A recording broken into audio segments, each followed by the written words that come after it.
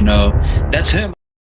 What? Said that that's him 100%. I mean, without me hearing his voice, I'm like, it's unconfirmed. But if you got friends that knew him and grew up with him saying it's confirmed, then I gotta say, hey, yeah, this is probably Bryan Kohberger. But I did send it into the FBI. I did clip that. I also went through 80,000 phone calls, found the number, sent it into the FBI as well, and they have that, and hopefully they get down to that information. Good. Do you know that they are in receipt of it? Did they come back to you at all?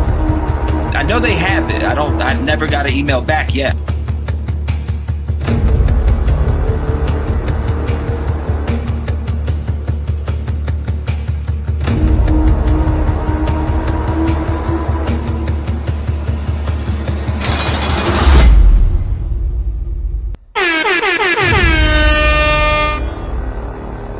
Oh, brother, this guy stinks!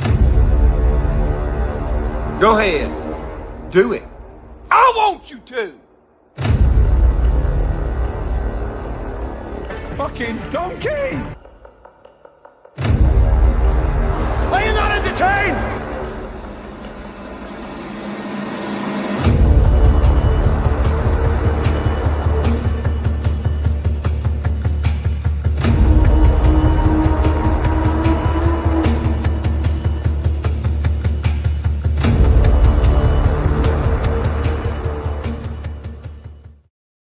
What is going on, everybody? Welcome to the stream. Delana, Chatty Kit Kat. It's nice to see everybody as you're coming in. Make sure you smash that like button, turn on the notification bell, and if you're a hater, hit the unsubscribe button and find your way out. But Rev Gang family, we got some shit to talk about tonight for sure. Definitely, man. It's been a busy last couple weeks, actually, for me. But before we jump into everything, you always get some bad news with the good news. You want the good or the bad first? Which one you want first? Let me know. You can get the good or the bad first. What's going on, Sweet Jenna? Nice to see you, my friend. Welcome to the live stream. Definitely a lot to talk about, man. That crash, watching it, when I watched it last night, it was like, damn, what is going on? Like, I've always feared in my mind that happening before, just in my head, like, damn, I don't want to get into a plane because I'm gonna crash into something out. You know what I mean? Like, that's the type of shit I be thinking about. But then you see it on TV and it's so surreal, and it solidifies even more why I'll go by vehicle and not a plane. I mean, I'll go by a plane if I had to, right? But damn, man, I just want to, before we jump and we get into the stream, all right, dang, let me mute myself first of all. But before we jump into this, I do want to say a little prayer, for those. And just, it's sad. It's sad that every single one of those people who were on that plane, the veterans, etc. I heard about the skate, what was it, a roller skate family or an ice skating family, etc. But I do want to jump into that.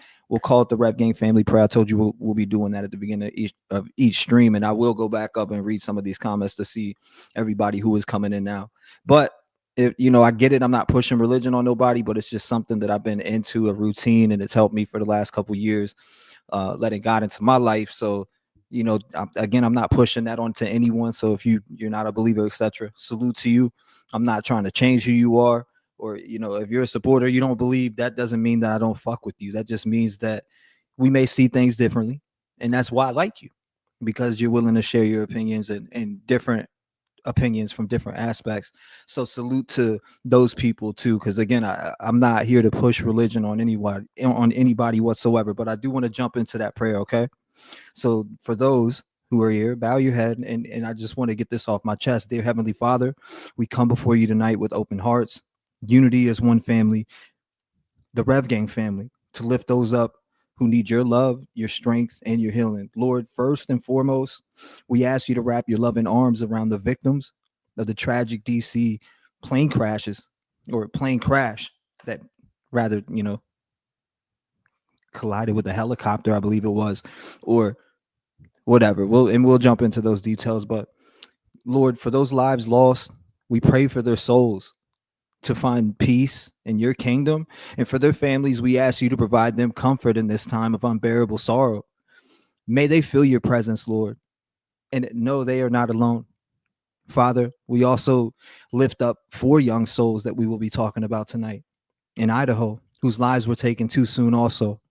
And we pray for justice, Lord, that the truth will prevail and that their families will one day find peace. In all of this grief being caused, they have to relive this, Lord. So let the memories live on, and may their loved ones find solace in your embrace.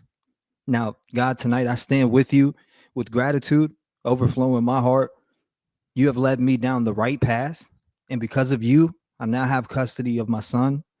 And now soon, I just found out that I'll have custody of my daughter. And Lord, I believed in you this whole entire way. I let you in. I used to shut you out, but now I let you in, and you have helped me.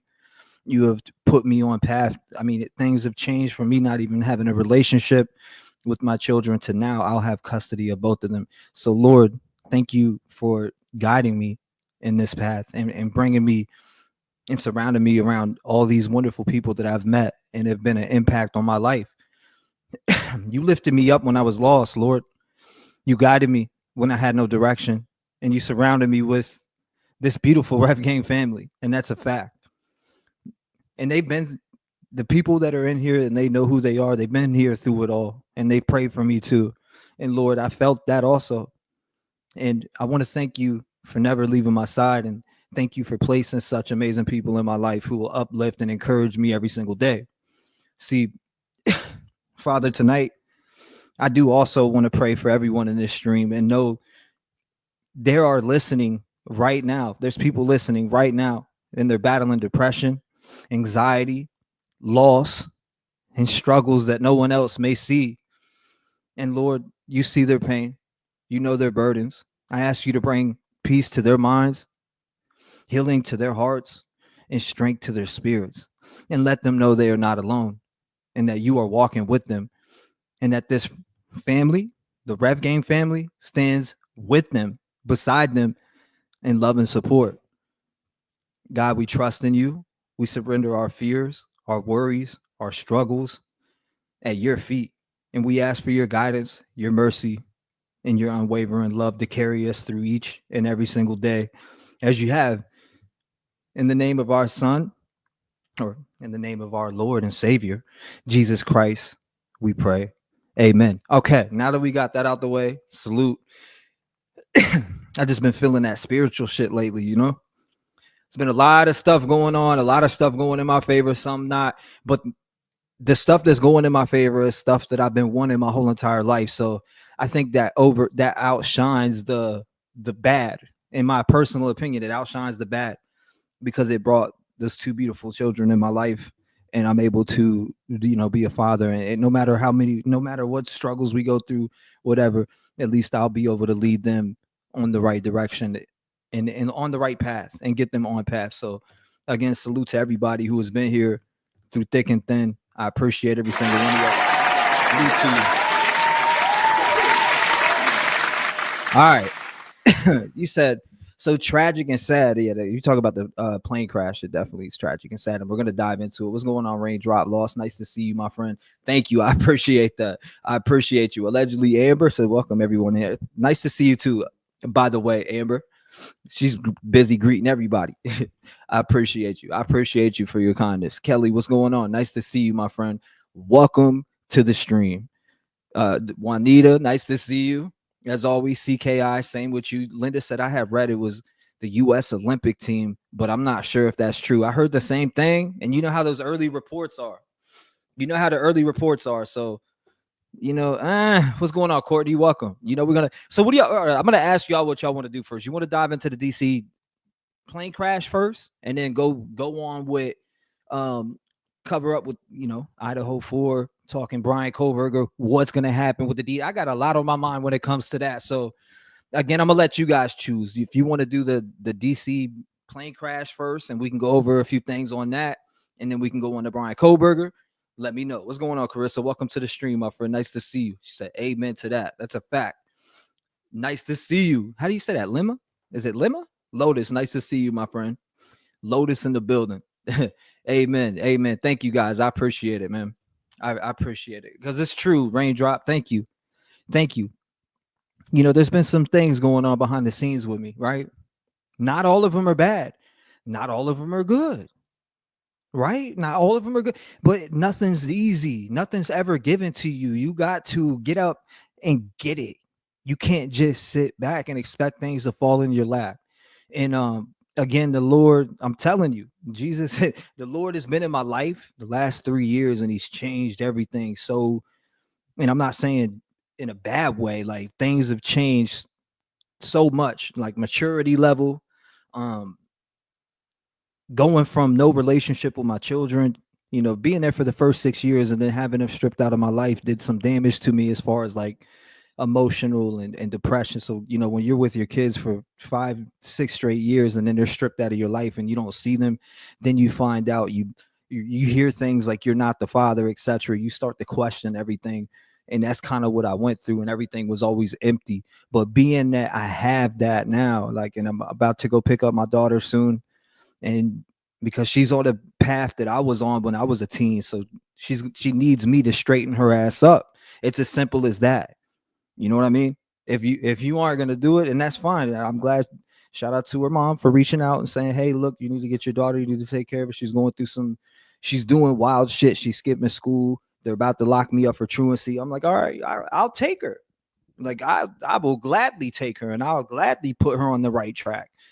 My son's doing great here right now. So again, I will get her on the same path. See, it'll be different because when she gets out here, she ain't gonna be able to smoke. She ain't gonna be able to do none of that shit. I'm not playing that. I don't buy my kids cigarettes. I don't do none of that. You think you're gonna party? Hell nah. I'm old school like my grandma taught me. And I'm always gonna be that way. Nah. You gotta earn this shit. And in fact, I'm going to put her on the right track, just like my son, to go to college and to be somebody and not be a fucking loser. Excuse my language. But I don't want my child running around being a fucking loser. And the only person that can change that is mom and dad.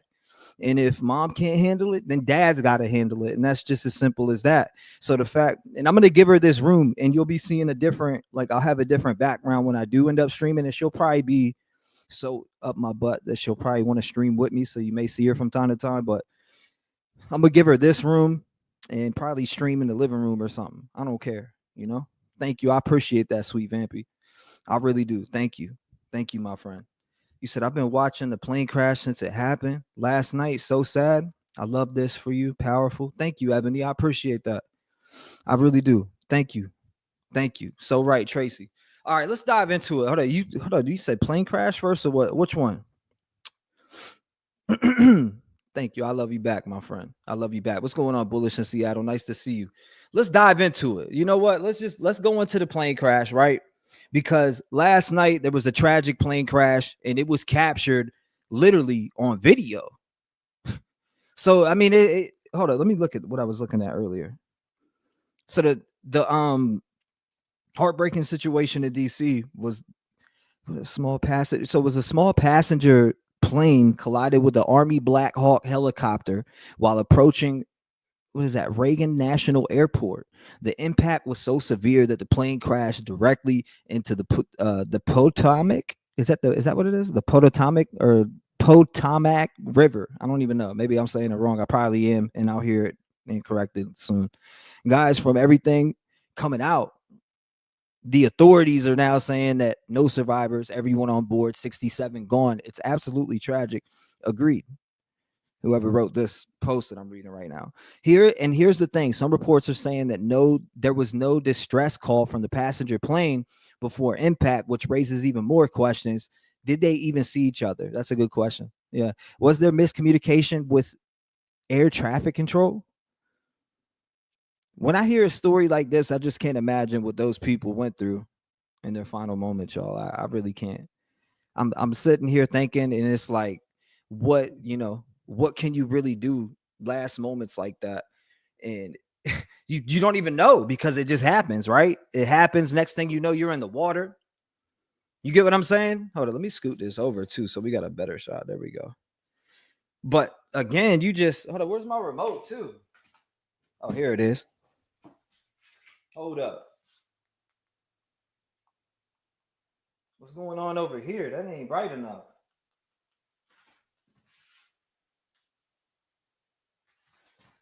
What? There we go. I'm like, what? Like, what's going on back here? Okay. I want to dive into it. So right, Tracy says. She says she needs her father because she needs both both halves. She lived with her mother already. It's time for you to take over. Well, before we dive into this plane, and I'm gonna answer some of these comments that are coming through. And I may need some mama help out there when she gets here, because again, I'm not like I'm not the type to suck her into shit, into when she want, because I know she's vaping right now. She's 14 years old. There should be no reason she has a fucking vape in her hand. And there's been adults that were buying it for her. I'm not gonna call them out, but damn, like, can we enable them a little bit more? Like, what are we doing? That's like me hitting up my brother, my oldest brother, who's a heroin addict, be like, come on over, man. I'll buy you a bundle. You want to shoot up some dope? You get what I'm saying? It's just like me doing that. It's enabling. It's enabling. So you don't enable a problem. You're supposed to actually fix and diagnose and work on the problem. You get what I'm saying? Like that's how I look at that. You say your daughter is very lucky to I missed time. I missed time as a father, and I'm going to make up for that fucking time. You can best believe that. I am going to stomp and do whatever I have to do, no matter what I go through, to make sure that I lead my son and my daughter to where they need to be in life. So, and when they leave from living with me, they will have their own, they will know what money is. They'll know how to manage money. They'll know how to work. They'll know a trade, something. Best believe that. I know that's what I was put into the world without, and I had to learn shit on my own. So you best believe I will be putting them on the right path. But I appreciate it. I missed a lot of time, like, honestly, and it hurts. But that was yesterday. Today's today. You said, I believe wholeheartedly that plane crash, or the plane crash victims, were taken by angels from God immediately, says Tracy. That's an interesting take. Damn. Like that, I wonder if it was instant for them. I mean, it's sad to even think that we even got to talk like that. And I will open up the lines too. I am going to take some phone calls for folks who definitely want to call in and chop it up at 219-885-9693. I want to check out a couple videos on this story. So for those who are coming in, are like, hey, I ain't seen this story. What's going on, Rev? What is it? What is it about? What's the DC plane crash? I ain't seen no videos. All right, so we're going to dive into it. I'm going to pull them up for you. But for those who are coming in and maybe just got here, we'll be covering again. I'm going to go over the DC plane crash right now. May take a couple phone calls on that topic. If nobody calls in, we'll move on to the Bryan Kohberger story, which I can't wait for that trial to come through, boy. I'm telling you, that ought to be her punishment. You got to watch the Idaho 4 trial. When you get home from school, you got to watch it. I want you to study every night. Now, I'm going to get her on the right track, though. She's going to be with me, so that'll be, a lot different. You said they honestly had no clue, which is good. So no terror or panic. I seen it in the sky, though. It was just like, I don't know. Again, it was an instant where they dumped into the water. Did they, there was somebody. It sucks to think about it, that somebody possibly was in that bitch drowning down in the bottom. And I hate to say that word, but in general, that's what I'm thinking in my head. That shit made me, I'm like, damn.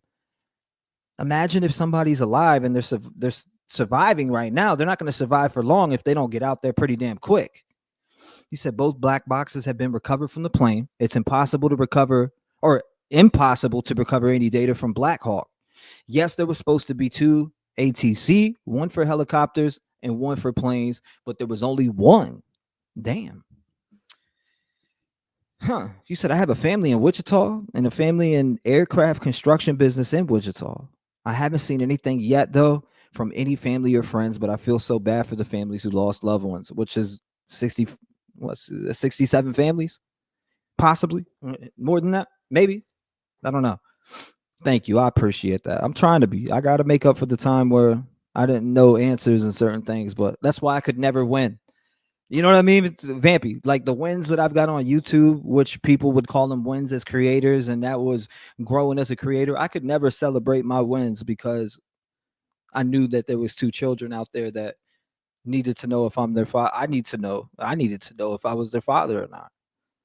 And but that got taken care of. I'm telling you, that's why I pray to God.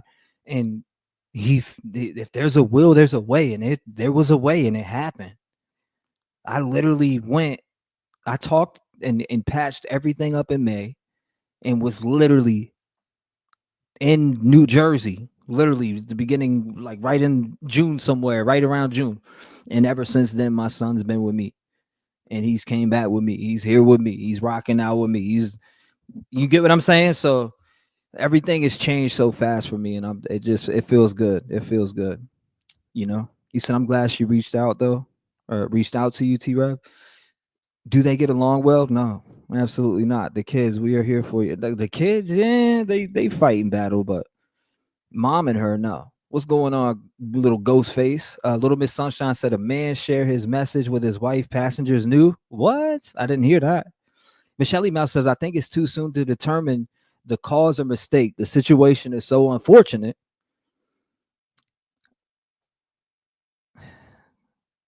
I couldn't imagine getting that call, y'all. This is why all these type of stories attract me, and you just gravitate towards the victims' families, and you put yourself in their shoes. Or if you've been in a similar situation, you take yourself back to that time when you were in that situation. If you were one of those people, then you know what I'm talking about. Then you passionately feel that shit when you watch it. What's going on, Auntie Lo? Nice to see you, my friend. But again, when you see these things, you feel it. Like I felt what it feels like to lose someone. So I know when I see it, that's why I'm so attracted to it, and that's why I want to talk about it. That's why I'll ramble about it. And I'll continue to be obsessive about it, like looking through my phone on updates all day and shit. And that's just something that I've always done when it comes to stories in general, when it comes to loss of life, because I feel like a lot of it can be prevented. And we need to take the data of the deaths, like things happening like this, to make sure it never happens again. You know, if we have all this technology for what? If we're going to have all this technology, then we might as well be taking this data and really learning it, how we can fix things so it never happens again. So other families don't have to go through this again. Fluffy Peach 77 says, is there anyone else in here from Norwood or Boston area that also knew some of the skaters and their parents? Huh, interesting. There were some people like that. Glad things are good. Thank you, Just Debbie. I appreciate you. And nice to see you, by the way. You said they were confirming on seeing the wrong plane. I see that somebody was just trying to call in. Who was that? Go ahead. Try again. If you're trying to call in, you can do it again. Go ahead. Come on. What's going on? Nice to see you. Come on. Every time I say that name, it makes me laugh. Denise Wheat in the building. Hi, everyone. Congrats, Trev, on the good news. The good news. 423. You're on with me. Hold on. I need to allow mic access. What is going on here? Allow. Okay, hold on. Can you hear me? I can hear you fine. What's going on, my brother? 423 on with me. Doug in the building from Tennessee. How are you doing tonight? First of all, brother, and what's your thoughts on this plane crash? There's too many dang planes in the air. That's what's wrong with the world today. Dougie keeps his feet on the ground. Never flew, never will, and ain't planning on it. Right. But I'm the same way. If I got to fly to get there, I ain't going. Damn, I'm sorry to hear that raindrop. I buried my 2.5-year-old daughter. Losing someone you love is never. Hey, I can't imagine the pain you felt on that raindrop. I'm sorry to hear that. That's sad. But yeah, back to what you were saying, Doug. I didn't mean to cut you. She said she lost her 2.5-year-old daughter. Hey, it's hard to lose your kids, man. You ain't supposed to bury your own children. That's hard. But these people, if you're on an airplane, dude, and it comes down, you're gone. It's over.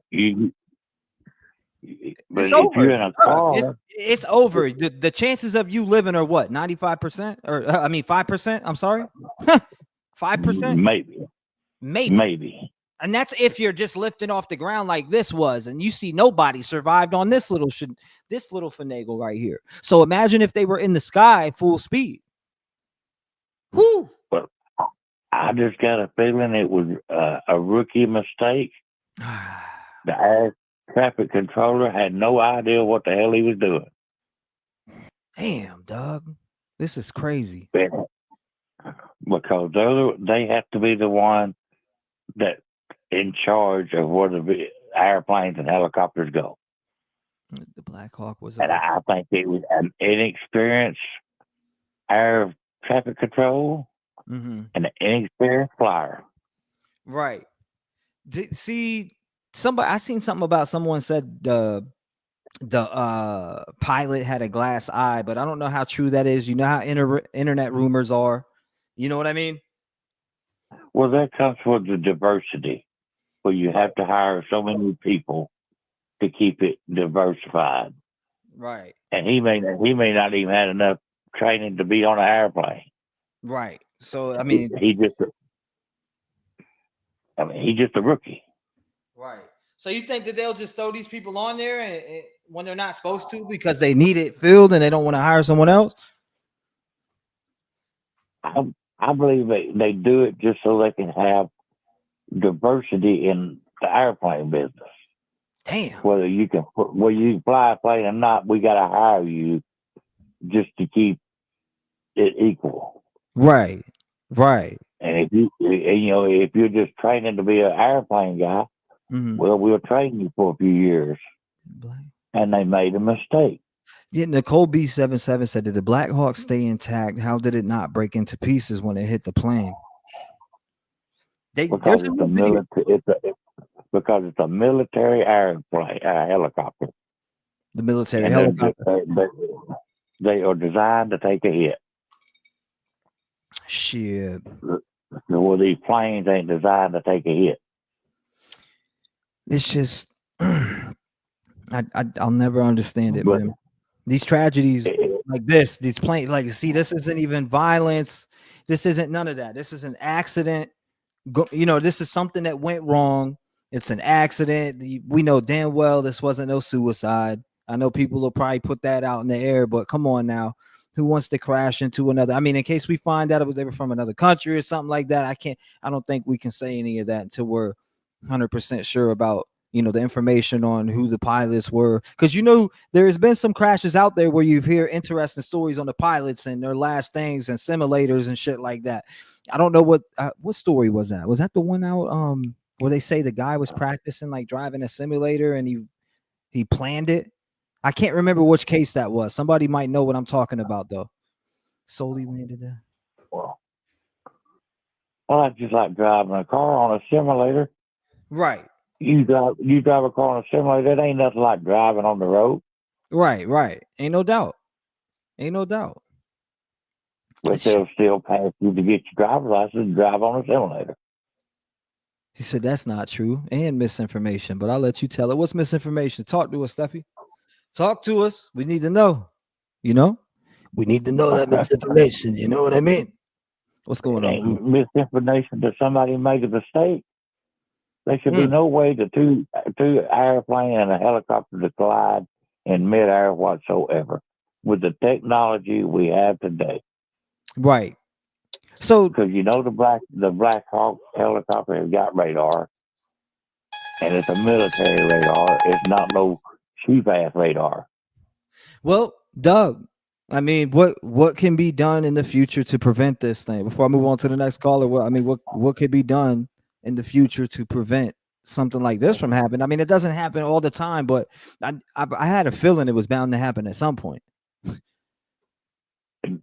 There's too much rushing in this world.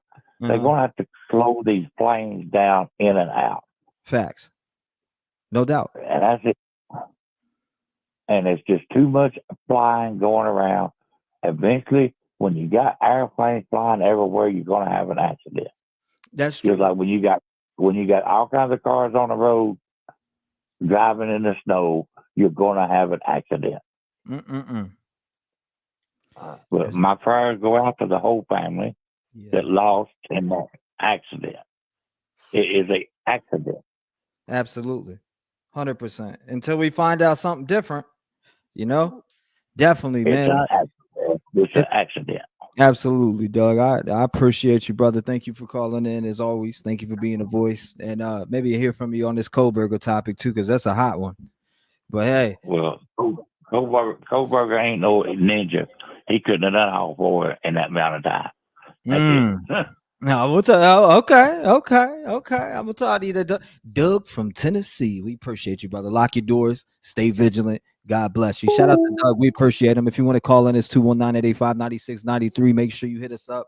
We're talking about the plane crash. I mean, what could they do to prevent it? It's just not going on all the time. So was it just a mistake? It seems like a mistake on one of the pilots. That's what it seems like to me now. To prevent it, it's already being prevented, I feel like, because we don't hear about these too often. We're not turning on the news every day and seeing a helicopter crash into a plane. We're just not. Take a look at the video on your screens right now. This is the moment the airliner and the military helicopter crashed into each other. Right now, both the Federal Aviation Administration and the National Transportation Safety Board are investigating this crash. We are now learning figure skating athletes were among those on board the passenger flight that collided mid-air with a military helicopter right near Reagan Airport. Now, U.S. figure skating released a statement confirming that several... Hello? Why am I getting calls to my phone and not the friggin' thing? Hold on, let me turn this off. Somebody just tried to call. I see that. 437 sent from heaven. Give me 1 second. Let me undo this coming to my phone.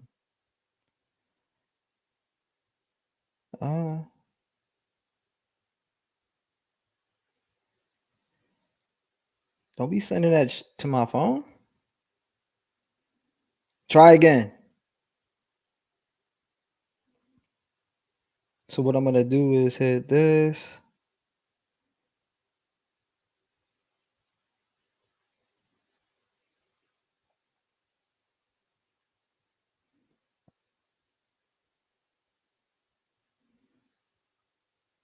Okay. It should be good now. Now do it. It shouldn't come to my phone again. Hold on. Matter of fact, let me see if it shows up over here. It did. Okay, I got you. There you go. I got you. Hello. 437. Can you hear me? Hey, yeah, it's Naomi. It's who? It's Naomi. What's going on? How you doing tonight? I'm good. I just don't think that this could be an accident. The plane crash? Yeah. Like, what do you think happened? What do you think happened here? For for you to think that, like, and I'm not shutting you down at all. I actually want to hear your perspective on why you think that, and well, you know what I mean? The technology that the U.S. Army is capable of using and has, like, let alone our airports, the American airports, like, for that to be an accident, like, it's almost like impossible. I feel like there's GPS trackers on the actual, like, helicopter, and I would assume there's, like, if like cars today have, like, those sensors where, like, it's gonna beep if you hit something. How could they be in, like, a direct, like, line of the airplane for so long to the point where no one was being notified? Like, I really want to know what was happening on the helicopter at that point. And I think that, like, who knows what could have happened? Like, they could have been hijacked by, like... Wasn't the plane just taken off, correct? It was just about to land. It was really right at the airport, just about to land.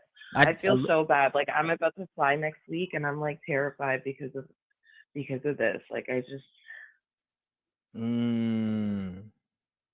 I think that, like, I don't have any proof or anything. I just feel like someone could have hijacked, like, the helicopter through the internet or something, like, online, and, like, took it over. Yeah. And put it directly in its flight path. And the fact that the flight was going to DC, I think, is a huge red flag as well. Man, this shit is just, well, like, when I seen it, because I was laying there dozing off last night. I've been getting my sleep on point and just sleeping at the right time. But when I seen this, I started watching it for a little bit until I couldn't hold my eyes open anymore. But it does say on the so that was yesterday. So on the 29th, an American Airlines passenger plane approaching Reagan National Airport near Washington, D.C. collided with a military helicopter. Tragically, all 67 individuals aboard both aircrafts perished in the accident. The collision occurred as the passenger plane was descending for landing. The exact circumstances leading to the crash are still under investigation, and the U.S. Secretary of Transportation Sean Duffy noted that there was no communication breakdown and that both aircrafts were following standard flight patterns at this time of the incident, which means they need some damn changes. If that's the case, then there needs to be an adjustment if they were following protocol, because that means that protocol just drove you into getting effed. Yeah, I feel like that's just something they're releasing at this moment, or like they're just saying because they might want to be covering some stuff up. But at the end of the day, even if you had a flight path or plan that you were following, like, wouldn't you be able to see the airplane like right in front of you that you're approaching, like enough to at least try to maneuver like away from it? Like they drove straight into it, like it was like their target or something. And the fact that everyone on the news was only talking about like the figure skaters that were on the plane, but who knows about the rest of the passengers? Like what important person could have been on that plane? You know, like what scientist or what doctor or what lawyer or what judge or like somebody important or official. Yeah, I see what you're saying. I definitely see what you're saying. So you think that they're really just talking about like the skaters and that they're overlooking all the other victims already? Yeah, it's almost like, because even right now, like before they started releasing that there was even victims in the plane crash, everything was like super like hush hush, and they weren't saying if there were survivors or not. And now it's like no survivors, and then they're only talking about like the skating group that was on there, but there's 67, other lives, Right. 64 other lives on that plane. And for them to just be like, the media is just overloading with the figure skaters, and they're even going and reaching out to like the Association of Figure Skaters in America to like comment about it, when it's like why are you guys leaning so hard into it when there's obviously other people that were on that plane? This person is so funny. I got to address. I know that people say don't address negative stuff, but the fact that you just said this is so stupid because my son is on stream. My son's in the other room right now. I'll make you feel stupid. Hold up. Hold up. Talk to him.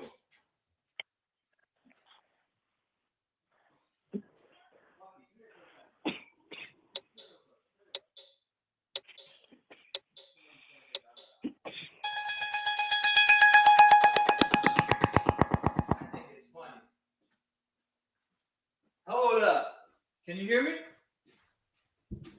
Come here. Here he is. What's up, buddy? Okay, hold up. Come down here. Like right here.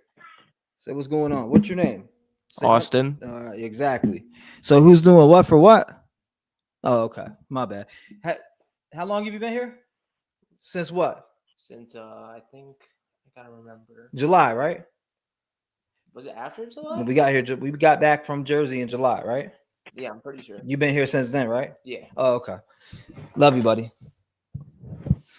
Good. Love you. I ain't mean to get you up. I know you. At least you weren't sleeping though. That's the only reason. I think it's funny because these trolls are out here. They're goofy. They don't know what they're talking about. Yeah. Yeah, it was July. No, remember we came down in June. You came back with me in July, and you've been with Dad since. Love you, buddy. I just don't get how anyone could even be trolling on like such a somber topic like this. Like, where is your heart at? What's up, man? I just had to go disprove a hater real quick tragic. because these haters are so stupid. Like, first of all, nobody cares about no Detective John. Like that guy, whatever. Salute to him. I hope he's doing well. Praying for him. But as far as to say that I'd be saying that I have my son here for donations is absolutely crazy, boy. My son's been with me since since I was able to get everything figured out that I needed to get figured out. My son's been with me since that day and hasn't left my side, ain't went back, nothing. He's here with me, and it's about to be the same with my daughter. Y'all can hate all you want, the haters, but hey, look, my life's changing. While you're sitting in the same basement with at your mom's crib, while she's funding all them bills, I'm over here taking care of my kids and doing what I got to do like a grown ass man. So you can get off my nutsack and carry that shit somewhere else. Block his ass. Next. Yes, T-Rev. Next. Let's go. I'm just saying, man, I gotta cook some of these people. These people got to be cooked and straight up just thrown down real fast. You know what I mean? Like, talk about you're saying you got your kid for donations. Like, bro, if I wanted donations, I'd get on here and just say, hey, everybody, can you please drop some donations? That's what I'd get on here and do. I wouldn't have to use my a kid for that. I'm sorry. No. Like, that's trifling. No.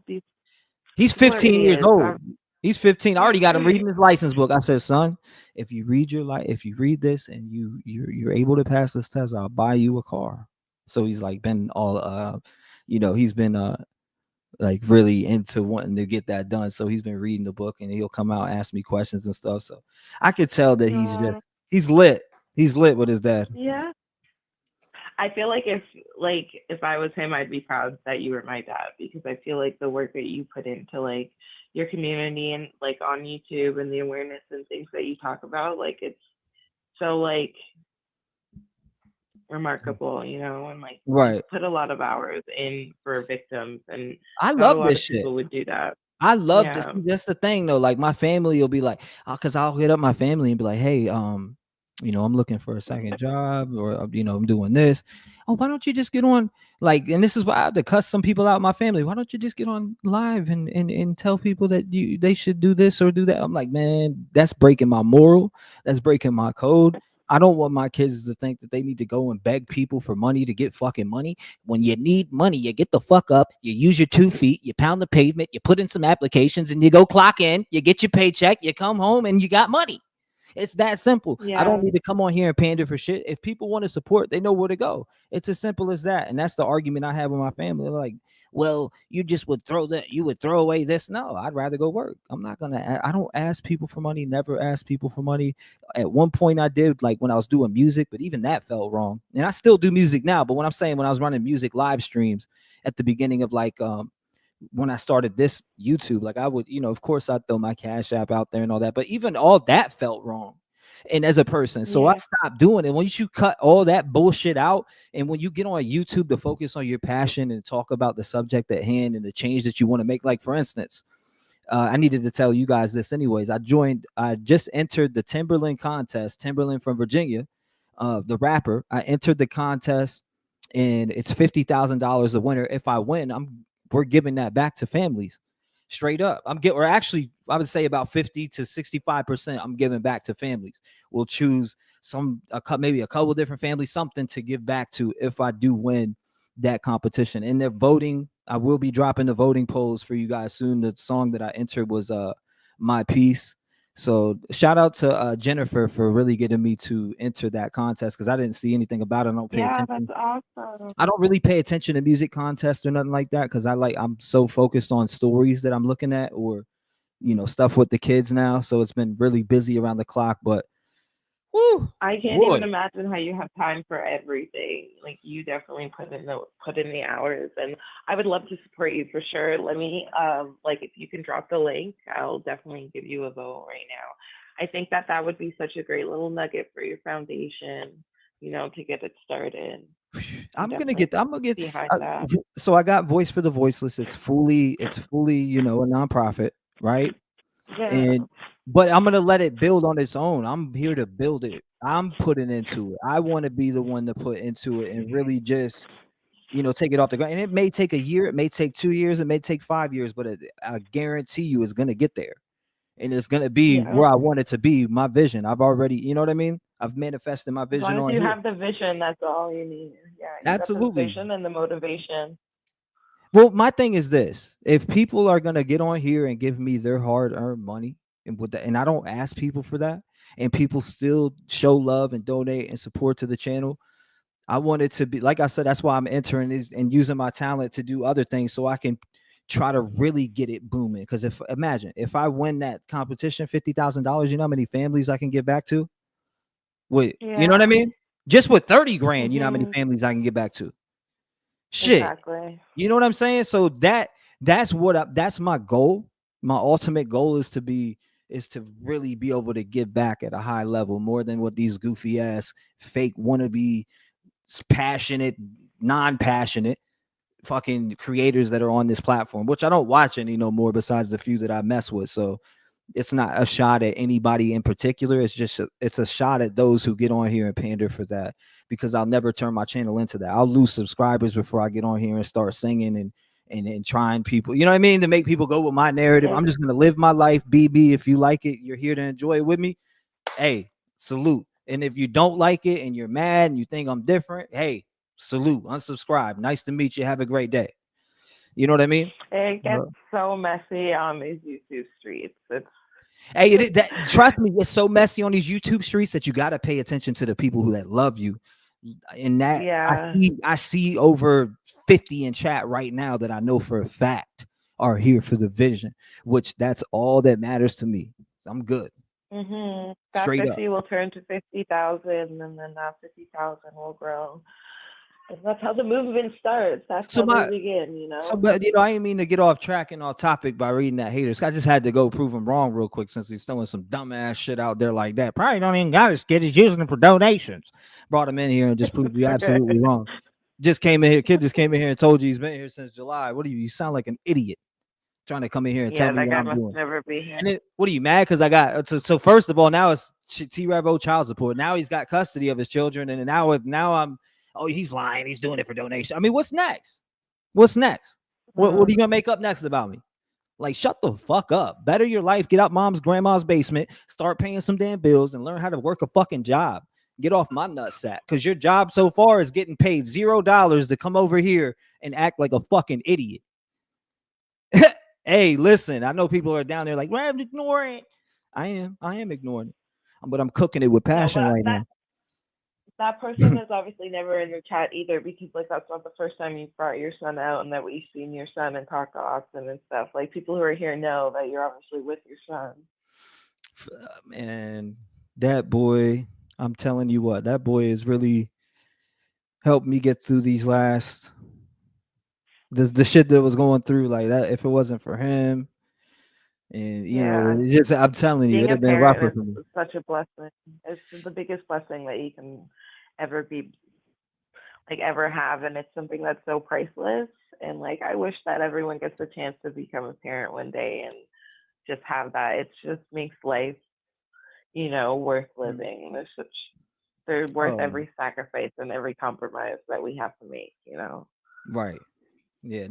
So back to on topic. Like I said, I ain't mean to get off topic, and I'll give you a little bit more time. I do want to talk right back about this. So you said that you think that this plane crash was something happened inside of this plane. Maybe there was a fight, and that's how they ended up where they ended up, or maybe do you think it was an accident? But I did hear you say you don't think it was an accident. No, I think the helicopter was compromised in some way, and I think that the technology that a Black Hawk U.S. Army like helicopter in 2025 is like capable of, like, I feel like they would have like warnings or like sirens going off, you know, if they were approaching something that was in their direct like airline, like airspace or whatever. Like, I just don't see how it's possible for a mistake like that to happen. I just don't see it, like, how it could be possible. I don't know. I think that, especially because it was an Army plane that was involved, like, could it be a terrorist? Yeah. A terrorist attack? Well, we can't, you know what though? We can't really draw that out either, like you're saying though, because we know that the scumbags from 9/11 came over here pretty early, and guess what they did? They came over here and went to flight school. They learned how to fuck up our buildings. Excuse my language, but they did. They came over here, learned how to fly, literally went to school. I don't know if you knew that story or not from 9/11, but they went and literally learned and were at a place in Florida. Like, there was even a woman that came out on a documentary. I can't remember the exact one, but I've just watched so many where I've soaked in the information from it. And the fact that there was, I believe it was 4 or 6 people in particular went to pilot school just to sacrifice their lives to kill Yeah. and burn those buildings down. Oh, and that's another thing I was going to say too, because so the last terrorist attack, it literally was a terrorist attack when the guy drove his truck into the crowd in New Orleans. He was an ex-military, and then the guy who blew up his cyber truck at the Trump Tower, he was ex-military as well. So like, what if it was somebody who was like doing it on purpose? Like, what if the That's still pilot was weird. actually Matter of fact, I'm glad you brought that up too, because that's still another weird situation. Whatever came forth to that situation, I don't think I followed any updates on the story that you just brought up, which that story is pretty freaking weird. Weren't they at like the same base on top of all of that? Yeah. It wasn't connected. They didn't know each other. What? Like, what? That's crazy. Like, what are the odds that they're both radicalized jihads by the end of it? And then so it's like, who knows if one of the guys on the helicopter could have been compromised? Like, what if they were part of that cell and this is just another one of their, because they were all suicide attacks. Like every single one of them are planning to die. So like, what if they're trying to take out as much people as possible every time they do something? And what if it is military based? Like, what if they infiltrated? People do that shit all the time, though, Sadie. Yeah, I heard you. I heard you about that too. People do it all the time. She said it takes a real low life for people to attack someone about their children. People been doing it. They've been telling my story for the last 2 years.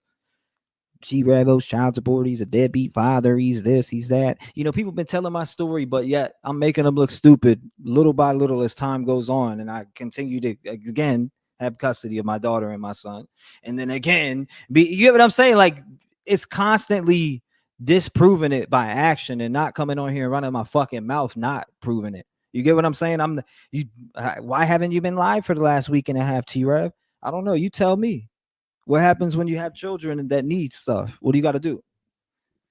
You know what I'm saying? Like, I'm not going to ever come on here and do things. I get my mind in a certain vision. I get locked in and I do what I need to do. And I'm sure every single one of you do that. I know there's a bunch of parents in here right now that have kids that know exactly what I'm talking about. And it is what it is. Whatever comes with needing to get them on the right path is whatever. If I got to sit by them for 15 hours straight to make sure shit is getting done right, then that's what I got to do.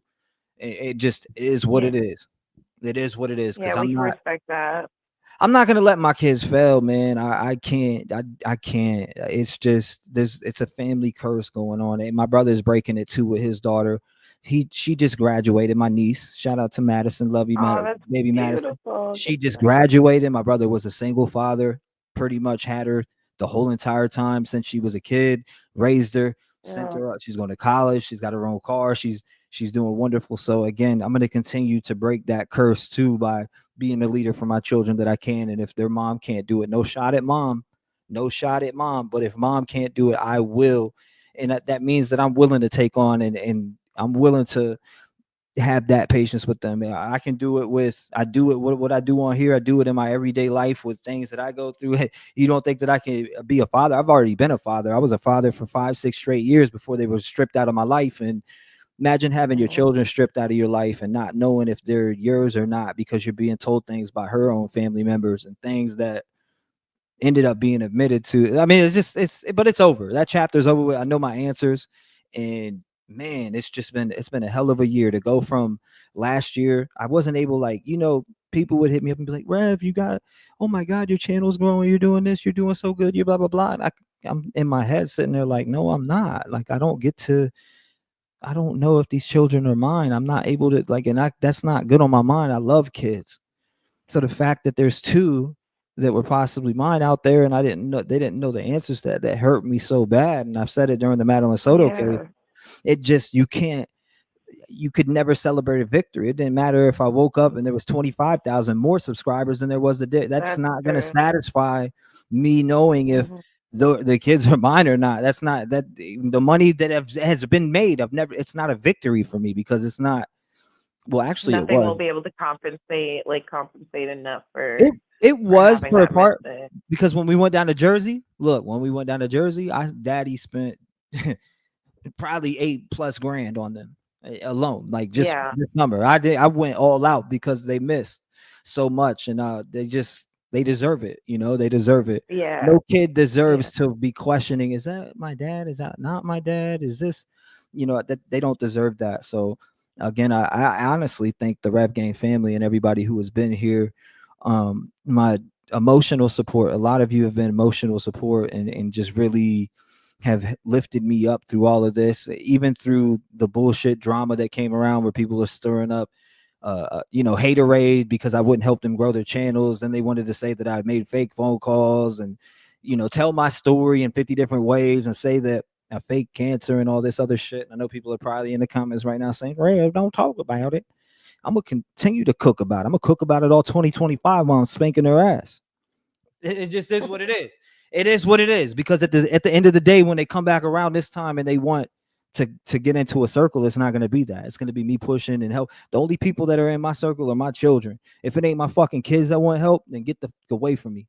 As far as, you know, if it's a Rap Game family and I know you're 100% legit and you're 100%, you know what I mean? You're 100% going through something, and then we can, you know, I'm helping those people, the people that want to be helped, the people who believe in the vision, the mission, everything that I've built all the way up to this point, which has been being a voice for the voiceless, standing up for families that are going through it. I want to continue to pass that legacy on to my kids, for them to put good into this world, not be out fucking up, you know, dating gangbangers and all this other shit, like the stuff I went through. I'm their father and I can teach them right from wrong and show them, you know, the shit that they need to stay away from, and things to that magnitude. But you know what I mean? Yeah, straight up. You got the vision. Like you said, you got the vision. So, but yeah, I mean, I appreciate you. Shout out to you, my friend. I appreciate the phone call. My bad. I got off topic a couple times, but this plane crash, this shit's crazy. And the fact that every single person died. We do need to figure out why this happened. What was the reason of this helicopter, this Black Hawk? Or is it a helicopter or a plane? Hold up, a Black Hawk? Yeah, it was a Black Hawk, and like the fact that it wasn't just like two civilian like planes, the fact that it was an army, like military helicopter, like it to me is just, it's mind blowing. And I don't know if it's just because I'm so triggered by it and terrified because like I'm flying next week that like I just want it so badly to not be an accident, you know, because I'm like, how could this accidentally happen? Like that's even more terrifying than it being, you know, like a terrorist attack to me.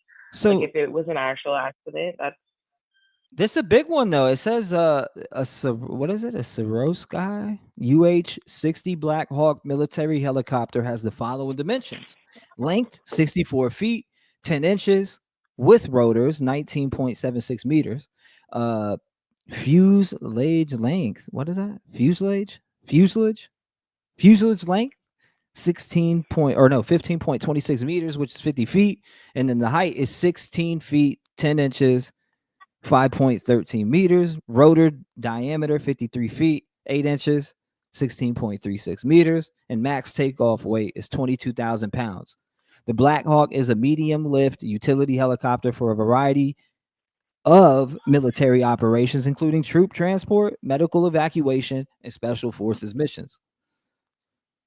Special forces. They use helicopters like that for special forces missions. Like telling me the technology on that thing isn't crazy. Yeah.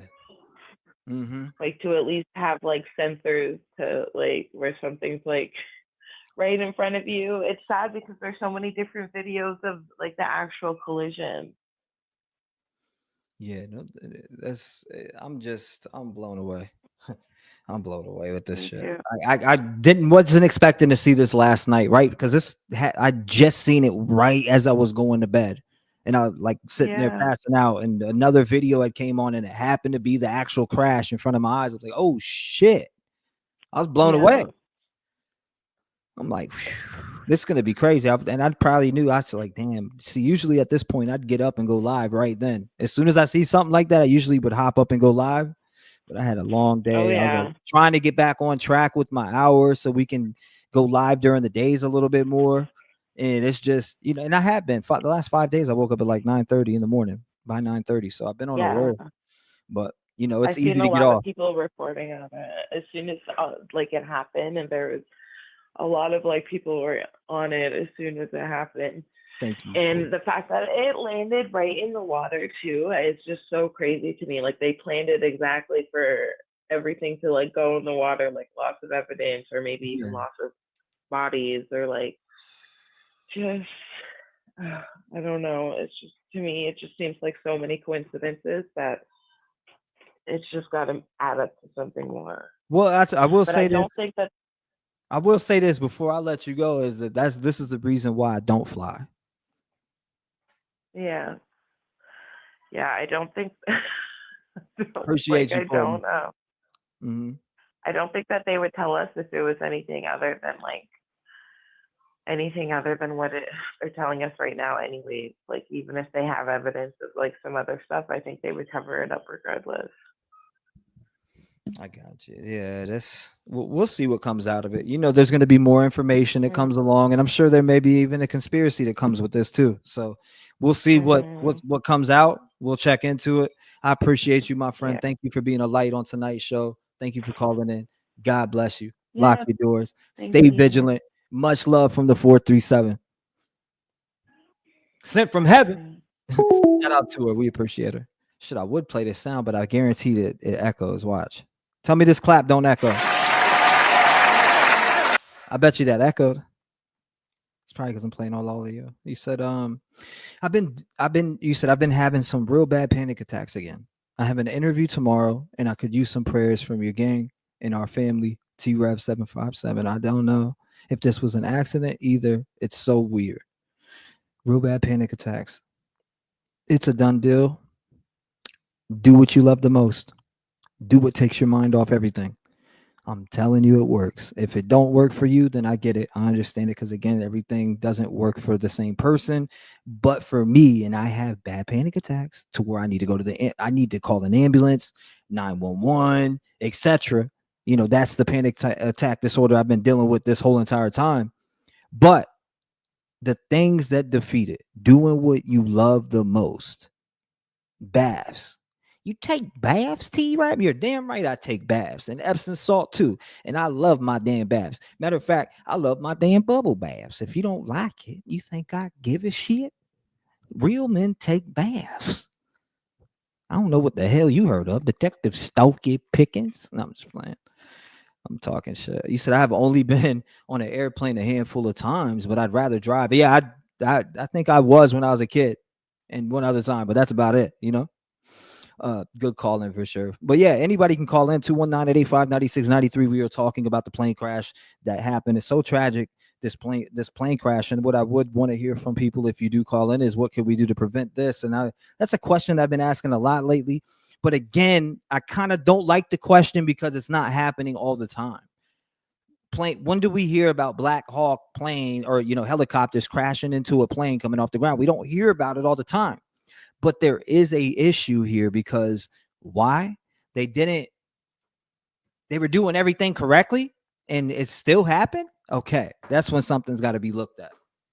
Members of their skating community were on board that American Airlines flight 5342. Oh, yeah. According to the statement, my bad. I appreciate you, Courtney. Thank you. You said I will forever support your channel, Interactive Entertainment that has a purpose. Love you too. Thank you, Courtney. I do appreciate that. You've always shown love. You've been here for a while. You're one of the you fall under the real one category just as well as most of them do in here. Athletes, coaches, and family members were returning home from the national. Man, you better not be freezing me.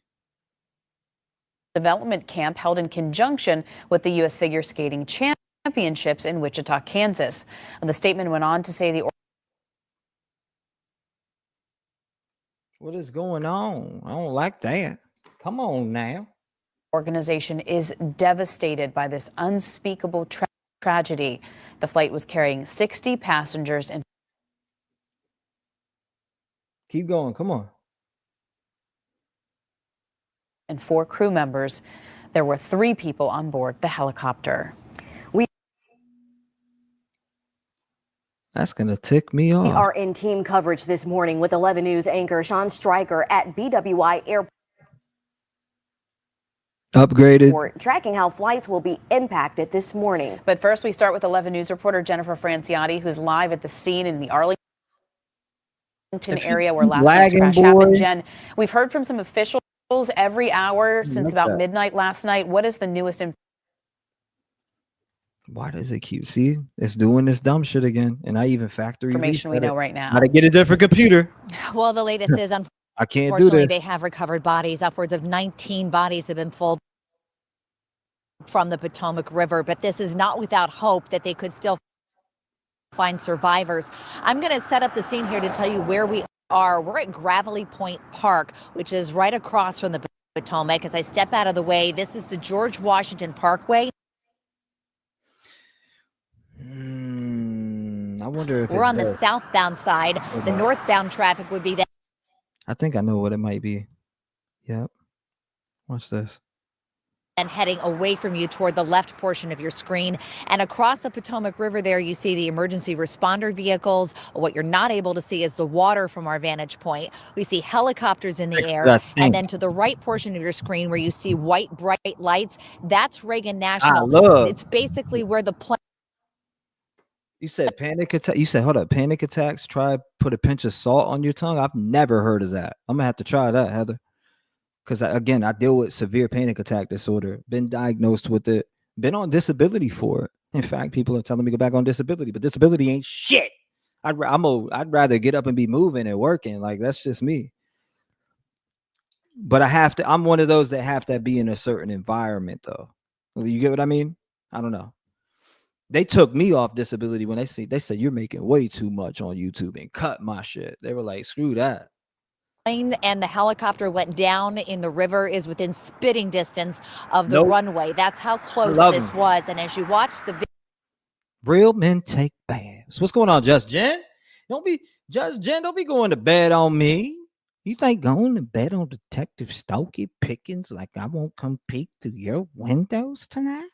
Are you out of your damn mind? You know what my name is? My name is Detective Stokey Pickens, and I work with the Florida Orange County Police Department. Okay? I'm known to peek in a few windows. I'm known to do a few things. But going to sleep is not an option, young lady. Just Jan. Hit on the voting poll here. Become a part. No, I was playing. Let me stop trolling in here tonight. You said box breathing really helps me. Tell me about it. Box breathing? What's your definition of box breathing? You said, what's up, bro? You're not going live much, T.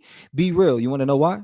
Because there's been a lot going on with my daughter, and I got to get custody and bring her here, which I am getting custody because her mom's giving her to me. But there's been a lot going on here. Personal stuff, but personal stuff that I don't mind sharing with the Rev Gang family, especially you. Be real. You know, you've been here for a minute. And for everybody in here, I notice every damn name in here besides a couple. Like almost every single name I see right now, I notice every single one of you. Naomi, Gypsy, Lotus, Trey, Delana, Sailor. There's a couple, I think Brown Eyes. Who else? Shelly, Leisure, Candy Rapper 420, Lotus. I can just keep going with names off the top. Auntie Low, Talena. We got Talena. Talena ain't even remember in here, but she still rocks with the game.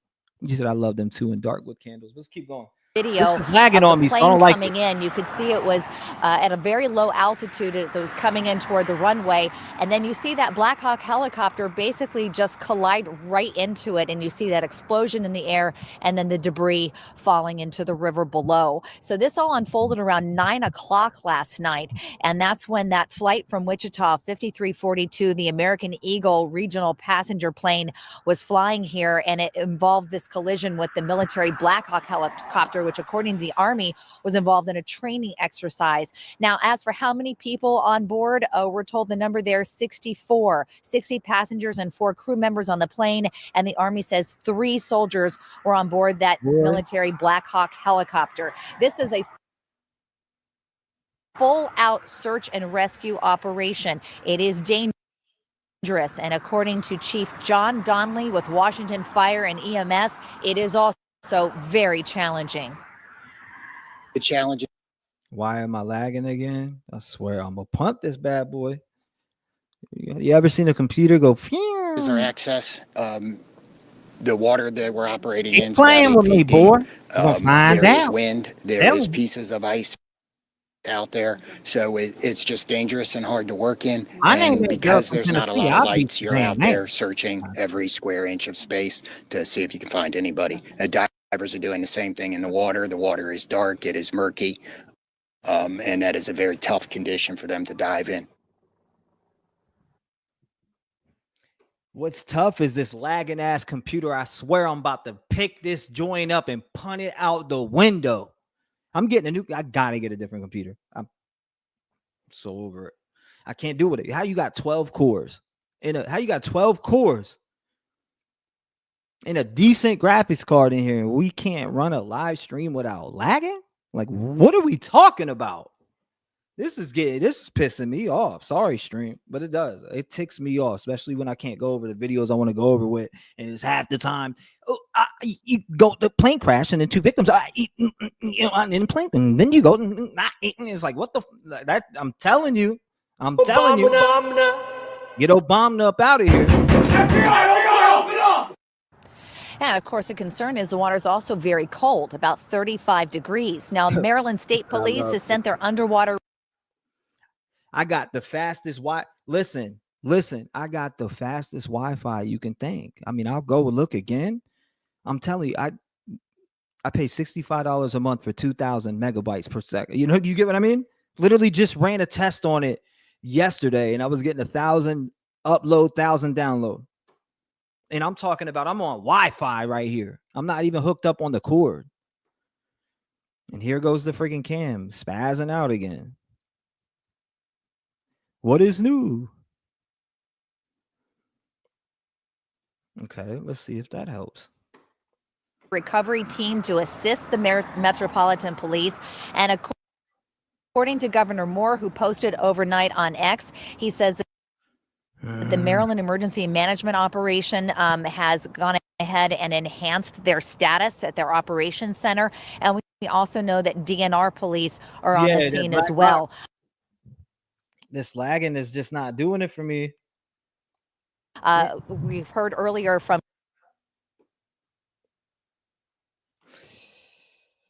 I'm gonna try to do a couple more things to fix it while we're from Sean Stryker, who's out at BWI. There's no operational restrictions there because at Reagan National, the airport has been closed until at least 11 o'clock this morning, but they have been Let me fix this. Graphics into very clear in saying this is a fluid situation, and that is something that could absolutely be extended if necessary.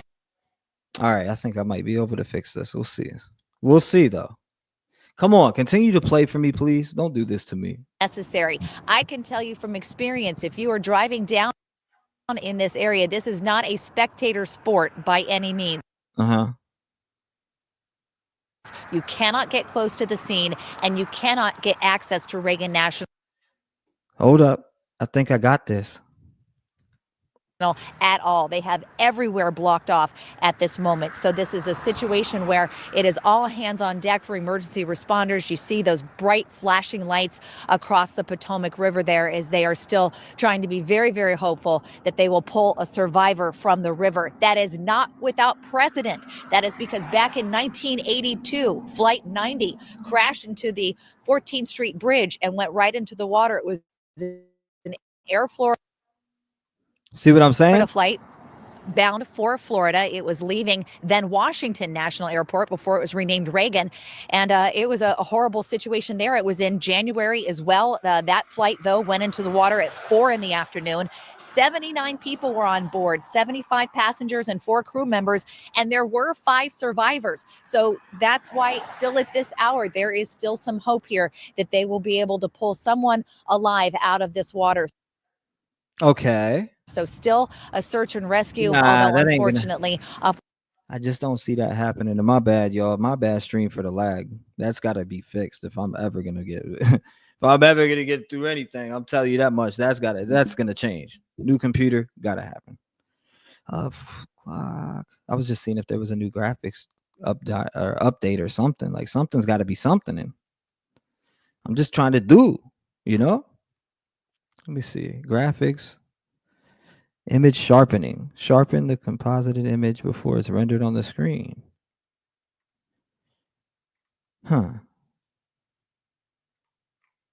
enables adaptive algorithm for mesh generation that lowers the cost of rendering when maintaining visual quality. Let's turn this off.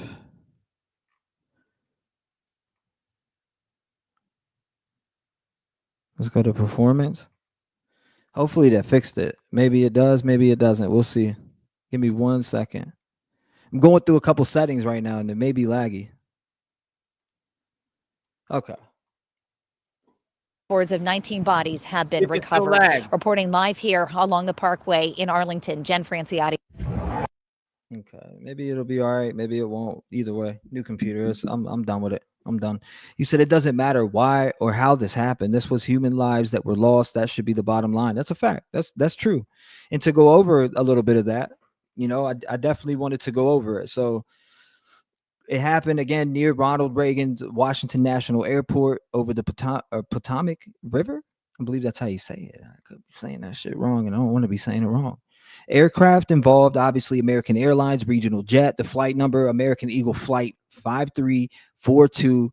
And as far as the aircraft type, it wasn't specified in available sources yet.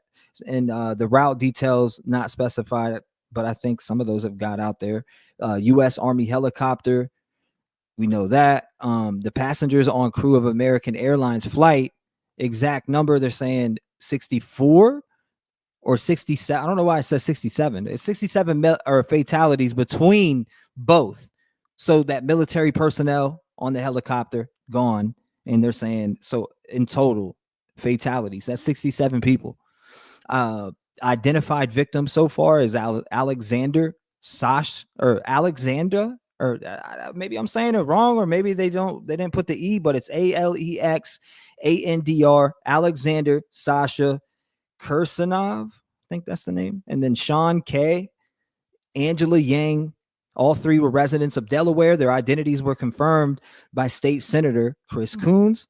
Now, the circumstances of the collision occurred as the American Airlines regional jet was on the approach to Reagan National Airport, and preliminary reports indicate that both aircrafts were operating under standard procedures, and the exact cause of the midair collision remains under investigation. So that investigation status also is the National Transportation Safety Board, NTSB, is leading the investigation with assistance from the Federal Aviation Administration and FAA and military authorities. Now, recovery teams have retrieved the flight data records, black boxes, from both aircrafts, which are expected to provide crucial information regarding the events leading up to the collision. Now, the official statements given out by American Airlines expressed profound sorrow over the tragic event and is fully cooperating with investigative authorities. U.S. Army confirmed that loss of personnel is conducting its own internal review alongside the NTSB investigation. Government officials, State Senator Chris Coons extended condolences to the families of the victims and emphasized the need for a thorough investigation to prevent future tragedies. And the next steps authorities are focusing on are analyzing flight data and cockpit voice recordings, interviewing the air traffic control personnel and potential witnesses, and assessing maintenance records of both aircrafts. Now, evaluating radar and communication logs also, and a preliminary report from the NTSB is anticipated within the next few weeks, with a comprehensive final report to follow after a thorough analysis. We all know that this tragedy has deeply affected Washington, D.C. and several families. The vigils and memorial services are being organized to honor those lost in the collision. So if you're nearby there, make sure you stop by. It doesn't say a date, a time, a place, but I see it's Washington, D.C. and some places in Delaware also. In the conclusion, you already know. Investigation. As this investigation continues to move on, we'll figure more out and cover back on it. Sometimes I forget, though. I'm an ADHD reporter because I'm all over the friggin' place with different stories. I'm everywhere. Clear cookies and cache on PC. Did it. I cleared it. I factory reset it. I got rid of all the files just to try to make it clear. Let's see. Why is it not ringing on this end? 916. Let me fix this. 916, you're in the mix. How you doing tonight, my friend? I'm doing really good. I've been I've been working my ass off. That's freaking for sure. I worked Proud of you. I've been working since, let's see, I worked how many? 11 hours today. So Proud of you. I'm like, ooh. Yes, my Proud of you that you got, I was just talking about work and all that other. I was like, you know what? We just get up and pound the pavement. If you need money for bill, you get up, pound the pavement. That's what you do. I was just talking about that earlier. I'm self-employed. Hey, I'm self-employed too, but a second job don't hurt. No, I don't need a second job. And to be honest with you, I can't even call this a job. When I get on here and do this ain't a job to me. I enjoy what I do. So again, the support from you guys is a real friggin' bonus. And when I noticed that you guys support so much to the point where we can help other families along that, I was like, damn, yeah, like this is something that I want to be able to do. I want to be able to say, hey, the Rev Gang family and I were able to give back. And maybe one day people like you and Delana can join me in person to help families and be there to help families. And maybe we can go to different places in America and hand out turkeys to starving families, or have some type of get together to where we're giving back to maybe homeless people in the area. Those are the type of things I want to do to give back in some of these communities that are struggling really bad, especially people. Well, I'll tell you, tragic loss of life. Your turn though. This is your mic time. I'm gonna let you cook, and I'm listening. You got my ears. Well, okay. I definitely want to talk about this crash, but really quick, I've got 2 questions for you about your computer. First question, but let me ask you both questions, and then you can cook. Yes, Number ma'am. 1, your old computer, you didn't used to have to put your iPhone on the mic, right? And if so, I'm not doing that now either. I got you coming through, but that's the thing. When I'm using the program that I use for phone calls, I think that's what's causing it to lag extra hard, but I don't give a shit. Which means I need to get a different PC. That's all that means. Well, or maybe a new modem, bro, new router. I'm running it. I just tested the speed on here. 1,000 upload, 1,000 download. That's enough to run 8 of them. I mean, I don't know. I would go probably set a really nice router and then look at a new computer. And then that was my second question. What computer are you interested? Not that I'm going to buy it for you, but just out of curiosity. A pre-build. Something with like a 4060 in it, like when I get my next computer, which I've seen a couple, between 600, between 800, it just depends. You can get a deal on them. I just seen one for 600 that would run streams just like my last computer. Like, is this like an HP? Or is it a Mac? What are we doing? No. It's a custom build.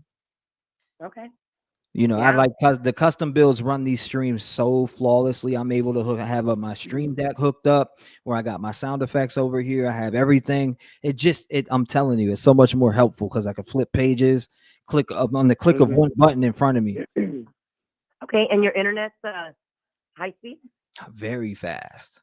Top notch. Well, besides it cutting out, So what's going on, Lorraine? Nice to see you. So heartbreaking. I can't imagine the families waiting to pick up their loved ones from the airport only to see an explosion in the sky. So heartbreaking, and prayers to all families. Nice to see you tonight, Lorraine. Keep going. You're good. Very nice to see you. Or Fluffles. So I'm gonna go. Can I just talk about the crash, if that's okay? Yeah, absolutely. Okay. But anyway, just really quick to put a period on that. I hope you do get that. And I think that with that computer, and just find out, you may not need a router or modem, but this could be an easy fix. And that's all I'm going to say. I'll get it. Once my daughter and my son got everything they need, that's what I'm going to get. Second question. When do you get your daughter? Well, that's what I'm trying to figure out. So probably when I get paid I'd say next 21st, either then, or if I come up with it before then, I'll go before then. So, okay. As soon as possible, really. I mean, I wish I could have got her today, but those things take to go to Jersey, 13 hours and then 13 hours back. That's probably like $250 in gas, maybe. I don't know.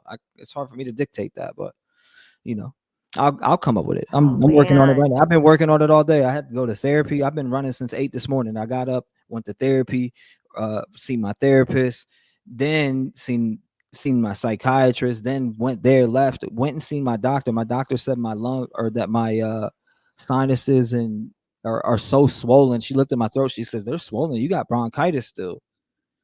Because I've been wheezing in my sleep too, and waking me up like, hey, you're wheezing. You sound like you got the flu or something. Something's wrong. You keep choking or gargling. So I stopped by there. I've been running since 8 this morning, and then you know what, T-Rev? I don't, I gotta say, and I think that you'll agree with this. What's up, Sarah? And I think this is good. I think your children would love this too, but I think you'll love this, and I think you'll love it. When I make a schedule for myself, I have a calendar and I put time slots. And I think that you would do ideal with making time slots for yourself, children. And then if you are going to be going live more, you give yourself an exact amount of time slots and maybe only dedicate, 4 hours of going live. You got to cut yourself off, right? Boom, 4 hours instead of doing a bender. And you have your children. And so everything needs to have its place. And children knowing that there's an exact schedule thrive on that too. Absolutely. But okay, fair enough. That's enough for that. I know a lot about this crash. I mean, number one, my most favorite thing ever is watching Air Disasters on Smithsonian Channel. I watch it every night to go to sleep. I know every fucking episode, all 11 seasons. So when this shit happened, I'm like, woo, you know what I mean? So it's the Nancy, Potomac 14 River. and 15. Daughter's 14, son's 15. Keep going. You're good. You're good. Somebody asked how old the kids were. I was like 14. My daughter's 14. My son's 15. My son will be 16 in March, and she will be 15 in July. Well, keep us posted on that, man. I mean, honestly, we're all so proud of you. I took her. I took her out and spoiled them for the birthday. I took them to Dorney Park and all different types of places out to eat. Dave and Buster's. Shit, we were spinning, boy. I was out there. They probably thought I was rich. That's why she kept hitting me up. Dad, I need this, that. I was like, Daddy's not a rich person, baby. I saved all that for the moment I got to get back in touch with you, sweetheart. Like, she just don't know that. Isn't your life a little bit more fulfilled? I mean, or do you feel more fulfilled having them in it? Does it feel different? Better? Hell yeah. 20 times better. That was like, it completed everything. That's why you see me sitting here today, not giving a fuck about who unsubscribes and who subscribes. And that's why I don't care, because I'm at peace now. I'm at peace. I don't care. I don't need to. People know me. They've seen the real me, but they've seen the real me that was missing two important pieces of my life, which were knowing if these two children were my children. And now that I know that, I'm going to do everything in my power to shut shit the fuck down and point them into the right direction. Not that I should have did it any other way, but at the same time, it takes two to make things work. It can't just be one person.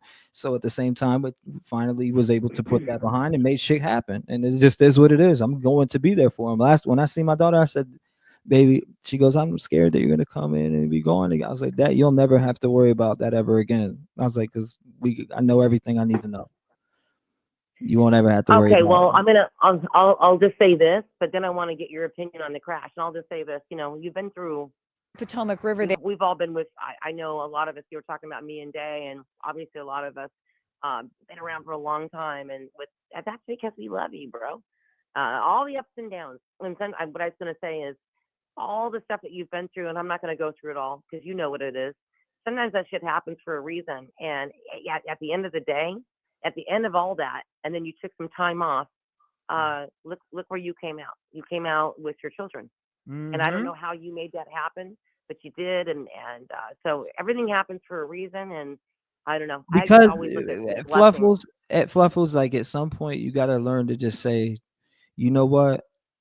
If getting my children in my life means that I got to take some things on the chin where I would want to answer back and argue back, then you know what? I'm going to keep my mouth shut. If you got these things you want to say to me, say them.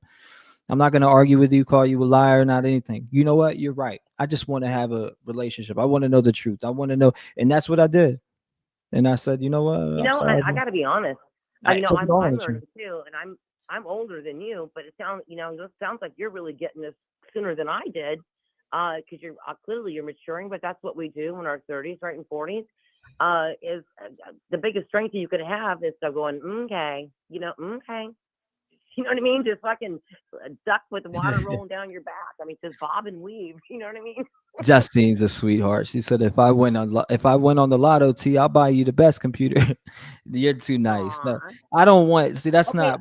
people get it confused, like my family, Fuffles. I don't know if you were in here earlier. I'm like, my family thinks that I should just, anytime that I'm doing something, they or feel, you know, I'm hitting them up and saying, hey, you know, I'm filling out applications, I'm doing it. Why don't you just go on YouTube and ask? Like, what the fuck are you talking about? That's that's a golden rule of mine. A golden rule of mine, and that takes me out of my comfort zone. I don't come on here to ask people for money. I come on here because I love this shit and I truly enjoy it, which is why I'm able to do it for so long. Some streams 4 hours, okay, cool, but a lot of streams 8, 10, 12, sometimes 15 hours, because I love this shit. There's a difference when you're doing something that you love. You don't pay attention to time. And I don't look at it for $1. If people know how to support on here, you don't have to ask people to support you. You don't. Right. You can, like, I can say, hey, hit the like button, make sure. And for people that are just coming in, obviously smash the like button. It's free 99. I'm gonna tell you about those. If you want to join, you're more than welcome to join, but I'm not gonna beg people to join. Listen, I gotta tell you, hey, it says $1.99 a month. It's not. It's 99 cents. FYI, if anybody wants to become a member, it's not $1.99. I made it the cheapest. I made it the cheapest for a reason. I did that because I was like, you know what? But when you drop the member link, like the link, it goes to, it says $1.99. And every time I've gone on there, it's 99 cents. I don't know if I'm grandfathered in because I've been around for so long, but 99 cents. Yeah, you're always. If I change something, you'd be great. For instance, if people were 99 cent and I changed it, I'd say the only reason I would change it is for the trolls. If you want to, fuck it, trolls don't mind paying 99 cents. Well, then come and pay $2 then to come in this bitch and troll then, so I can smack you around and get you up out of here. But nah, I thought about doing it, but I'm like, nah, I'm not doing that to my people, because you know what? I got shit on lock today. I pay attention to who comes in Discord. And yeah, people like, you charge for Discord? It's not that I charge for Discord. Well, I make it a membership that way, so they gotta come in. I want to see who's coming in with my shit. If you're coming in on some stirring up the pot shit, we're gonna get you up out of there pretty damn quick. We done got it on lock now after 2 years of experience. We know what to look for. Straight up. And that's why I got Delana and Leisure at the helm. Shout out to them, Mama D and Leisure. They hold it down and do the best they can. They've dealt with so much, but at the end of the day, and they've taken things on the chin for me that they never should have, but that just shows you their loyalty. And I appreciate the hell out of them for that. I owe them the world. To a lot of you mods too, all the mods, and even you guys who aren't mods, the people who are in there that just show love. I owe you guys the world because you know, I appreciate it. Absolutely, 100%. And I want to talk about the airplane crash, but I just want to say to anybody that's listening, you know, $1.99. It's, you know, you think about that. It's a month, and I mean, honestly, you can negotiate that with a head of lettuce. Just buy, you know, there's $2. You say you want to grift it. It's not that's the thing, is that's the thing that I do hate. Also, if you're a member, you can come into Discord, and that's where all the kind of cool and by the way, Discord, I work, so I'm not always in there. And then when I go in there, I'm just like let's do the fucking gifts and laugh our asses off. But everybody's in there all day, and quite frankly, it's really positive, and it's a nice place to be, especially now. Yeah. Right? I'm not in there during the day, I'm assuming. I don't know why this is lagging right now, but what's going on? Are we lagging? Can you guys hear her talking? I don't like this. Like, this computer is being weird, and I dislike. There you see the emergency responder Ask via. them if they can hear me talking, because I hope they can. Wow. They should be able to. They should be able to hear you talking. To be honest with you. Please comment if you can hear me clearly. Oh, they should be able to. You say air traffic control has a history of having issues with DEI. Okay, I've got all the that's what's up, Rachel. Rachel's talking. I've got so much information on this. I want to, but can we find out if everybody can hear me clearly? Because I don't want to wrap this off. I think they can. And then have it be like, okay. Yeah, they can hear you. Number one, it's the Potomac River, just so you know, and it's the Reagan National Airport. It's the busiest airport in all of America, by way of that. It's got the most flights, both. It's got both military flights on the regular and also regular planes. coming in and out. And so the airway, it's a small area, Right. is congested. Okay. And the Blackhawks tip down there to get refueled. So this is a regular reoccurrence. This is par for the course. There's nothing new there. Now the FAA on this. Let me talk about the FAA on this. Normally has 30 people on at a time. And this is for all the news, any fucking channel you watch, they're all saying the same thing.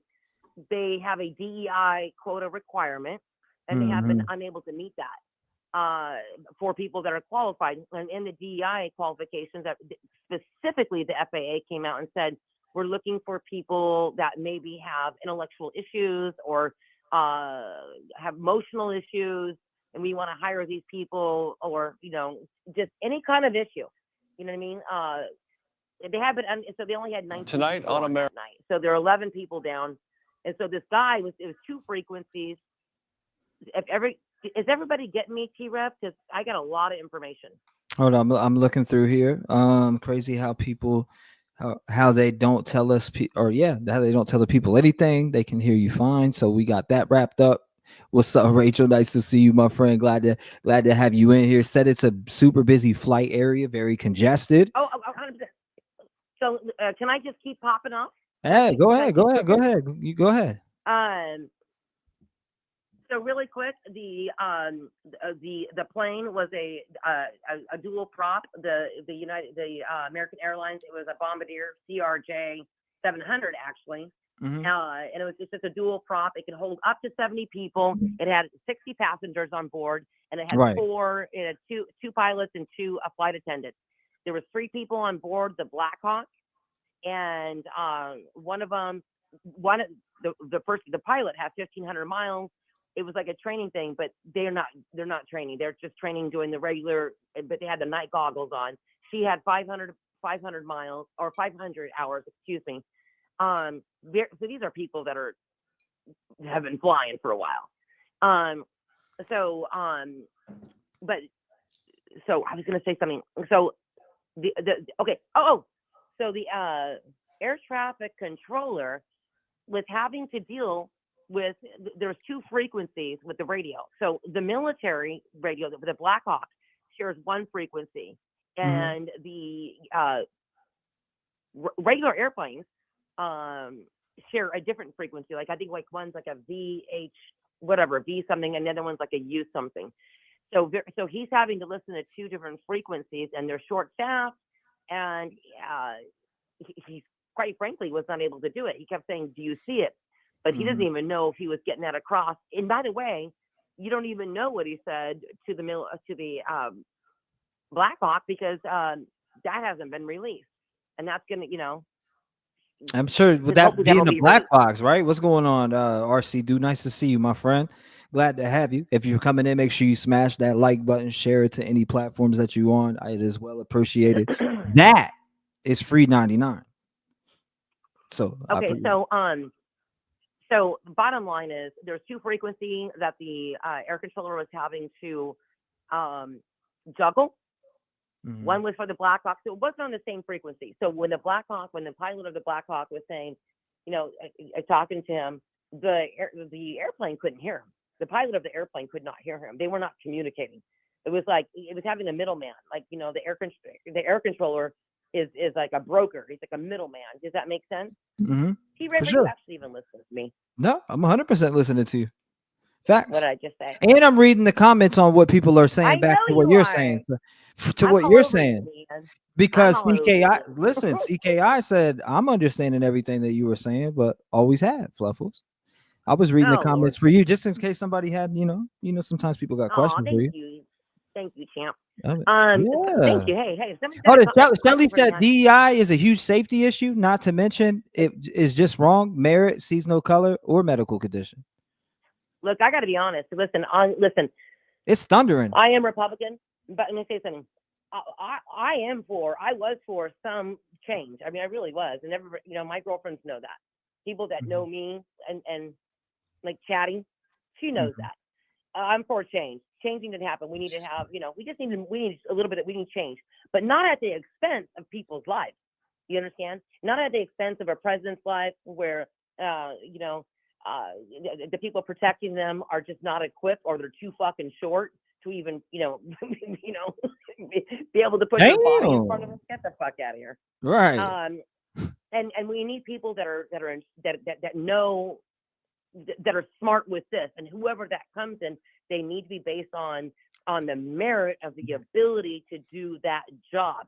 Period. Right. Oh yeah. So that's it. And that's not anything. That's not racist. That's not discriminatory. That's fucking. You know what? You know what that is? That's called get the fuck out of here. That's called dropping bombs. It's called regular shit. So so come on, man. Use your fucking noggin. Am I loud and clear from this distance right here? You are to me. Okay, good. Just making sure. I'm trying to get this mic perfect so I don't have to keep moving it. I do it every stream, and I'm like, yo, I got to find the perfect spot. No, you're always. Am I loud? I bet you. Nah, like loud. Right here is perfect. You're saying though? Yeah, it doesn't make a difference, to be honest with you. Okay, bet. All right, just making sure, because I'm tired of moving this thing. I'm trying to get in the right spot for every stream where I don't have to move it, But she said, Brown Eye says there is a video that's pretty long showing, I think, the helicopter flying straight ahead for long distance before the crash. Now, I seen one video. I kind of do want to check out some of the others, but I'm not about to put y'all through that lag, man. I can't stand that. Okay, so, God. It irritates me, Fluffles. I can't stand lag. That's one thing that makes me. That's why I can't. That's why I'm like, damn. I go live. There's videos I want to go over with. It's lagging. It's doing this. It's like, man, I'm over that shit. Well, so here's here's what I do know. I know that the helicopter was doing a night flight training, which is par for the course, and they were using their night goggles. Well, that's speculating. That's what even the government is speculating, that they probably were using night goggles, which doesn't make sense. And remember, all this shit is not under President Trump's watch. These are all people that were hired under the former administration. Right. So we've only been there for fucking like literally 2 weeks. So and we're dealing with performance issues, and or maybe not. But the bottom line is, when you go into a big city like that and you got all those bright lights, night goggles are not going to work because you're going to get blinded by the lights. It doesn't make sense. So here's the thing. They came in, they were low, and the thing is that the plane they had requested, the flight controller said, listen, we need you to go on this different runway, which was a shorter runway. So he had to divert to go to that runway. A plane was taking off right above him, and the Black Hawk, I believe, thought the plane actually taking off was the plane that he was supposed to be avoiding, and the one that was landing, which was at 400 feet when they collided, because he was landing.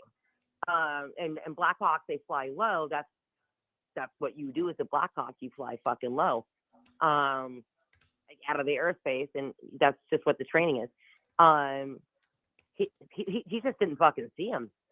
And how he didn't see him, in my opinion, if I had to take a stab at it, I think it's because they had the night goggles on, which is par for the course.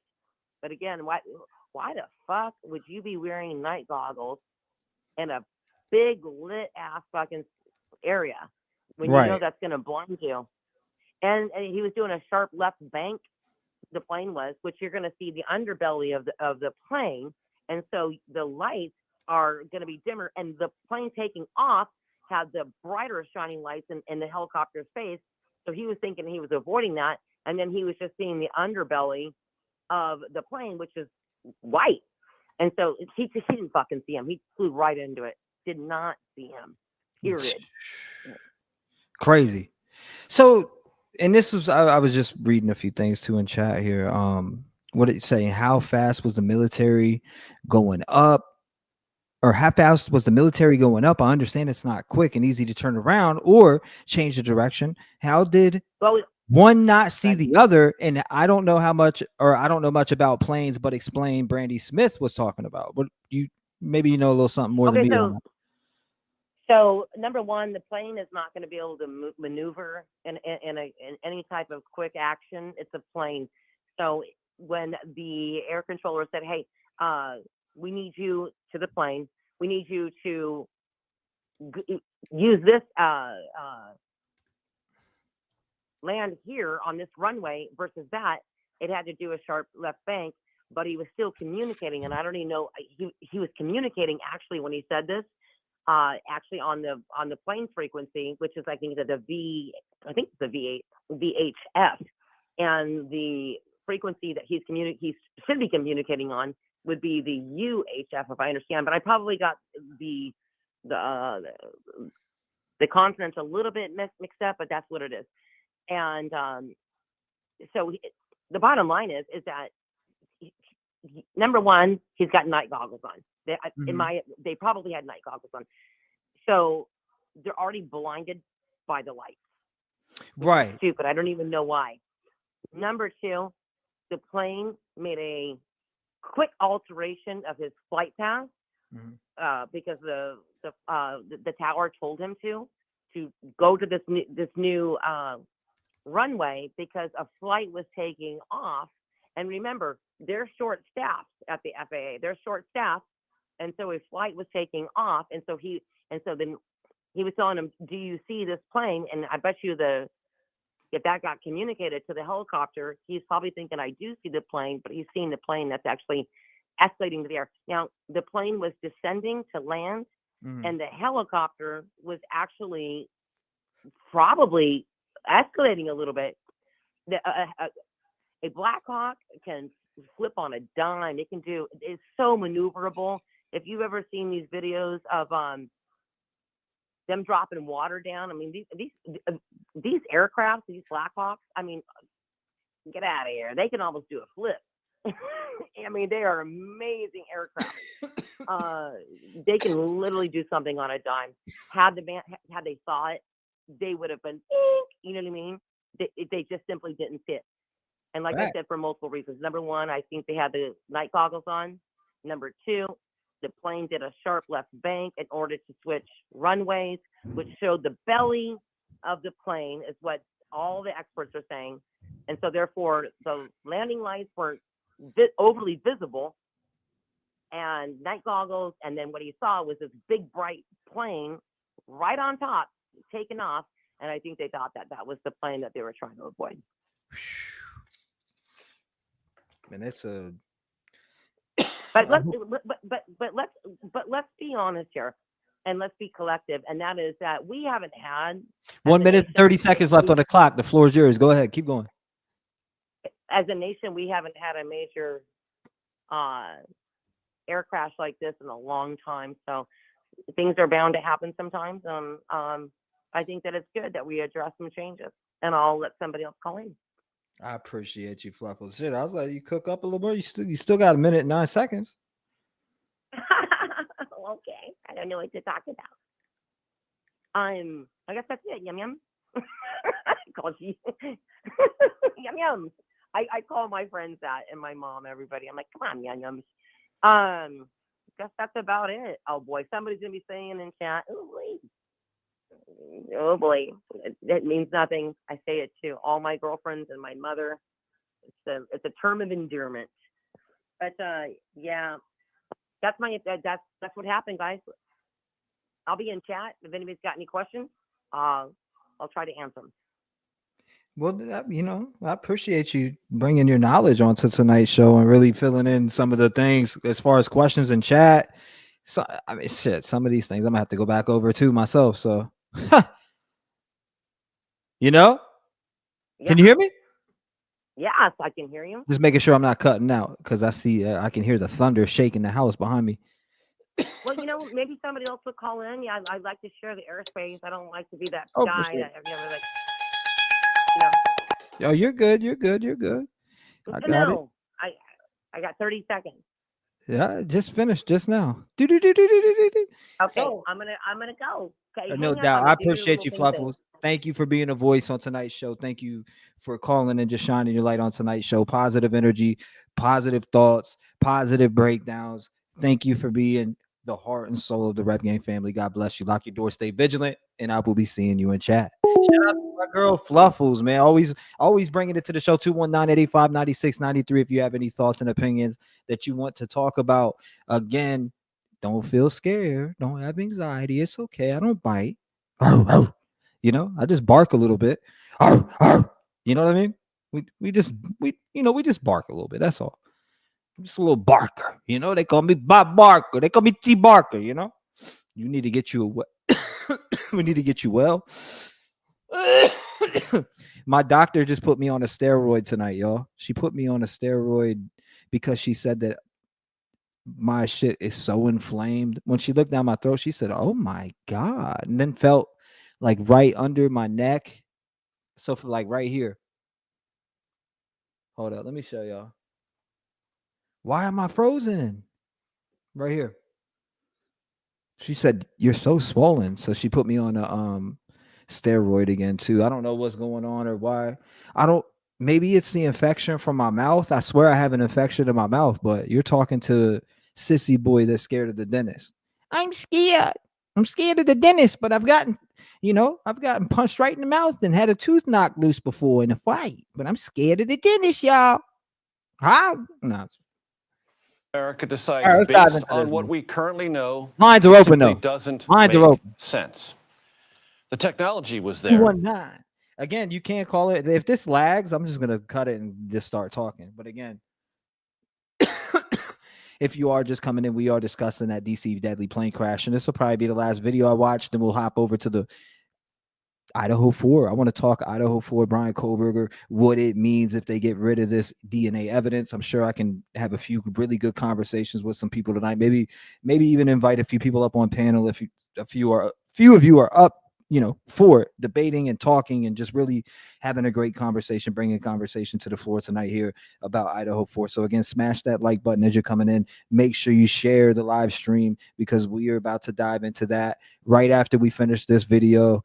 And I do want to get to talking about that. So we'll finish this video, have a few final thoughts on this, and then we'll move on to Bryan Kohberger, the updates, the court date that just came out, what it means, what they're going to do, what they haven't done. I want to go over those topics. So again, smash that like button as you're coming in and share the stream. They're trying to move us out the algorithm because I ain't been online, and you got to be consistent. You do got to be consistent. But again, you smashing that like button puts us back in that algorithm. We'll work back in it. I don't care. Shit, we had 75,000 subscribers. You know, we lost all the way down to 67,000, and they think that I give a shit, and I really don't care. I'm here doing it like I love it because I do love it. I will be here. I ain't going nowhere. We can go down to 60,000. That just means the other 15,000 that unsubscribed are fake as fuck. That's what that means to me, in my personal opinion. Just like they had an opinion about me, my opinion about them is they are fake as fuck. See you later. Let the door smoke you on your butt cheeks. You don't believe in the mission. You believe in the grifters. Go follow them. Let them pander to these little goofy bastards because I'm not going to be the one to do it. We're going to get out here, cook, get back to other families, and continue to be a voice. And there ain't shit that Jack, John, Diddy, or Doodle can do about it. You know what I mean? So let that man cook. You know what I mean? You said gargle with some warms. I got you. No doubt. The communication appears to have been there. And yet, last night, about 9 o'clock, a passenger. Hold on, ho. You say you do look a little clammy? Nah, you had to mess up the. Jet on final approach to Reagan National Airport and a military helicopter collided. I got 64 passengers aboard that commercial airliner and 3 members of that Black Hawk helicopter crew perished and are presumed dead. There's a recovery effort going on in the Potomac. We have video. We got it. We're jumping into it. Of that impact captured. You may see it momentarily. That recovery effort, those stills you see on the screen right now, is ongoing in the Potomac River. That is dangerous, hard work. The water is not icy, but it is still very cold. And an investigation has commenced, civilian and military, to find out exactly what happened and quite possibly propose future remedies. Earlier today, President Trump addressed this tragedy and later, at his own acknowledgement, offered without any evidence suggestions that past administrations' diversity, equity, and inclusion programs might have somehow been to blame. As one nation, we grieve for every precious soul that is. What the frig is this? Tell me if this is echoing when I hit this. Are you not entertained? Does it sound echoey when I hit that? It might. So let me know if it sounds echoey when I hit that button. He said this is so heartbreaking. It definitely is. It definitely is, Bon. That's a fact. It is heartbreaking. It's very heartbreaking, you know. Why am I on a black camera here? Like, what is going on? Okay, let's try this. There we go. Had to fix it. There, like, dang, what is going on? You know? All right, there we go. You say you do, Trev, but I think it's the lightning. It had me worried at first, but you're good, no doubt. Definitely heartbreaking though. Back to what Bon was saying in High Priestess, all forget them. Look, have you not noticed so many of our your past guests have started channels? Hey, look, that's a fact. And guess what? I'm telling you right now, like, people think I'm BSing when I say 2025, I'm cooking this year. They'll be like, but damn, Trev, like, you said that at the beginning of the year, and then you've been gone for a week or two, or you took off all these days, and you just said you wouldn't do that. No, I did not. I said if I got some shit going on, and more than likely, if I'm not on here, I'm dealing with some stuff with the kids, or I'm taking care of something that needs to be taken care of, that, you know, because my son having something, again, having everything that he needs is more important than me being live. You get what I'm saying? They're counting on me to come through for them, to be their provider and to drive. So sometimes I won't be here. Sometimes I got to go do other things. YouTube only pays once a month. You get what I'm saying? Like, I could, if I wanted to, I could sit around. What am I going to do? Sit around and let my kids go without because I'm going to wait for one time of every month? Fuck no. I'm going to get up off my ass and I'm going to go work. I don't care where it is. We could work a day, get paid the same day, go to back the next day, and sign. They got a place right on the street. You can sign up, work the same day, come home with like 200. If I got to do that for my kid to have and to make sure everybody has in my family, that's what the fuck I'm going to do. That's what I've always done. That's what I've done for myself. And I'm going to go even harder now because my son is here. My daughter is going to be here. So now I might even have to get a third job. You feel me? And if YouTube at some point will take me to where I could be home with them 24/7, cool. But if it doesn't, which I could have done, you know what? After, you know, and that's why I should come back and sue these other creators that did what they did, which I am suing. I have 5 locked in that I'm 100% suing.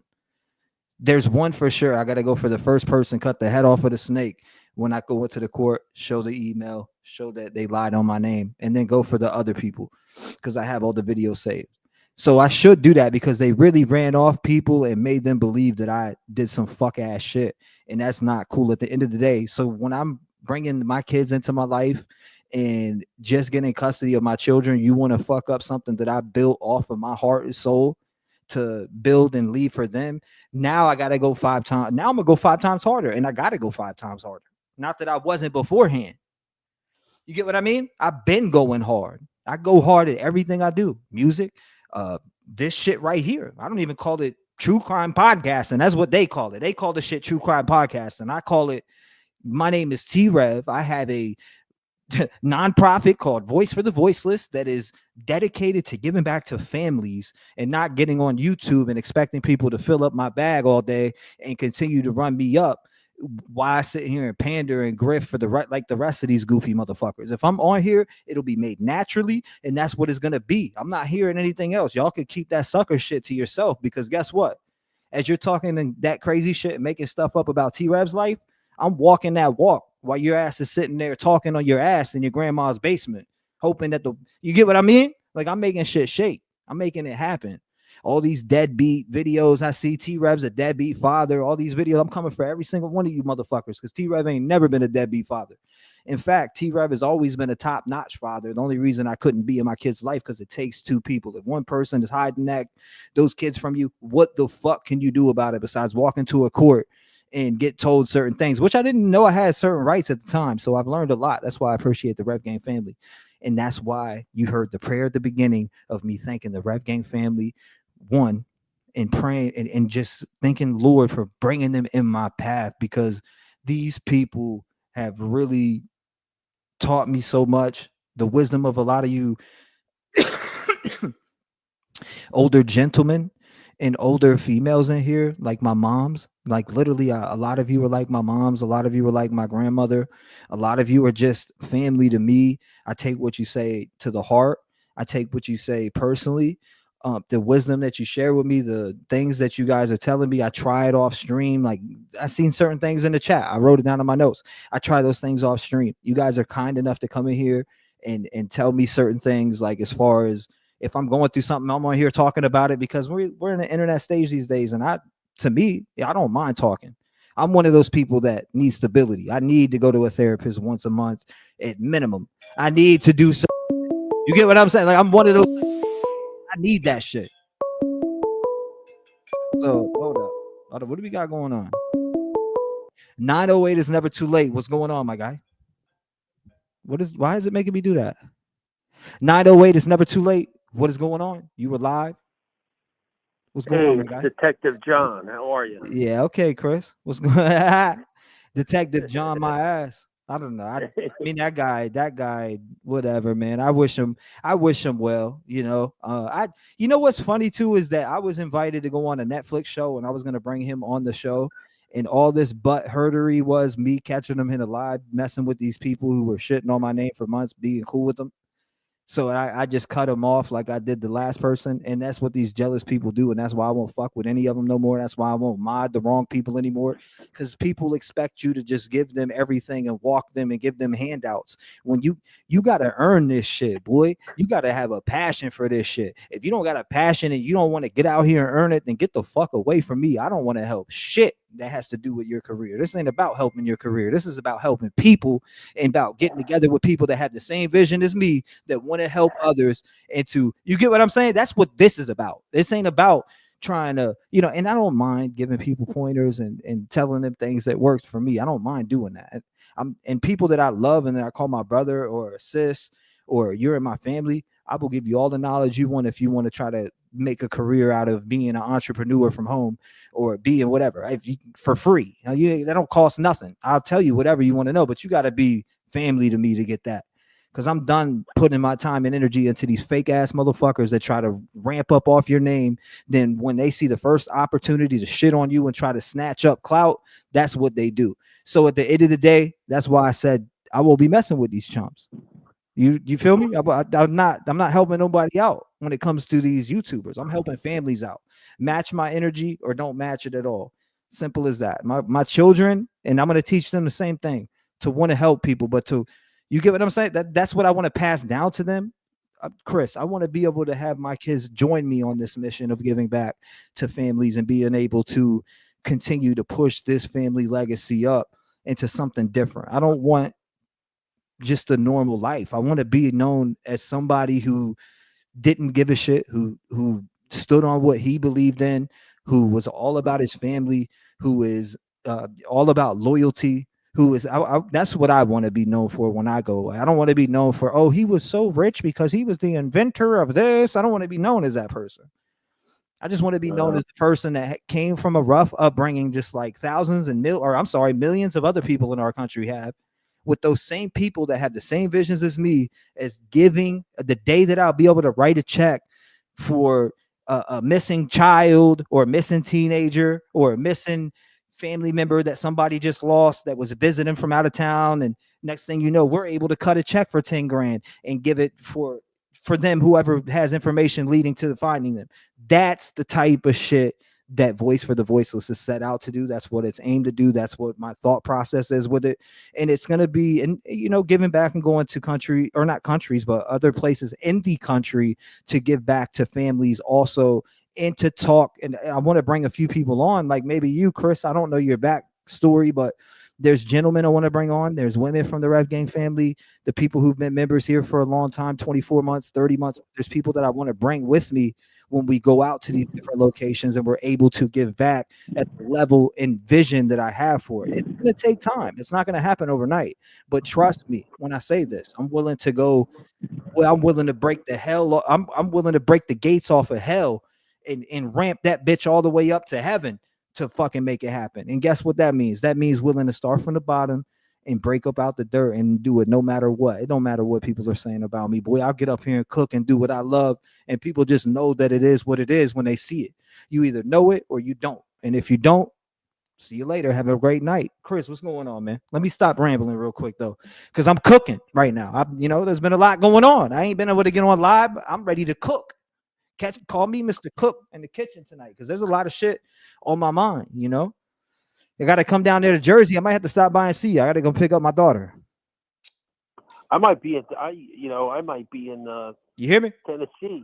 Really? I might be when I come in Tennessee, man. You're more than welcome to come by. You're like family. What's up? I'm gonna look you up, man. And you gotta. If I get to Tennessee, I got some serious problems with my brother. I just had to have an ambulance take him out of here, like a little while ago, like a few hours ago, man. He's got health issues and substance issues, and I couldn't. He's a fucking disaster, dude. And I had to call 9. He's belligerent and everything. I had to call 9. I called 911. I said, come, you got to come check him out, take him out of here or whatever, because I take care of my family and shit. But this has been going on for decades, man. And I've always been good to people and everything. I try, and it's my family and everything. But man, this guy, put me through hell, dude. I gotta, I brought him in my business and everything else, and I don't even want to talk. Matter of fact, I do want to put this out there. Hold up. I do want to put this out there. There's an opportunity for somebody. If you're a video editor or you can help me in any type of manner, I am looking to add someone to the team because now the channel, I didn't know if I told any of you this, but the channel, I did make it an LLC now.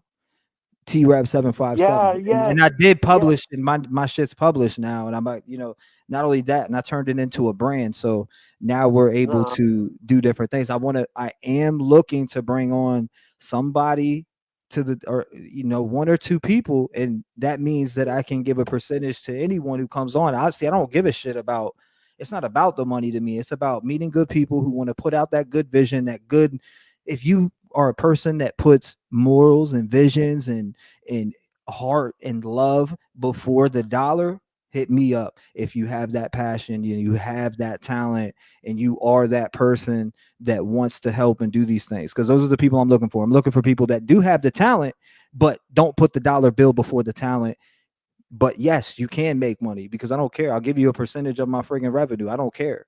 I'm looking to put together something that's unstoppable. Like I was cooking when I was in Indiana. I was cooking out so many, dude. I got so good at the editing and different things that I was doing, and I haven't been able to do it lately because of a lot of shit that's going on here, and that's personal. That's no excuses. Yes, I probably could have done some work, but at the other times, my therapy is music, so I go to writing music or doing what I want to do, and I've been working on my album, working on other tracks, so that's been my therapy at the time. But I am again looking to add people, a couple people to the team of T-Rev 757 on YouTube. I'm looking for an editor, somebody who again puts the victims, the story integrity before, and also has the skill of editing and cutting things. I need somebody on the team to come on here. We could talk about it. We could definitely talk about it, just so I can give you the extra details on what I need, but specifically a little bit of video editing and knowing how to clip things. That's it.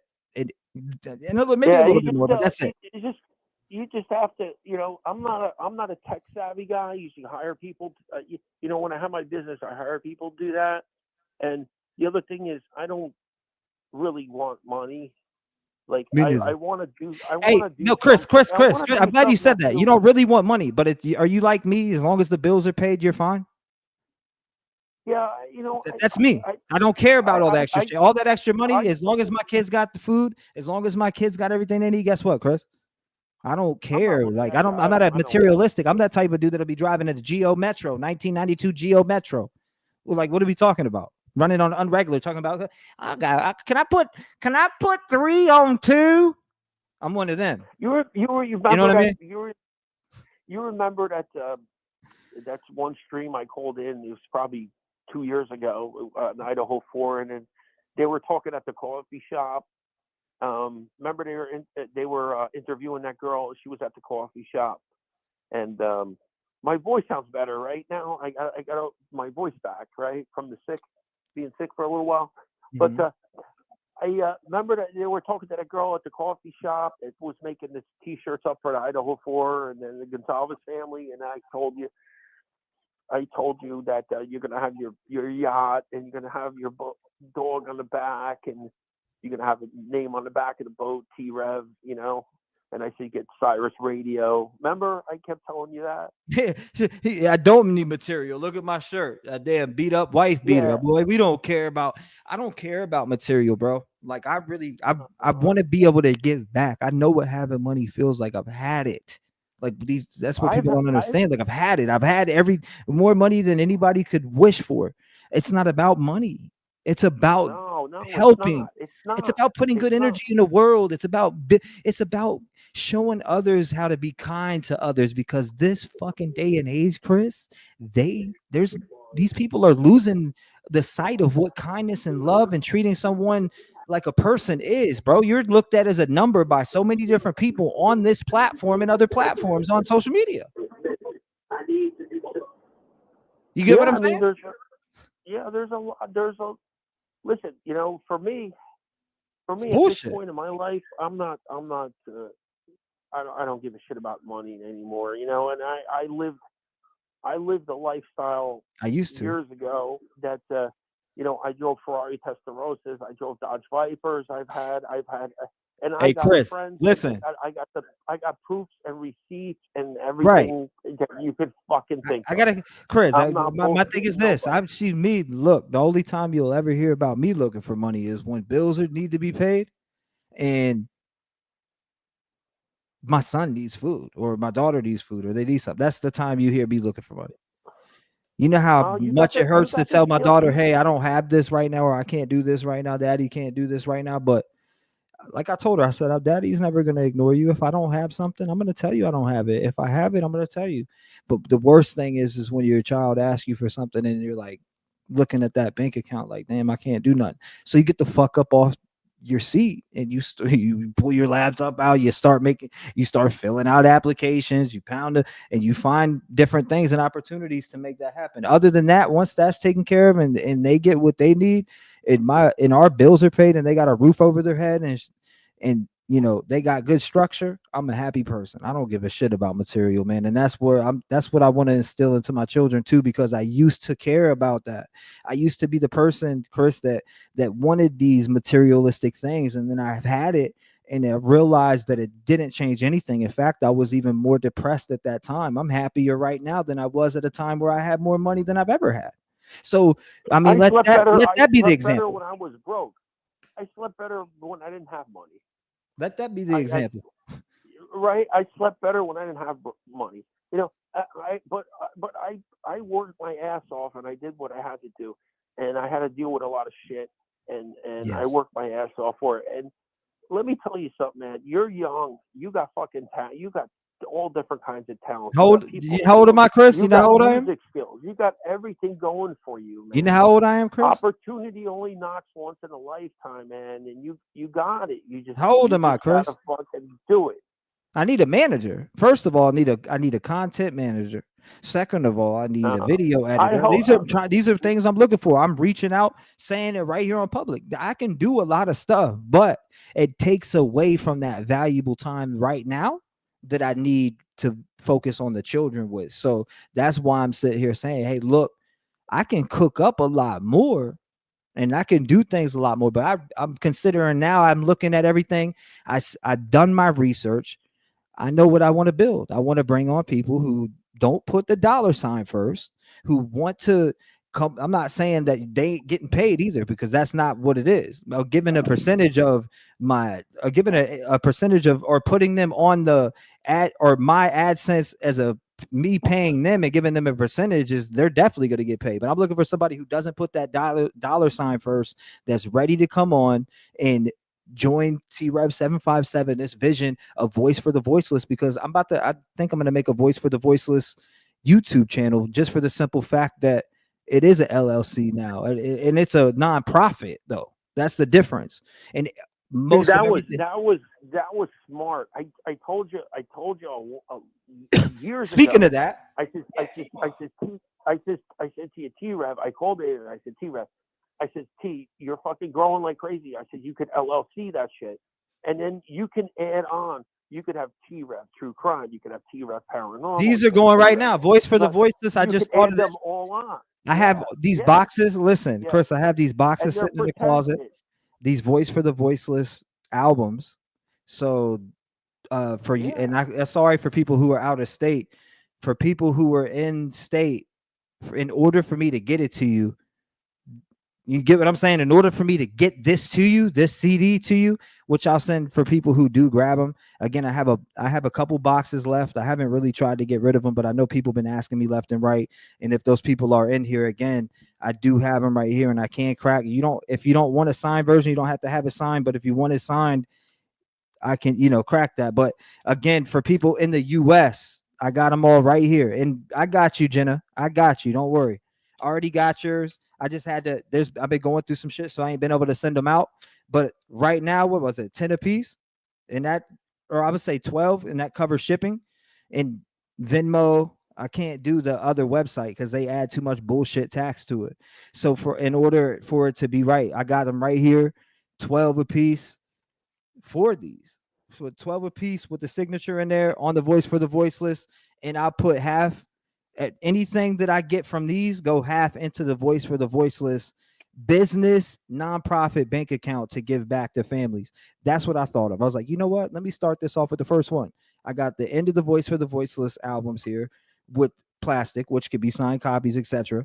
And whatever I make on this, half of that goes into that business bank account, or all of it. And I don't know. I may just put it all in there, either half of it or all of it. But yes, 12 for US. Then that covers everything right there. And again, I'm going to put this into that Voice for the Voiceless bank account that I have, which is a business bank account. And I'm going to build that bank account up to the point where, again, we can cut checks to families that need. Or we may plan to go to somewhere in the area to go give out turkeys or something for Thanksgiving. I don't know what the first thing we're going to do yet, but it's definitely when it gets to the right spot, I'm going to say, hey, and maybe some Rev Gang family members are living in an area where I go and do this at, because it may not be here locally. It may be somewhere else that I want to go, or you just never know. But again, it depends on what we're doing. But I definitely want to invite Rev Gang fan or T-Rev 757 channel members who have been here, who've been supporting the Rev Gang family all this time. I definitely want to bring them on these journeys with me in person. Some of them you can't bring 300-400 members with you, but you can, I definitely would want to choose and keep bringing some, and not just picking and choosing, give everybody a chance to do it. Maybe sometimes we all may be able to meet up at a place, but I just want to be able to make that difference in somebody's life, and maybe be able to talk to some of these kids and the youth that are surrounded by wrong people, don't have the right role models, that have males around them that are still stuck in the streets. Those are the type of people that I want to help change and make a difference in. And that's why I want to bring on people maybe like you, Chris, and folks who have lived and had it rough, and that just have a story and can help these young gentlemen and the youth coming up to see that you don't have to turn to a gun, you don't have to turn to drug dealing, that you can be an entrepreneur, you can go out and make your own life. You don't have to fold to society. And just, you know what I mean? Like, there's tons of different things that can be done. And that's what I'm saying. I want to make that difference in several different ways. And that's what I'm going to do. And that's why it's Voice for the Voiceless, because I want to continue to give that voice. Like I was thinking earlier too, I wanted to get something really nice made for the victims' parents of the Idaho 4 tragedy, because, as that blew the channel up back when we covered it. And I think I woke up and had 30,000 subscribers literally in 2 days. Right. And that's how much, bro. And I haven't seen anything like it besides Cavalcante, but not even Cavalcante came close to as many people as were calling in, and the different beautiful people that I've met, which I've met beautiful people through there too. It was just a different type of stream and the way that we covered it. But again, I do want to give something back to them. I've already put in money to the parents. for The Ethan. parents, the parents of Idaho 4, they need something. Right. You know. Well, the case is so special to me, Chris. It's just like that's what I want to do. Just from I want it, and I want it to be from the Voice for the Voiceless nonprofit, which would be the Rev Gang family. Voice for the Voiceless nonprofit is the Rev Gang family. So when we do end up giving that back, it's not just from me. This is from us. This is a us fucking thing. This isn't T-Rev, I did it, I did this, I helped that. Nah, it's gonna be we did that. We helped them. You get what I mean? Because the people who are here, they know what time it is. They know what we're doing. They know what the goal. I'll throw some money towards it, and you can just put me down as anonymous. I don't really care. Hey, I love to do stuff for people and not tell anyone about it. I like. That's the best feeling in the world, is when you help someone out and never, like, you're a platform, you're a spokesman, you're a talent, you know. But at the same time, I don't. You know what, Chris? Hold up. You made a good point, though. You made a good point, though. There's going to be some things that aren't for the camera. Okay. There's some things that just aren't for that, and that may be a time where we're in there helping a family, and we're chopping up and having some a real conversation. Because I don't want to just talk to these people over the internet. I want to be able to fly in and sit down with them and as people and understand and offer my condolences to their loss or whoever I may be talking to when it comes down to it. But I already know what I'm going to do. And just because I've lived and been that kid, dude, that's been in the house before, where a lot of illegal activities were going on, and I should have been taken so many different times. CPS came to the house over 20 times, man. I remember this shit like mom would clean up, mom would hide all the crystal meth stuff and the heroin and you get what I mean? Because when they left, it was back to the regular stuff. Uncle was shooting dope on the couch, needles hanging out his arm. My brother shooting dope with him. My uncle shooting dope with his own nephew. These are the things that we were seeing. Uncles selling hundreds of pounds of weed and moving it out of the house, etc. And it's over. It's done. It's people like, you're snitching. Nah, it's over and it's done. They can't get in trouble for that shit. It's way over. But people breaking into the house, home invasions and things, these are the type of situations that kids in America are in right now. And I feel like that's another reason why I want to be so dedicated to maybe speaking to some of the youth at some of these schools or in some type of way, getting across to some kids. But we got, like, people want to desensitize everything, so it's really hard, Chris, for us to have these conversations without somebody looking at you wrong. Like, why are you bringing that up? My kid don't need to know about that. Well, guess what? When you fucking turn your back, your kid's learning about that. So you could say you don't want your kid to know about this, but at the same time, when you turn your back and he's around all these different type of people, he's learning about it from them, and then not being influenced by the adult properly to tell the adult that's maybe lived it or knows right from wrong isn't there. They should be the one teaching their kid about that and saying, hey, that's wrong, instead of letting them learn from it by the people who are going to peer pressure them into that. See, that's the difference. I know about it because I've lived it, and you just have to live it to be able to know how to fix it. And again, when it comes to my children, I promise you, my daughter is going through the same thing I went through, Chris, right now, where she was literally, I got you,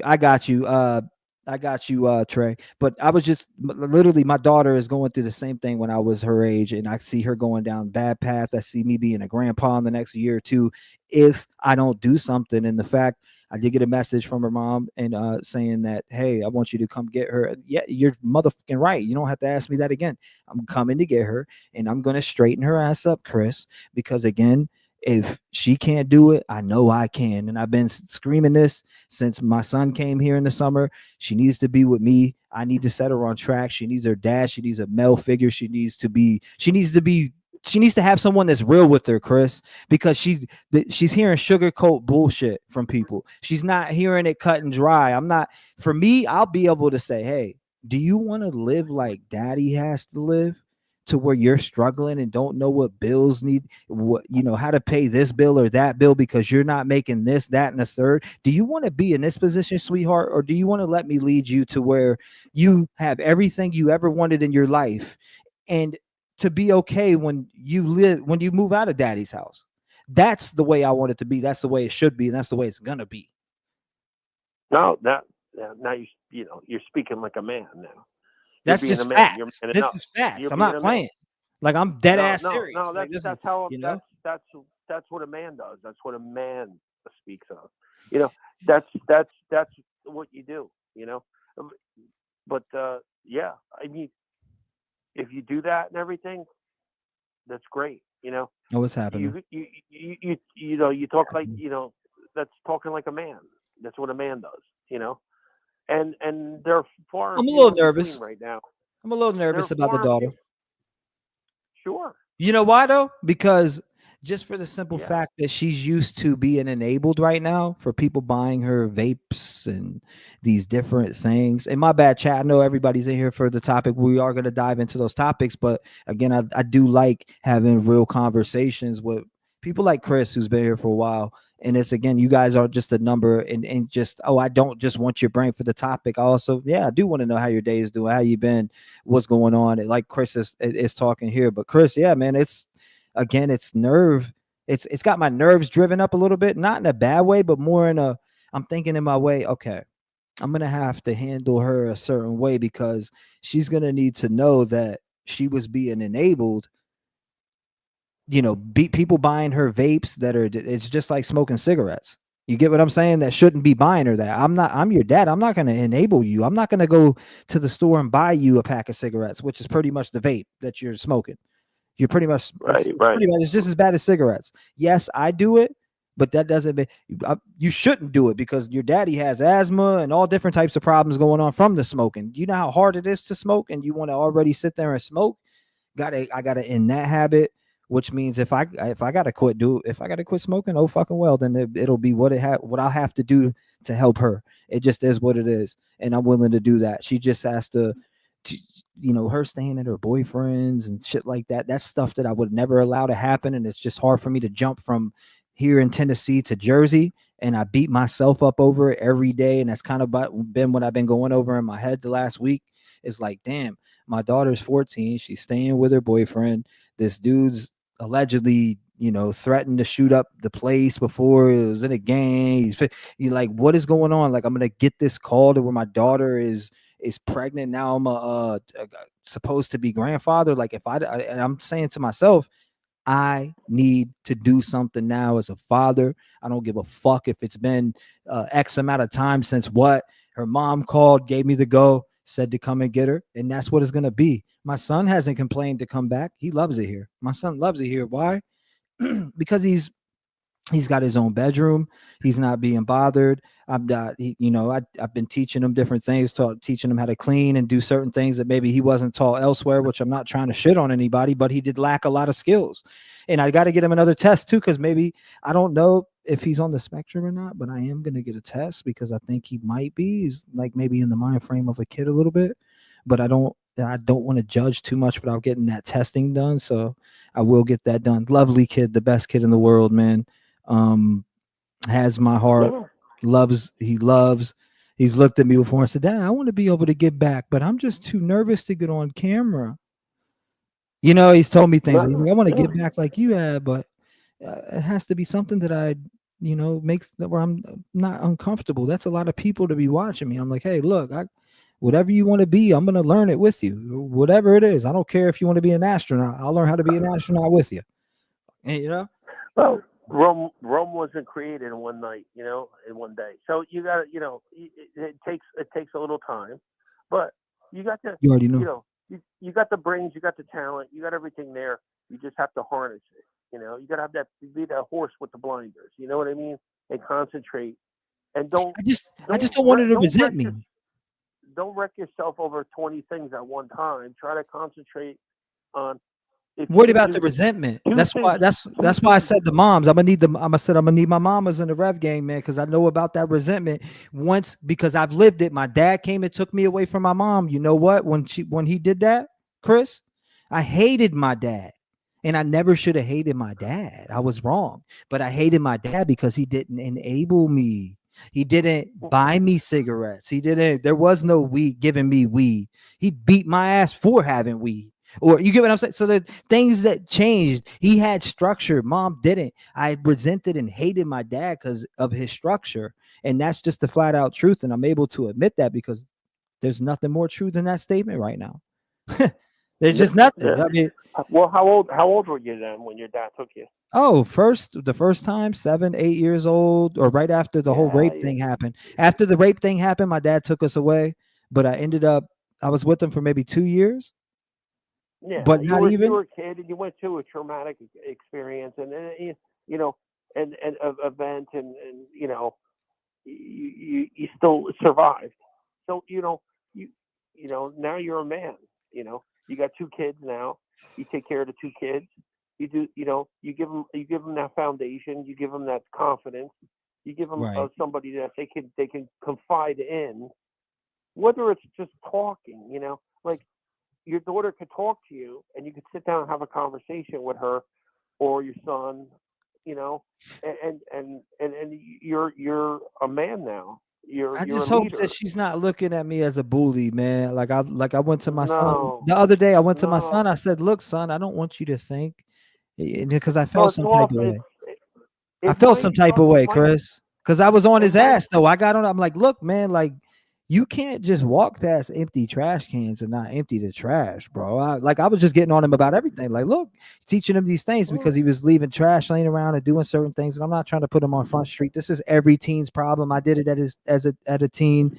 I'm not trying to embarrass him. He's a lovely kid. He does the best. He doesn't do that all the time, but he did have that habit. I got on him and he's doing so much better. You know what I did? Instead of really jumping him, I said, you know what, come and follow me, let me show you how to do this properly, let me show you how to it's what they call work and reward. You know, facts. It's you put them to work and you reward them. You know, and they come to this conclusion that I want to make him happy, and you know, I want to make my dad happy, and my dad's the man. You know what I mean? And it doesn't matter if you're a janitor at a high school or you're a famous podcaster like you are. And you know, you gotta think in the realm of that you got a lot of talent and stuff. You could put stuff together and they look up to that. It doesn't mean that they have to follow in your footsteps. You could say, listen, son, I want you to go to school and be That's what I told him. lawyer. That's what I told you. Know what you just said, Chris, is exactly what I told him. I said, just because I do something I said, I want you to know this right now, son. You do not have to do what you think your dad wants you to do for me to be impressed. Because I said, I said, I want you to be what you want to be. I don't want to pressure you to be anything. But if you do go down these avenues, I'll teach you this, I'll teach you this, and I'll teach you this. That's there for you. If you don't want to do it, that's okay. I want you to be you, be what you want to be. And I'm going to love what you want to be, like if it was my craft, and we're going to learn it together. Because that's how much I want it. That's how much in tune I want to be with it. That's how much involved I want to be with the things that he's involved with to support him. You know what I mean? Yeah, absolutely, dude. You know, spending time with your son, and like I called on the last stream. I was a little under the weather or whatever, but I was saying, like, go take him to the batting cages, take him to a driving range, you know, take him on a quad trail, you know, and just that day of spending time with him. And it doesn't have to be like, you have to do this. I want you to be a lawyer. I want you to go to college. It's just a day out. You know what I mean? But right. He's with you, right? And he's following in your footsteps. You're showing him, son, be safe, you know, and then, you know, do this and then watch out for the ball, you know. He's a lovely kid, man. Like he's so much better than I was at that. Like Chris, listen, man, he is he's just so much better than I was at that age. And for him to go through the amount of years without me in his life, or being able to, you know, I sat in the kitchen with him one night. We had like a 5-hour conversation about that. And we really dove into everything. I said, son, I want you to shoot it straight at me. Let's talk. What were you told? Because I said, I want you to know the truth. And I said, I don't care if I'm in the wrong. I'm going to tell it. I'm going to shoot it to you straight. What do you want to talk about? What do you want to know? Did you think I didn't love you? Did you, I jumped into it with him. I literally just, because that's what you got to do. And that's what I felt like doing. And I said, son, let's talk to me about your feelings. And he really just, I'm telling you, he went into, he wasn't scared to get into everything. And we got into it, not like a fight, but we got into a very deep conversation. And at the end of that conversation, we both walked out of there crying, and he understood me. I understood him. And we just, that's my boy. You can't separate us. You know what I mean? But that's good though, man. That's you did what a man does. You take your son and you take, whether it's a couple ice cream cones and sit down at a bench and talk, that's or my boy. a couple slices of pizza and you sit down and you talk and you make a conversation and you let him speak and you speak and you be the one and you be the strong one and the thing, and then I'm there for you and I got your back, and you give them that confidence and that thing, and then they're going to want to please you and make you happy, and that's a good thing. And then you give them the foundation that I can come back. My dad, I can always call my dad and he'll tell me, he'll give me the right. She's been hitting me up a lot. My daughter has hit me up a lot lately, asking me for certain things, and just it hurts my heart that I can't do it for at these certain times, and I feel it makes me feel so bad. But now I'm just stoked I'm stoked that I'm about to have her now. Overnight. You can't do that overnight though. Facts. You can't expect to fix that in one day. You have to spend time. But she should never never be left needing something. We should always have it for her, or else it's failing her lives. Listen, if it's an emergency, a medical thing, or whatever, you gotta take care of it right away. But anything else, you have to work on it, man. You have to build it. You build that trust. And she also has to earn certain things. She's got to earn certain things too, though, because if I see her, I'm going to do this. And my dad taught me this. My dad finally made me understand why he was the way he was with me. And that was a little bit of tough love. Will I be as tough as my dad was on me? Absolutely not. But will I take a couple chapters out of his book? Absolutely. Tough love. If you fuck up, you don't get. If I see you doing for yourself, then you know what? It's all, you can load up the gunship. I'm on deck, baby. So, well, if she does something, you talk to her and then she goes and she takes your advice, say, right? And she goes and she does something and she says, Dad, I did this and that. I took your advice and I did that. And send her a little gift. It doesn't have to be anything extraordinary, something simple, a little bracelet or something, you know what I mean? Like anything, like something, and just that little reward, that little thing, like my dad's really thinking of me, and I can, if I have a problem, I can go to him, and you build that friendship that because your kids, like my dad was my best friend. We were business partners. We were friends. We were best friends. So you have to build that foundation. Absolutely. You have to build that up, and that doesn't come overnight. I'm sure you and your father had hard times together, and absolutely, your father might have been tough on you at certain points and everything like that. But you know what? You got a lot of shit. You have a lot of talent with everything that you've done. You have a lot of talent, and you just have to put those blinders on, and you have to take advantage of that talent. Absolutely. And you could use that to help your family, your kids, absolutely, and everything else that you need to do. You don't need to, and the one thing I learned a long time is not to have a pity party for myself. Like I've been through some hard times and shit like that, where I was just like, I'm down, I'm just like, I'm this, I'm that, and I'm like, I'm not doing this no more. Like I did those pity parties and shit like that. I'm being honest. Thank God no one could see my fucking face right now, right? But I'm I'm telling you, like you can't have I ended those pity parties a long time ago, and then I try to be the one where people let that man cook. Chris, remember when you did this? And Chris, remember how you handled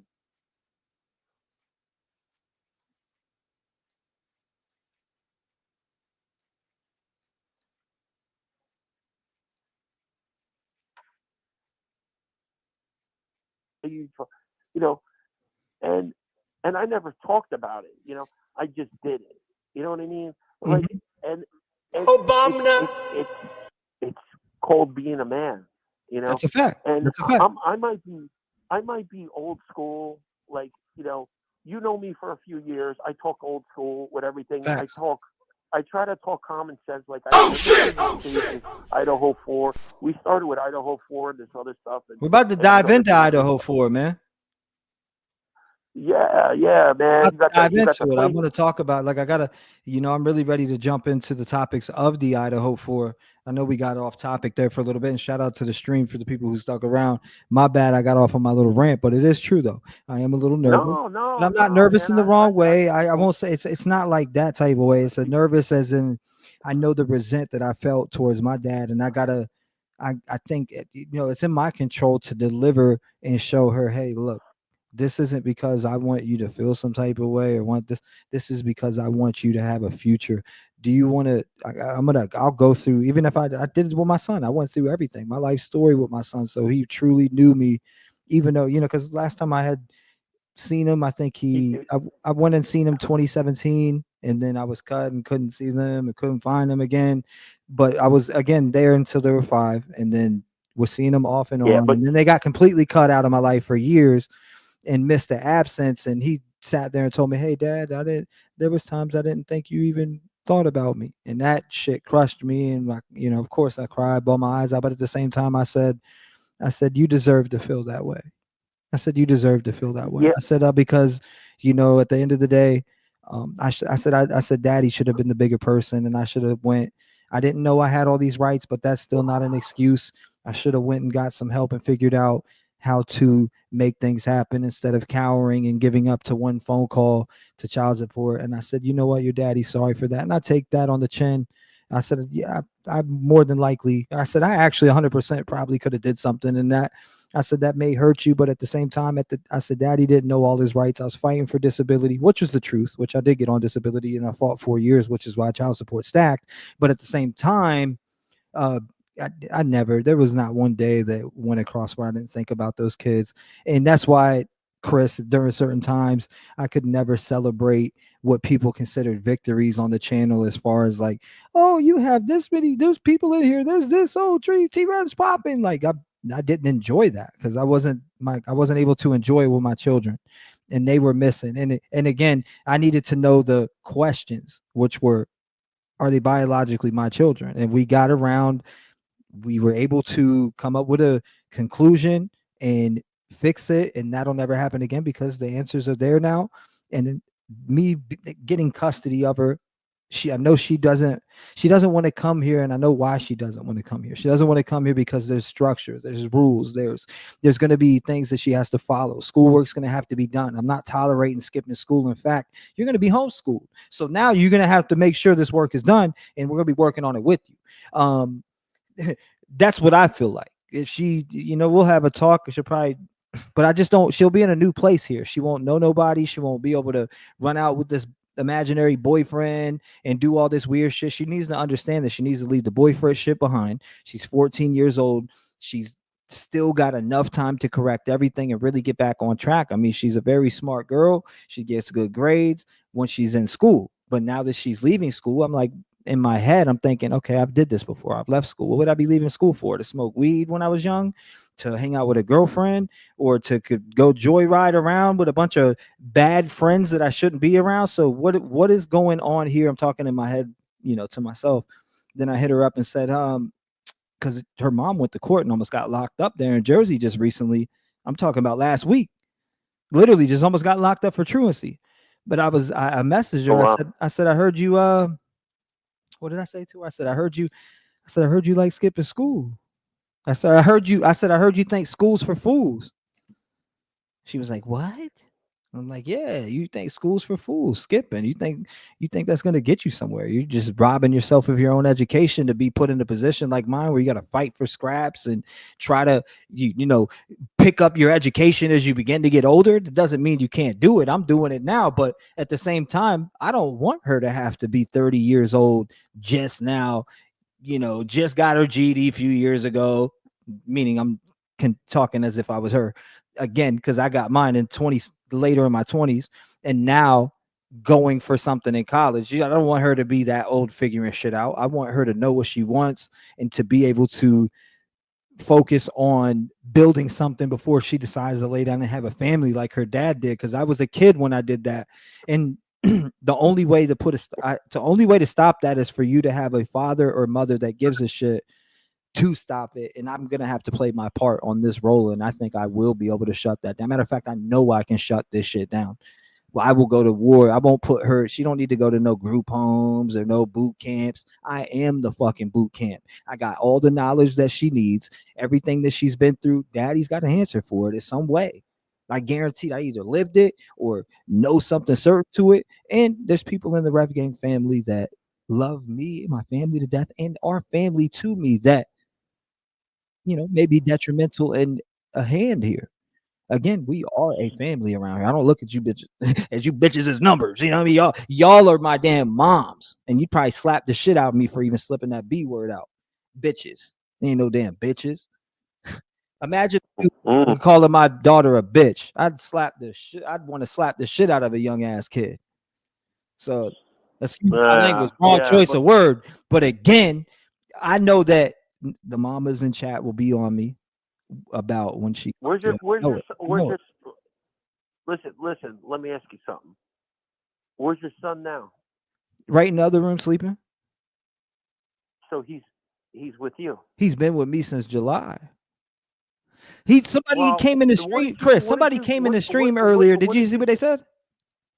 No, I'm just saying, like, wouldn't you say, all right, so your son's with you now, he's staying with you, and then you're doing things with him, and you're reciprocating to him and everything else, right? Mm-hmm. Wouldn't you say that's progress? Yeah, it is. Oh my God, progress! Wouldn't you say that's an accomplishment? Hey, Chris, that's why I laugh at these people who skim through my channel and go, T-Rev's losing subscribers. I don't give a fuck. I'm being a father. No. I laugh at that shit because they're like, T-Rev's losing subscribers, fake phone calls. You running off some weird ass narratives ran by other people. And guess what? I don't care. I'm here being a fucking father. What are you doing besides worried about my subscribers? Go be a mom. Go get your kids something. Go do something for your child instead of trying to look around me. Motherfuckers over here talking about T-Rev. They need to go spend some time with their kid and stop worrying about T-Rev subscribers. Because I don't care if we go down to 60,000. I want anybody in here that thinks or believes any type of shit that these people have put out, the fuck up out of here. If you believe them, see you later. Have a good night, because you are delusional as fuck. Fuck that, fuck that subscriber. Fucking that's a fact. No, that's a fact. Like, I don't care about subscriber numbers, bro. I'll piss subscriber numbers down the drain. I'll start a new channel right now and build it from the bottom. That doesn't make you get what I'm saying? So I don't care. Unsubscribe. See you later, alligator. No problem. Yeah, you'll do it, no problem. See you later, baby. But you have to give yourself some fucking credit, dude. You got your son back with you. Your son is living with you. You're going out with him. You're just saying, and then you're talking. Your daughter's not hanging up the phone on you. She's having a conversation with you. But you want to know what pisses me off the most, though, Chris? Listen, tell me if I'm wrong or am I right. You gotta give yourself some credit. I do, but at the same credit. But I do, and at the same point, I look back at like, okay, damn, while I was making these major moves behind the scenes and doing things to get in custody of my kids, I had people out there telling my story, talking about he owes this and child support, which I do. I did owe some child support. I never said I didn't, but that was from 4 years of buildup of filing for disability. But fuck all that. The difference is that I was already about to get custody of my son, figuring out shit behind the scenes, and people were out here ripping me up, making up shit on phone calls, dropping weird fake ass AI screenshots on the day my album's supposed to drop just to try to shit on me. They know what they did. They know who they are. They know when they're going down. Those five creators know who they're going to court with. They know they got to come see me. Because you want to know why they got to come see me?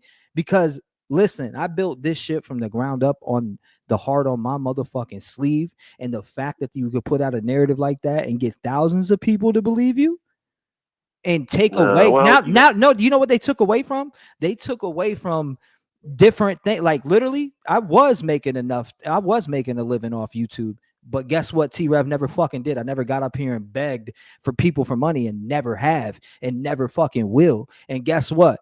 You took food out of my kids' mouths, is what you really did at the end of the day. That's a fucking fact. We don't get up here and do this shit for money, but at the end of the day, I was making a living. I was making enough. But these people put out a narrative on my name. There's nothing wrong with that.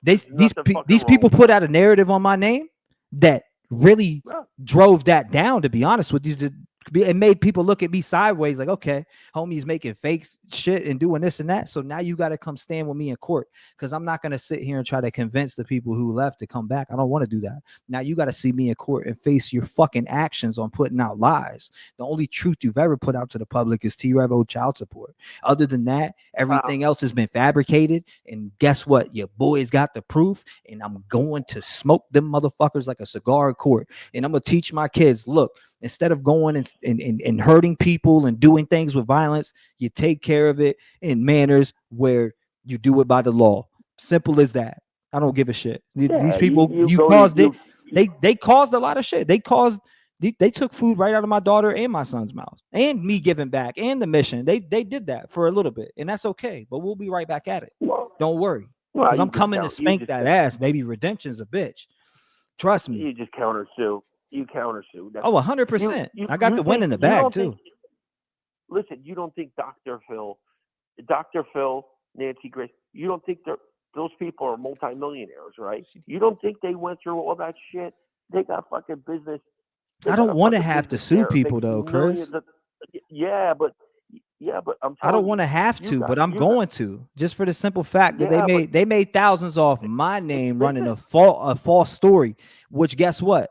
If you could prove it's a lie, it's curtains right there, which every single one of them I can prove is a lie. Starting with the Kohberger fake phone call, never was a fake phone call. Starting with the fake ass Smoke making a damn fake ass email to pretend like he was a friend of Stephen Stearns, got the receipts for that for a judge. Next, what else? I mean, everything, all these different things that these people have put out. The only thing, again, and even saying shit like deadbeat, like homie, I ain't never been no deadbeat. That is a fucking fact.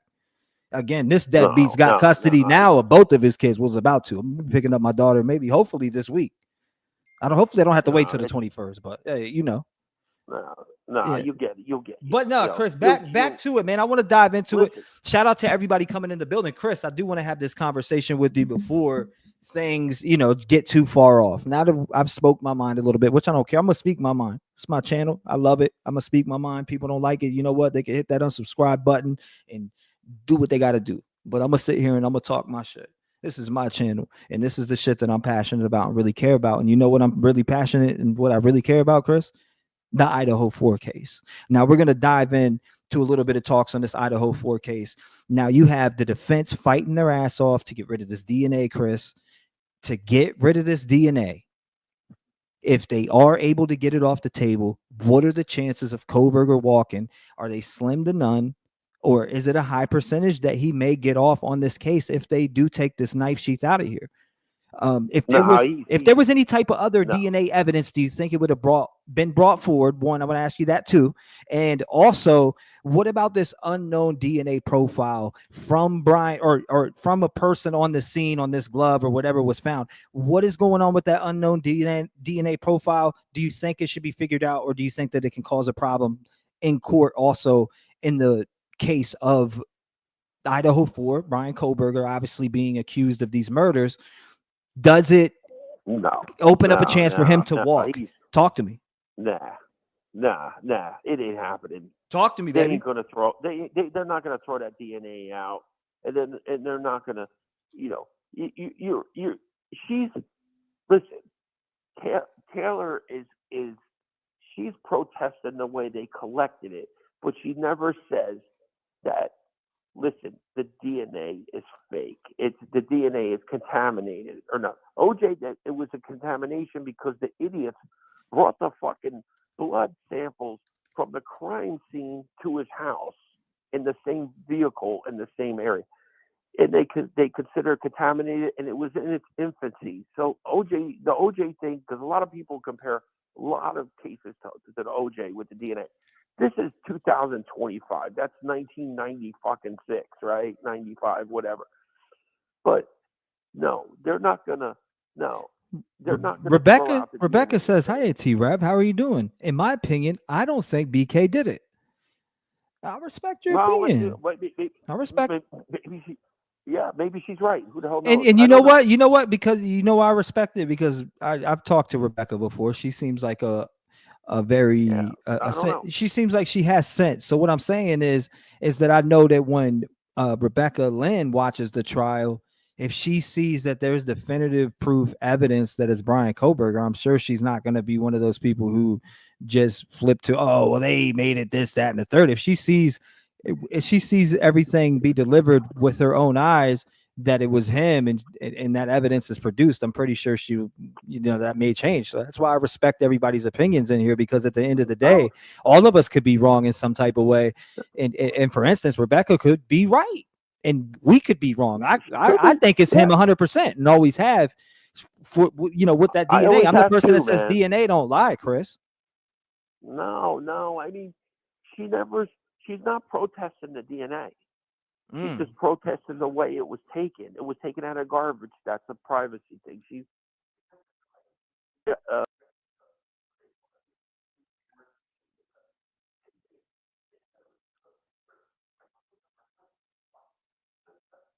that 24andMe and a couple of websites that'll give them the information, and then they get traced back to your family. And that's how they caught the Golden State Killer.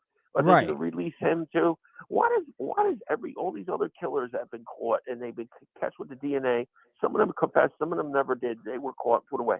Why did they go away? And all of a sudden, Bryan Kohberger, his DNA's on the snap is innocent. You know what I mean? It's like, why does he get a break? It has been taken from us. Families and shit there, like, and then plus you got his car going back and forth. You got the cell tower pings. He's got to shut his phone off. You got him back there like 12, 13 times. You got all this other evidence that, I mean, they didn't have DNA back in the day, the 80s, the 70s, the 60s, the 50s, the 40s. And they still put people together, they still put the pieces of the puzzle together. They present it to a jury and they got a conviction. And 99% of the time they got the right guy. So, the right person. But you can't. No, I mean, listen, everyone's got a right to their opinions and whatever, and they could be right. But I don't, and his alibis are shit. I mean, stargazing, he just likes to go out for a ride in the middle of the night, Like, how about, hey, 4 o'clock in the morning, I was at Dunkin' Donuts. I was out. So I did put this question out. You're at Dunkin' Donuts. I said, do you think if the sheath DNA is taken off the table, do you think or if you're just coming in, make sure you guys vote real quick. My bad, Chris, on the cutoff. And I'm cutting you the hell off left and right tonight. But do you think if the sheath DNA is taken off the table, Bryan Kohberger walks? 70% right now is going, no, they have other evidence. No way. 75%. Yes, for sure. 23%. And I'll wait till after the trial, Rev. 7%. No, I don't, so I'll let that build up. I don't even think they need the DNA anymore, Trev. No. I think they have a lot. There's a lot more. They got the car there. They got footage. Remember they got the cameras across the street and everything like that. No one's ever talked about that. Remember they got the panty house with the freaking the panty house, and then him putting the cameras in there. Him being and they got more evidence there. But that's only the gag order is what screwed everything up and made everyone into all these conspiracy theories and stuff. But there's no one that means if this guy's innocent, that means some fucking crazy maniac is running around the quadruple murder with a freaking knife. Right. I mean, that's the most brutal way to go. I mean, it's bullshit. But I mean, that's my opinion, And people could, people what they say, he's totally innocent or whatever. Maybe they're right. I don't know. But this stuff, when the trial comes up, hopefully I make it that long, dude, to watch the trial. But, hopefully I'm around at the time and we get to watch the trial and we get to really see, because you can see little snippets coming in here and now from the hearings, right? But once this trial comes together, people are going to be like, oh, shit. It's going to be like an oh, shit moment once this trial and this information starts coming out. And, they're not really. They're contesting. They have an eyewitness. Plus, you have an eyewitness. Dylan. Plus, you have then you have Bethany in there. Who knows what Bethany saw? And then you got people say there's theories that like multiple people did this, but yet there's not multiple footprints or any other DNA, like multiple DNA and multiple footprints in there. Yeah. And the knife sheath is not. Rebecca asked. She said, "Do I think that BK did it?" And I do think he did it. Right now, at this moment, Rebecca, I do think he did it, just because I'm one of those people, and I'll tell you why. I'll give you my explanation. And this is just me. I don't go off of what other people say. I'm one of those people that when DNA is at the scene and it is on something so significant as a knife sheath, and it's the sheath is a build of what knife stabbed these young college students who were young adults. Yes, I do have to believe it's him until they can show me that, hey, there was a person that he was in contact with. He made a sell of a K-bar knife that he bought. Again, there's rumors going around that there's an Amazon receipt showing he bought a K-bar knife. If that's the truth and they can't find it, and this knife sheath matches that one as of Amazon, and there's no answer or anything on where this knife sheath and knife is, which they know where the sheath is, but they don't know where the knife is. He's cooked. That's all I'm saying. She is trying to suppress even the evidence from the receipt for Amazon, Apple, everything. Amazon is where he bought the knife off of. Mm-hmm. So if he bought the knife off of Amazon, where is the knife and the knife sheath then? Mm-hmm. He should say, here it is. Here's the knife and the knife sheath I bought off of Amazon. I don't know what the fuck you're talking about. I got my DNA's on the sheet that day. Here it is, what I bought from Amazon. We could talk And this idiot PhD. So Mr. Super Smart, Mr. Fucking Wonderful Kohberger, how come he planned this? If this shit was all planned out and he was going around checking the area or whatever for a while, why didn't he report that stolen and say the DNA evidence would have been thrown out the door if he said, like a month before, he said, look, I had this bag in there and someone stole. I had a couple items in there. I had a K-bar I was using for educational purposes. I'm a true crime, criminal justice major and all this stuff, PhD.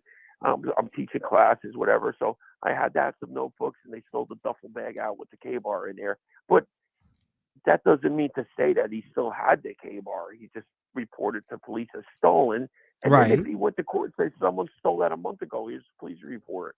That's why my DNA was on it. Right.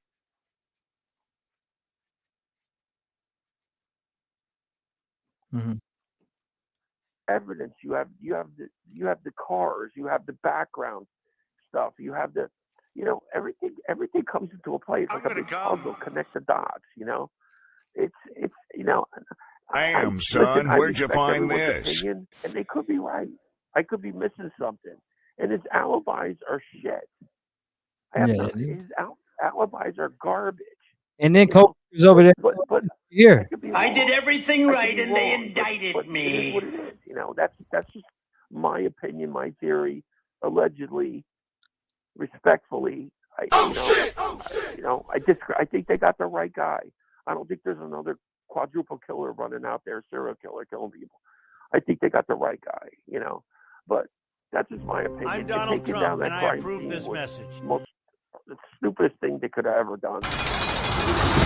And mark my words, I'm going to tell you one thing before I go. I'm going to leave because my phone's almost dead. I got to put a charge on it, but I'll watch you on the big TV. You're good, brother. You're good because I'm going to get the gambling. Go ahead. I'll tell you one more thing.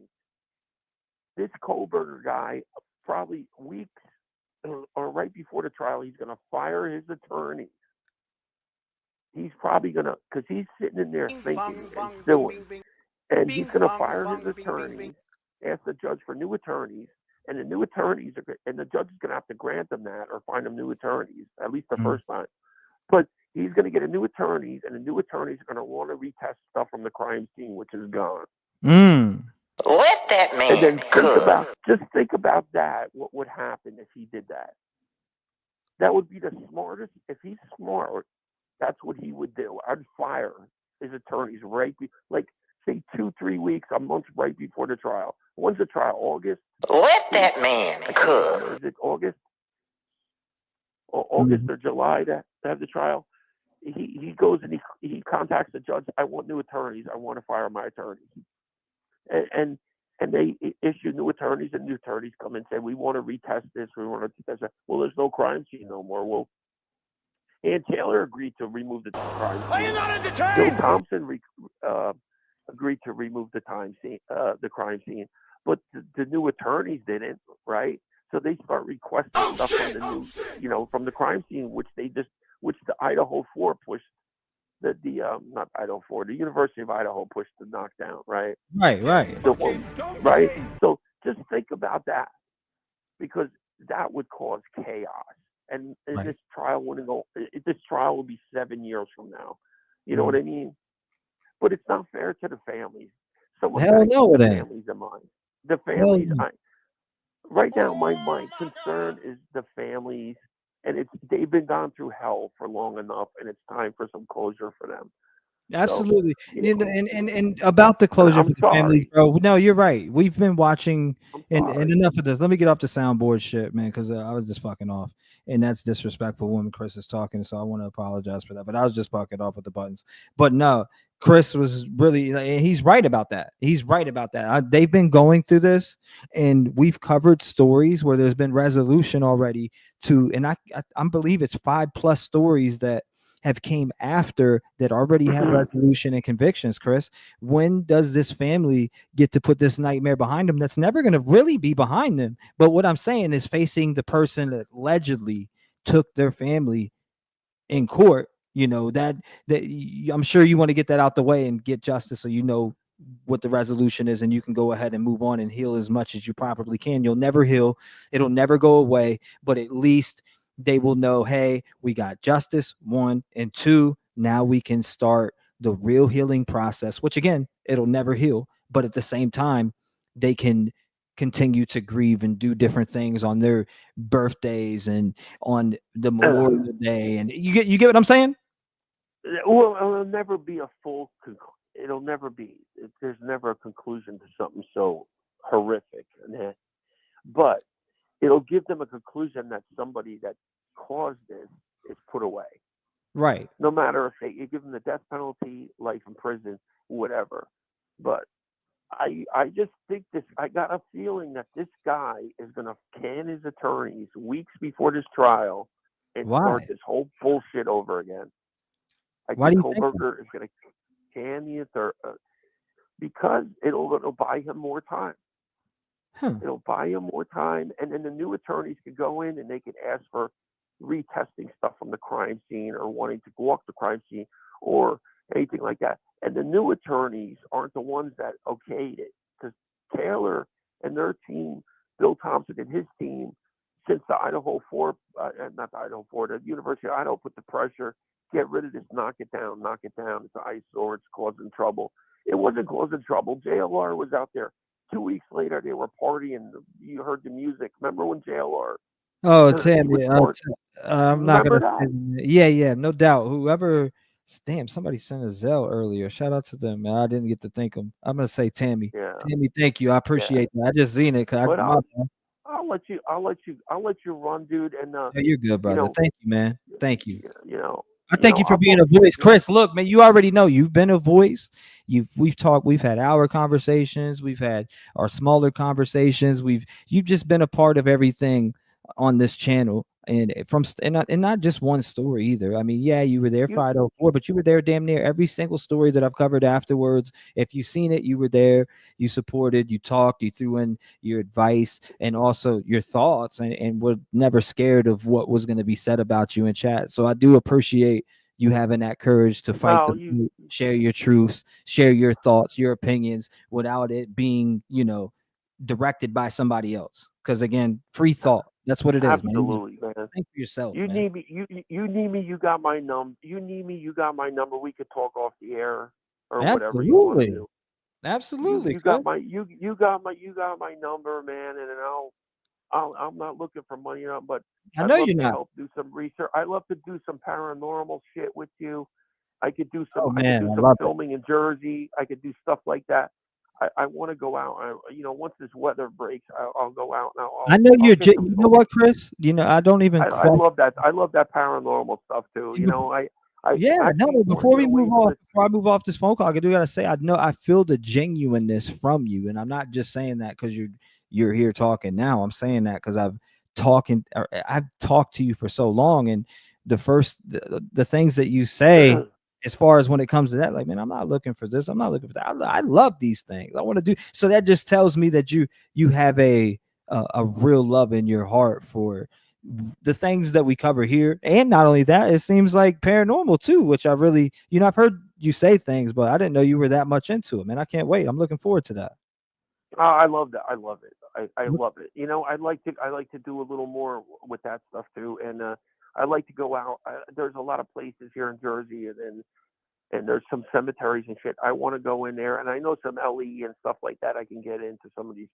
I'll get in. We'll go. Problem. I'm down. And I could do some live filming. I could send it to you. I don't want a dime from anybody. Absolutely.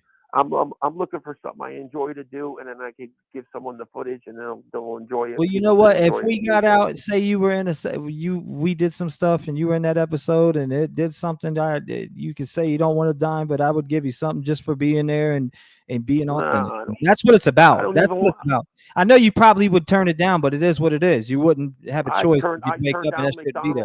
No. I'd buy you a steak dinner, man. I don't even want McDonald's French fry. You know what I mean? Like I just like good people, Chris. I just like good people, man. I like good people. I like the people who want to give back, who want to change, who want to make the change, who want to help people around them, not the dickheads that are the ones that make everybody feel uncomfortable. That's the stuff I can't stand, because a lot of people live in this mentality where they make everybody uncomfortable nearby and wonder why nobody wants to be around them. It's fuck like them. Fuck them. It's miserable. Fuck them. Miserable. I don't. You know what? That's their fucking niche. Whatever. People got their niche. Some people have to make a living off this or whatever they do. Whatever you have to do, do it. You got to make a living. Damn, or whatever. son, you do the best you can. You do the best at your job. You do the right thing, and it'll always come back to you. You'll be okay. And that's started off. I'm so glad you got your son with you. You're talking to your daughter. You're working everything out, and you're a fucking man. She'll be here, but she'll be here next month. She'll be here by about the 21st of February. Mark my words, maybe earlier. And when I come to Tennessee, because I got to take care of shit with my brother. My brother's a fucking wreck, and that's why I haven't been in Tennessee yet. If you come down, you got a place, I'm man. gonna be there, and I will come. I will contact what part, you. if you don't mind me asking? And you're available. I will take you out to a fucking steak. You got to have a good steakhouse. I don't want no. Hey, look! Hit me up where this area is at, man. You got a place to stay if you need a place. It'll be up by Pikesville. I don't know how far Pikesville is from you. We'll check. I'll check. It's called Pikesville, and then there's another part. I have to go look at another investment there, because I was going to buy some property and build a couple places, but everything's been on hold right now because I got a bunch of shit going on over here in Jersey and stuff to close up. It takes time, bro. You know how it is. Yeah, no doubt, Michael Rappaport, no doubt. But I got you, man. And if I come down there, and then we're gonna look at some, because my friend over there is a developer. He wants me to look at some cars for him because I had the automotive business and shit.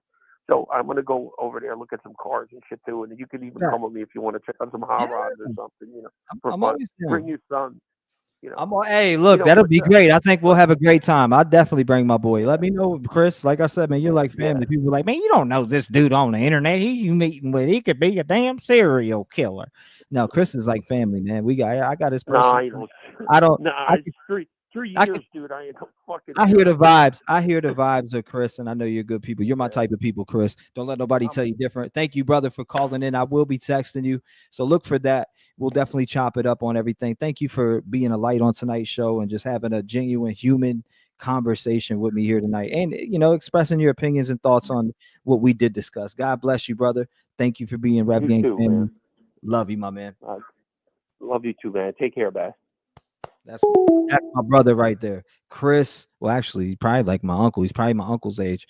I don't know if I got to tell you guys this, but my uncle was in a very bad car crash and almost died recently. What's going on? 423. You're on with me. How are you doing, man? Hey, this is Doug. I got to get on this Kohberger stuff. Let's do it. Let's get down with the Kohberger stuff, my man. I mean, again, you know my thoughts there. I mean, if they get rid of the sheath, Doug, what's going on? What is going on? All right. Explain to me how he got out of there with no blood on him whatsoever, no blood in his car, and all they got is that little knife sheet. They parties going on in that house. They should have been DNA all over that house. Now, here's my theory about Kohberger. This was a drug deal gone bad. Right. The reason Kohberger was there is he gave them a ride to the apartment. He got a fist bump for whoever he let out. They went in there and done the stuff. He heard it outside, the screaming, and he got in his damn car and hauled ass. Right. And he left them hanging. Damn. And the reason he can't say nothing, because the people who done it would kill his family. Really? Because I believe it came from the pool party, and he gave them a ride over to there to collect the money. And the two girls, it was the one that was after the two girls. The other two were just the other two were collateral damage. That boy Doug from he said collateral damage. So you think who? So the fist bump. Who gave the fist bump? Who's the fist bumper? Whoever done the killing. Huh? Whoever done the killing, give Kohberger a fist bump when he let him out of the car. That's why his DNA was on the knife sheet, because it was a touch DNA. He was standing outside. When he heard that screaming, he left. Damn. He got in his car and hauled ass. That's why his car was flying out of there. What's going on? He's in on the drug trade. Is what he's in on. And them two girls had took the money from the drug sales. Bethany's boyfriend was one of them that was in on it. So let me get this straight here, though, Doug. Are you telling me that the courts are possibly sealing drug transactions from the public right now until the trial? They stole drugs from the drug dealers and took the money and spent it. And they come after the money, and they didn't have it. So they You cut out on me, Doug. It's got to do with the Mexican mafia. And he dropped them people off, man. And when he heard that screaming, he left. It scared the shit out of him. And that's how you would get touch DNA. But fist bumping. Thank you, man, for the ride. And because he didn't have no blood on him, boo. I've heard, man, the chat's cooking you up, Doug. But you know what? You know I respect your opinion, man. I don't know what to think about that. If there's some, if there's some evidence that comes out in there that they were drug dealers, then they could be selling some stuff like that. We don't know. We're not gonna know. I'm telling you, we'll be blown away during this trial at some point, multiple times. There's too many people going in and out that house for no DNA to be found in the house. No, absolutely, 100% on that. But can we say this?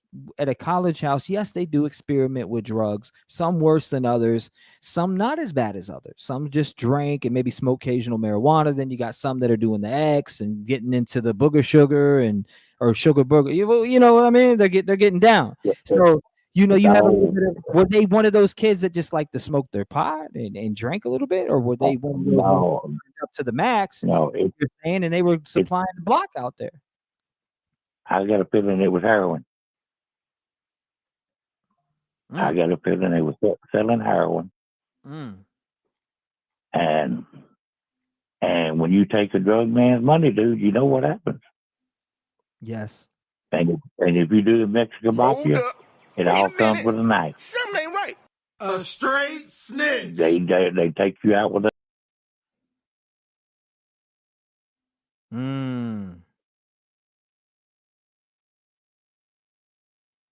So there's no way that he got out of there having no blood on him, you think?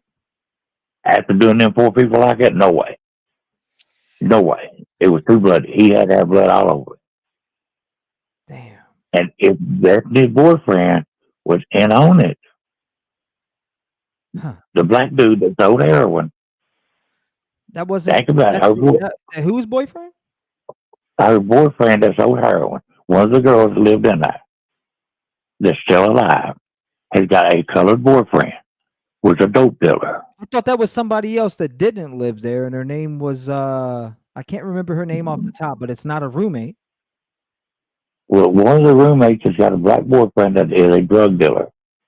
I don't remember. I don't recall seeing that. The only thing that you're talking about is Emma was the one with the black boyfriend that sold. Okay, that's the one. That's who her boyfriend was in on it too. But Emma wasn't Demetrius. He wasn't dating anybody from that location though. But he went to collect the money. Yeah, he's the money man. I'm hearing you on that, but I had to correct you on the part of they weren't no roommate there. That's all I'm saying. They had no connection to being a roommate at this location. That's all. Because I remember hearing this and I had to look at it and I was like, okay, this woman doesn't have any connection to this exact location as far as living here. But see, Bryan Kohberger has got a pass on heroin use. Yeah, no. And that's why he was going to that house. Yeah, I'd see that. I don't know. The 12 times prior, maybe you could absolutely be right because I don't know that story, and that's what I'm going to be watching this trial for, Doug, is to be able to. Hopefully, we can fill in the gaps of the questions that we've had since day one, which is why did it take so long? What was the conversation in the voicemails to Jack or whatever? Why did they want him to come over at 2 something in the morning? What, you know what I mean? Like what? That's what I want to know. I want to hear these unanswered. And why did they clean up the house before they called the law? Why? Think about it. Why did they clean up that house 8 hours before they called the police? That's a good question. Because they had to get rid of some shit, and they had to take the football off where the guy went out. But they missed one. And I don't care what you say. If you got a guy that takes out, he got 4 people, he takes out 4, they missed one. He is not going to leave 1 or 2 alive. Right. He's not going to do it.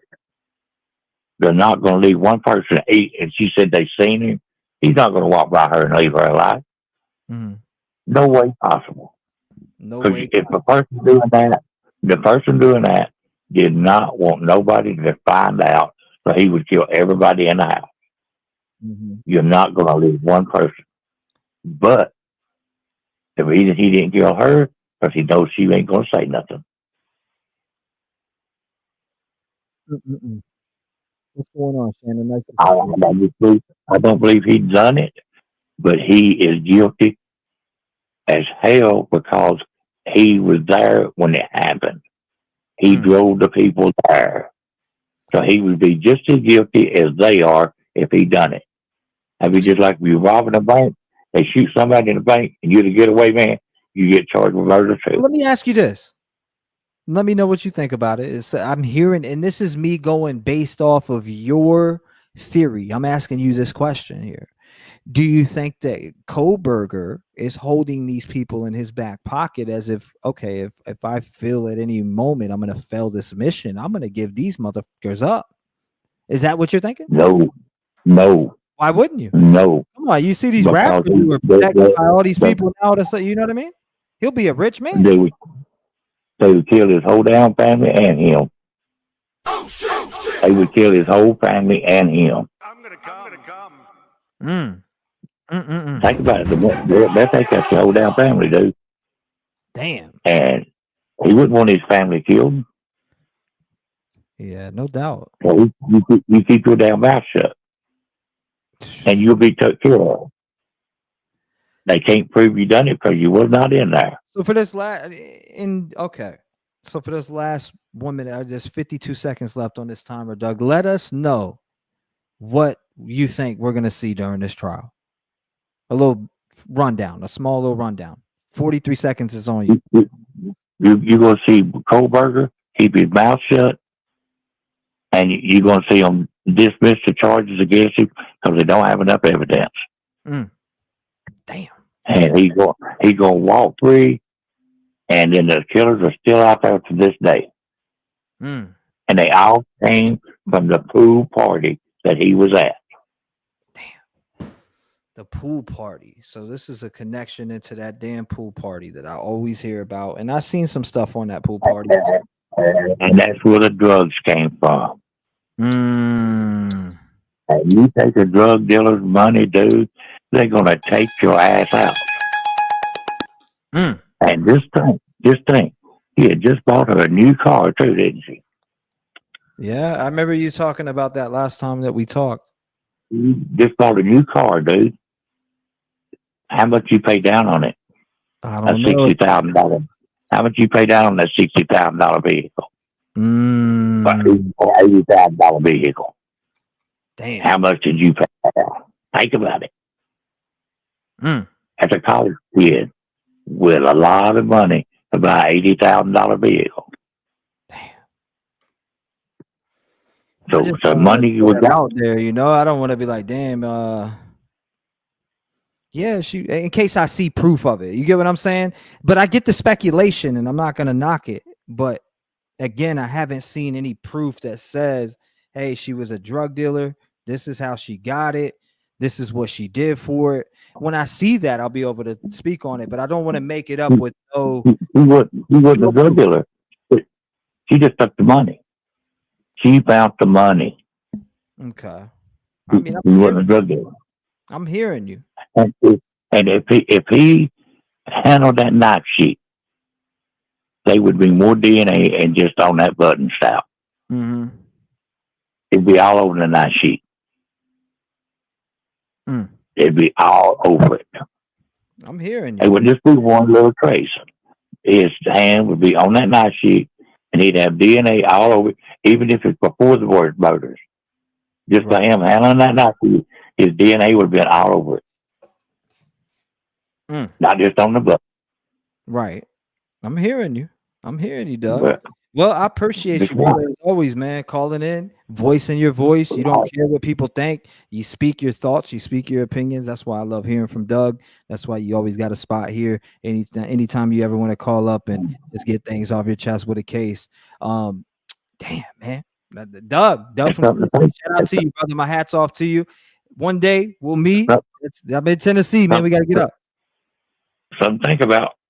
No doubt, brother. I'd like to have, you know what? I'd like one day maybe we get together, have some lunch or dinner, and just talk some of these cases and really just, you know, maybe you got some ideas for the voiceless on other ways that we can give back and change that we can make. So I'd love you to be a part of that too, man. You've been here for a while, and I appreciate your support, your heart, your soul, your honesty, and just the way that you don't give a fuck what nobody thinks. So thank you for being you, Doug. Later. God bless you, brother. Shout out to my God, Doug, man. Always being him. 219-885-9693. Make sure you call in them lines. I see 412 calling up. It is ringing right now. We're going to talk. Let's see what's going on. Again, 412 Pittsburgh in the building. How are you doing tonight? You were live on the stream. Talk to us. Hey. What's up? All right. How you doing? Oh, man. You know, this case bothers me. I do think he is the one, but I do listen to you know me, I got the patience. I'm gonna listen to others. I don't care if it's a crazy conspiracy or drug. Like I'm gonna hear it because you know what time it is. And sometimes though you hear shit in court that you just never knew that was going on. And I learned that with the case that Angelica had me watch, which was that damn burn pile murder case. All the baggage and dudes that she was talking to started coming to fruition because why?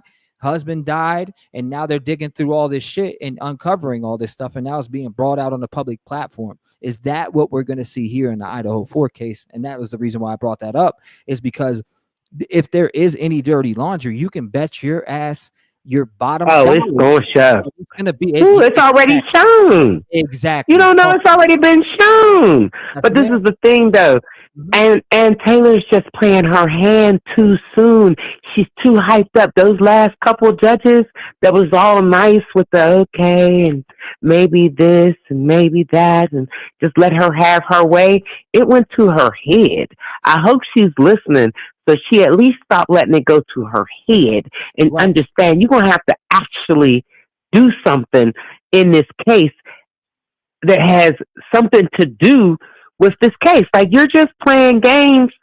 She got them chasing their asses about evidence, but never once do you say that he's innocent. You haven't said he's innocent in a long time. Last time she said something about him being innocent, she said he's innocent, sitting in this chair right now.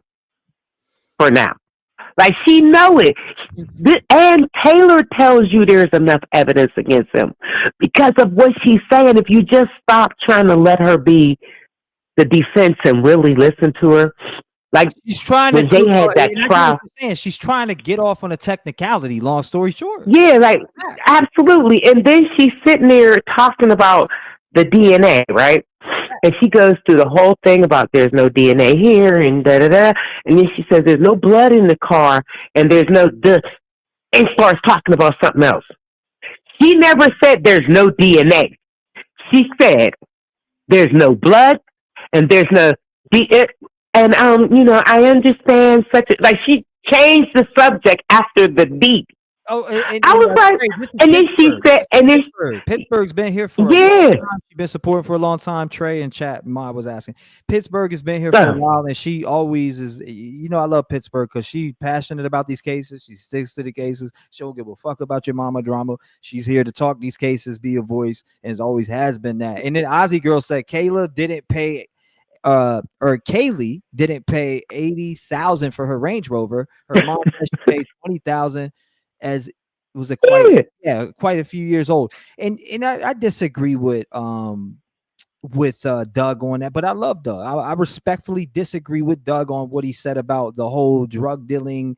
Kaylee bought her car. That's how she bought it. I don't believe that, and if it is bought, that he was right, then I'll say, he was right. But I don't think I would say it too. I would have to admit defeat, but they're gonna have to say that because I don't want people to be mad at each other because of like an opinion. No, I'm not mad at him. He can have himself a blast. I mean, Doug, hey, I love it. Hey, you know what? As long as he's being himself and keeping it 100 with it was just hilarious when I was like, huh? Yeah, come on, man.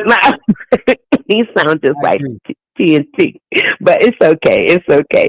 I just wanted to, I was already getting ready to call you about if who all noticed that Ann Taylor changed it. She changed everything after she said no blood, and then she started speaking of lack of. Right. Absolute lack of. So why do you say there's no something?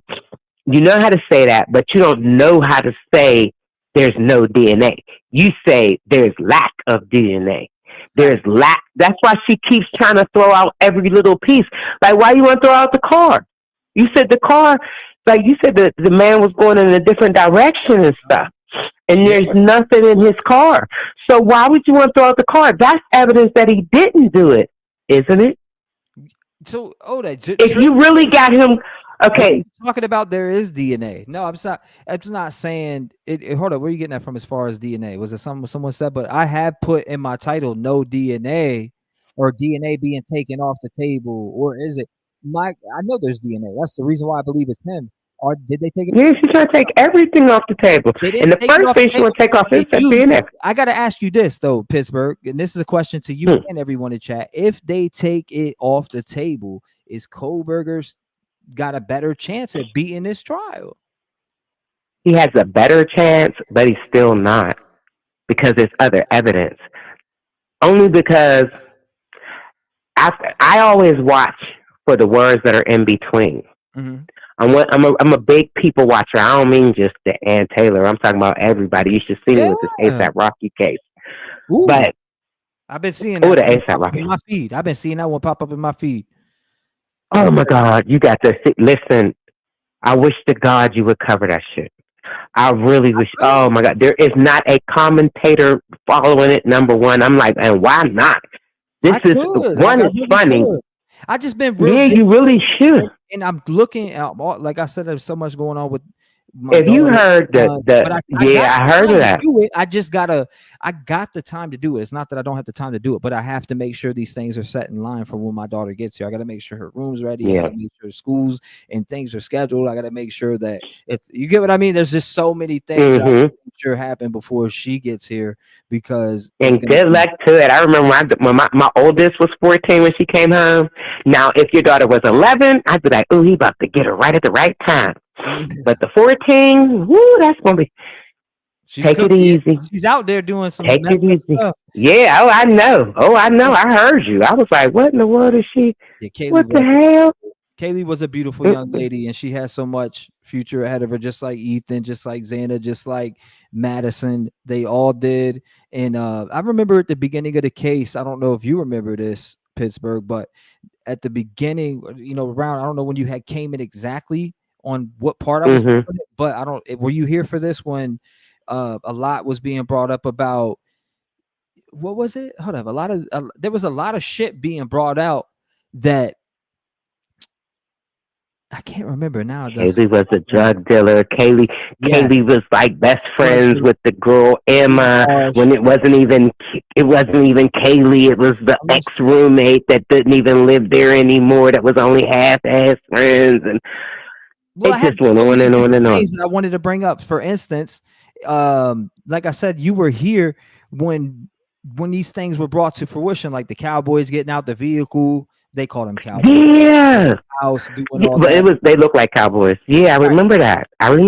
Yeah. You had we were able to watch them inside of where they were collecting actual DNA. And I actually, to think back of it, guess what? That video is to significance, because allegedly they found some unknown male blood or some unknown blood on that. See, I remember that.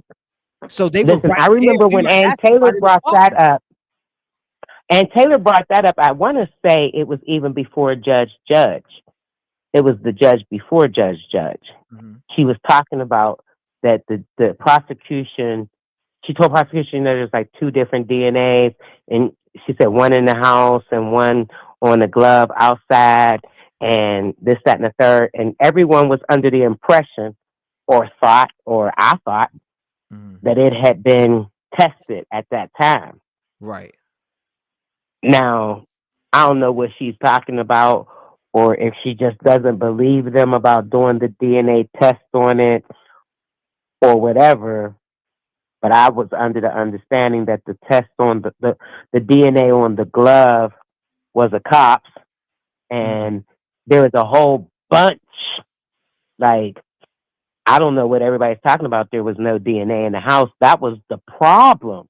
Was there was so much DNA and fingerprints all over the house before they even arrested Bryan Kohberger. They had said that there was so many people were visiting and there, and the people that were there before Kaylee and them were there, that there was just so much of that in there. They had to slowly go through all of the people. That's a fact. And then, so I was very happy to find out that they had found the knife sheath with at least a single source DNA, because they kept talking about there was all of this DNA that was like mixed blood, not mixed blood, but mixed DNA and all of these mixtures, and they wanted a single source DNA. I remember that. I was all up. And everyone was, and so, like, I don't know why everybody keeps saying there was no DNA in that house. I saw it as there was a whole bunch of DNA in the house, and they really needed to figure that thing on out, because it was just wild in that house. They really needed. So it was that, like, they had too many fingerprints, so they act like the fingerprinting was going to be unimportant. It was a whole bunch of stuff. I remember that. There's so much.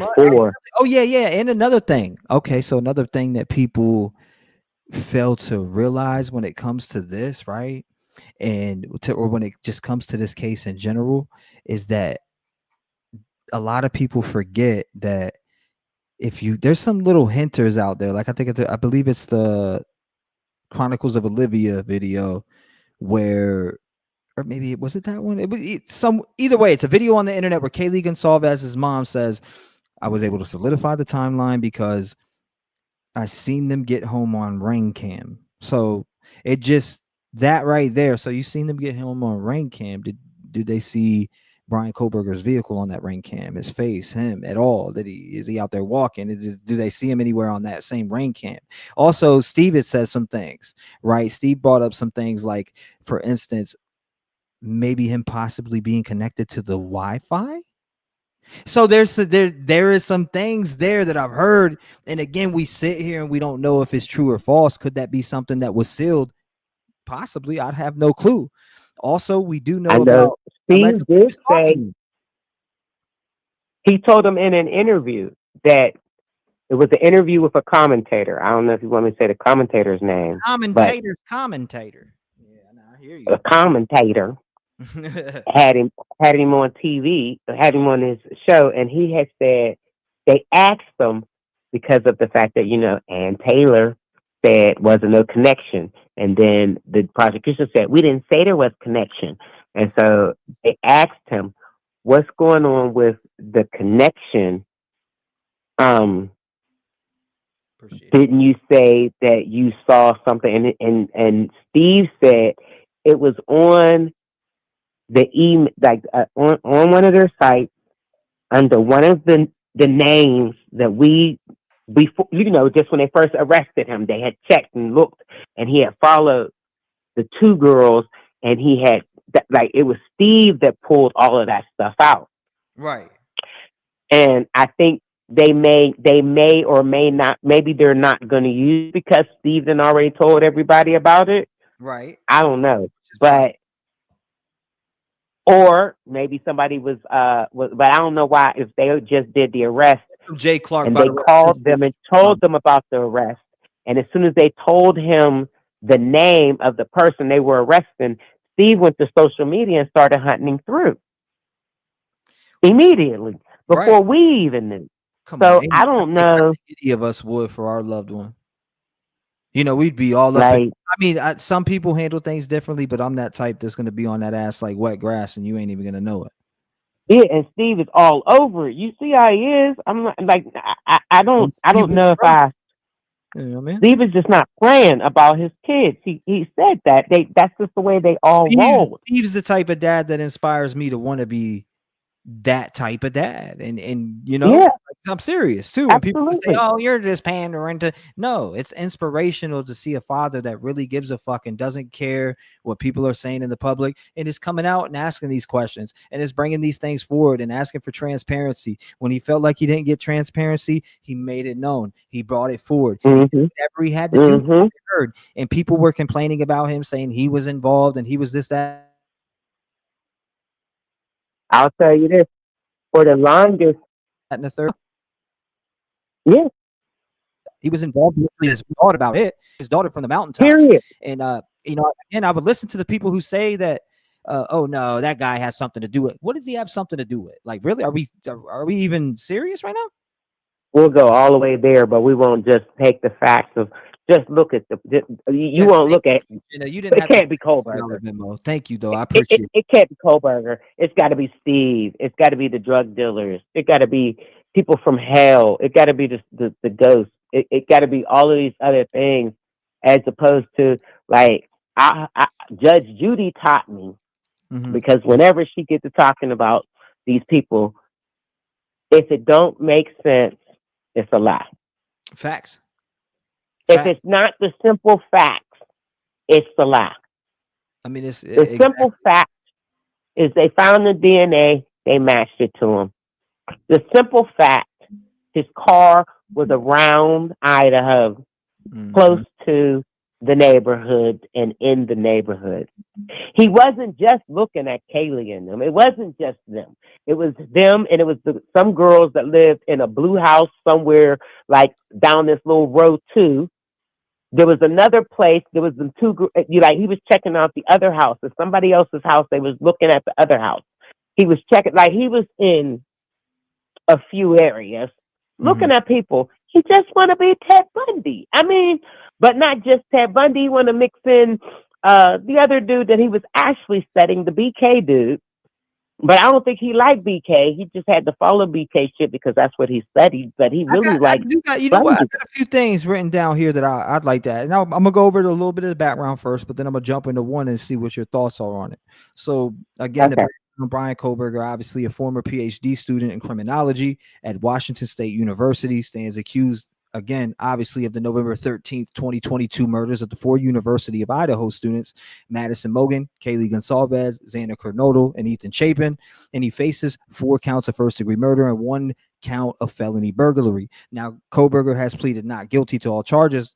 And when it comes down to it, I do want to jump into these key developments. Number one, let me know what your thoughts are after I read this off. DNA evidence and investigative genetic genealogy. Investigators identified Kohberger as a suspect through DNA found on a knife sheath at the crime scene, and they utilized IgG, a method that involves comparing crime scene DNA to public genealogy database to identify potential relatives. Now, this approach has been pivotal in linking Kohberger to the crime. Your thoughts on that and where they're going with it? I have another one after that I want to get your thoughts on too. But when you hear that on the key developments, that DNA evidence and that investigative genetic genealogy, what are your thoughts when it comes down to that topic?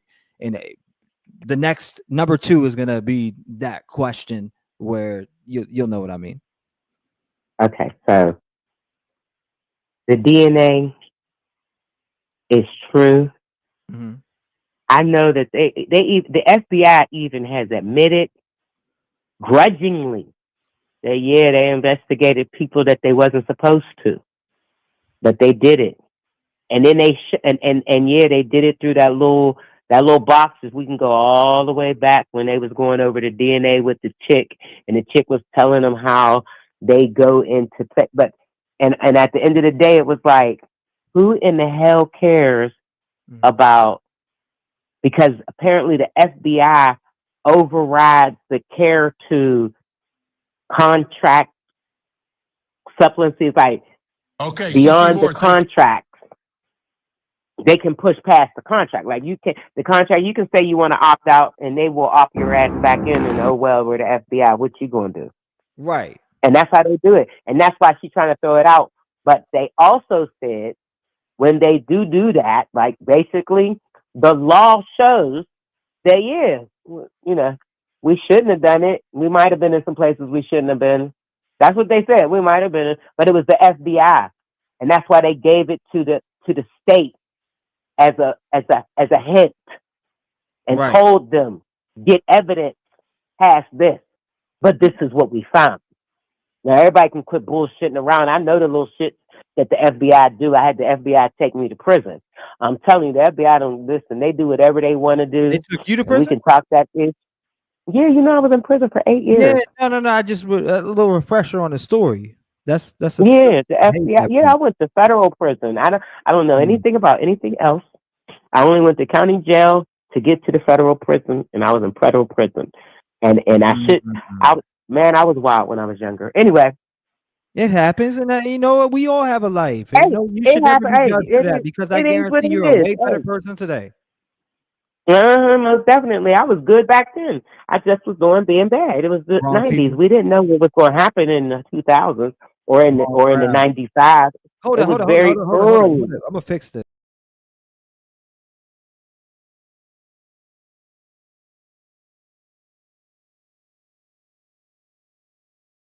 All right, hold on. I just had to refresh my page, bringing Pittsburgh back up. All right, there we go, Pittsburgh. You're back on. My bad. Okay. But yeah, no. Everybody has a past and something they've been through. I've been to prison, but again, it was me surrounding myself around the wrong people. Listen, I'm a 70s baby. We were some cut ups. Terrible. And we only dropped it down to our little brothers and little sisters, and then we all grew up. It's 2025. So anyway. It's not about how you start. Hey, it's not about how you start. It's about how you finish. It's how you finish. Absolutely. And look at me finishing. So, oh yeah, this is the one for you right here too. The one I was going to go over. Now, two again, defense challenges that evidence. Kohberger's defense team has filed multiple motions to suppress evidence, arguing that the use of GG or IGGG violated his constitutional rights. They contend that the police did not obtain proper warrants for genetic searches and that the search warrants for Kohberger's property were overly broad. Now, what do you think about that in specific to what they're saying in that statement right there? I listened to a lawyer commentator, Mm-hmm. and he agrees that yes, they were broad, but what they had told when they it's like a per se thing, like it is broad, it's overly broad. It is overly broad, but I don't think it can be thrown out. I'll have to wait and see, because they do have specifics in it. But I remember when they were saying, when a lot of people was complaining about it, when we watched and saw the warrants and their arrest, they were saying that's very wild. Like, why are they able to check so many places and so much stuff? And they were like, they broke into the other room, remember? But when you have a quadruple murder, at the end of the day, the FBI was only there to help. Now, if your help is a liar, right, then you only take that liar's advice, but so far, and you just keep on moving. I'm gonna tell you who's not a liar that they can prove. The state is not lying. So since the state has the case, the state has the case. And remember when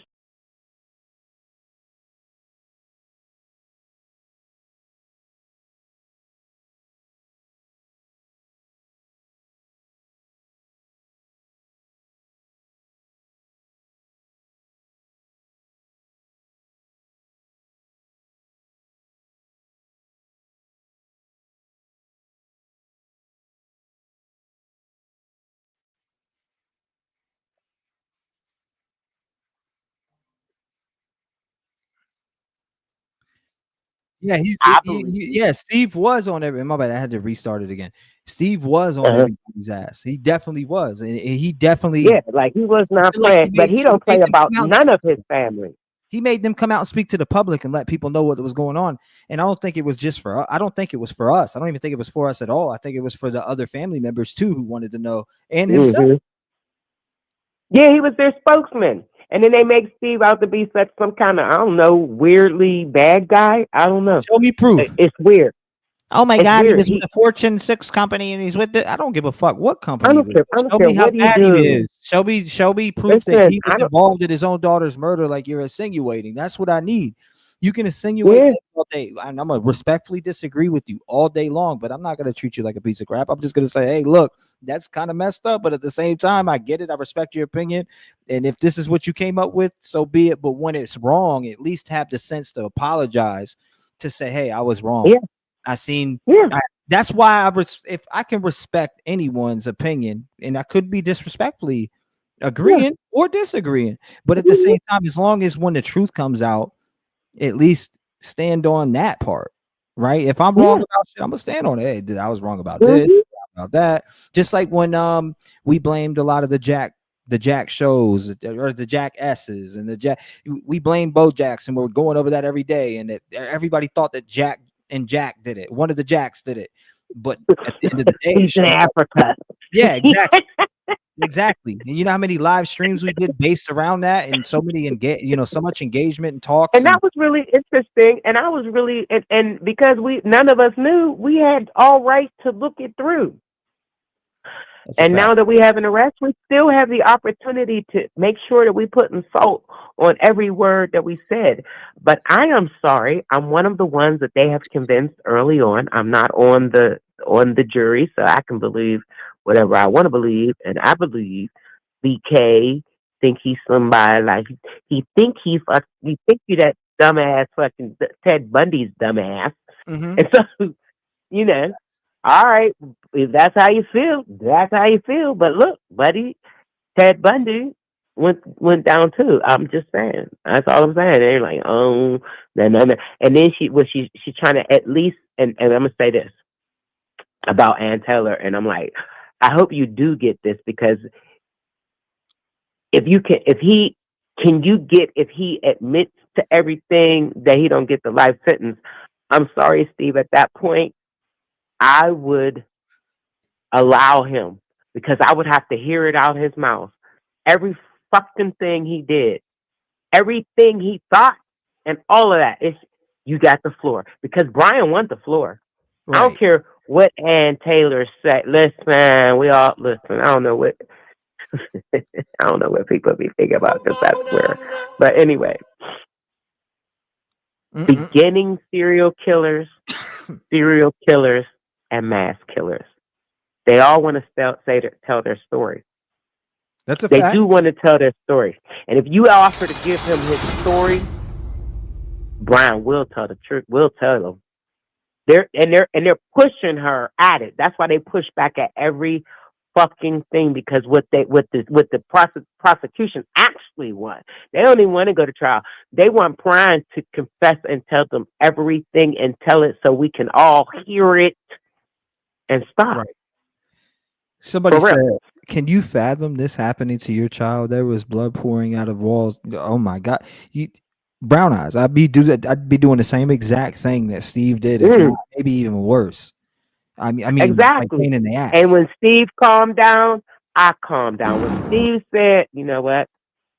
He didn't even, and it wasn't because they had told him to stop being wild. And it also wasn't because we were running in his nutsack either. It was because we could relate with what Steve was going through and his emotion, because I feel like 60% of us would act the same way. That's why. Listen, I'm getting ready to be in trouble about something about my daughter. I ain't playing no that. You can't, because you can't just do that to my kids.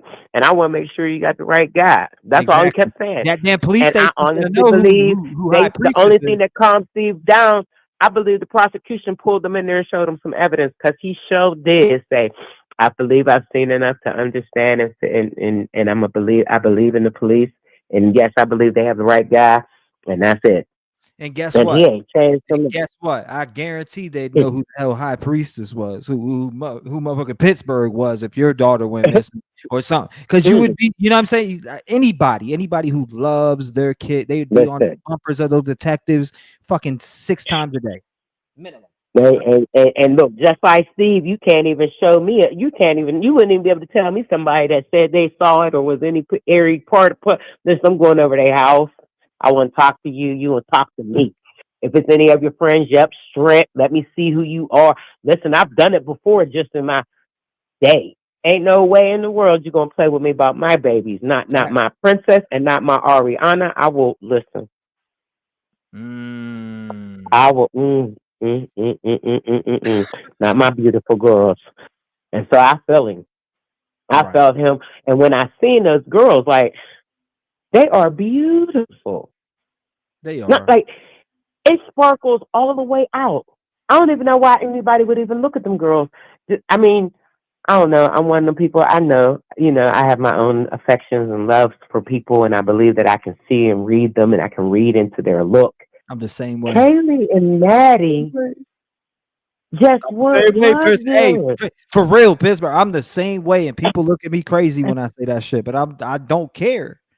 I don't care. I can walk into the room and read the room. Like, I'm good at reading. I can read who's got a problem with me. I can read who is irritated. And I got to know this information because I'm too nice of a person.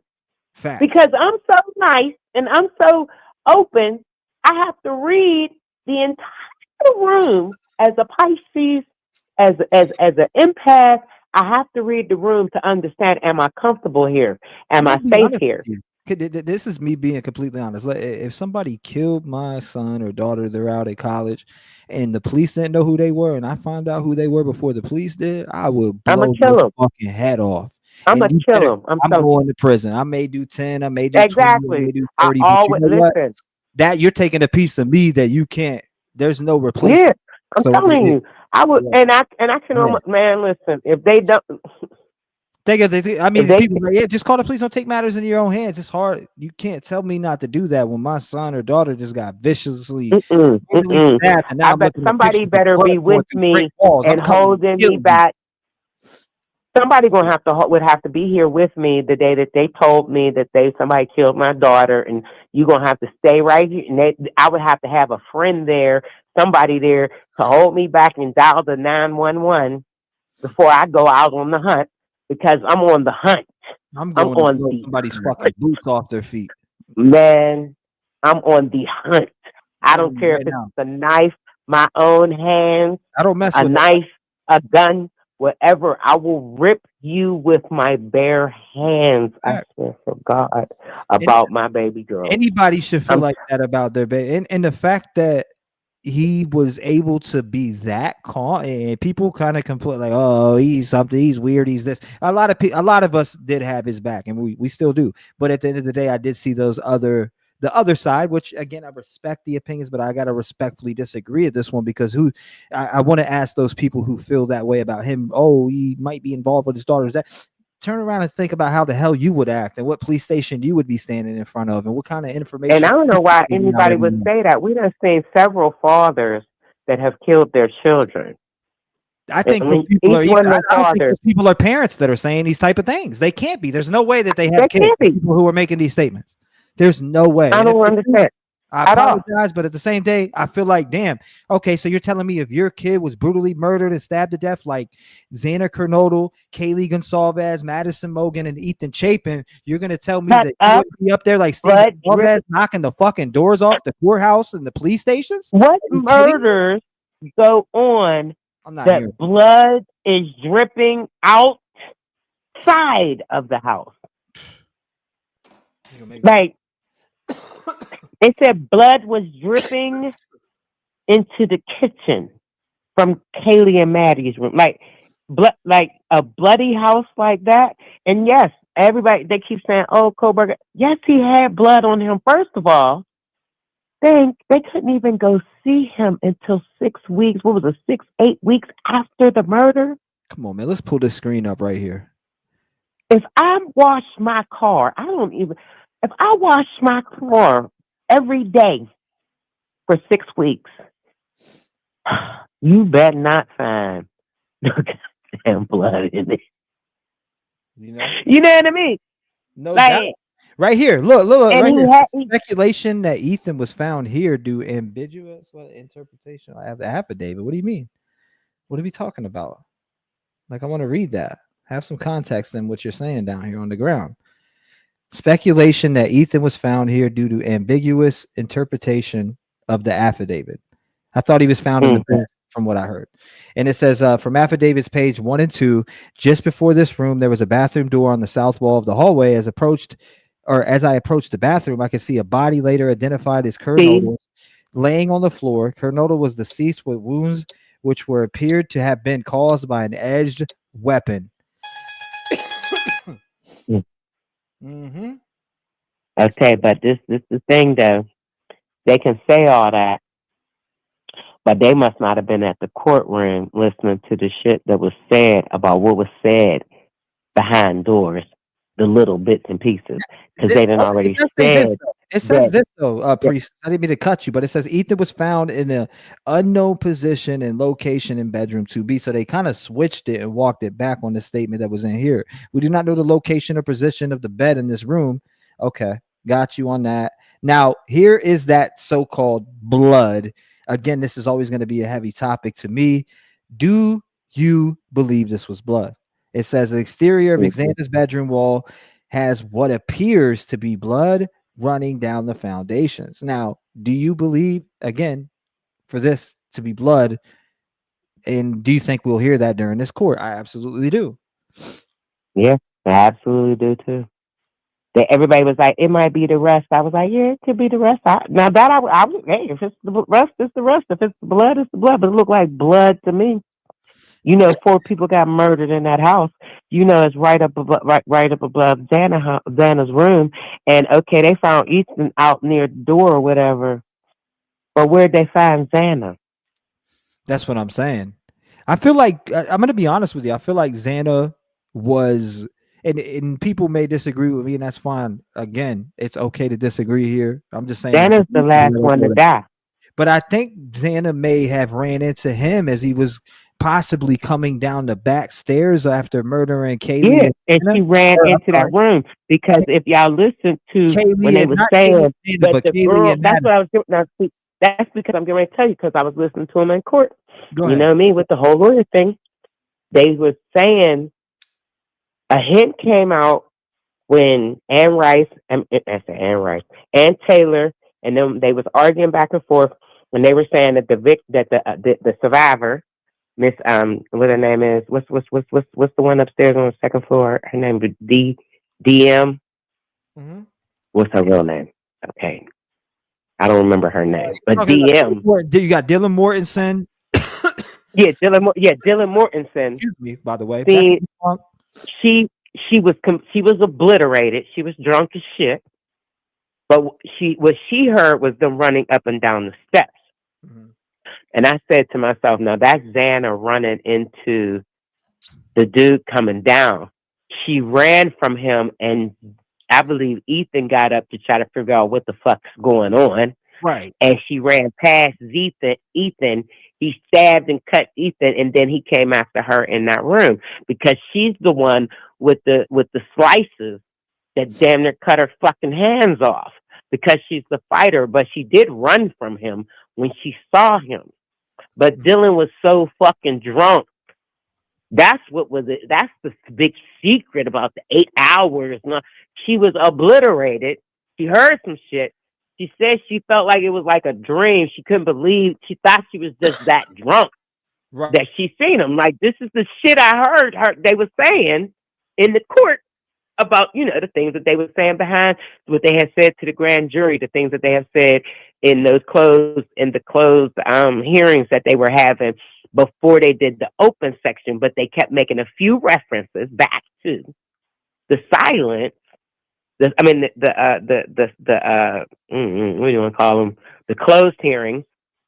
Mm-hmm. They were making references back to the closed hearings. And that's where I understood they had said, basically Dylan said a lot more than what the PCA said or whatever.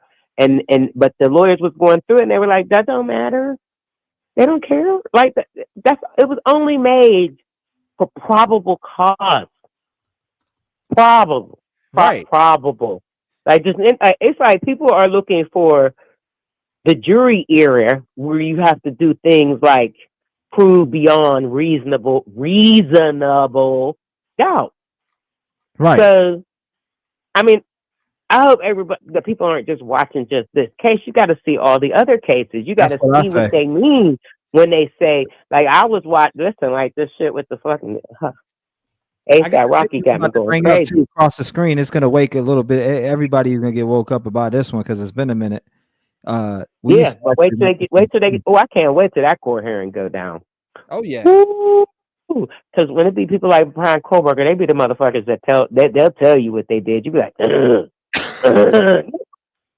it be deep. I swear. I just be like, that's just too much. I can't believe all of this is happening. It'd be too much because it'll be the Xana's blood was mixed with Kohberger's, but it was mixed blood at the time shit that everybody will discover.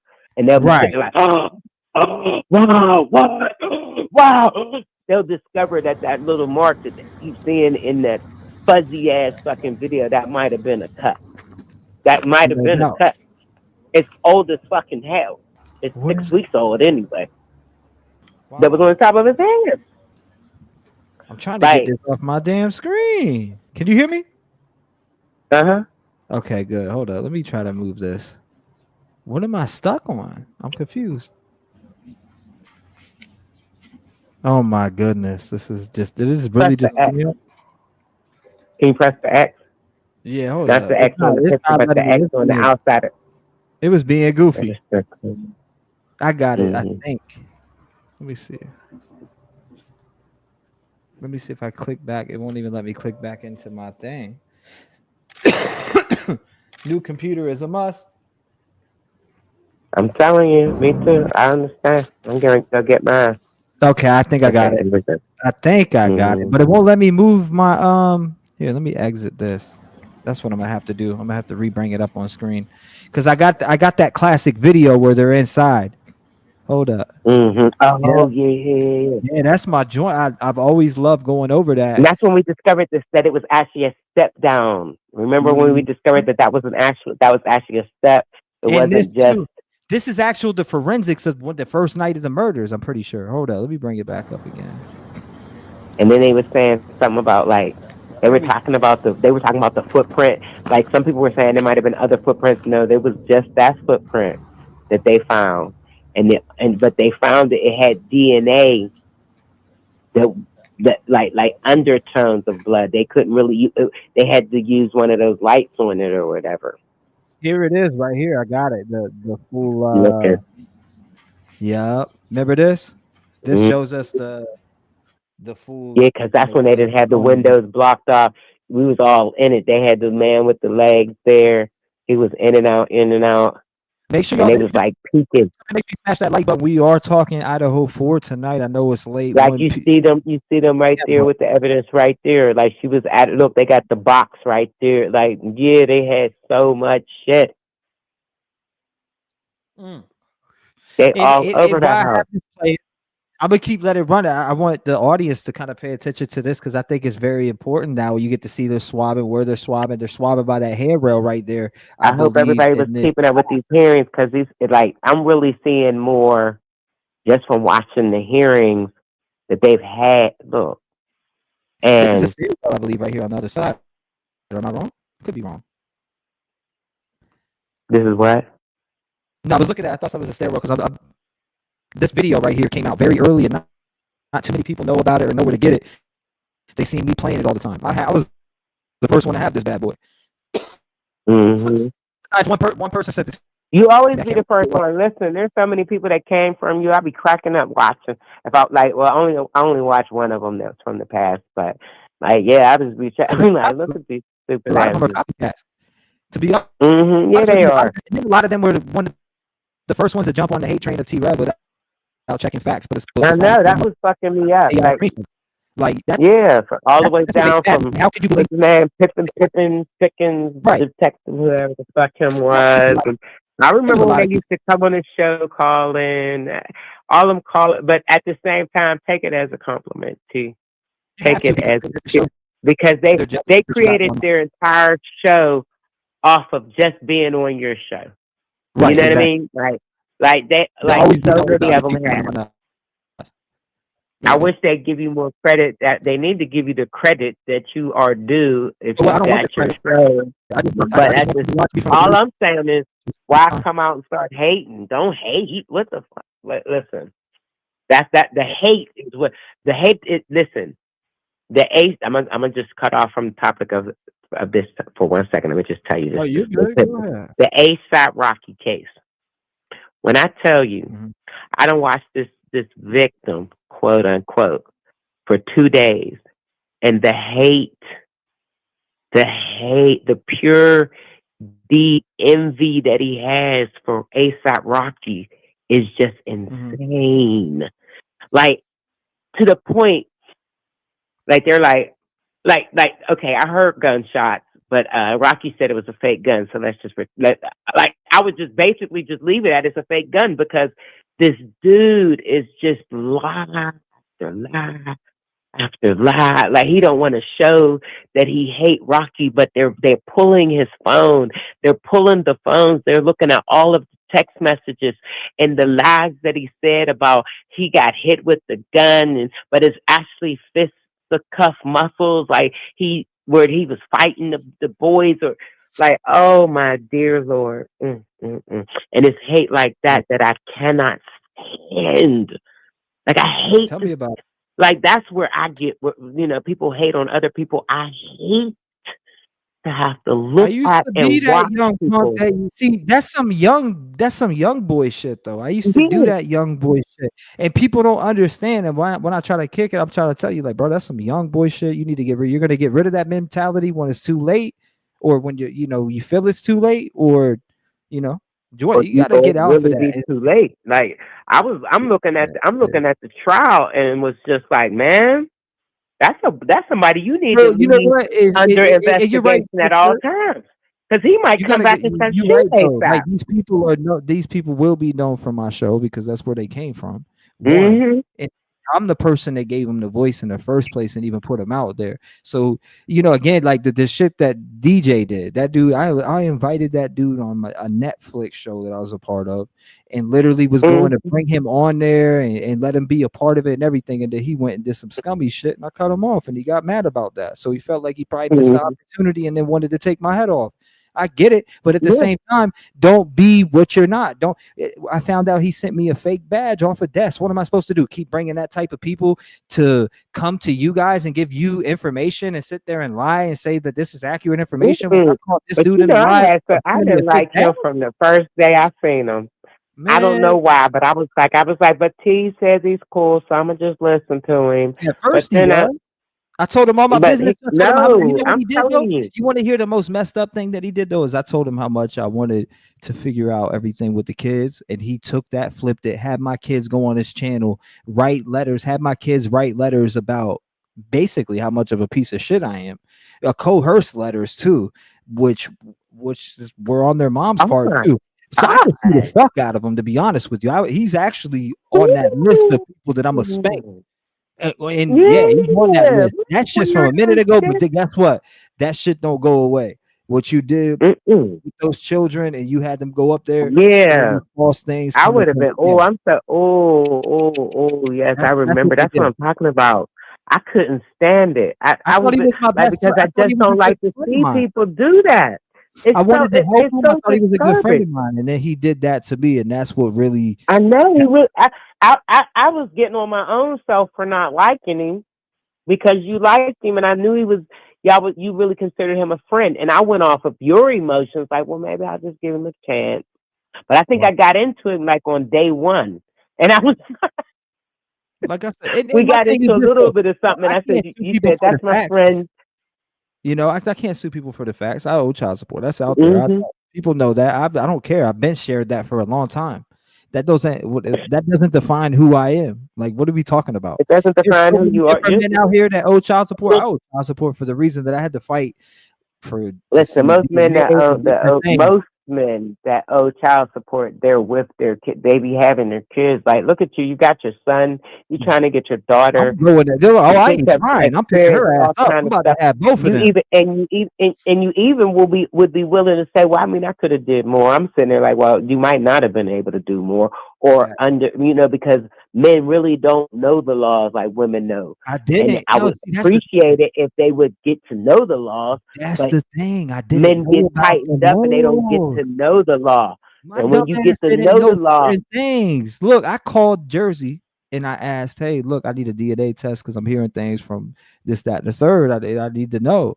Well, nah, you already signed the birth certificate. You're obligated to pay. Bang bong. And then they started charging me for 2 other kids that weren't mine at all, and that were mixed kids. So I know for a fact they're not mine. So again, like there was just a lot going on and a lot of ducking, but that's taken care of off the table. I'm about to pick my daughter up. There's no ifs. Her ass is coming here.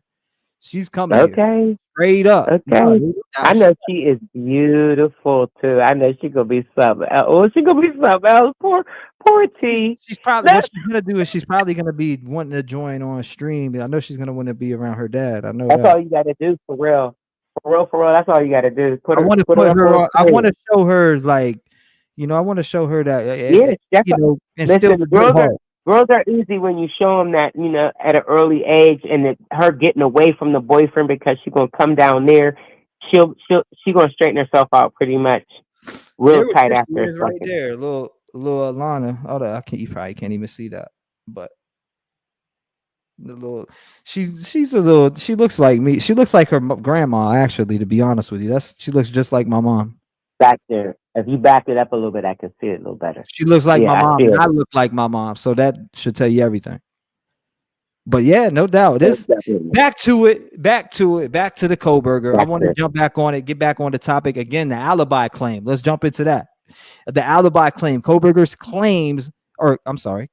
claims that he was on a late night drive during the time of the murders, engaging in activities like stargazing, and his defense asserts that cell phone data will corroborate his alibi, showing his presence in areas away from the crime scene. Now, again, I did hear about this expert that came in and etc. And they were somehow able to prove that he didn't go the way that they said. So what's going on there? What do you think the confusion is there with the defense bringing in that expert and that being done? What do you think, Pittsburgh?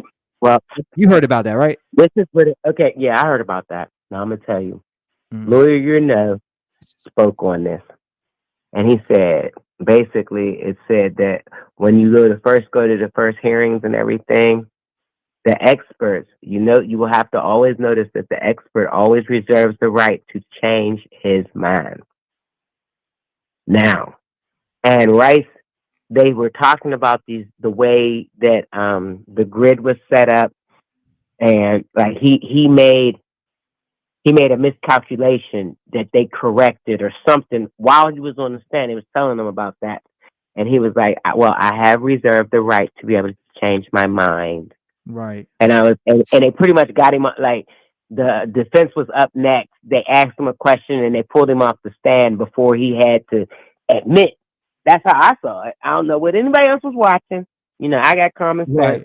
And I know when you try to hurry up and get a bad witness off the goddamn stand before you say some F stuff, you just want him to say that he could have been in some other areas. And they went through this whole, like, it was real technical.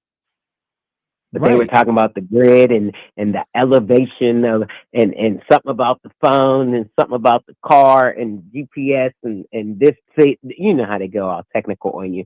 But I did notice that he said, well, I will take another look at that part because I didn't have that part at the time. But like I said in the beginning, I do reserve the right to be able to change my mind. The average person sees hundreds of online ads daily. I'm not saying that he won't show up in the next case, like when they go to trial. But I would like to see him show up in trial and say that shit just like that again. But they're gonna push him into telling what he do know, that yes, he could have been at this place and or this place. Right. So that's what it's going to end up being. He's going to have to say what he's going to have to say. I watched too many other hearings and too many other cases involving, if not the same people, the same type of people, as far as the experts, and all of them. I've watched them all back down at trial. Like, whether it's on prosecution side or whether it's on defense side, and you just have to just watch it. And once you watch everything, you're pretty much the jury. You know what's up. CKI brought up something in chat, and I had to hit you real quick and break this up to you while she's talking about it, because I talked about it the other night, and I don't know if you or one of the last times I was live, right, Pittsburgh, I was speaking on that footprint outside the room. I'm like, why the hell would they put this in the affidavit if it had nothing to do with the perpetrator? Like, what are we talking about? Why would they set it in the affidavit? You're gonna tell me that they're gonna put, oh, it's Dylan's. It's because a lot of people were trying to say it was Dylan's foot. I'm like, if that was Dylan's foot, why is it in the affidavit then? Like, what are we talking about? Please. Are you trying to say Dylan is the killer? That's when they was back when they was, remember, they had poor Dylan. They had Dylan as the killer and everything. If they put something like that in the affidavit, that they're insinuating that it's the killer's who's they're going after, which would be Bryan Kohberger. They're insinuating it's his. In my opinion. He stepped at her door. He stepped at her door. What can we say? Nice, and they didn't see it on the first time. They saw it when they went back in there the second day. And hey, I don't have no problem with day 1, day 2. Do you know how long them people have been in that house? Does anyone not remember how long the investigators were in that house? They didn't even pull out the bodies right away. Like, everyone was like, well, when are they going to take out the beds? Like, it was like, that house has got to like that shit got to be fucked up in there. Button I don't even know what number we're at, but smash that. We got Pittsburgh on the phone. Me and Pittsburgh are just having a discussion about the Idaho 4. And again, this is a late night true crime podcast where we do talk about stories from all around. Tonight just happens to be the story about the DC plane crash. And right now we did move on from that to the Bryan Kohberger topic. But as you come in and make sure you smash that like button, it's free 99. Ain't nobody we didn't ask for nothing else. But again, I am talking to Pittsburgh. She's been around for a while. She's been around since I started covering the Idaho 4 case and really, pays attention to a lot of the things that are put out into the public by the defense, by the prosecution. And I do want to talk to you and ask you with this one on the list. And I'll finish going through this list. And then maybe someone else, if they want to call in, can. Yeah. We're on number 4. So again, number 4, death penalty consideration. I want to know your thoughts on this. The prosecutors are seeking the death penalty in this case. The defense has challenged this, arguing the methods of execution, such as lethal injection or firing squad, and it constitutes cruel and unusual punishment. However, the judge has ruled to keep death penalty as a potential punishment if Kohberger is convicted. Do you agree or disagree with that? What are your thoughts when it comes to the death penalty consideration? Do you believe that he deserves that or to go up against that death penalty? I believe he deserves to go up against that. I believe that that's the one thing that has them prepared to make him do his what he going to need to do. He managed well. He know he got him. They know they got him. He know they got him, and his lawyer know they got him. Now it's about the presentation of the evidence. There are some cases that I watch and I'm like, I'm not quite sure. I'll have to listen to that one. Like when they said Rocky shot that dude, I heard the 2 gunshots and was like, Then they went to, he shot him, and then the guy came on with his extra lies, and I said, oh my God, this is a whole full-blown setup. Here we go. Why did the prosecution take? I don't know why. Some of the cases I don't be knowing why the prosecution even. I don't know why you would like this dude. The dude is the one that had the evidence. The dude is the one that went back after the police. The shooting went down in the middle of Hollywood. Right. And the cops came. Excuse me. Like cops come when you're in the middle of Hollywood, right off of Hollywood Boulevard. Right. And they didn't find no bullets, no evidence of any shooting whatsoever. Nope. And then the dude came back a half an hour after them. 209. I see. Went out into the middle of the parking lot. You 209. I got you. And took a picture. I said, what the what? I ain't never. Some of the evidence is just be like, oh my God. I mean, I look at. I'm gonna tell you what. I'm looking at this case like this. Look, they got DNA of the dude at the scene. Yes, it's touch DNA. Okay, again, I'll go into my small explanation. What could change that for me is if, again, he bought a K-bar knife and there is a receipt, but there's no K-bar knife or sheath accounted for. He's going to get his boot smoked, especially if he can't prove a receipt that, hey, I sold this K-bar knife on this marketplace or here, this, that, and the third. Exactly. And he's so smart, he's dumb, like my family. So smart, he's dumb. All he had to do was, like you said, tell him somebody stole it a month before the case. And they went right on past the DNA, his DNA being on there. But nope, not bra, not the bra. He's so smart, he's stupid. People keep saying, oh, he's so smart. I know. Listen, I got a daughter. She's so smart. Listen, the people told me she had an IQ that was like borderline genius or crazy. She chose crazy because she's so smart. She's stupid. Smart people do stupid common sense. We all have common sense. I know a lot of smart people. They don't have common sense. They have a lot of smart. Yeah. I know a lot of smart dumbasses. Dudes that were super smart but threw their whole fucking life away because they thought they wanted to be the judge, jury, and executioner. I know some very smart people. You know? Threw their life away to the streets. Didn't use that potential on anything else. Listen, ain't it the truth? And it's a shame. It'd be a shame, but that is my fucking why?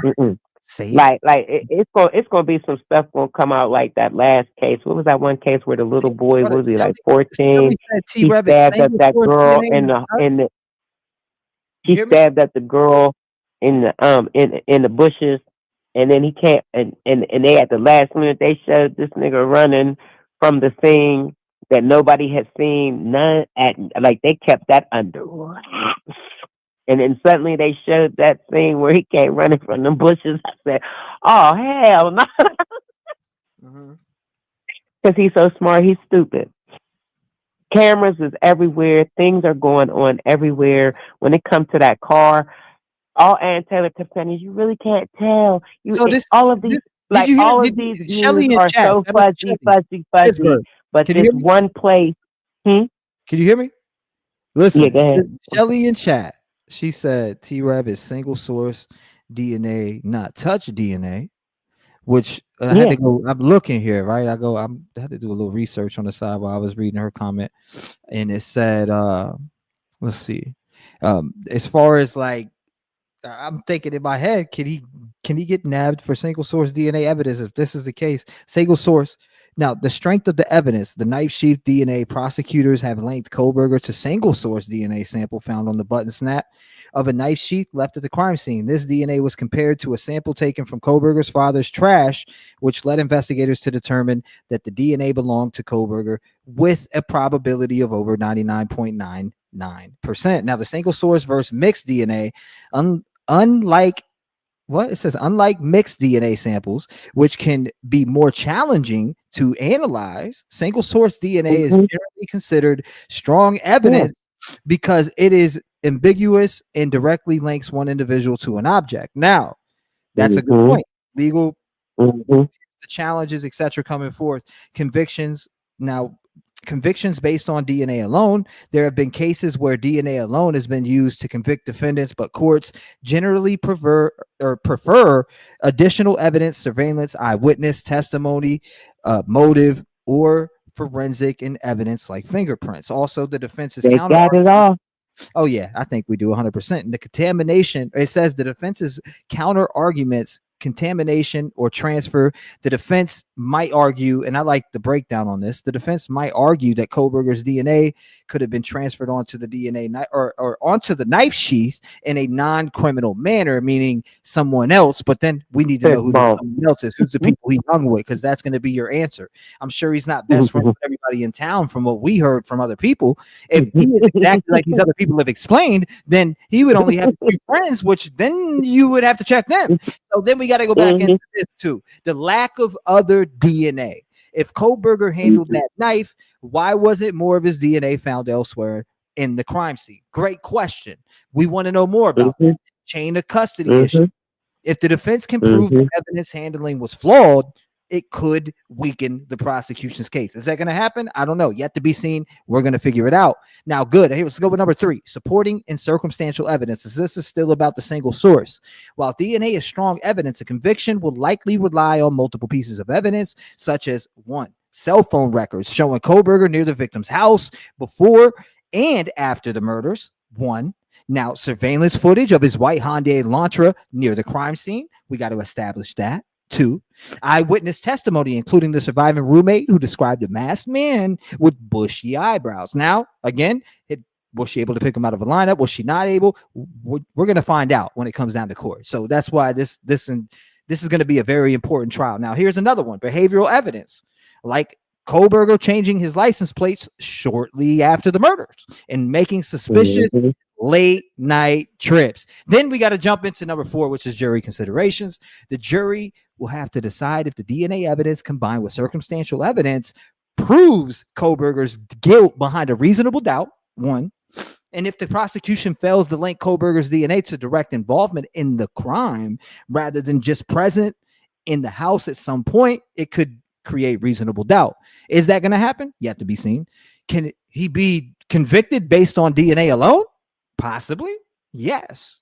If the jury finds the DNA evidence compelling enough, they can convict him. Likely not without supporting evidence. The prosecution will rely on a combination of DNA, digital evidence, and behavioral patterns to make their case airtight. Now, we already know What was he doing in Pittsburgh? He was over there cruising by the crib 12 times before. Okay. I mean, shall I proceed? Now there's 63 to 65, whatever terabytes of you think all of that is just paper? Hell no. Most of that's video. That's video of this man getting cooked. Watch him. I'm telling you, it's gonna be like a damn sitcom in this damn trial, the way that we're gonna be watching some shit. That's what because it be fun, man. I just can't wait to trial because it's gonna be funny, and I hope everyone that is incorrect, including myself, when you find yourself incorrect, that you just go on and admit that you are incorrect. Don't stand down because I'm not gonna stand down. If they prove, or if they show that this dude ain't do nothing, and he just happens to be, the weird boy on the block, fine. That's fine. Let's get the killer. Because I'm all about getting the killer. Because every time I speak on BK, before I put his picture in my head, or if I put his picture in my head first, I make sure I put those children over his head. Because to me, they was babies. I know they was college kids, but they was babies. Because I've been around. Right. I live in Pittsburgh, and in Pittsburgh we have like 5, 6 different colleges. I ride around and pick these college kids up. I know how dingy they are. I know how drunk they get. I know how innocent they actually are. And me knowing that, to me, it's like seeing these 4 kids getting killed at Pitt. Because I live right near Pitt, and I knew all the Pitt kids. If I look, and I know you're the same way, I promise you this: if some fugazi shit is pulled off, like to where Ann and her team can prove in reality that he didn't commit this murder, and we can get around the bullshit games of trying to get it dismissed on some technicality that just isn't there, but you keep arguing it until they say, fuck it, I had enough, I'm tired of hearing about this. I mean, that's literally what's been going on for the last few years. We've been seeing this case. So again, this judge, I do like this judge, but if I know for a fact we're reasonable people, we're not stupid, we're not idiots. If she's able to present a case and and in fact this man didn't do this crime, we can be able to see that through the evidence, and it's, as humans, we'll ride with that because right is right and wrong is wrong. I don't want to pin the wrong person, but I'm not pinning nobody in the first place, but just going based off of the DNA evidence at the scene and hearing about these different rumors, which again is 50-50 grain of salt. I'm not going in there saying, okay, hammer Kohberger all the way. If he's truly an innocent man, let them prove it, and it'll be proven in court. And that's when I'm changed as a person, when I see things with my own eyes, which is why watching this trial is going to be very important. That's why I've been telling you this for a while. We will be watching that trial, then having a afterthought show where we take phone calls like this, where it's probably going to need 10 minutes apiece, the way that the minds are going to be rolling after the end of a day of a trial on that joint. But that's another thing. I'm telling you, people don't know how much we're about to turn up on this. I'm telling you, I will be on every single day that trial airs. I don't give a fuck if I'm in my deathbed eating. It doesn't matter. I'll be on that joint, colostomy bag, everything. I won't miss that trial. I promise you. Mark my words. This trial is this is the big one. This trial is the start of really maturing me as a person when looking at these cases. Yeah, I remember. I watched it. I remember. I was like, "Oh, he's pretty cool." Yeah, I remember that. This shit. That's why I just keep laughing. Yeah, but you have grown and you are growing, and that is what you need to do. And you get ready, and you really gonna grow when you get these kids. When you have both of them in your house, that's what makes you grow. Shit, people be like, "No, Trev, you been all the way up." You'll be walking around here, they're gonna be like, "He's like a whole granddad." A lot of people been asking me, and I've been going through some shit too. But that don't, I gotta spend time with my son. Like I can't. I can come in and go live, and there's going to be times where I am grinding it, and I do tell my son, "Hey, look, I'm about to go over here, go live." I'm up with him. Hey, I'm going live right now. You need anything? You need me to do something for you? And I always, again, he'll tell me. He's gonna be at the door. He's at the door listening to you. He love it. I'm sure he love it. If I have it, he has it. And again, I can't just come in and completely shut him out and just, yes, I do be working on content and my passion and the things that I like, but I also I'm catching up on times. I missed times, and I felt robbed of those times, and that really, again, that hit me differently. So to be able to have that chance to really put that behind, which it is behind, and tomorrow's a new day. That's what it has been. That's what it is going to continue to be. And not only that, where I always wanted it to be, and that was just to always be their dad and to know if I am the father. That's all I ever wanted. And once I figured that out, once I know 100%, it's on like Donkey Kong. Like, I'm gonna do everything. Somebody messes with my kids, it's on like motherfucking Donkey Kong, baby. You ain't even gotta go there. But I gotta be the one to lead them. They don't have no true leaders in their life. There's a lot of things going on where my daughter is, and she just needs to be here with us and a more structured, like I made my son mature. Like, hey, I got a mature list hung up. That's what she really wants. I know she's gonna act like she don't want it, but you better believe my daughters inform me, and I understand. Like, some of the things that I did, I would be second guessing or whatever. But when I listen to my kids tell me what I've done that was good for them, even though it was very stressful for me. Like, my daughter, man, my oldest was accusing me of abuse for I don't know how many years when I give her a whooping. But we really talked about that after a while. Like, yeah, oh, listen, she's such a drama queen. She was trying to guilt me past prison. And when she realized I wasn't feeling guilty about prison anymore, she wanted me to feel guilty about something else. These kids, listen, they funny when they turn 14. You can't live in the past.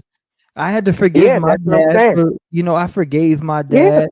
And I was honest and transparent. I talked to we'd have been down that road. Now she's 28 now. Yeah, she's 28 now. We good now. We talk about it. Because she's dealing with her own kid now. Listen, that boy, my grandson's is a mess. Look. Hold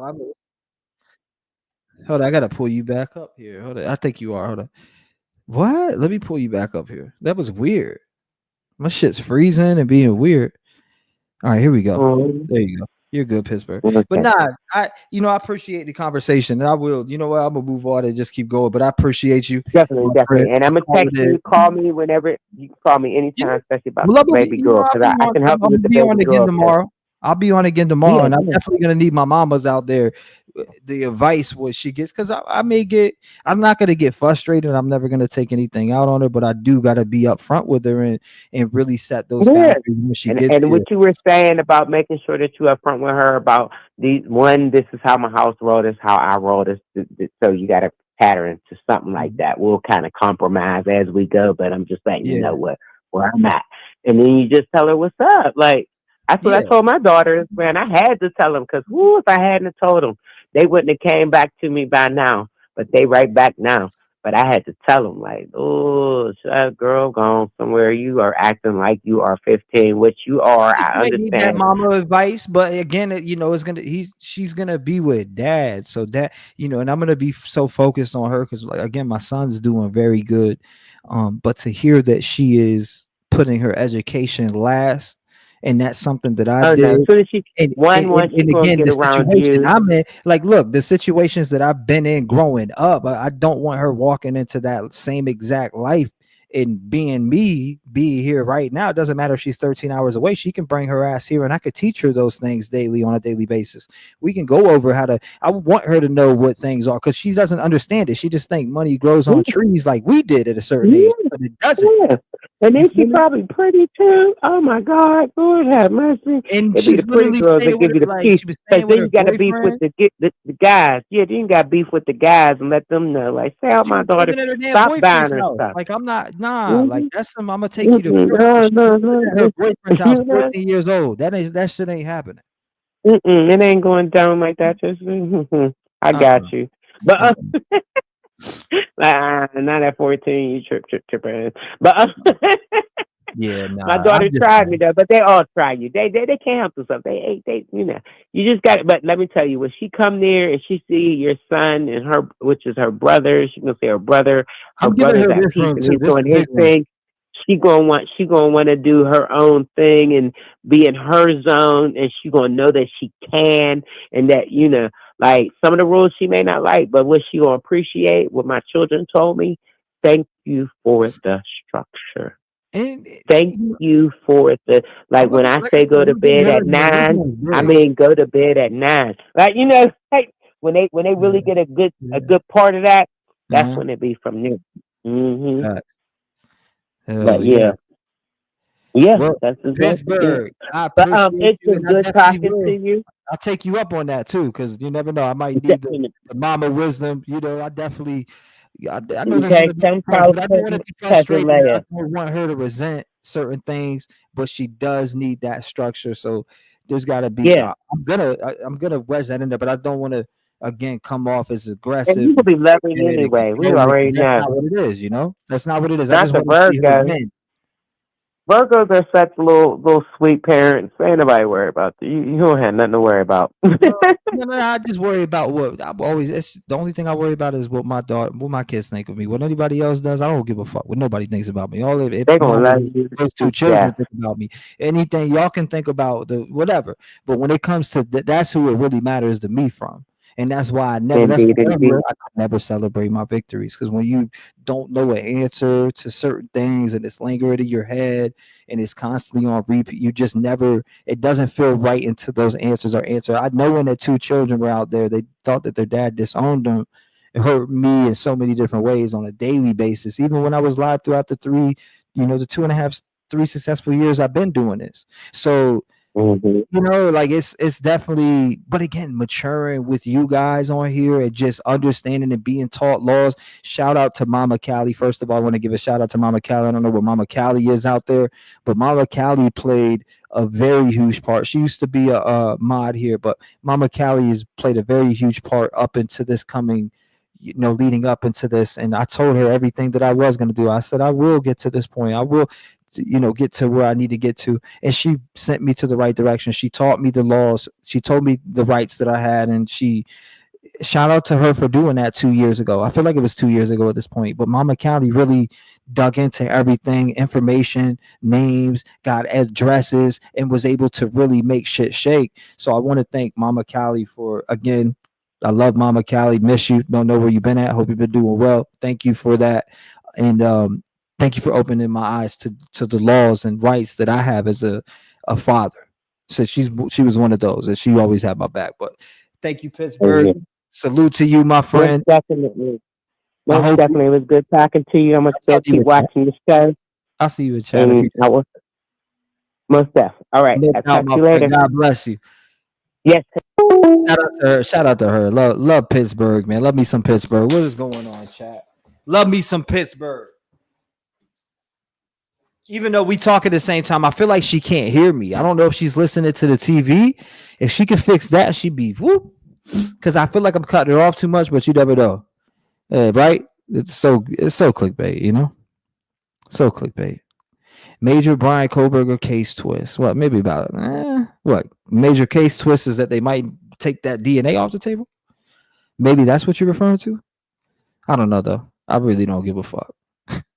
If you don't like it, why you here? You click on it to come and type that. That's that negative energy. Get that shit up out of here. If you ain't here for all good vibes, gotta go. We don't care. We ain't here for that. Clickbait titles and all this other goofy shit. Like, what are we talking about? I'll make my title whatever I want to make my title. You're gonna come in here and tell me that. It just shows me how stupid people are coming into people's lives trying to tell them what the fuck to do or what their title is. Like, get your goofy ass out of here. The fuck are you talking about? You're like a child. That's some shit a little 12-year-old would ask me that I'd have to check. Like, get him out of here. Gotta go. Like, what are we talking? Like, clickbait title, major update. Like, is that what we're talking about? Because that's the only thing I can see you saying that over. And in reality, it's to spark a conversation, one. And two, major Bryan Kohberger case twist. Yeah, they're still trying to get rid of the DNA. So what are we really talking about? Yes, it's a major Kohberger case twist. We need this shit to come to an end because guess what? Idaho 4, they've been fighting this shit, the families. And I'm talking about actual families. The family's been going through this. Think about what Dylan has to go through when she has to go in there on the stand. On top of that, with the parents behind, there's no telling what type of tension they're, going through with there. We don't know if they're on good terms, bad terms. We don't know. Yes, this shit needs to come to an end. And yes, it is major. If they take that DNA off the table, it's major. 100%, I think. I think he has a fighting chance with that DNA off the table. In case there was blood of a victim at a house or on some clothes or something they found, then we're talking a different story. But yeah, you know what I mean. 209, what's on your mind? Talk to me. I do definitely miss Mama Callie. I love her though. It don't matter. I don't care that she, I gotta tip my hat to somebody who doesn't want anything to do with drama. Mama Callie just didn't want to deal with attitudes and drama and being treated like shit and talked down. And how can I blame her? I can't blame her for that. Still love her to death. She's still, she's a mod in my heart still. She's more than a mod. She's like a second mom to me. And same thing with Delana. Same thing with Delana. Same thing with a lot of you. Same thing with a lot of you. A lot of you like a mom, a best friend, a sister. So it's just been that way. It's been that way. A lot of you showed so much love and support and have real conversations. You're humans. And that's what it's about. It's not about talking number shit and just, sometimes it's good to ask if somebody's having a good day or, hey, how you doing? How's your day going? It's not always good to just constantly get up and talk about straight up true crime and this only topic, and then you don't talk to that person. You need to know who these people are you're talking to, the people that support you. You need to treat them like the humans they are. These are people. Some people see you guys as numbers, man. It's sad. It's so sad. I'm glad I'm good at familiar with people though. Getting familiar with people. As soon as I see people in chat, like I can call you out by name in a million different spots. Anybody who's been on the channel in the last 2 years, I could call them out, like not call them out in a bad way, but call them out as in, yeah, you've been here since this time, or I remember you came here around this time, or I'll just flat out admit, hey, I don't know when you came around, but who's this now? 209, what's on your mind? You still want to talk? Damn, that was a hot minute ago. You're probably sleeping by now. But you know what? Let's see it. Let's see what's on your mind. 209. 209, what's on your mind?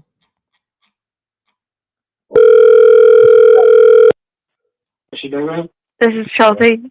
What's going on, Chelsea? You called? I seen you call before. My bad. I wasn't ignoring you. Oh, you didn't ignore me at all. You said what? You did not ignore me at all. Oh, no doubt. No, I just wanted to make sure, I had Pittsburgh on here, but I wanted to make sure I gave you a call back because I seen you call. How you doing? What's your thoughts on the topic tonight? Is like, are you calling about Kohberger, the plane crash? Where's your mind at? I was really just talking about BK. Yeah.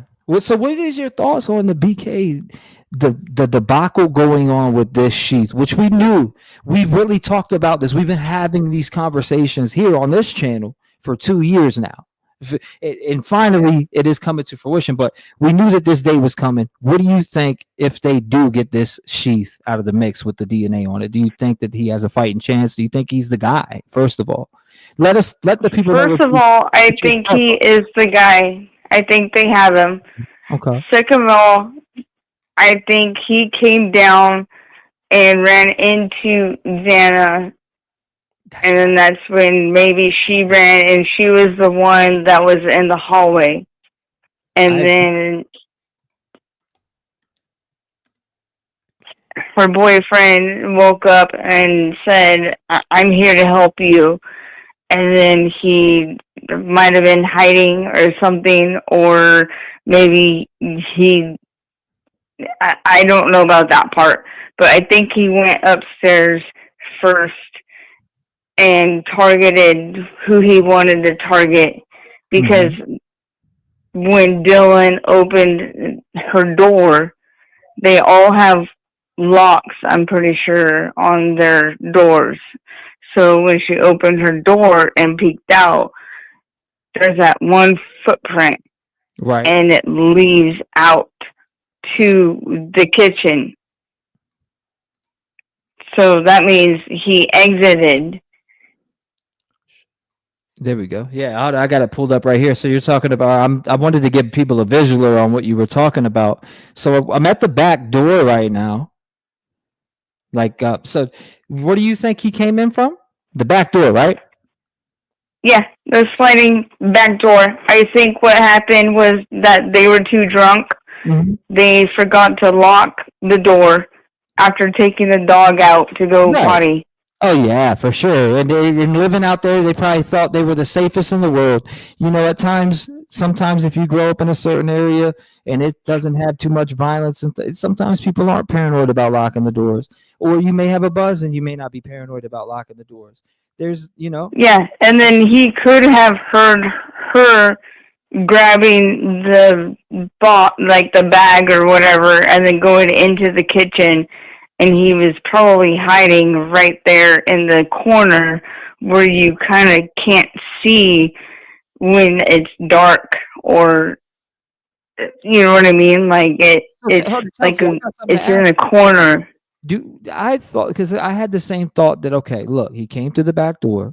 He maybe had went upstairs, committed the first 2 murders, and when he came down those stairs, he ran face to face into Xana, and that's how those murders happened back in that room, because Xana probably more than likely turned around and ran back in there. We don't know the side story. All we know is that they're saying, hey, she came face to face with or Dylan came face to face with Kohberger. We don't know if there was words heard like, hey, I'm here to chase them to the room. It's like, what are you doing? Who are you? And he chased him, The photo you have right now, that would be Dylan's room. And so she probably unlocked it and looked, and she probably yelled like, shut the fuck up or whatever, because she heard a lot of words, because I know that there was something about that.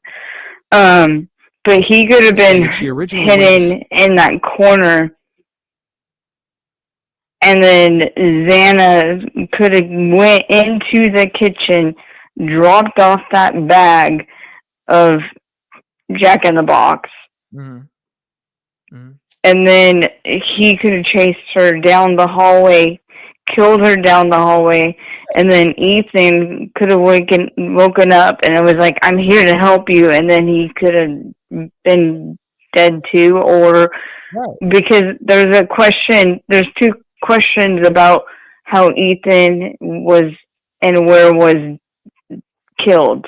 Chelsea, hold on. We're at an understanding, me and you, that we believe that he ran into her after the first 2 murders, or are you thinking that he ran into her before killed her and Ethan and then went upstairs? No, he went upstairs first. Right, exactly. Okay, so we got the same thoughts on that, 100%. No matter how it happened after that, we got the same thoughts that she ran face to face or some, came into him at some point. Yep, because other words, why would Dylan see someone leaving? If he was coming downstairs, his footprint would have been a different direction. His footprint was going out the kitchen way. Yeah, and again, I don't know why people argue with that whole entire thing, right? Of the footprint, it's not nothing. Why they put it in the affidavit then? Okay, so let's go out here and look at this footprint. Here it is right here. I got it pulled up the page from affidavit page 5. During processing of the crime scene, investigators found a latent shoe print. This was located during the second processing of the crime scene by the ISP forensic team by first using a presumptive blood test and then amino black protein stain that detects the presence of cellular material. Now it says the detected shoe print showed a diamond-shaped pattern similar to the pattern of a Vans shoe type sole. Now, it says just outside the door of DM's bedroom, located on the 2nd floor. This is consistent with DM's statement regarding to the suspect path of travel. Now, that's 100% telling me that's our suspect's footprint. Yep. 100%. I believe so. 100%. What's up, Miss Potts? In the cut? I mean, unless she has big-ass feet. Yeah. I'm just saying. I mean, I don't know. I wear 5.5, 6 freaking size shoes, so she might have big ass feet, but she might have some damn. But at the same time, it's one of those things. It's like you saw him walk out, and then his footprint is going that direction. So how is that possible? unless you walked out and then you stepped in blood not realizing it, and then you walked out yourself. Right. But I think they have I think they have them. I think, in other words, honestly, if there was other questions, they would have other people being questioned, and they would be in jail, and there's no one else in jail except for him. Exactly. That's my thoughts. That's my personal thoughts. Now, other people, I know, I understand they have different thoughts. We all do. They have their own opinions, but that right there, it just makes common sense. But we respect, even if we disagree with each other. You know what? And this is the problem. I swear it's the problem. One of the biggest problems with this community is somebody will see something, write something in the comments, and they're attacked for it. But yet I don't see those same people that are writing what their thoughts are attacking them on theirs. So again, we got to be able to hear all different types of opinions, even the ones you don't like, because at least this person was able to not let the mainstream media wash their brain with bullshit, and they were able to go look through everything themselves without being brainwashed and, you know, relying on people to deliver you this. Now, again, I read it here. I tell people, hey, go over the information, go through the paperwork. I'm telling you, it's important to look through everything and to be transparent. And as long as you're doing that and you're still being 100% with your opinion, hey, that's all respect and love I got to. Because a lot of people will fall hand to believe in exactly what the media puts out and the narrative they run with, because certain platforms run with narratives, and it's just the truth. Yeah. And I'm the one that always tells you too, like all these positive little notes and everything. So you know that I have a heart that I'm trying to be honest and truthful. So hold up. Let me see. Let me cut back on this real quick, because they said they couldn't hear me. All right. Hold up. You said you couldn't hear me, Michelle? Did you hear what I said, CKI? I could hear you. Okay. You're a little muffled, but I could hear you. It's better now, though. Did it fix itself? Is it better? Hold up. I can even take this off and we could do it this way. I hate that it's doing that. I need a new computer. Hold on, let me see this. You should be good. Oh, don't worry. I'm doing it my way now. Okay, I got it up. I just need to do this. So boom, boom. Boom, boom, boom, boom, boom, boom, boom, boom. What are we doing? Hold on. I messed that all up. But anyways, next. Sounds good.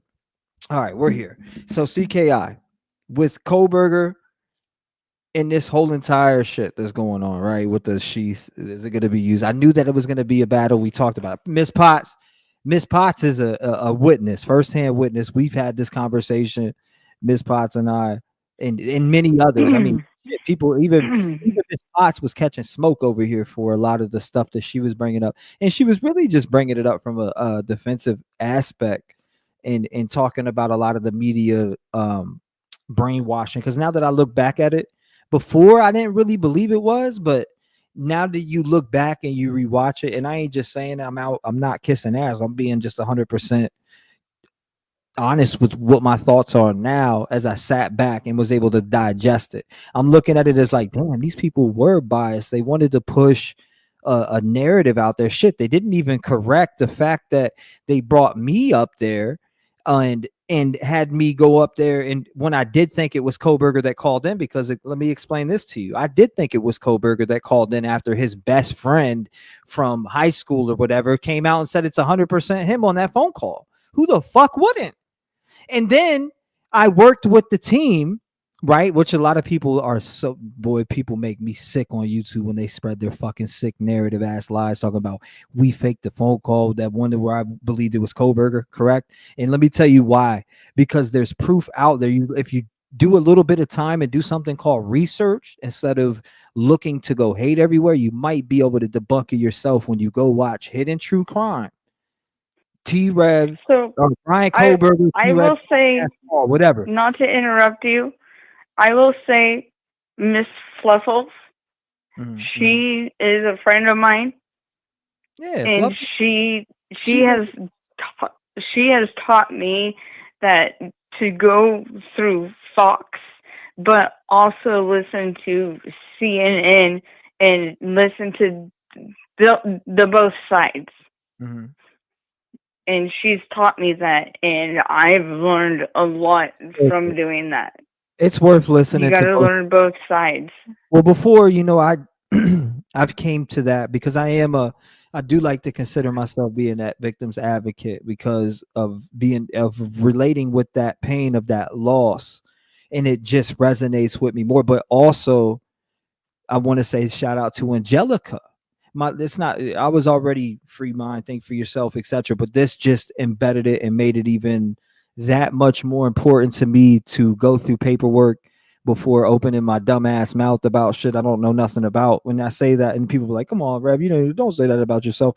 Yeah, I do need to say that about myself because I need to go through things and read it and do my due diligence of really digging into it. And that's what I've done on a lot. Like if you go back and watch a lot of the videos that I've dropped in the last 3 months, any that I did talking about any case, I did my due diligence and did my research because that's what you're supposed to do. And but again, shout out to Angelica for opening my mind. You know what case she sent me? You already know, right? The Melody Forest case.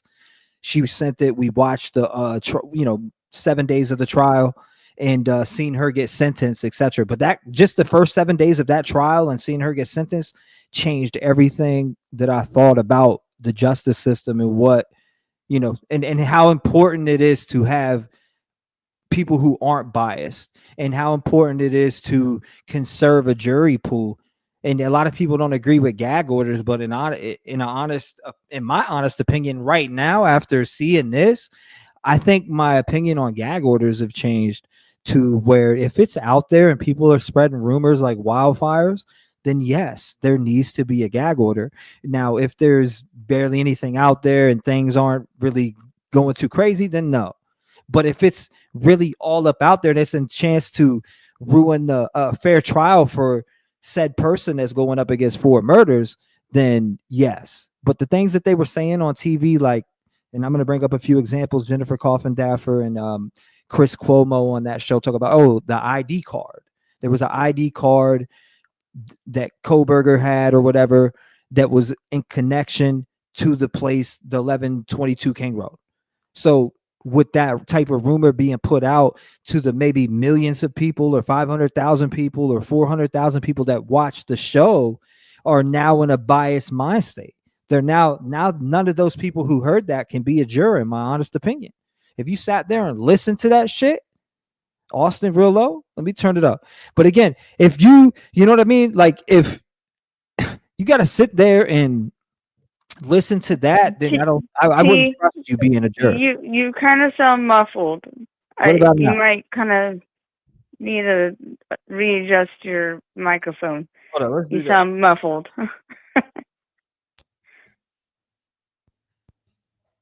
Hold up. What about now? How we sounding? How we sounding? Now? What about now? Maybe a little bit backwards. Microphone check. 1 2 1 2 1 2 1 2. Check me in now. Can you hear me? Can you hear me? Yeah, I could hear you. Yeah, that's. What's that's it sound fine. like? Are we sounding bad? We sounding good? We sounding mid? No, you don't sound clear, but I mean, I can still hear you. It's got to be clear. I don't like when it's not clear. I don't like that. I'm not a fan of shit being not clear. I'm OCD too with I am OCD. technology. I won't get anything done left in this live if I don't know it's clear. Like if that shit is not crystal clear and people aren't like, it's clear, Trav, I'm gonna be over here in my feels. Hold on, let me see. A little bit more. Okay, we're good. Change. They said we're good. Sound is good. Trav, absolutely 100% clear. I don't know what the caller is saying. Oh, good. Sound now. Damn. Okay. Back into it. What was I saying? Right. Yeah. Now you sound good. Sorry for everyone in live. What are you sorry for? You ain't nothing to be sorry for, girl. CKI. Ain't nothing to be sorry for. I hope did you now I got this is a personal question that I have for you because I talked to you about it at Discord. Did you mess around with the site that I told you about to go on and you know with your talents? Yes, I have been. And if you need help on the side too, let me know. Okay. Because I mean, I just finished the MMA fighter banner. Proud of you. So when he goes into the you? cage, Send me a video. I want to see it in the actual thing, wherever it's being used at. yeah, I'll send you the photo. Because once he goes in the cage, then they pull it out, and then when he wins, they pull it out too. So Right. they Damn, that's drop dope it. to see that. That's awesome that your work's gonna be in some stuff like that. I'm proud of you. For the what? Almost 2 years I've known you. Actually, 2 years. Yeah. That's cool. And again, I told you about that because I want you to know those type of things. And if anybody in the Rev Game family has a talent and you're looking for a place to even maybe work from online, I do know some places that you can go and use your talent. So if you have talent, don't put it to waste. That's why I said I'm looking for an editor and somebody that will clip things that I want clip and just do, and I said I'll pay them with a percentage of revenue off the Google AdSense. I don't care about that. That shit don't Yeah, money. I will. I mean, I know some people that do huge video editing and everything, like the younger brother of Papa Roach. Not to try to drop names like that, but I've known him since I was 18, and he lives in Tennessee too. Oh yeah, and I want to holler at everybody in here too. I'm about to start I'm going to start a music podcast on the other channel too, because I want to get back into it. Music's therapy to me. I always loved it. That don't mean I'm gonna cut loose on what I do here. I'm gonna still do it here, but I'm gonna start a music podcast on the second channel where I review people coming up, or maybe some people want advice or what it could, just a place to network and really conversate, listen, react to music, check out people. You guys might have artists, and I'm talking about the people that are into music because I know it's not going to be for everybody. It will be on the T-Rev Paranormal 757 channel, which I'm probably going to change the name to that channel to something more different. I don't know. I might rebrand that second channel, but again, I am. Yeah, I would probably rebrand it.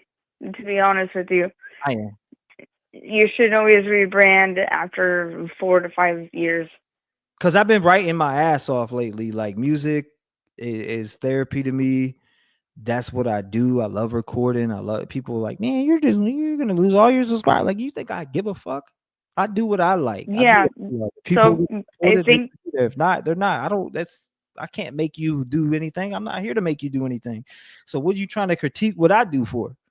You know what I mean? Like, yeah, and I think Bryson literally just moved to Tennessee, and that's where you live, right? Yeah, I'm in Tennessee right now. Yeah. So Bryson Roach, I think he just moved there. So I could contact him and help you out with that, just on the side note. But let's get back to the true crime.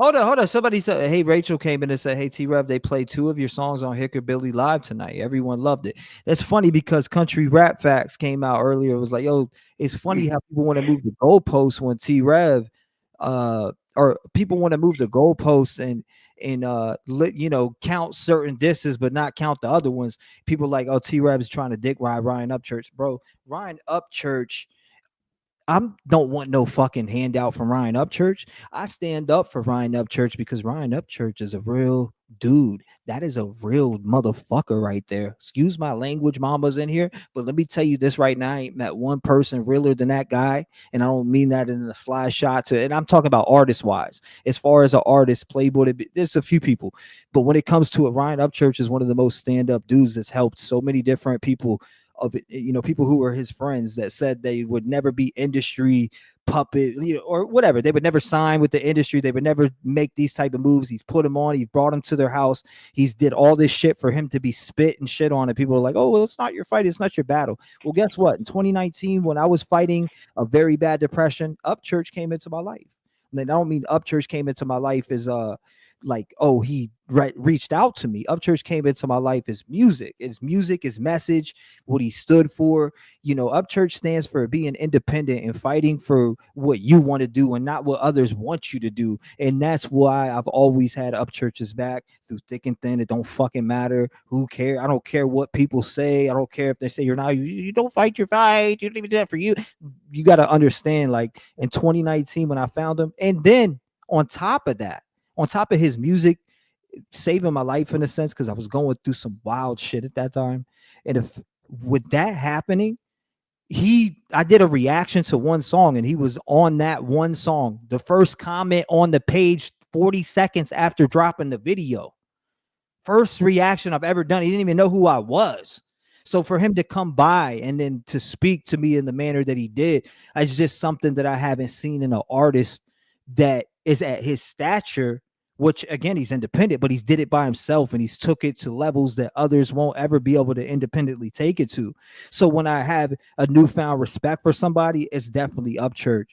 And he's just independent to the core. He's helped a lot of people. He's been fucked by the wrong people, and good people have lost chances of really growing with him and being a true friend to him because of people like that. But it is what it is. You can't look back. Church has a beautiful child that he just had, a beautiful family. And I've been telling him, hey, look, bro, just go on and do you. And just like you guys tell me, go on and do you, fuck the haters and screw this. But when it comes down to music, like that's why I stood up and said what I said and say what I say. And I don't care. I don't want clout from any of it. It's not about the clout. I'm past the clout stage. That clout shit's out the door. Like clout is something that I'm not thinking of any more. Everything is passion. If it's not about passion and you don't stand on some real fucking shit, you don't care about, if you're not caring about your kids or you're not caring about certain things that have something to do with something that I can feel in my heart, don't talk to me. Don't bring drama my way. I want to hear people who are out there really doing what they got to do for their family. Those are the people that I love and respect, and the people who can lift up the next person, that would give the shirt off their back. Those are the people that I love. And I continue to surround myself by. Those are the people who have helped me change my life. The Lord has walked with me. Those are the people that you need in your life, and those are the people that you need to only care about. Fact. Because other words, all they're gonna do is stab you in the back. It's happened so many times. I've learned my lesson though. Like I think I've really finally learned my lesson with the snakes. But I just want to say I come from, so my grandfather used to have, when he was alive, he used to have a golden record from CCR, and he was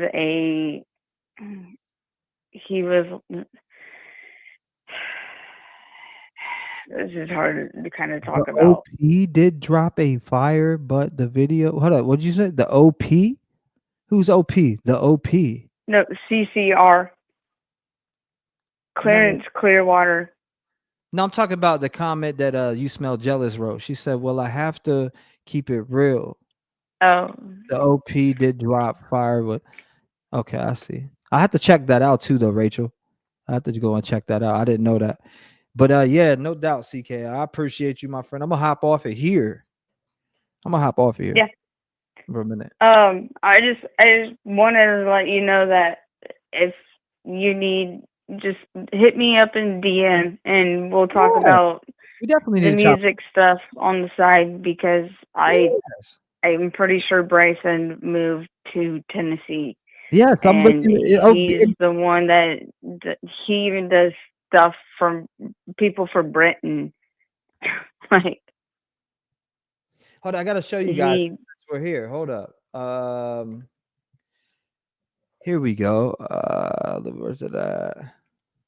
We'll talk on the side, and we'll show it. I'm gonna pull it up on screen so you can see what I'm talking about right now. I'm about to pull it up here in 2 seconds. Don't worry. I appreciate you, CK. I'm gonna pull it up on the screen right now. Salute, my friend. Lock your doors. Stay vigilant. Thank you for being here tonight, all of you. Love you. Of course. Oh, damn. I didn't mean to do that. 1 second. I'm going to pull this up for y'all real quick. Let me remove this off the screen. Because I'm going to show you what I did. And if I win this, like I said, if I win this, I'd say 50, half of it's going towards Voice of the Voiceless, maybe even 65% into the company, the actual business bank account. If I win this, that's why the votes are so important.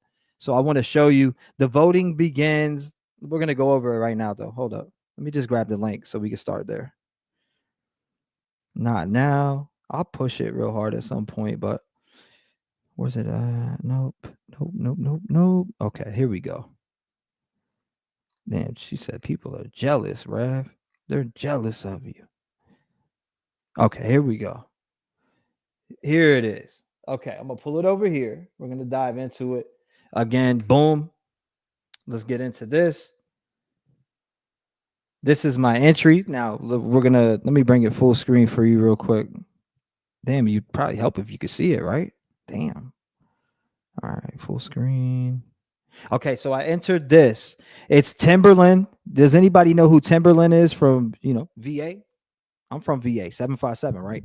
But what he said was the reason why I wanted to enter this contest. Now I'll let the man tell you himself. I'll play the video that I was sent, and somebody on Instagram that's been following me for a long time, which I am very active on Instagram as of lately. So if you want to catch me, you could definitely catch me on Instagram.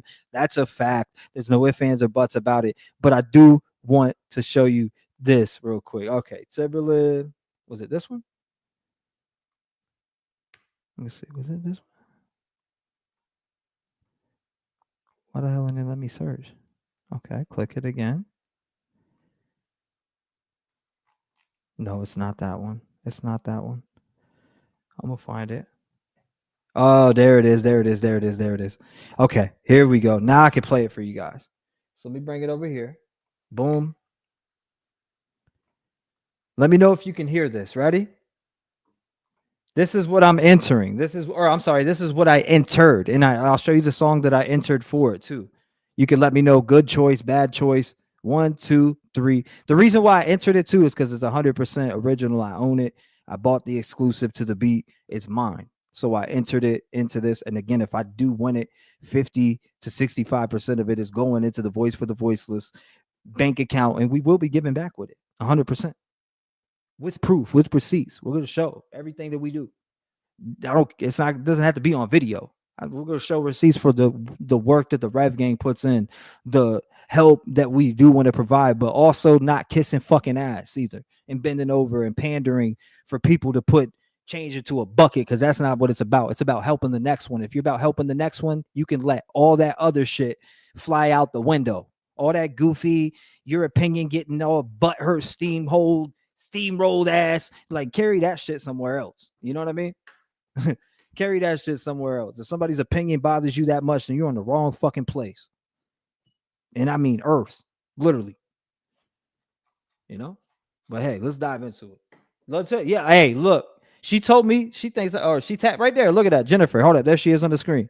Let me pull it up full screen. Boom, look. She said, Trev got bars up, because that's my name on Instagram. This is your chance. I want to see you do this. This is a huge opportunity. So I listened to it. Let's check it out. What's up? What's up? It's Timbo the King. As you know, the man. Listen, y'all, I'm going to need your help. Okay. And I mean help by votes, because I'm going to read everything that I put in there, because it's the truth. And it's exactly what we're doing. 1, 2, 3. So guess what I'm doing, y'all? Timbo the King has partnered with Orbit. And guess what we're doing? We're here to discover 5 amazing talents. You hear me? 5. That's like an EP. You know that, right?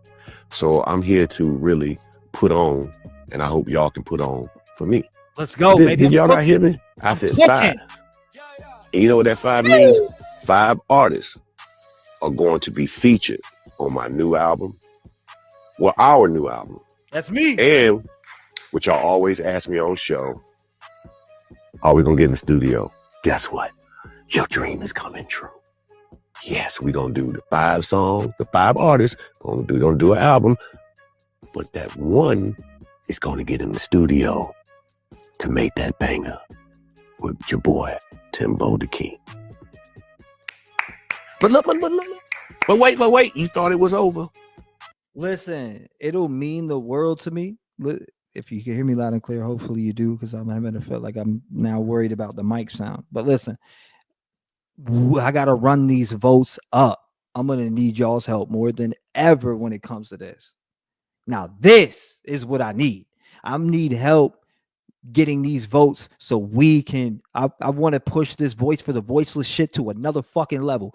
Independent. And I'm talking doing it independent. I'm not talking doing it with an oiled machine behind me. I am going to make it happen. I am going to manifest it. I am going to do it. I'm going to do it for me. I'm going to do it for my kids. I'm going to do it for the example that needs to be set for the youth coming up. You know, you get what I mean? I'm going to always make music. Now, again, people have me confused back in the day, and I feel like this needs to be clear.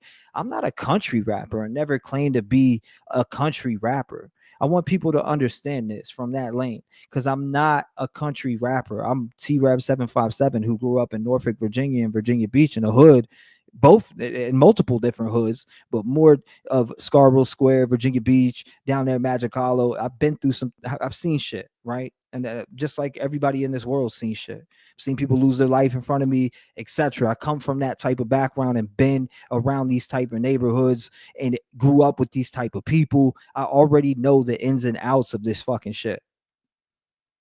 I want to be able to help those people because I know what they're missing. I know what's not there for them. And again, I'm gonna push it until I'm able to even speak to the people, the youth, the young 15, 16, 17-year-old boys and girls who are maybe out here running around with somebody they think is hard. They need mentors at the time, like not a Beyond Scared Straight program, but something more differently. And that's what it's about for me. That's what I'm putting it back into. And I'll read exactly what I came up with, my little draft written on what and why I'm doing it. One, music's my passion. I love it.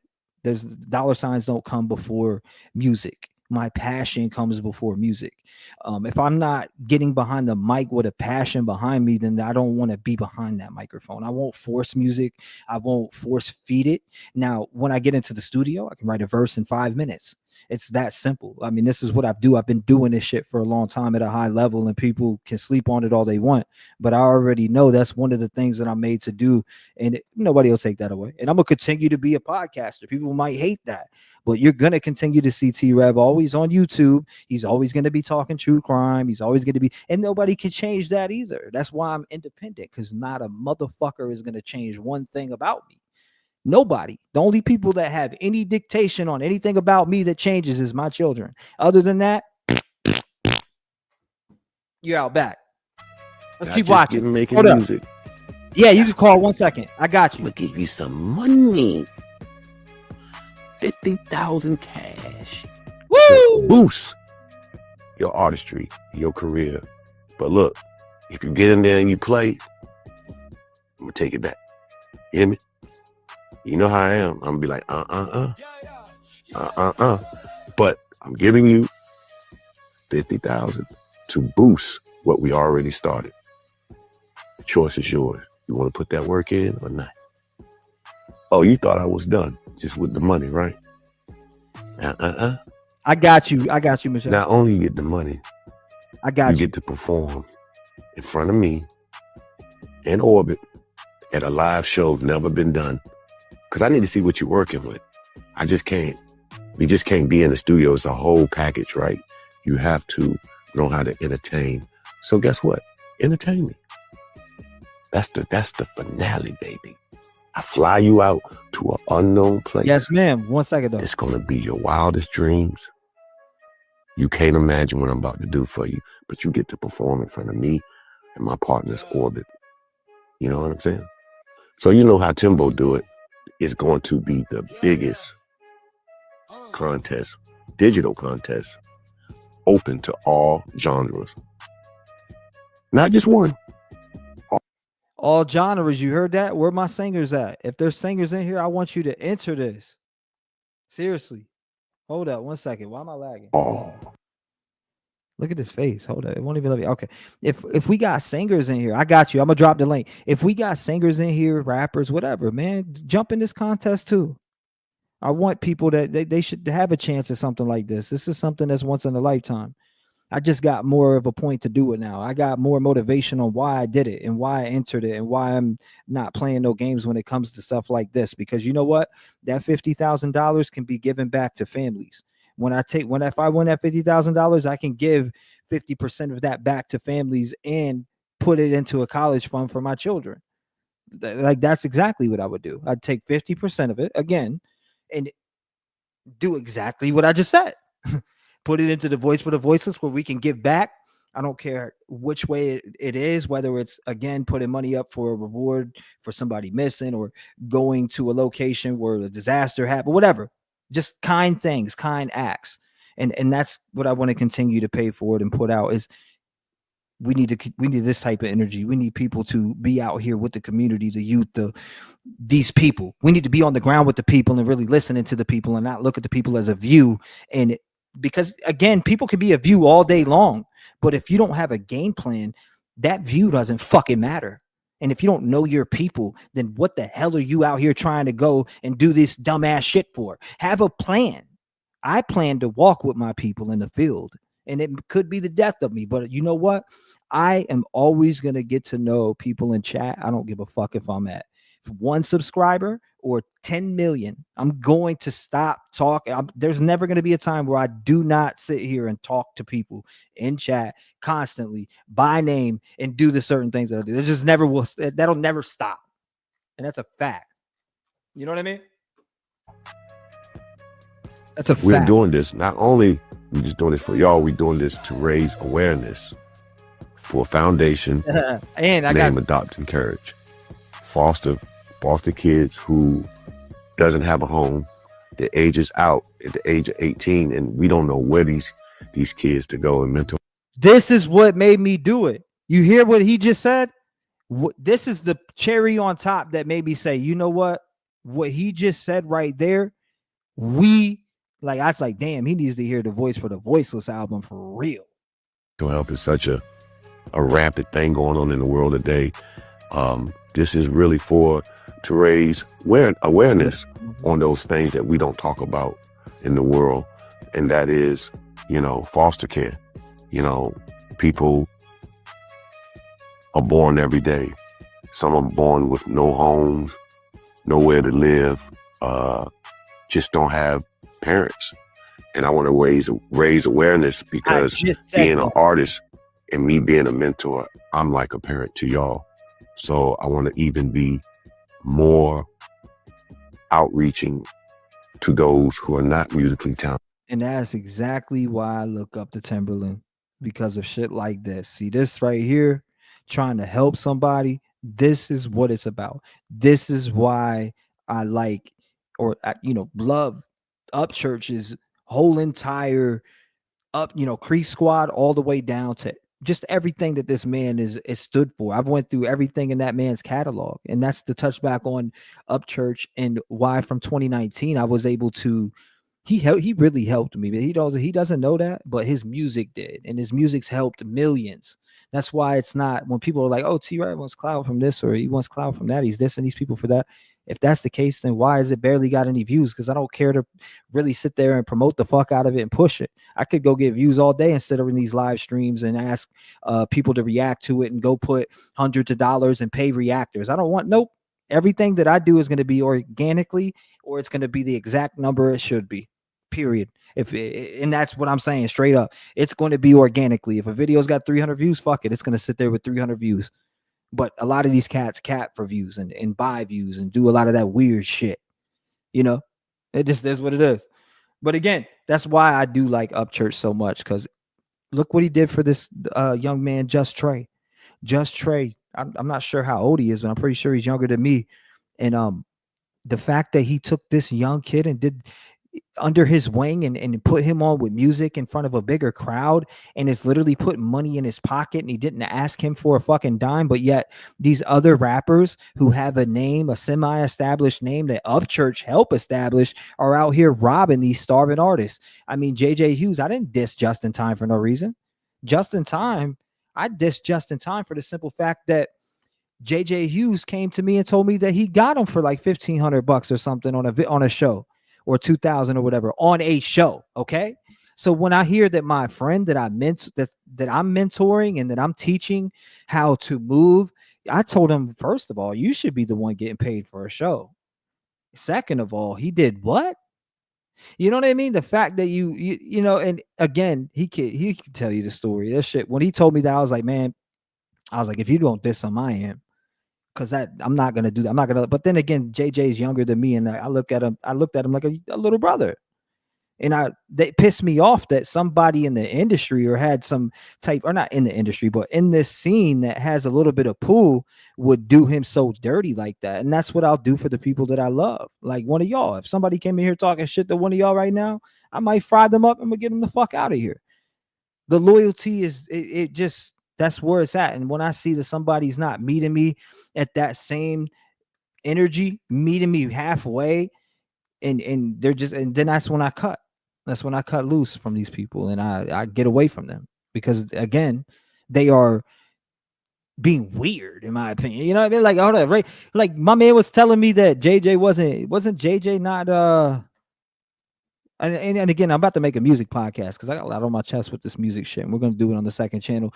Who is down for that, by the way? One in chat for yes. And if you're not, I get it. You ain't got to put nothing. But again, if you're down for it, because I'm gonna put together this music podcast, we're gonna listen to a lot of music obviously on there. We'll play all different types of music, from hip hop to rock to whatever artist. I want to really put people on the artist and artistry and really talk music and interview some artists more so there. Like, again, not too crazy on the music reviews, maybe a little bit of reactions, but I want to interview artists and ask them questions. And because I've really developed this love for being a reporter, in a sense, to where I'm collecting this information and I'm, putting this data away, and I'm stacking this data of information that I'm going through, of just things, of questions. If I ever got around whoever, what would I ask them? What, and I have those things tucked. It just is what it is. But yeah, most definitely, we'll definitely get the cooking on it. You said they played T-Rev tonight. I think they have a lot of songs to go through. They listen to the comments. You got to be in the chat asking, I think, when you send it. Oh, shit. So they played it earlier or what? I got you, bet. They played it earlier. You said, I'm there, bet. Green. That's what's up. I appreciate it. You said, I'm going to check. I don't know. I know JJ said, I was one of his biggest inspirations at one point. But hey, it's sad to see him be on the side with Adam. But again, I did hit him up. I said, look, I'm proud of the things that you were accomplished, that you accomplished, etc. But homie does look crazy. I didn't say this to him, but I'm thinking this right now. Homie does look crazy over there with Adam Calhoun, who is with this chick who literally accused of, he accused my guy. I'm sorry. She accused my guy Upchurch of doing something and touching on her the wrong way. That's a hell of an accusation. And if you're my friend and I hear you're talking to some girl that accused me of raping her, and her own manager came out and said it wasn't true and debunked it all the way, and she even admitted it wasn't true and said sorry, etc. The fact that you could friend someone like that shows the type of coward you are as a person. No friend would ever entertain even talking to anyone who did anything like that. And I mean, what she did, accusing someone of sexual assault isn't just a little slap on the shoulder, dude. And then you dudes are in the studio hanging out with her. I'm upset with JJ for the fact that he's caught in the fucking middle of it, doing tracks with Adam. And I'm upset that he's in the middle of that he's over there, because I know Upchurch is an influence to him, and I thought Upchurch was his favorite. But with this shit with Adam, they say, oh, what do you want me to do, pick a side? Nah, you ain't gotta pick a side. But right is right and wrong is wrong. People are accusing this man of being on drugs. They're accusing him of all different types of shit, but they don't know nothing. I sit back, be quiet, and I barely say anything. I enjoy the content. I enjoy the albums that Ryan puts out. Like you guys enjoy the content that I make with true crime, or maybe even some of the music I make. The same exact way. I do the same exact thing, y'all. I do the same exact thing. I lock in. And Creek Squad tried to, a lot of these people in Creek Squad tried to get me up out of here with a false story. And it's always internet drama and fake rumors that start bullshit. But I remember a while back, they accused me of robbing some cancer patient, right? Not knowing that the person who really paid me, which they didn't pay me, they donated it to the channel. They sent me a PayPal donation, and because he hit me up on FaceTime, this guy named Justice Hudson. And this kind of makes me sad when I talk about it, because I'll never forget the look in this guy's eyes, and I still feel bad for him to this day. Rest in peace, because I heard he passed away. He FaceTimed me and he had a gun in his mouth, and I had talked the gun out of his mouth, okay, because he was going to kill himself because of his wife cheating on him with some dude, right? And I felt so bad, but I'm glad I talked the gun out of his mouth. And I said, hey, look, I need you to listen to this song. It's called Dear God. I made Dear God, right? The Dear God remix. So I sent him Dear God remix. And he hits me up later and throws me a $300 donation on PayPal.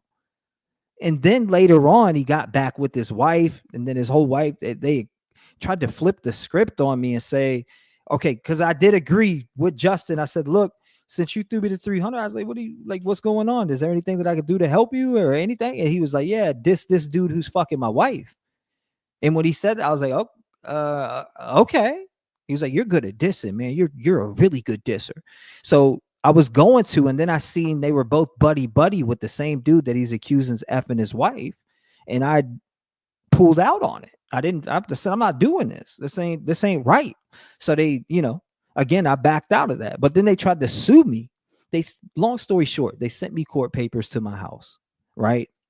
And when they sent these court papers to my house, I went through it and I look at it and I start laughing, because the first thing I did was go straight to PayPal, screenshot, and the message what he put along with it as far as, yeah, your song Dear God saved my life. Here's showing love to the grind, or something to that manner. And when I sent it over to them, they called me back. I think, was it later that afternoon or the next day? Either way, they called me right back and told me that we're sorry for wasting your time, because they basically told me I have to show up to court for this $300 that they're trying to take me to court for. But once I popped out that PayPal receipt, they walked off. They stopped immediately.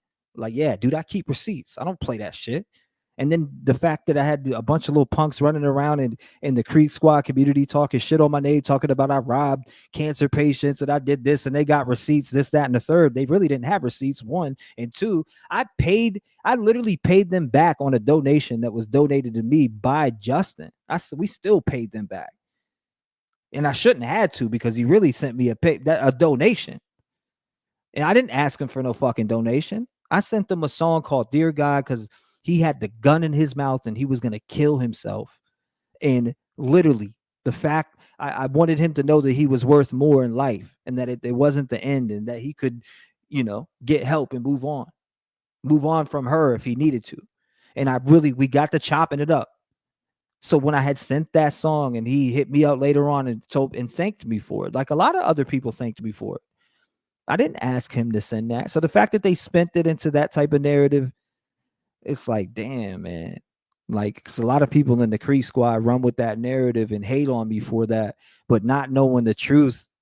Not knowing that that's not the truth.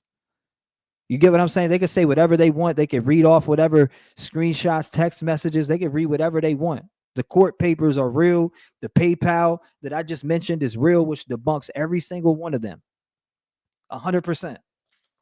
So I don't know, man. It's just, it's sad that people want more out of you or want you to do things. I don't know. It's weird. That's why I'm a one-man show from this point forward. If I work with anybody, they will be a thorough person that is about business. They're not going to be people who want clout, who are just interested in numbers and money. If you got the same passion I got for this music shit, for true crime, or just, I'm not even going to call it true crime, for helping people and giving back and putting out a better example for the youth, making people aware of the present situations and problems that we have in America today. If you are one of them, then you're in the right place. That's what I got to say to that. But don't have a parent and don't have help. So this is to raise awareness. Adopting Carriage is the foundation, if you want to look it up. And love you, CK. I appreciate you, my friend. In order to make it to the final round, This is what it's going to take. Your fans and their votes will be key in making it to the final of this competition. It is. Let me say that again. Your fans, their vote. You hear Got this? it? So this is. He said, your fan, their vote is key to winning this competition. That's why I said I'm going to need y'all. If we're going to win this, I need y'all. It's an engagement thing. So it's your fans, their votes. Let me see what you got to be a finalist. So look. And we can get a lot of people to vote, man. I will grind like I did back in the day, boy, on Facebook going crazy. Woo! I won the Joker contest. What are we talking about? Over like 1,000 artists in that contest. I won that joint. Why? Because I grinded out them votes with 3 or 4 other people on that weren't even on my team. 3 or 4 other people that wanted to see me win. We sat there all day grinding and grinding and grinding and grinding and grinding and grinding, getting votes left and right. That's what it's about. You got to be hungry and want it. I knew I went off on that contest. That was 14 years ago. Shit. Once public going on? voting starts, who's in the you know what building? that means. Everybody in the Gotta put in building. work. So collect those votes from your friends, family, strangers, whoever. Get them to watch you, make people be engaged with you. Choice is yours. It's up to you, baby. I'm here waiting. So here's the instructions. Go to orbit.com/Timberland and submit your music today. I'm gonna show y'all the song I am. So you submit your music today, or you heard what it was. That's why I need your guys' help. This is my link. Now I do want to jump into this and kind of let's read this off to you a little bit, okay? So I said, Rev Gang, I need your support. This isn't just about me. This is about us. Winning this contest isn't just a personal victory. It's a win for the movement. It's a win for everyone who's ever felt unheard, overlooked, or counted out. I've always said I do this for the voice of the voiceless, right? And now we have a chance to make a real impact together. This isn't just about music. It's about pushing forward, breaking barriers, and building something that can give back. If I win, it's not just my win. It's our win. It's the foundation for being able to give back, to uplift others, and to turn passion into our purpose and our win. It's the foundation for being able to give back, to uplift others. And again, I'm going to say it one more time, to turn passion into purpose. And I need every single one of you to stand with me on this. Your support, your shares, your belief in this mission, it matters. Let's show them what the Rev Gang is about. And let's prove that passion, that authenticity, and real energy can't be stopped. This is bigger than music. This is a movement. Let's make this happen together. Now, this is the entry right here. I'll play it for y'all real quick. Ready? Yeah, man, I've been waking up these last couple days and just not feeling like myself. Feeling deep down with this depression in my mental health. I know we all feel that way. I've talked to a lot of people in the Rev Gang, and I know they feel like that too. And that's why a lot of us relate. We felt that pain. We wake up every day and stand up for those who feel it also. This is more than a movement. I really love this shit, boy. I went off on this shit. I'm telling you. Wake up every day, going through depression. Learned another lesson as I count my blessing. Rise above the pain. Boy, I went on this shit. Like, this is some real shit. This is some shit they don't know about. What are we talking about? I really love this shit. I put my heart and soul into it too. Look, man. Let's get to it. Let's get to it, man. Hold up. Wake up every day, going through depression. Learned another lesson as I count my blessings. Rise above the pain, make a new impression. Backs turn on me for the fame, casting shadows of doubt every time that you speak on my name. But I won't be a stepping stone for the clout or the fame. When the truth comes to light, the face will burn out in a shame. I'll keep rising above while they stay stuck in the game. Turning every light of fuel for my flame. Never flaunted my wealth, but still played in the game. Boy, gave from my heart just to get stabbed in my back. Yeah, I'm treated like an enemy, cause loyalty they lack. Jealous of my rise, envious of my path. While they plot and scheme, I keep my goals intact. The envy fuels my drive, ignites my inner wrath. Facing all lies, I'll never let them pass. Play Fights of the lost, the ones we need to find. Families torn apart, left broken behind. System felon kids who vanish in the night. We'll keep raising our voice until we make it right. Voice of the voiceless, echoes in the dark, shining through the shadows, igniting every spark. Together we'll stand strong, never back down. Fighting for justice till the lost is found. Haters throw the shade, they try to drag me down, but I rise above the lies and wear my strength like a crown. The whispers feel my fire, but can't dim my glow. Every step I take forward leaves them stuck at the dope. Innocent lives lost, kids gone without a trace. We fight for justice every day to bring light to the case. Too many tears shed, too many hearts torn apart. We won't rest till we bring peace to every heart. You don't need anyone to pave your way. You've got the strength to rise and slay. Remember, success is in your hands, and the love for your true ones is all you need to stand. When the world tries to bring you down, just look around and wear your crown. You've got the fire, the drive, the spark to light up your night. Look, stay ahead of the fate. Keep your balance up straight. Don't let a sucker in your circle that just turns to a snake. I remember when you were here but couldn't look me in the face. If you want what I got, you gotta really feel the pain, boy. It takes commitment. You really gotta love what you're pitching. This ain't a job to me. I wake up and really live this. I feel the pain from these victims. That's why I stay to myself, cause all they want is your wealth. They see you getting money, then they start to want it themselves. That's not what it's about. You're thinking of clout, while the mission's making a change for the families losing a mouth. I used to be the person with no voice. It was like I was silenced from the start, really with no choice. And if I could go back, I would hug my mom and help everyone off drugs so nothing would go wrong. We were failed by the system, voices never mentioned. People doing dope, dying in my kitchen. CPS at the door, cause somebody called the system. What you know about failing with a family with no vision. Grew up in the hood, never knew what love was. Always waiting for my dad by the window like a bus. I evolved into me and found out what love was. I ain't letting off the brakes until God picks me up. Boy, I'm parking on these haters, staying in my path. I jumped on the mower cause I had to cut the grass. Every time I see you hate, it makes me wanna laugh. Cause you're jealous of my grind and try to emulate my craft. All of you are weak, fucking bullies of the weak. Waking up every day, trying to walk us like we're sheep. I got my eyes open so I close them when you speak. Cause you really don't exist if you're something I don't see. To my people standing tall, don't ever lose sight. Keep pushing through the darkness until you reach the light.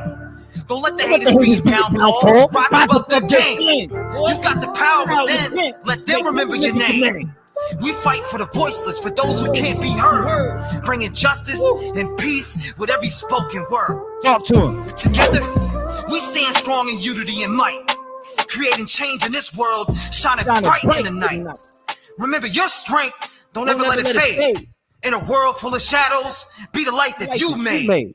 Keep your heart true, let your spirit be bold, and together we'll write a story that's worth being told. That's my shit. I don't care. I own that bitch too.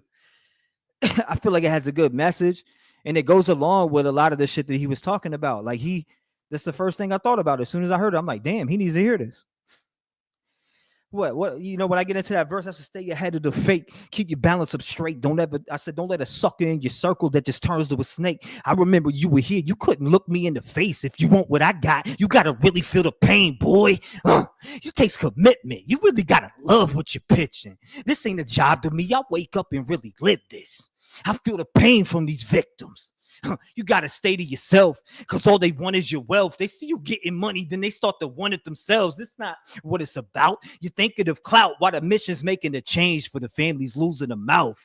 I said, I used to be the person with no voice. It was like I was silenced from the start, really with no choice. And if I could go back, I would hug my mom and help everyone off drugs so nothing will go wrong. We were failed by the system. Voices never mentioned. People doing dope, dying in my kitchen. CPS at the door because somebody called the system. What you know about failing with the family with no vision. Grew up in the hood, never knew what love was. Always waiting always waiting by the window for my dad like a bus.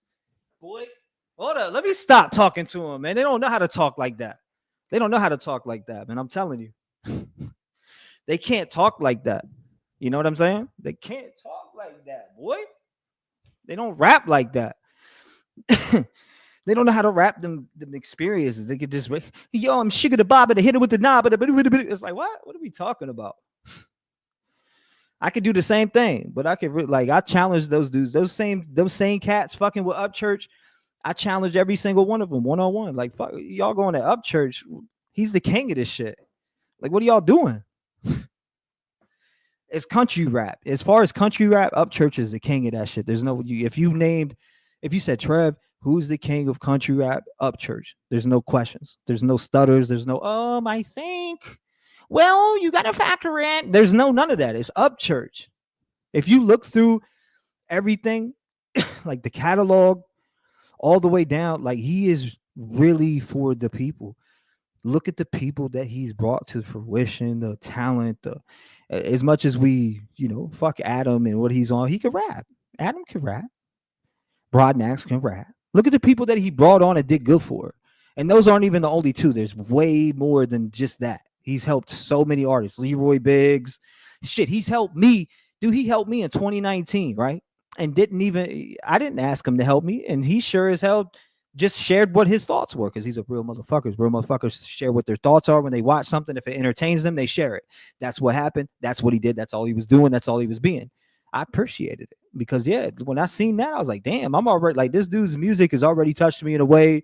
We've already developed a relationship as far as like on YouTube, as far as in the comment sections, him talking, etc., me commenting back on there and switching some Instagram messages. And then I didn't even know he was checking out the album. He commented on one of the albums like, yo, I'm gonna need to get this album. He just showed love. He came by and showed love like real ones do. And that's what I am going to say. Real ones will come by, show love, support their boys' channel. They're not hating on them. They're not jealous. If they did get you out the way and they removed you from their life, don't some people have to factor in that sometimes it may be you're just having you're having shit luck at getting good friends, and they keep all being bad. You paint them out here to people as being good because that's what you've known them for, but then they fuck you over in the worst manner. And that's just what Upchurch is going through. He thought that these people were his brothers. They cared for him. They loved him. And he thought that they would do anything for them until he's seen them change in front of their eyes. We're talking about guys that said they would never sign deals and things to that manner in their career, that they would be independent forever. These are the type of people that are switching up around Upchurch, but then want to try to make him look stupid. Send all these rappers that for instance, Hard Target. That dude's been on Limp Bizkit's nutsack since fucking 1966 Pickup Sticks. Excuse my language, but let me cook. This dude, Hard Target, has been hanging from the nuts of Limp Bizkit trying to get in the game. Is still at 180,000 subscribers. Like, what the fuck are we doing? Now you're cleaning up Adam Calhoun's feet now for him, or what? Are you his personal massage therapist and he's just talking to you about all these different things that are going on? I don't understand it. Like, where's Hard Target and all these people come out? If it was just Adam and Upchurch, I would have stayed and shut my fucking mouth. But it wasn't Adam and Upchurch. It was Justin. It was Adam. It was all these motherfuckers making slick moves. Even my own boy, who I'm disappointed in. I'm disappointed in my boy JJ for even being on that side or in there. Like, I mean, I don't even know if I could call you a boy, because you sat there and had discussions with me about Upchurch, about how Upchurch is the best and he's your favorite and he's this, that, and the third. Does that mean you have to have a fucked up relationship with Adam? No, but that means you need to keep it fucking real. Right is right and wrong is wrong. If you can't answer me this question, is bringing someone around, or if somebody is hanging out with a person who accused you of raping them or molesting them in some manner, and your friend is hanging out with them the next day, or not the next day, but later down the line, these are the people that we call our friends that we've helped put on in this scene that betray us in that type of way, and people don't understand why Upchurch is mad. Are you fucking kidding me? You got to be shitting me right now. People don't understand why this man is livid through the roof, because he's thinking about all the people that he's helped, all the fucking paid nights and trips and things that he's probably had producers over at the studio staying up, rocking with these boys, partying, doing all this. And I don't mean partying in a bad way. I mean partying in the studio, getting their music on, making albums. We're talking about people that this man has helped, y'all. People like we're going to help.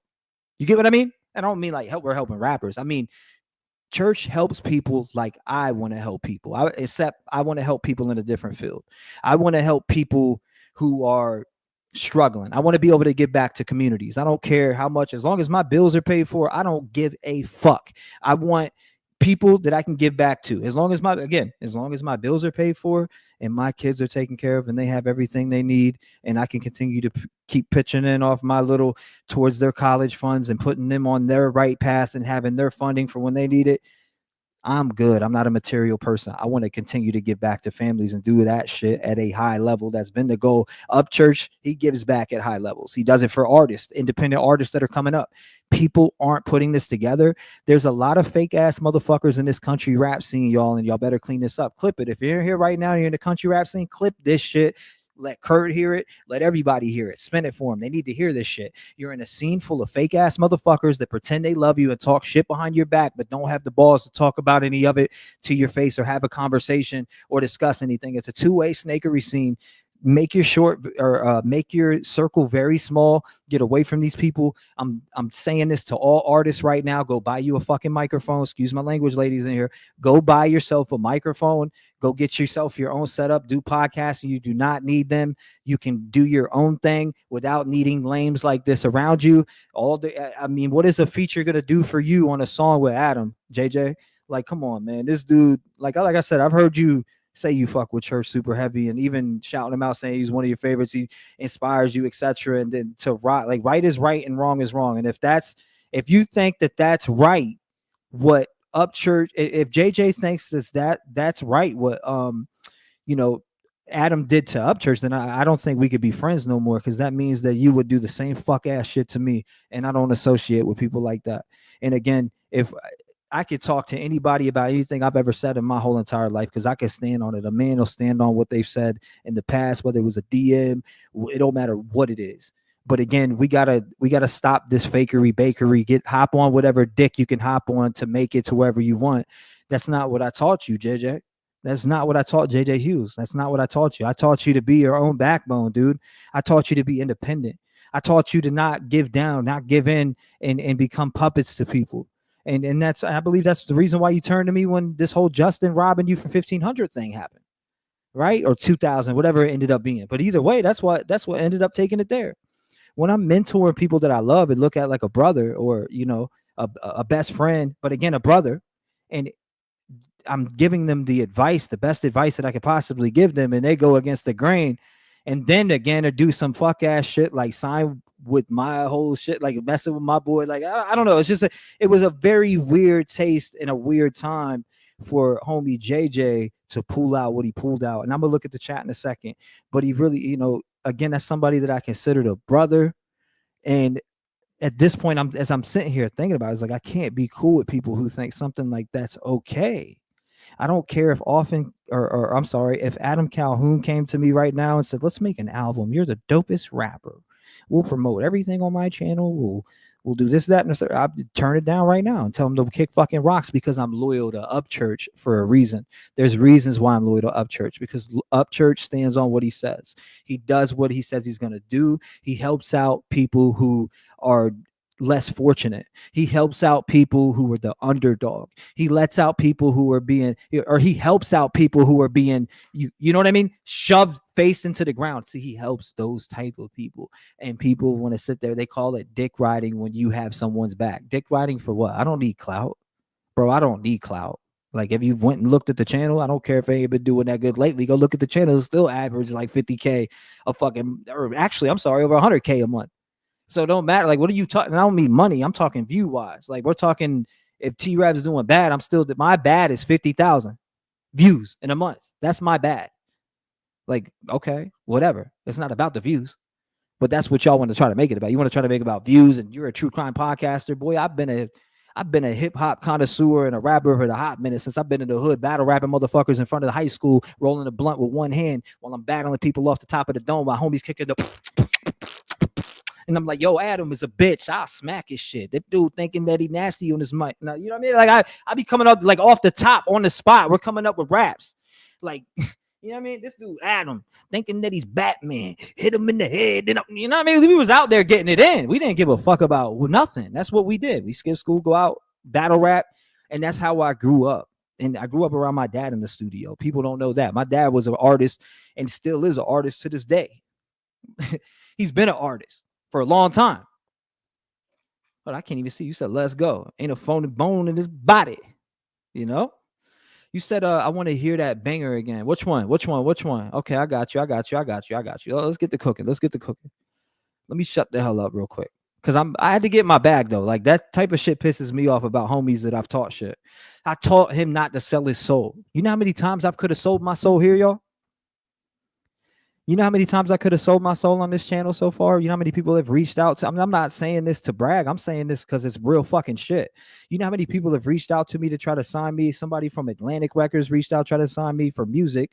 Somebody from New York tried to sign me for some media type of shit. I've had multiple people throw deals my way. Netflix deals for certain different shows or cases I've covered.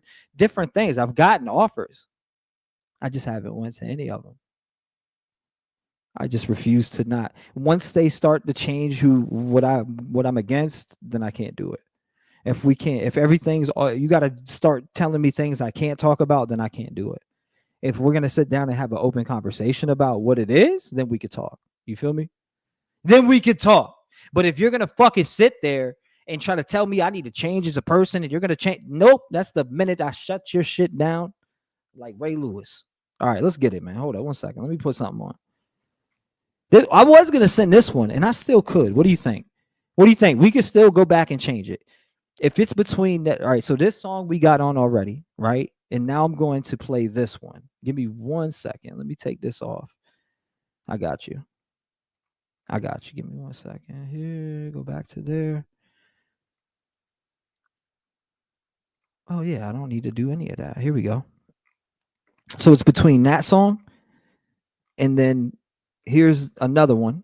I could like now again. I do like this song specifically. It's exclusive. I own it. It's not to say that I don't own these other ones because I do. But it's just all right. So here we go. I'm gonna show you the ones that in my mind were open for submitting. So it was this one here, and then we have where's it at? Damn it! All right, here we go. My bad. Here it is.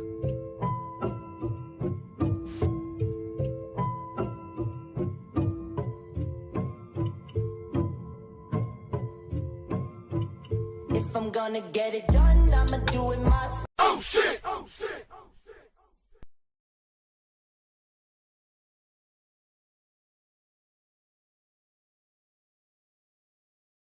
Hi, this is Dave Jackson with YouTube News, and I own this one too. What are we talking about? Report on a few artists here by T-Rev. T-Rev was calling them out.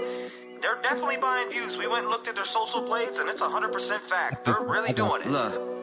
Unique. Listen to me when I get on these beats. I put you to sleep with a pillow for free. I say what I say and I live what I speak. I don't give a shit about none of your beef. Ride with the heat. I'ma tell you what it be. Evidently, you came around fucking with me. I'm talking to peace. I'm not trusting the streets. Everybody is a thug till they get put to sleep. Definitely moving ahead of these. I got the energy. I got the remedy. You will eventually see that I'm mentally on another level that you will never see. I got the legacy. This is the better me. Give him the beats like I'm swinging the enemy. You ain't a friend of me. You just pretend to be. Give him a Grammy. He's acting tremendously.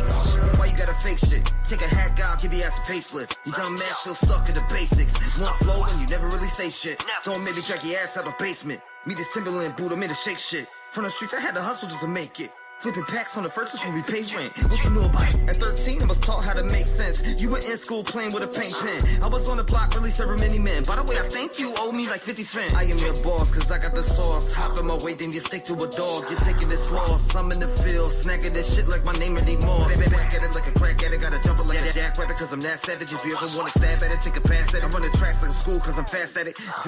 Vividly sick of your history. I got no sympathy. You live in misery, lacking consistency. Fuck the publicity, exposing your history. You was a bitch to me, come and get rid of me. You don't really wanna try that. Fuck around, you be stuck like a fly trap. Uppercuts make you wiggle from the contact. We ain't from the Bronx, but you know I got a bomb that. Bring the humidity, I got the chemistry. This ain't a trilogy, we got the victory. Fuck all the industry, I'm independently signed to myself and I got all the infantry. Been ahead of my prime, I really think it's about that time that I take one of these rappers and put them in the back, cause they literally buy views from online. People respect this, I'm gonna neglect it and tell the whole world you're faking your checklist. I'm eating my breakfast, I bet you regret this. That shit is something. You're disconnected from reality. That's a fact. You need to get back in tune, but it's too late for that. Buying views and box for clout like it's gonna make a stack. You would really let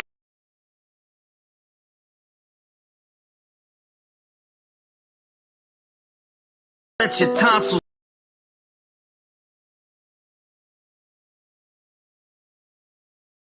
You ever had that one? Hold on. This is one. Yeah, Creepy Crystal. You're right, though. Again, you're right. I agree with you 100%. The other one fits that way better. And this is another one that I was thinking about it. I'm just going to go through the few that I was thinking about it. You let me know if you hear one that you think should be in the contest over the one that we have. Let me know. I'm going to go through the ones that are possible to put into the contest. Again, we want it to be 100% original. So here's another one up to bat called Cold Chills. This is off my second album. And DJ, run that shit.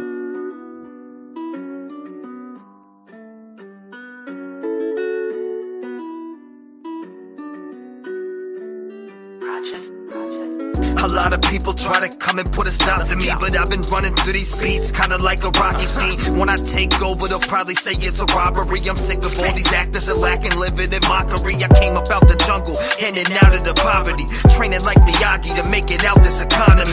My whole life, I've been trying to change. It's been a long time coming, cause I'm sick of the pain. Waking up with no food and no water to bathe. I had to shower at the neighbors for a whole year straight. What you know about looking at your mom in the face, snorting lines of meth instead of paying the rent, now it's late. I used to wake up every morning to a fiend in the house. Then one day I packed my bags and moved straight out of town. Cause I'm the sergeant with the drills, I stay laying it down. Send them through them cold chills like a draft in your house. Let's go.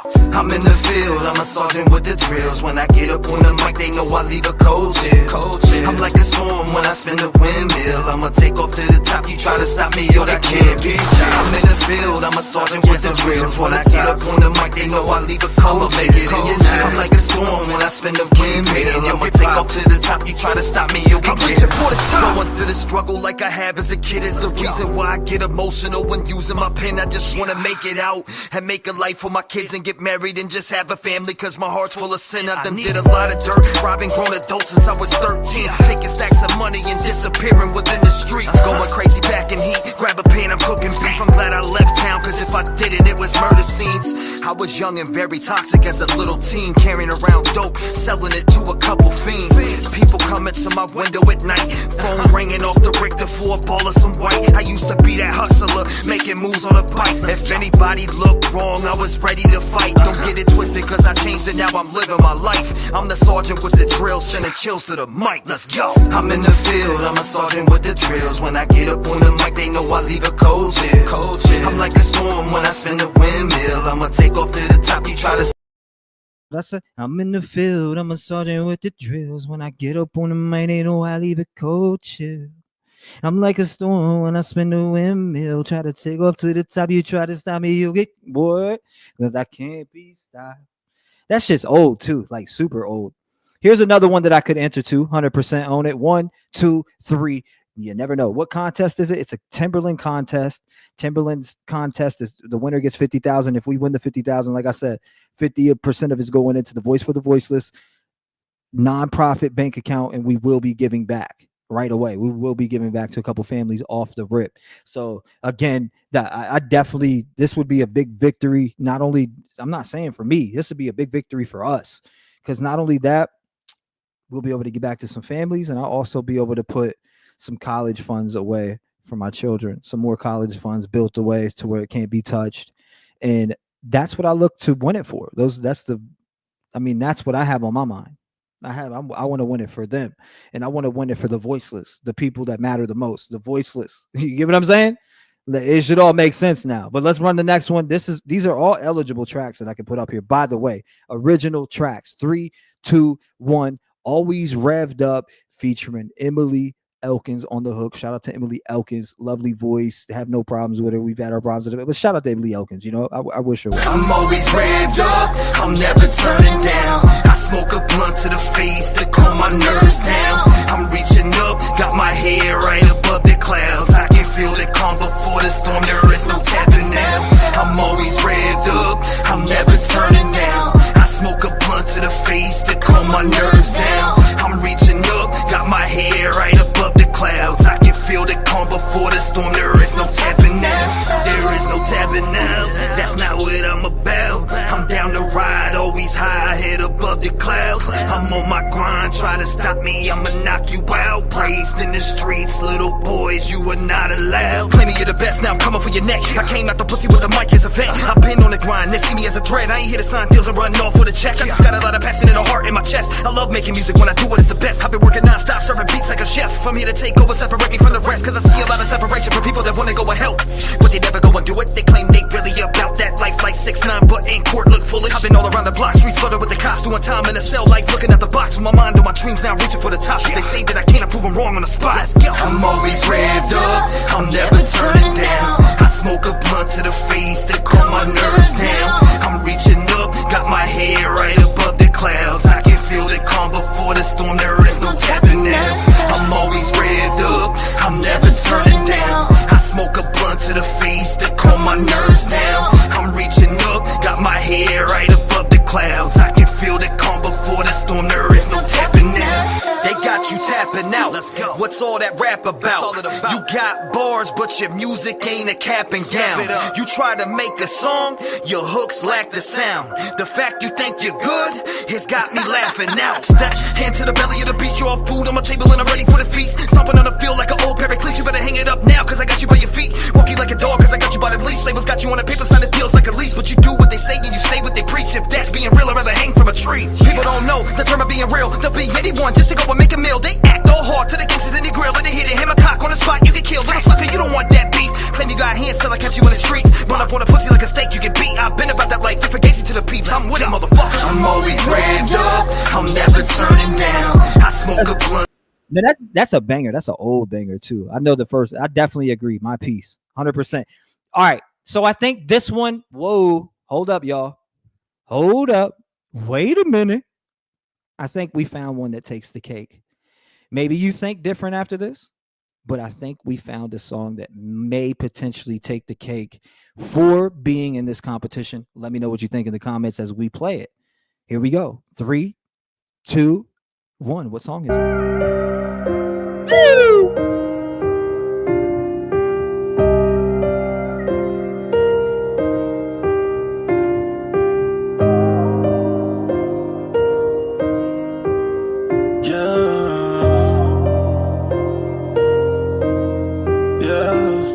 Dear mama, I know you told me stay out of that drama, and I know you wanna see me living proper. I'm just doing this for you and all my partners. In they pocket watching, they ain't got no honor. They an actor, should've got an Oscar. I know we got some problems to get out of, and I know that we done been through some trauma. So I just write this letter to you saying, dear mama, dear mama, dear mama, dear mama. Had to write this letter to you saying, dear mama, dear mama, dear mama, dear mama. Dear mama, I just want you to have faith, yeah. No, I'm about to go fill up the bank, yeah. Dear mama, dear mama, dear mama, dear mama, dear mama, dear mama, yeah. Dear mama, you're all that I got. I know life was messed up and went left with my pops. I was out there running the block, drugs in my sock. After I got raped, I blamed you and my pops. I was mad at life, I hated myself. I thought if I could blame y'all, it would fix itself. But I was wrong, and I can admit that there was nothing worse than waking up every day not knowing your worth. Mama, no matter what you did to me, I just wanna say I love you. I'll make you proud with victory. I stand tall every day and look these kids in the face. Growing up like I did, that's why I wanna make a change. And if it wasn't for you, I wouldn't be who I am. So this song is for you, mama. You gotta know that you're special. I miss you so much. If you need me, I'll come to your rescue. Mama, I remember just the other day, you would tuck me in the bed and tell me everything's okay. You would tell me nothing's ever gonna happen, but these people kept coming around. It was like the devil watching us collapsing. I just had to forget it, but just know you're forgiven. We get stuck in the system. Mom, get out that prison, cause you're better than that. I'll carry us on our back and pull us out of that trap. Dear mama, I love you.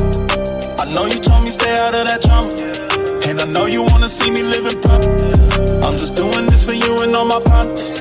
In they pocket watching, they ain't got no honor. They an actor, should've got an Oscar.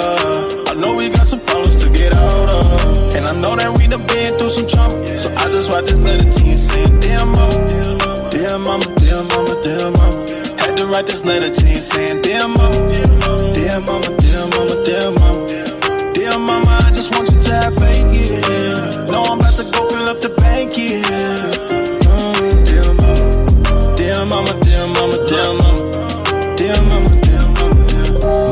I know you lived through the trauma, and I ain't trying to bring it up to start no drama. I just want you to know that I'ma glow in your memory, cause you were the best. I have your soul. Don't ever let no man tell you what the to do. Don't ever let no man put his hands all over you. I don't wanna see you getting hurt anymore. You've been to hell and back, mom. It's time to open them doors.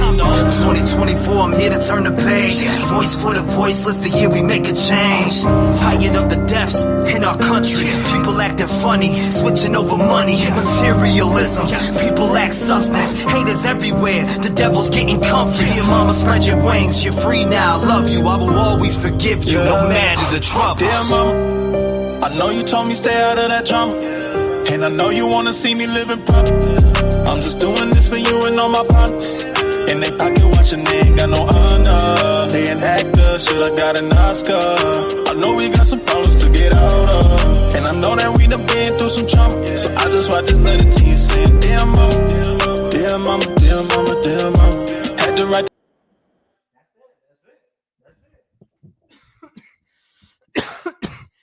I said, dear mama, you're all that I got. I know life was messed up and went left with my pops. I was out there running the block, drugs in my sock. After I got raped, I blamed you and my pops. I was mad at life. I hated, I was mad at life. I hated myself. I thought if I can blame y'all, it would fix itself.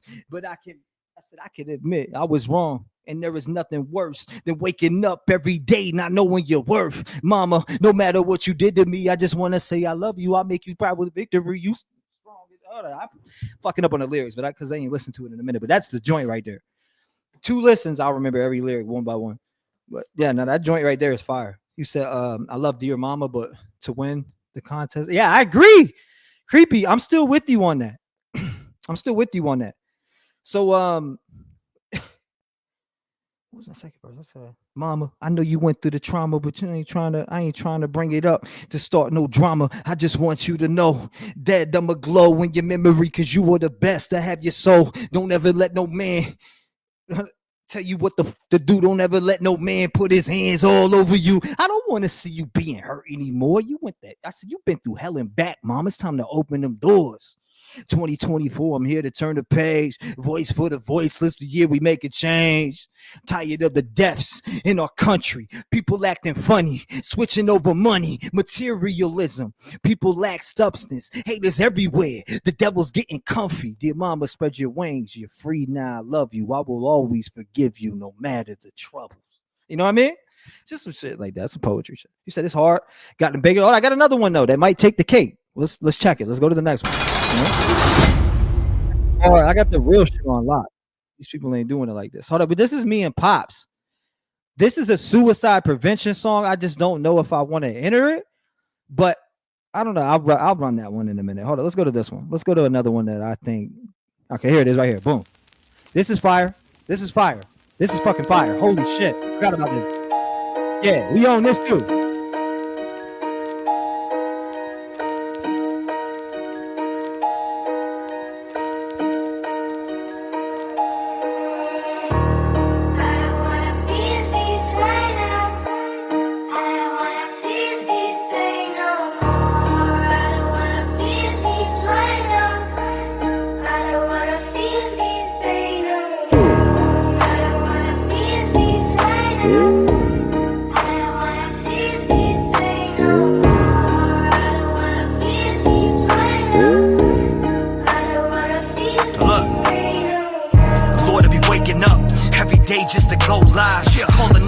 Justice to the Lord lets us all thrive.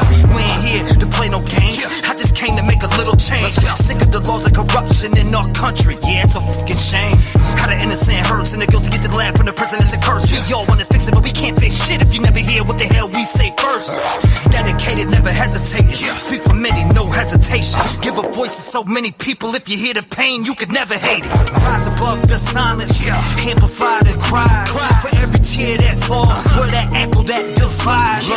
Breaking silence loud and clear. Voices rise, the world will hear. We pray together, every single stream, and I won't stop till I'm in your ear. Oh.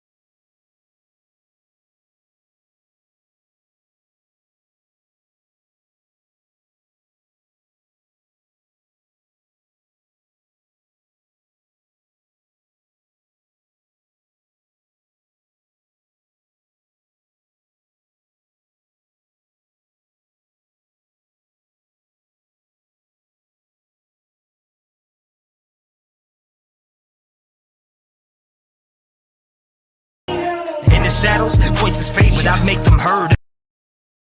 Was that really just muted the whole time when I just spit that whole verse and then I said, listen, play? Whatever. I'm an idiot.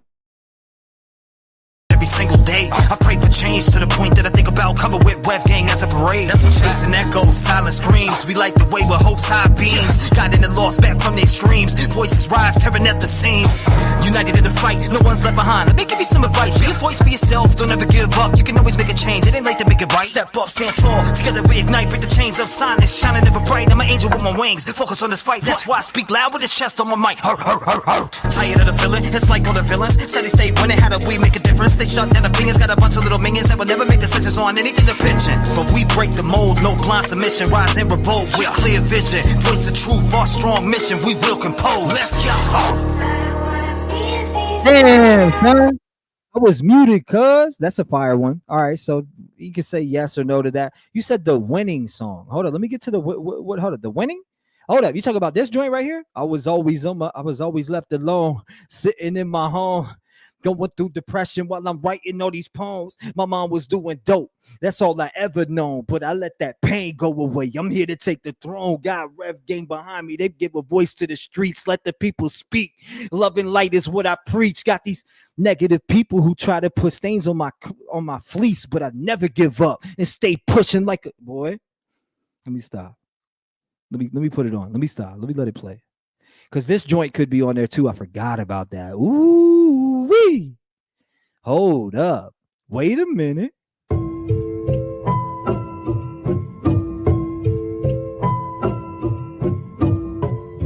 Was that a punchline? You're just in time, baby. If I'm gonna get it done, I'ma do it myself. I don't trust no one. I don't need your help. Where were you when I reached out for you? I needed you and you left me by myself. So if I'm gonna get it done, I'ma do it myself. I don't really give a fuck if you with me now. Where were you when I reached out for you? I needed you and you left me by myself. I was always left alone, sitting in my home, going through depression while I'm crafting all these poems. My mom was doing dope, that's all I ever known. But I let that pain go away, I'm here to take the throne. Got Rev Gang behind me, I give a voice to the streets. Let the people speak, love and light is what I preach. Got these negative people who try to put stains on my fleece, but I never give up and stay focused on my peace. Reaching to be the better me to succeed. I cover stories every day that could drop a horse to its knees. I've came to realize we really need change, and if I gotta do it myself, I'll bring a parade. I'm gonna get it done, I'ma do it myself. I don't trust no one, I don't need your help. Where were you when I reached out for you? I needed you and you left me by myself. So if I'm gonna get it done, I'ma do it myself. I don't really give a fuck if you with me now. Where were you when I reached out for you? I needed you and you left me by myself. I'm speaking to the government, we really need some change. I used to be that child that was living through the pain. Got raped by a monster and y'all barely did a thing. I'm speaking out for me and all the others feeling pain. When I speak it's with my chest, this ain't no motherfucking game. I'm sick of y'all giving every one of them a name. I hear stories like mine and it makes me wanna rage. How can we turn the page when y'all haven't done a thing? You give the ass a deal, then they're back on the game. We can't fix these sick pricks, but you free them every day. So I'ma build my platform up, step by step. You can't ignore all the signs, just take a look at the desk. If I'm gonna get it done, I'ma do it myself. I don't trust no one, I don't need your help. Where were you when I reached out for you? I needed you and you left me by myself. So if I'm gonna get, I think that might be the dang. I don't even think we got to continue. We know it, you know. We know it. Here's another one too. A lot of people are like, "Oh, T-Rev can only make diss tracks," and you just heard some real music. That's not. Where's the diss tracks at? That ain't no diss track, baby. What are we talking about? Here's another one that I made right on the cuff, live on stream. Acoustic guitar. You ready? Like this shit right here. This is the shit. This is what raw artists can do. They can do anything like this. 3, 2, 1. DJ, spin that shit. Look, you ever had something that meant so much to you, meant so much, you never wanted to let it go? Never. mean forever. I don't ever wanna lose you, cause you mean so much to me. I said you reached into my soul and you covered up that hole. I never knew that you were meant for me. It's like you took what was broken, you put it back together. No more living in misery. When we talked the first night, you made me lose my mind, and now I'm thinking about forever together. You and I wanna hold you in my arms till you take your last breath. Even when we go to heaven, we'll be together in death. Yo, lately I've been waking up with you on my mind. A day without you would feel like the day I'm gonna die. See, you're always on my mind, and I'll never tell a lie. I just wanna share my life with you until the day I die. Even when we're in the sky, we'll be shining so bright that we're lighting up the sky. And we're touching other lives. See, with you I feel alive. Girl, I'll never make you cry. Ever since I met you, baby, you've been opening my eyes. Seeing you with other guys would make me lose my fucking mind. You make me feel like I'm the greatest, even got me feeling shy. Cause I never used to smile, and now I do it all the time. I had a lot of lonely nights, but my soul is shining bright. Since you walked into my life, you made me a better guy. I don't think about different women, I think about you and I. Me and you mean forever. I don't ever wanna lose you, cause you mean so much to me. I said you reached into my soul and you covered up that hole. I never knew that you were meant for me. It's like you took what was broken, you put it back together. No more living in misery. When we talked the first night, you made me lose my mind, and now I'm thinking about forever together. You and I wanna hold you in my arms till you take your last breath. Even when we go to heaven, we'll be together in death. Yeah. That's my shit right there. What are we talking about? Woo! That's my joint. I made that. I remember making that 5 years ago? That's old. Ooh. All right. So this one, that one, let's see. This one is available for, it could be entered in the contest. This is contest eligible. Gun violence? I don't know. This is different. Gun violence. It's gun violence. This is called Gun Violence. It is from my second album. It's an old song, but it's a good song. If you listen to the content that's being delivered inside of it, I even had as I wrote the lyrics, it's funny because I had the music video in my head. You get what I'm saying? I just didn't have somebody to come shoot it for me. The way that they were just making excuses on why they wouldn't shoot the way that I wanted them to shoot it. But I have a visual for this shit. Gun violence, baby. This shit's fire. What are we talking about? This is off the second album. Old as hell.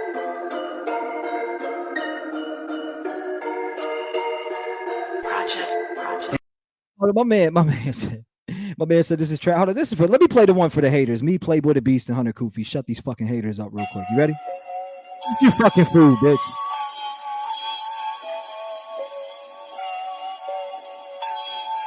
Yo, look. A lot of y'all claim that y'all some rappers, but it's a true fact that every one of y'all are actors. Taking shots at me but missing every clip. I'm your motherfucking master. Bow down, you little bitch. Y'all really want the beef? I'm a suicide bomber, making sure you go to sleep. Put the wrench to you, loosen up every crease. Then take the screw out like Whoopi during beef. Yo, boy, you the hardest on the internet until I pull up at your dinner and eat your chicken legs. You go hard in the chat, but never been a threat. Soft like a pamper, you're crying, I think you missed your bet. Y'all claim that you're about to hang me up, but it's a motherfucking fact that every one of y'all sucks. You're a clone to the game and that nips it in the butt. If your leader takes dick, I guess you're riding in his trunk. No, you're the type to plot on me till I pull up. Pop the trunk open with the pump, like what's up, chump? Say hi to Jack, cause I'm about to take what I want. You rap like you're hard, but in person, you're my fucking son. Y'all be talking slick behind my fucking back, but when you see me, every one of y'all would give me that. What's up? Hey, T-Rev, that shit you spitting's fucking crack. Get the milk ready, cause it's time I make you take a nap. I keep it 100 like when I wear my fucking hat. Knock 'em out the park with one swing from a metal bat. Taking off the heads of these snakes when I slam the axe. I see you throwing shade, but my 4-5 removes you fast. I'm in the zone. Every day I wake up, we label you a hater cause you hide under makeup. When you diss me on the track, you talk about a lot of fake stuff. When I diss you on the track, I bet you go around and break stuff. I see you in the comments, acting like a bomb threat, shooting out the bunker like an old Vietnam vet. Make you watch me be successful with my content. the truth, dipping lies. You claiming that y'all beast until I pass it to the playboy. I play like Troy Aikman, breaking down every playboy. Shutting down that shit like a tackle from the Ray boy. When we land a hit, we ain't stopping till we make noise. Made it out the trenches, I ain't going back. See everything we spittin', boy, you know it's facts, nigga. Just a week ago, they didn't know I rap. Ain't know me though. Now it's me and T-Rev on this Playboy track. Mama told me she ain't want me out there selling crack. So I told my mama, just relax, I'm trying to sell these raps. 40 on my hip, I'm with the shit, you can't tell I'm strapped. But I stay prepared, bust his head when I smell a rat. This the life I'm living, tell them niggas mind their business. If I end up back in prison, then you know I'm getting sentenced. That's what they yelling, I'm never telling. Busted cerebellum, all on this kick, splatter is milling. Big guns spit fast like Big Pun. You niggas don't really wanna get none. Come get some, yeah, come get some. Turn your ass to a motherfucking victim. 1 to the O to the O to the K-U-F-I-S. Y'all niggas better respect my set. Niggas ain't trying to go neck and neck. Throw that bitch like an extra sketch. I do this shit effortless. This is just my method, man. Spit it like Inspector Deck. I don't even recollect the last time that I wrote a rap. But T-Rev hit me up, I said let's get it. Ain't no holding back. Haters always told me that I'd never make it out alive. But I'm the same guy that all these haters start to idolize. Soon as they get out of line, I'm thinking about an alibi. Kill your whole squad like the massacre on Valentine. Rappers running out of time, we just getting started. Got a whole gang of niggas that's with me, they all retarded. If you call me out my name, you'll end up deadly departed. And I don't think you niggas really wanna be the target. Goofy. T-Rev, hand me the strap. Let's ride on these motherfuckers. This murder gang shit's for life, boy. Get down and get laid the fuck down. Yo, if you bustin' shots in mine, don't compromise, you gotta die. I don't hide behind my soldiers, I be on that front line. The art of war is strategizing, so our power's on the rise. The three of us against anybody, they gotta like the minds. I'm your entourage, under the side, murdering all of your guys. Lyrical homicide and words of weapons, and y'all about to meet your demise. I keep my name out your mouth if you was wise, or I'm about to clown on you like Pennywise. Surrounded by miles behind enemy lines, you niggas gazelles and you fucking with lies. You're like some terrorists, fucking with the US, bro. Us dropping bombs and you suckers, the only way you gon' blow. Slapped your face and now you're flying with the UFOs. Your pussy try to jump my brother, now you're getting exposed. Yeah. You rockin' with 3 of the best that ever do it. For the music is the booming, all of the spoons, y'all better cool it. You push it just sweeter than cool it, do with me, get it pushing too. Let's flip it and burn that record labels. To be truthful, I give 2 shits.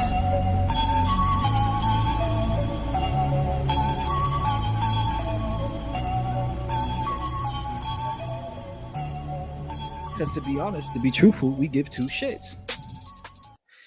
I own that too, though. I actually do own that too. Here's another one that I own. We could put on here too. Boom. Here we go. This can go on there. It's a contest.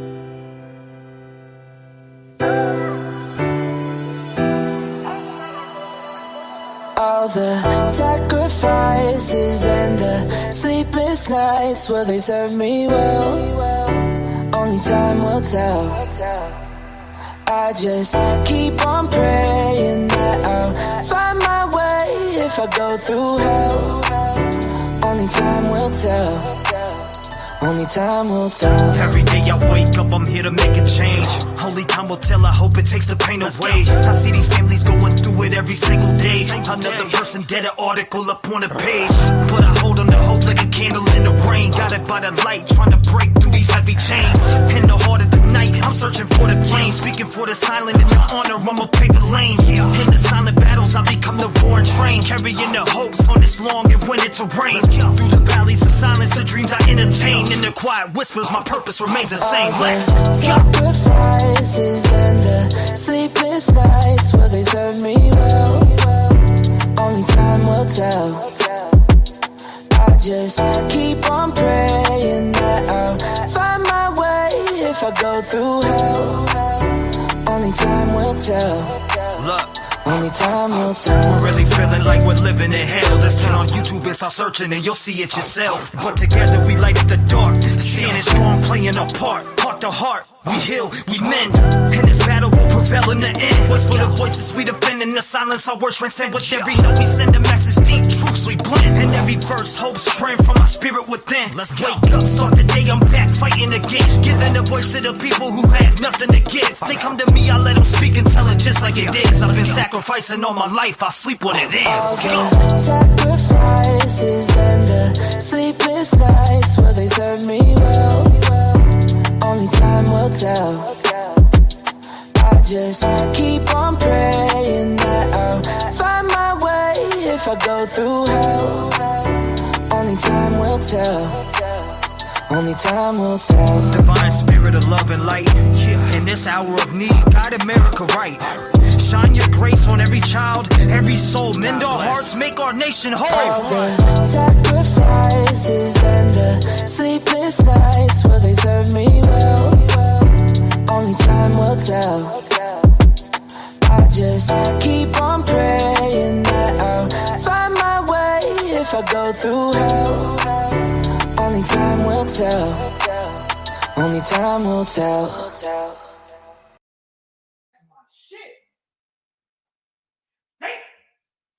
That's my shit, son. You said, in my opinion, this is right here. I played this song while, damn, that shit is fire. Woo, heart to heart. We build, we trans. Shout out to you. I appreciate you. Thank you. I appreciate. Creepy. You still thinking the first one? You said already. Look. All right. So this is the original track I already entered, but again, I'm pretty sure I can remove it and replace it. It's early, so we have time. This is the original. We'll go back to this original real quick. Let's see. Oh, I have one more. I have one more with Pops. Actually, I wanted to play, which we own it. We own 100% rights to it. This is me and my dad. It's a song about suicide prevention. I think my dad did a great job on it. He's on the first verse and the hook. He did a wonderful job. Shout out to not many people can say they work with their father. So let's see. Let's see what y'all are thinking. Don't be, give me the real. I still think My Peace or Only Time Will Tell. Or yeah, there's a couple. Voice of the Voice. Well, let's run this one with Pops real quick. Let's run it. Boy, I'm ready to do. Ready to knock the rest of this album out. What are you talking about?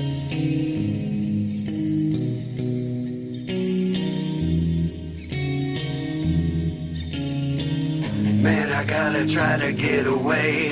Tired of masquerading all this pain. Prisoner locked inside my brain. Most of the time I don't know what I'm doing. Yeah, this demon's heavy on my chest. Spitting lies in my ears, he won't let me rest. Everything he says is crazy, insane. No one in the right mind, I wouldn't be thinking this way. I'm engulfed in this madness, I'm engulfed in the confusion, entangled in the web, he's preying on my ruin. I'm praying to God that he breaks these chains, that he'll evict the demon and let me breathe again. Man, I gotta try to get away. Tired of masquerading all this pain. Prisoner locked inside my brain. Most of the time I don't know what I'm doing. Man, I have to try to get away. Tired of masquerading all this pain. Prisoner locked inside my brain. Most of the time I don't know what I'm doing. Yo. Locked in my brain and I'm going insane. I'm feeling this way every day that I wake. The demons in my mind are taking me away. If I don't do nothing now, then I'ma end up in my grave. I just wanna make a change, but I'm always getting stopped by the thoughts of my mind. They come and they haunt and they want me to lay there in the dark and hardcore and everything that happened from the start. I used to sit on my bed with a gun in my mouth just to think about going and laying it down. And then now that I think about that, I pray to God, hoping that I can turn it around. My life has been a fucked up mess. I used to move weight so I could try to get a check, and I was bringing in the money and it didn't do the trick, cause I was cocking back the pistol ready to bust off a clip. I think I'm sick. I wanna make a change cause I'm tired of living in a circumstance where I can't make a decision. My mind is missing. I'm trying to find the peace that I lost cause I think it's hidden. Everything in my heart is so dark. Grab your oven mittens. I just want a better life. I just want to do it right. Lord, please come and help me. I'm about to take my life. Now I'm sitting on this bed with the gun to my head, cause these thoughts in your mind will consume you till you're dead. Man, I gotta try to get away. Tired of masquerading all this pain. Prisoner locked inside my brain. Most of the time I don't know what I'm doing.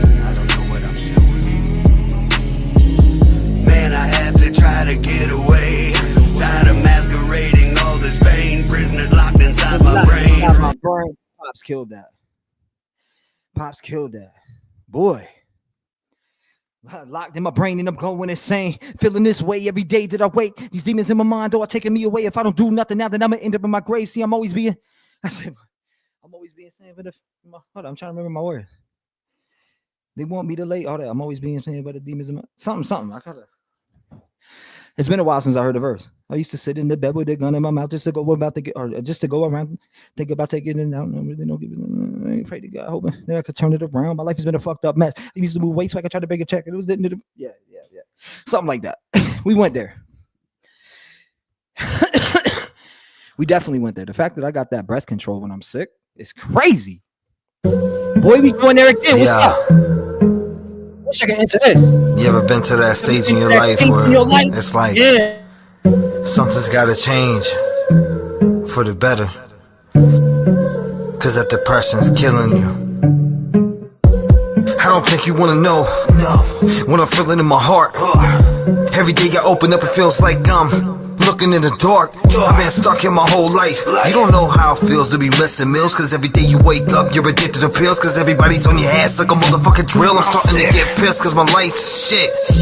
Doctor said the word cancer. They run around giving me answers. I'm just reaching out in a stage of depression. Will my life make a change? This shit ain't a game. My mom's been on drugs and it drives me insane. I seen more shit as a kid like murder and it really affected the fuck on my brain. How can I change when everybody really goes around straight acting the same, claiming they love you, but they don't love shit. I never had a family, I never felt what love is.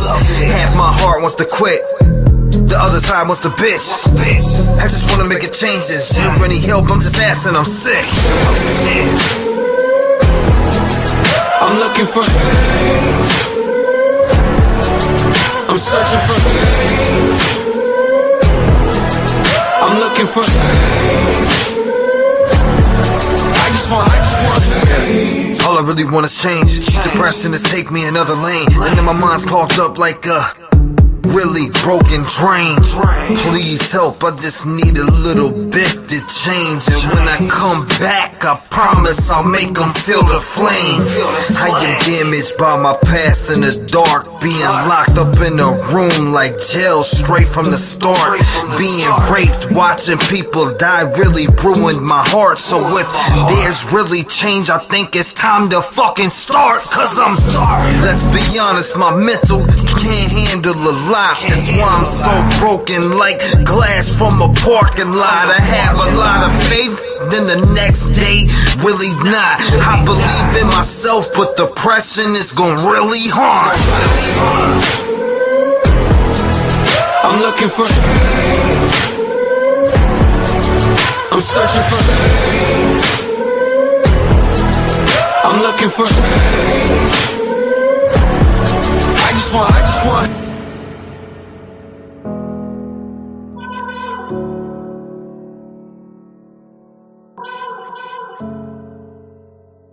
That song hurt me, man, because I was going through some real shit. You know, when I made that song, I got told by the doctor I had cancer. And people had put this false narrative out on your boy T-Rev that he faked cancer, but there was nothing fake about it. I got told I had cancer. I went to a couple treatments. I got dye put all through me. I seen multiple different doctors, and thank God the medicine that I take or that I took that they gave me helped me. But I was really in a fucked up place, a dark place. I made that in 2020, I believe, that song right there. So I mean, that's like about 5 years old. You know what I mean? That's old as shit. That's old as shit. Let's take it back though. I can't even breathe. Listen, that song right there though, like that's the type of song when I listen to it, I cry because I know the deep feelings that I was feeling when I sat down and made it. Same with a few other songs that I got too. It just is what it is. Yeah, I cry because it's real shit. It's real pain that I'm releasing onto this pen and out of this pen and pad onto the paper. It's real fucking pain. It's not, you get what I'm saying? You can't fabricate pain in what you feel. The people know when they hear it. People can relate with pain. People have been through pain and they get released from music when they listen to it, and they can relate with the pain. Even if it's a little bit different circumstances, they can still relate with that pain. And that's what it's about at the end of the day. It is. You know what I mean? Obama. What did that change that? Hold on. Oh my God. What do we got right here? Woo! See, This is another one right here, boy. Why are they ducking this? Did they play this? Tell me, did they play this? Did they play this? Here we go. Look. Oh, y'all want to run now, huh? I bet. Shout out to my boy PTB, man. Look. Adamant is cool, better back up. While I run him over flat like a Mack truck. Hard talking, you been soft, you sacked up. Merc claiming he got clips, start blast one. Rap for rap, trap for track. Couldn't match with a pitch on your raps or wax. Merc talking out his neck till I snatch his hat. You fake wanna be rapping country ass. You ain't even the country rap, you little pregnant bitch. Go and take a shower, you ain't dropped a hit, you little flopping bitch. You and Tom McDonald should go make an album. Which one of y'all wanna jam Wayne? Can't spit that dudes with a running. Some here like a Vietnam vet from the motherfucker get it. Bitch, fuck Creek Squad and just fuck you in the rap. Y'all ain't made for this, y'all ain't made no hits, y'all ain't made no hits. It's pure hating, bitch. 10 rappers sitting together in a room and they hang from Satan's dick. Imagine dudes trying to blame rhyme for this shitty song with no hang time. Saying he's on drugs like a P.O. bitch.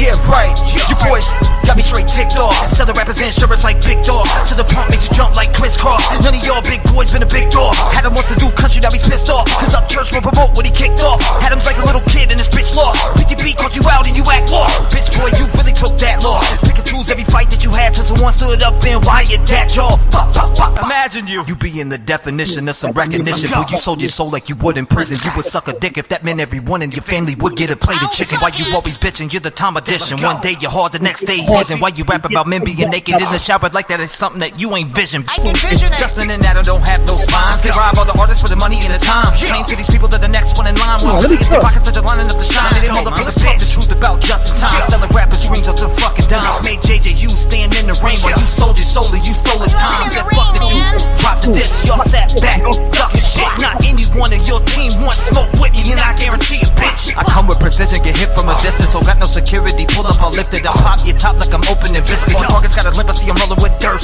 Boy, I'll put you in a church after loading up a hearse. You don't really got a verse, quick to ride out and stick fingers rolling up your skirt. You call it an intervention, I call it doing dishes. Every single one of you rappers can come and get a whip and putting belt to ass is what I do for a living. Hercules couldn't murk a beat. It's a shame that I had to come and put you to sleep. Your career's a remix, boy, I never heard a hit. Built your name off others like a ghost in the mix. Can't haunt the chart solo, now you dead in the fix. You call church of cops and say drugs are his fix. So if that is the truth, every one of y'all on this stand straight up just look like a snitch. Man, it's crazy how double standard, double edged. You said this one? This city here is this like an open sewer, you know? It's full of filth and scum. I think I know what you mean, but it's not gonna be easy. Man, let's cook, man. What's going on, church? Look.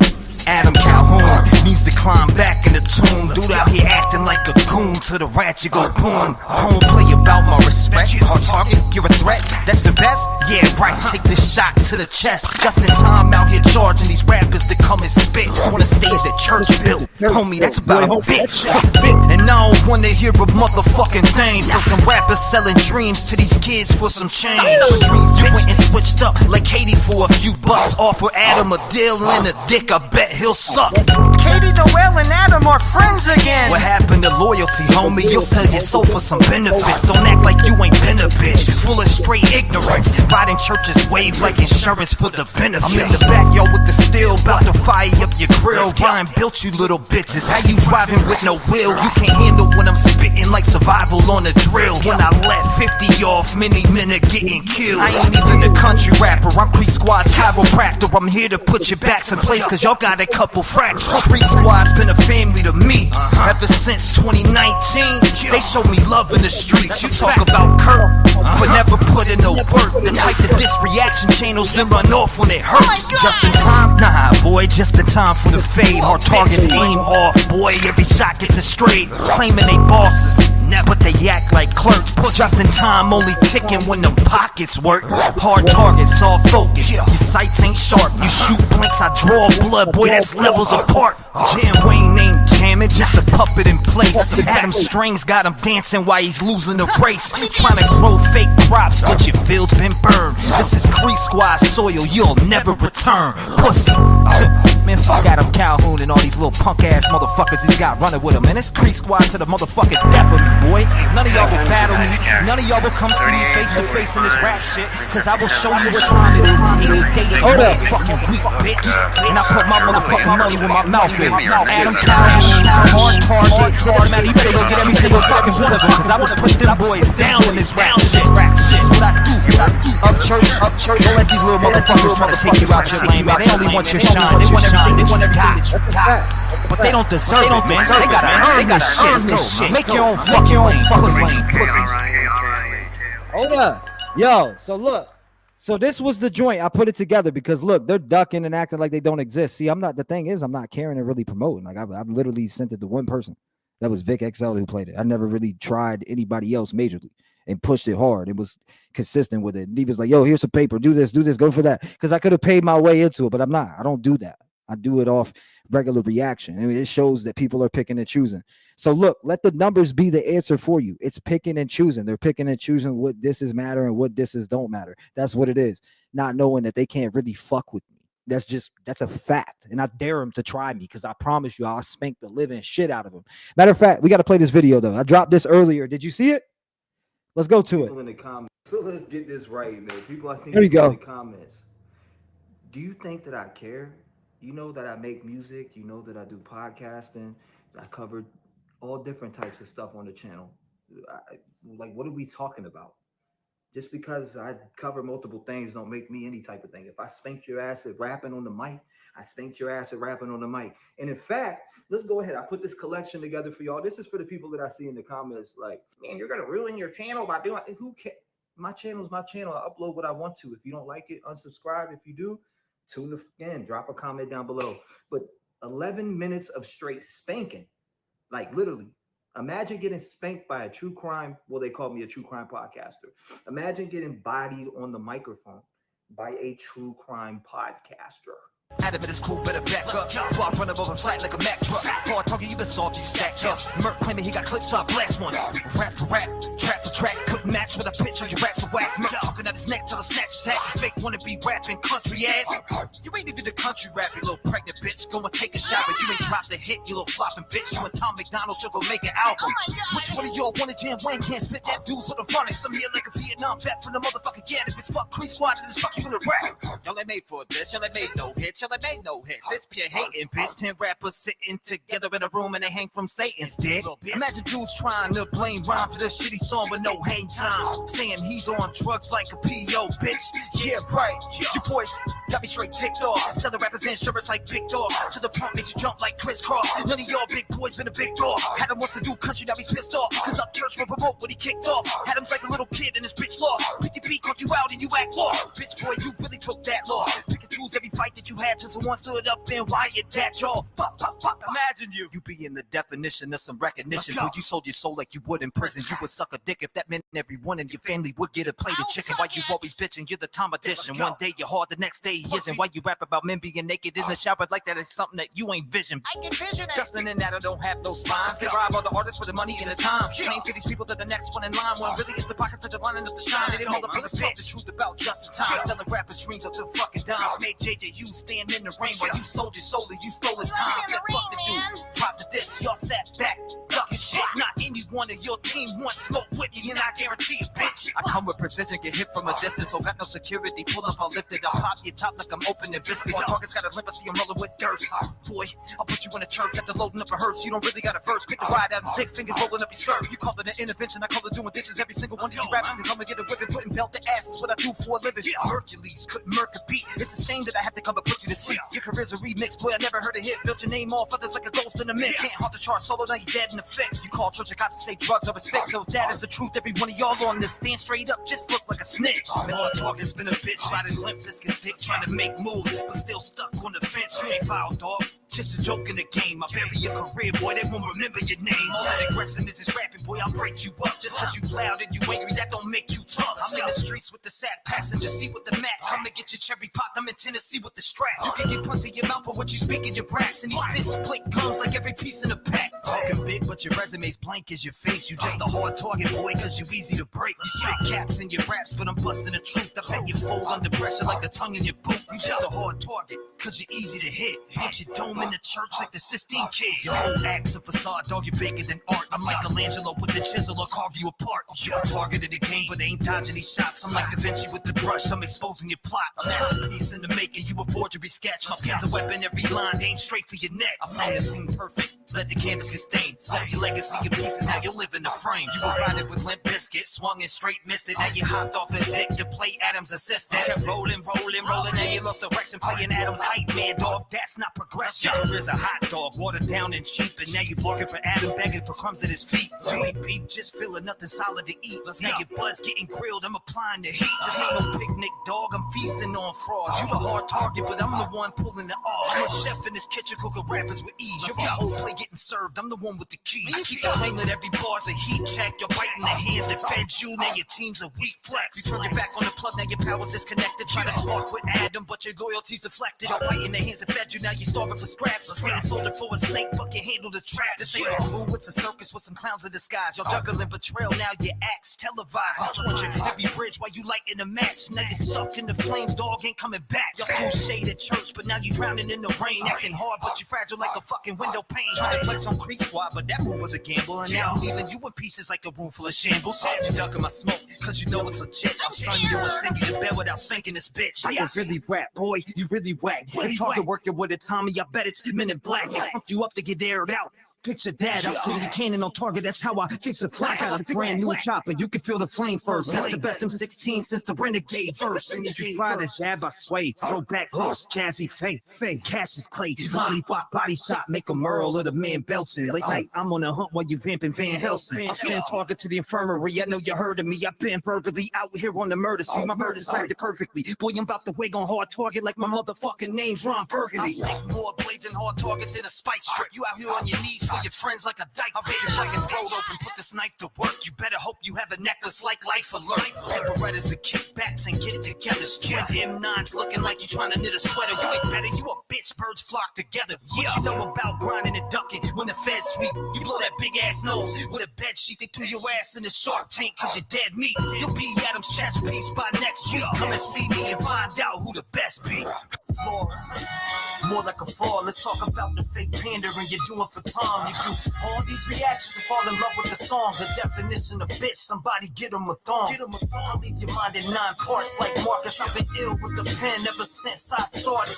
Test me, guarantee that you'll become a target. That footage at the ghost ranch will make them look retarded. Oh, you mad, dog? I'll rip your hat off, breaking your booth and use your girl's flag as a noose. What happened to positivity and telling the truth? Cause all I hear is fucking lies when you step in the booth. See, Adam was out here playing both sides, and I can see a fake bitch when I look him in the eyes. He was moving over Ryan, trying to lead him to the blind, making everything right while he would diss him on his side. I got it figured out, I've been Creek Squad, bitch, and I'm really from the South, but when I hear a fucking lie, just know I'ma call it out. We ain't perfect, flawed, your mom knows what that's about. Boy, I came to talk to your soul, I'm over these fake gimmicks like Tommy or Fold. You created a fake beat cause you think you will blow. The only chance you have at that is a grenade down your throat. Flawed, I had it out with the ops, many mornings. Somebody's about to get shot. Trigger one. Life is 30 from the jump. While you corny and you fun, I put a switch on every 30 like employee of the month. Yeah, I'm talking about how Ryan suing his mom, but I bet my life he sucked a dick to put him right on a song. Yo, what's wrong with the culture? Nothing but a vulture. Leeching off other people's fans for exposure. Chase group had backstabbed him too, so the soul like Tommy ought to put him in a group. And as far as your career, you're more than just wildin'. This boy's a jelly holder, type to fold when it's violent. Act stupid, then I'ma have to squeeze on you. You got recoil, a little rain and recoil. Treat this bitch like the lunchroom table. Put the beats on you, got the game twisted, so I put hands and feet on you. Adam Calhoun needs to climb back in the tomb. Dude out here acting like a goon. To the rat you go boom. Home play about my respect. Hard target, you're a threat. That's the best? Yeah, right. Take this shot to the chest. Just in time out here charging these rappers to come and spit on a stage that church built. Homie, that's about a bitch. And I don't wanna hear a motherfucking thing from some rappers selling dreams to these kids for some change. And switched up like Katie for a few bucks. Offer Adam a deal and a dick, I bet he'll suck. Katie, Noel, and Adam are friends again. What happened to loyalty, homie? You'll sell your soul for some benefits. Don't act like you ain't been a bitch. Full of straight ignorance. Riding churches waves like insurance for the benefit. I'm in the backyard with the steel, about to fire up your grill. Brian built you little bitches. How you driving with no wheel? You can't handle when I'm spitting like survival on a drill. When I let 50 off, many men are getting killed. I ain't even a country rapper, I'm Creek Squad's chiropractor. I'm here to put your backs in place, cause y'all got a couple fractures. Creek Squad's been a family to me ever since 2019. They showed me love in the streets. You talk about Kurt, but never put in no work. The type of diss reaction channels then run off when it hurts. Just in time? Nah, boy, just in time for the fade. Hard targets aim off, boy, every shot that is straight. Claiming they bosses, but they act like clerks. Just in time, only ticking when the pockets work. Hard targets, all focus. Your sights ain't sharp. You shoot blanks, I draw blood. Boy, that's levels apart. Jam Wayne ain't jamming, just a puppet in place. Adam Strings got him dancing while he's losing the race. Trying to grow fake crops, but your field's been burned. This is Creek Squad soil, you'll never return. Pussy. Hi, this is Dave Jackson with YouTube News. I wanted to report on a few artists here by T-Rev. He was calling them out. They're definitely buying views. We went and looked at their social blades, and it's 100% fact. They're really doing it. Look, listen to me when I get on these beats. I put you to sleep with the pillow for free. I say what I say and I live what I speak. I don't give a shit about none of your beats. Now, Robert, let me see what it be. You're feeling around fucking with me. I'm fucking with you. Everybody is a thug to the get put to sleep. Definitely moving ahead of these. I got the energy. I got the remedy. You'll eventually see that I'm mentally on another level that you will never see. I got the legacy. This is the better me. Give him the beats like I'm swinging the enemy. You ain't a friend of me. You just pretend to be. Give him a Grammy. He's tremendous. How you gonna face it? Take a half hour, give you ass face it. You done make it. One flow, you never really say shit. Don't make me check your ass in the basement. Me just giving like a minute shake shit. From the streets, I had to hustle to make it. Flipping packs on the first when we pay rent. What do you know about it? How to make sense. You in school playing with a pink pen. I was on the block with many men. Thank you. Owe me like cooking on this shit. Woo!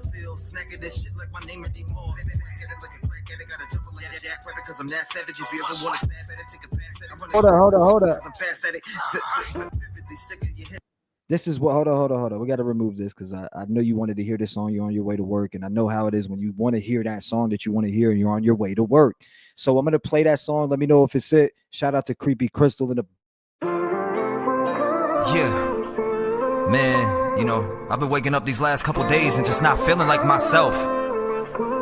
Feeling deep down with this depression in my mental health. You know, I know we all feel that way. Alcoholics Mixtape. In the rap gang, and I know they feel like that too.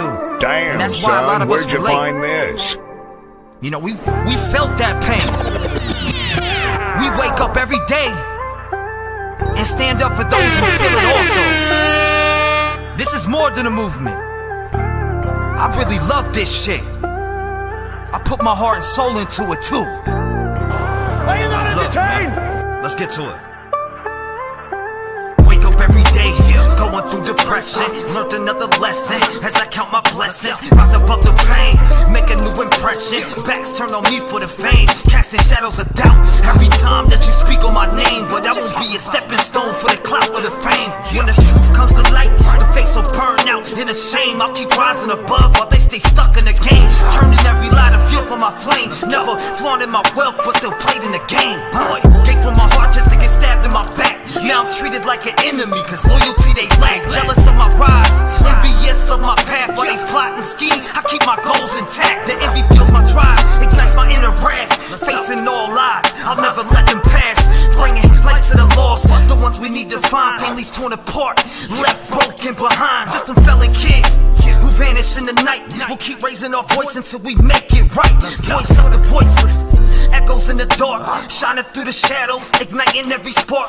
Together we'll stand strong, never back down, fighting for justice until the lost is found. Haters throw the shade, they try to drag me down, but I rise above the lies and wear my strength like a crown. The whispers feel my fire, but can't dim my glow. Every step I take forward leaves them stuck at the door. Innocent lives lost, kids gone without a trace. We fight for justice every day to bring light to the case. Too many tears shed, too many hearts torn apart, and we won't rest till we bring peace to every heart. You don't need anyone to pave your way. You've got the strength to rise and slay. Remember, success is in your hands, and the love from your true ones is all you need to stand. That's a fact. Trapaholics Mixtape. Damn, son, where'd you find this? You've got the fire, the drive, the spark to light up your night. Look, stay ahead of fate. Keep your balance up straight. Don't let a sucker in your circle that is turned to a snake. I remember when you were here but couldn't look me in the face. If you want what I got, you gotta really feel the pain, boy.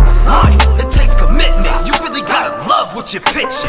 This ain't a job to me. I wake up and really live this. I feel the pain from these victims. That's why I stay to myself.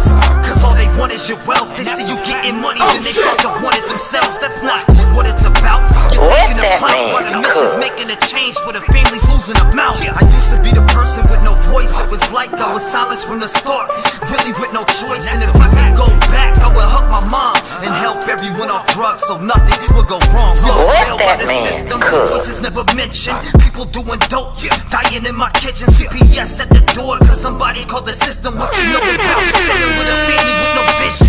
Grew up in the hood, never knew what love was. Always waiting for my dad by the window like a bus. I evolved into me and found out what love was. I ain't letting off the brakes until God picks me up. Boy, I'm parking on these haters, staying in my path. I jumped on the mower cause I had to cut the grass. Every time I see you hate, it makes me wanna laugh. Cause you're jealous of my grind and try to emulate my craft. All of you are weak, fucking bullies of the week. Waking up every day, trying to walk us like we're sheep. I got my eyes open so I close them when you speak. Cause you really don't exist if you're something I don't see. To my people standing tall, don't ever lose sight. Keep pushing through the darkness until you reach the light. Don't let the haters be your downfall. Rise above their game. You've got the power within. Let them remember your name. We fight for the voiceless, for those who can't be heard. Bringing justice and peace with every spoken word. Together, we stand strong in unity and might. Creating change in this world, shining bright in the night. Remember your strength, don't ever let it fade. In a world full of shadows, be the light that you made. Keep your heart true, let your spirit be bold. And together, we'll write a story that's worth being told.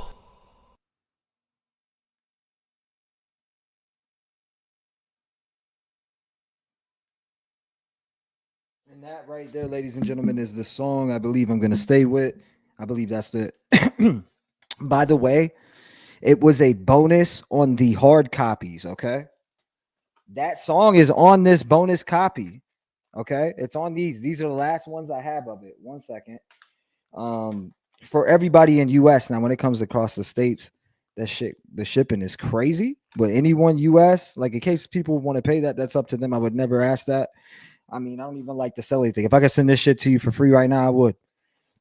Literally, again, hard copies of Voice for the Voiceless, okay? It's got, what do we got, about 12? I'm trying to remember how many tracks we got on there. What up? 1, 2, 3, 4, 5, 6, 7, 8. No, we got more than that. Hold up. I can't even remember how many songs we got on there. I just remember everything I did, but I threw a bonus song on here. Again, my piece is on there. We do have hard copies. What I've been doing is busting it open, and I sign the inside. I have a unique signature because my dumb ass is stupid with cursive. So again, I sign it in my own special way. My signature will never look like anybody else's. But again, if you do want a copy of the Voice for the Voiceless album, which right now, I think, let's see, Media Mail in the US. I'm transparent with everybody. I do Media Mail. So look up what Media Mail is. Whatever it is after that. I usually do between 10 or 12. And they were taxing people on that website for like 15. And I heard that. I'm like, screw that. Hit me at Venmo, or hit me up on Venmo, or the Cash App that's on, the new Cash App that's on here, or hit me up on the other ones, like if you want to get it, because then I can send it out to you. I know a lot of people have been hitting me up for them. I'm sorry that I've been being lazy about getting these hard copies to some people who wanted them. I've just been really busy with the kids and doing things. So if people do want a copy of them, these right here, again, have that My Peace song. It's a bonus song. It's not even on the album on iTunes. So if you went and got this off iTunes right now, guess what? My Peace isn't on there. My Peace is only on this album, y'all. This song isn't out on all platforms besides YouTube, and straight up, that's it. It's on YouTube and this album right here. That's it. My Peace. Shit, fuck getting the money. It's not even about the money, to be honest with you. Just everything in this world costs $1. As long as I did, anyone who's ever ordered, whoever gets a CD or anything from me, as long as I give you the best deal and you don't have and save you your money, that's what I'm worried about. I'm worried about saving somebody money. I don't, because I personally don't give a shit. right, when it comes to making, you know how some people attack shit on and they want to make crazy ass profits. Like, yeah, okay, it is to you do make a profit, right? But at the same time, I'm not about to tax people who want to show love and want to support the grind. There's no way. No. I've seen people doing that. I don't like it. I'd rather hit you exactly. So you look up what Media Mail is through USPS. That's it. That's all I ask for anybody who gets a CD to cover. You get that. Boom, boom, boom. Bing bong. It's like friggin' $4, I think. Straight up. I'm not even joking. We gotta look it up though. You'll see what I'm saying. But I got a whole box of these joints. Let that man cook. Hold up. Where's my box of music here? This is some bullshit. You know? This is some straight up bullshit. Johnny. Now hold on 1 second. Where did that? It might be another room. Either way.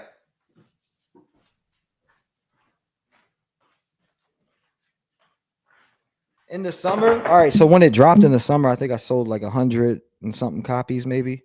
And then I was like, nah, man, this is crazy. People were ordering from all over. And I felt like those people that were ordering from other countries, I felt bad for them, right? Because I felt like they were paying too much to get a CD shipped to them. Like, I felt bad for them. No bullshit. Like, just to send Leisure a CD was like $40. That's crazy. I'm talking about a CD to make her pay that. Like, what? Are you kidding me? I felt bad. Like, I'm like, nah, hell nah. That's crazy, man. But I got them right here. Media Mail. All you cover is media. So I'm probably, 10 a piece. Like I said, Cash App.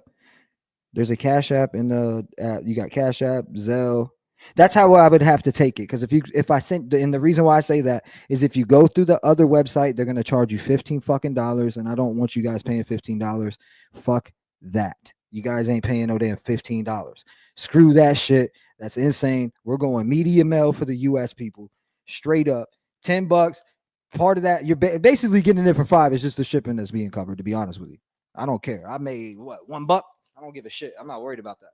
I want you guys to get the music, to be honest with you. That's why I tell people, if you don't have it, go steal it off YouTube, download it. I don't care. You got my full-blown permission to go steal every single song I've ever made, original, remix. I don't give a shit what it is. You have my permission. Go steal it. Go do whatever you want with it. Listen to it. Bang it. Just don't try to claim my lyrics. That's it. Like, I really don't care. The music I put out is for therapy. Remember that. People want hard copies and shit, though. Shit, I'm lazy. I don't even want to book them out. I'd rather not make the money. That's how I am, to be honest with you. I'd rather not make the money because my lazy ass don't even want to go ship them out. Because I don't care. I just want, especially when I feel like people are getting ripped off in my head. Like when I went through Big Cartel this summer and everybody was buying CDs, I'm like, they were paying $15. I'm thinking, damn, like I could just have them hit the Venmo or Cash App for and save way more, not give them no money, and literally give you guys the best deal. Instead, I didn't know it was that way until I had got to the post office and had them crunch numbers for me. You know what I mean? So I was like, damn, man, I felt bad. I feel bad, but I didn't know this at the point. So you got to go through trial and error. So people wanted me to get hard copies, and that's why I got them. Like, first, I could really give a shit about, again, what money comes from it, because it's going right back into, it's going probably straight to the kids, to be honest with you, or back into for instance, this batch of the Voice for the Voiceless, the last of what I had, is going into the kids. And what I mean by kids is helping kids. 50% of it, of what I get, I'm going to take the 50% of those profits and put it into the Voice for the Voiceless checking business account, the LLC that we have, nonprofit organization. I'm going to put that into that. And I'm going to stack that up, and I'm going to continue to stack it. So I'm going to put it in there, act like it doesn't exist. And then as soon as we have the chance to help a family or give back in some type of way, that's what we're going to do. That's my plans on what I'm going to do with the rest of these CDs. Since people have been hitting me up and emailing me and asking me as of recently, hey, do you still have those CDs, etc.? Yeah, I do. And they got the bonus, My Piece on here. The song that you just heard, that's only on YouTube again, and it's on this album, or the hard copy version, not digital. Because I wanted the people who were ordering hard copies to actually get something, get a little gift on there, since they wanted a hard copy. Literally, usually you don't find too many people that want hard copies these days. But hey, anyways, I'm about to pop off of here. I'll holler at y'all. I'm gonna be live on the other channel. They're doing some music shit, so I'll see you guys over there. I appreciate you, Shannon. Let's see, Shannon, Mandy in the building. I don't know. I might. What time is it? 4? Probably go lay down for a little bit, get a little bit of sleep. Try to get a little bit of a slizzle, a little sleep. In a minute though. I got something. Let me see what else I want to play real quick though. I need a little bit more music. What are we talking about? This? Damn, son, where'd you find this? Go ahead.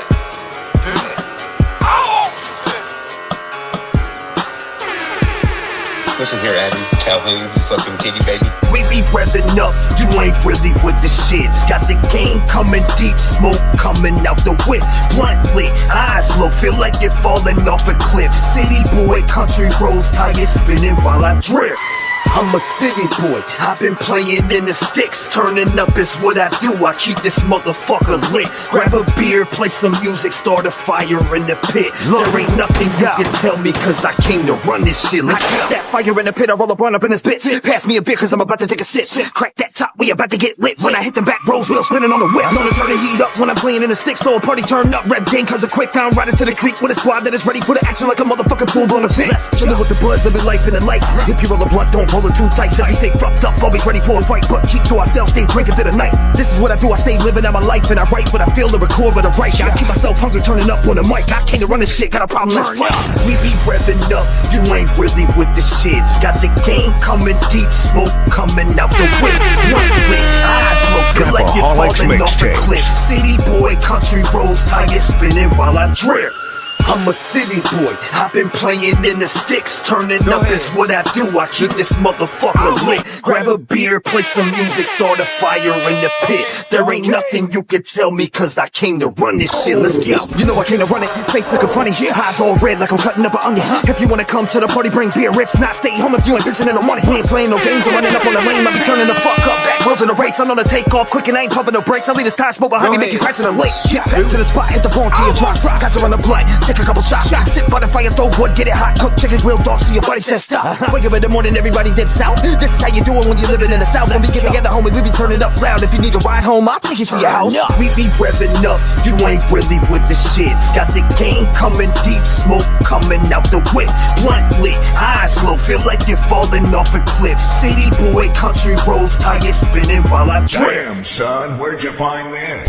They know I'm running with the thing out. It's like American Idol, they wanna sing now. When I see you, believe me, I wanna bang out. Knuckle luck cause the uppercut leaves your brains out. I grew up in the trenches while you was on the bench. My people rhyme still and always wanna hit a lick. You always talking hard, saying something slick. It's like the age rumble buggy, yeah, I'm on my shit. When I land that overhit, it feels like you got hit with rich peoples wanna jump me while I guess I'm letting off a clip. I'm a wild dog, come believe me, ass Michael Vick. Bites down, wounds open like a broken cyst. Got your neck whipping back and forth like a soldier's twist. Take your best shot at dots about the reconstructing shit. Asking anyone in my crew, I'm sticking out the spit. Your favorite rapper gets fucked in his ass while they sucking dick. And that's who you fuck with on daily basis. I'm on the ass like a motherfucker pretending to make it. I butcher his whole existence quicker than pieces of bacon and send a body overseas to India for the taking. And this is how I write, dog. I come and rip it when I get up on the mic, y'all. Put your hands up in the air. Got demons in my body when it comes out my soul and I write, dog.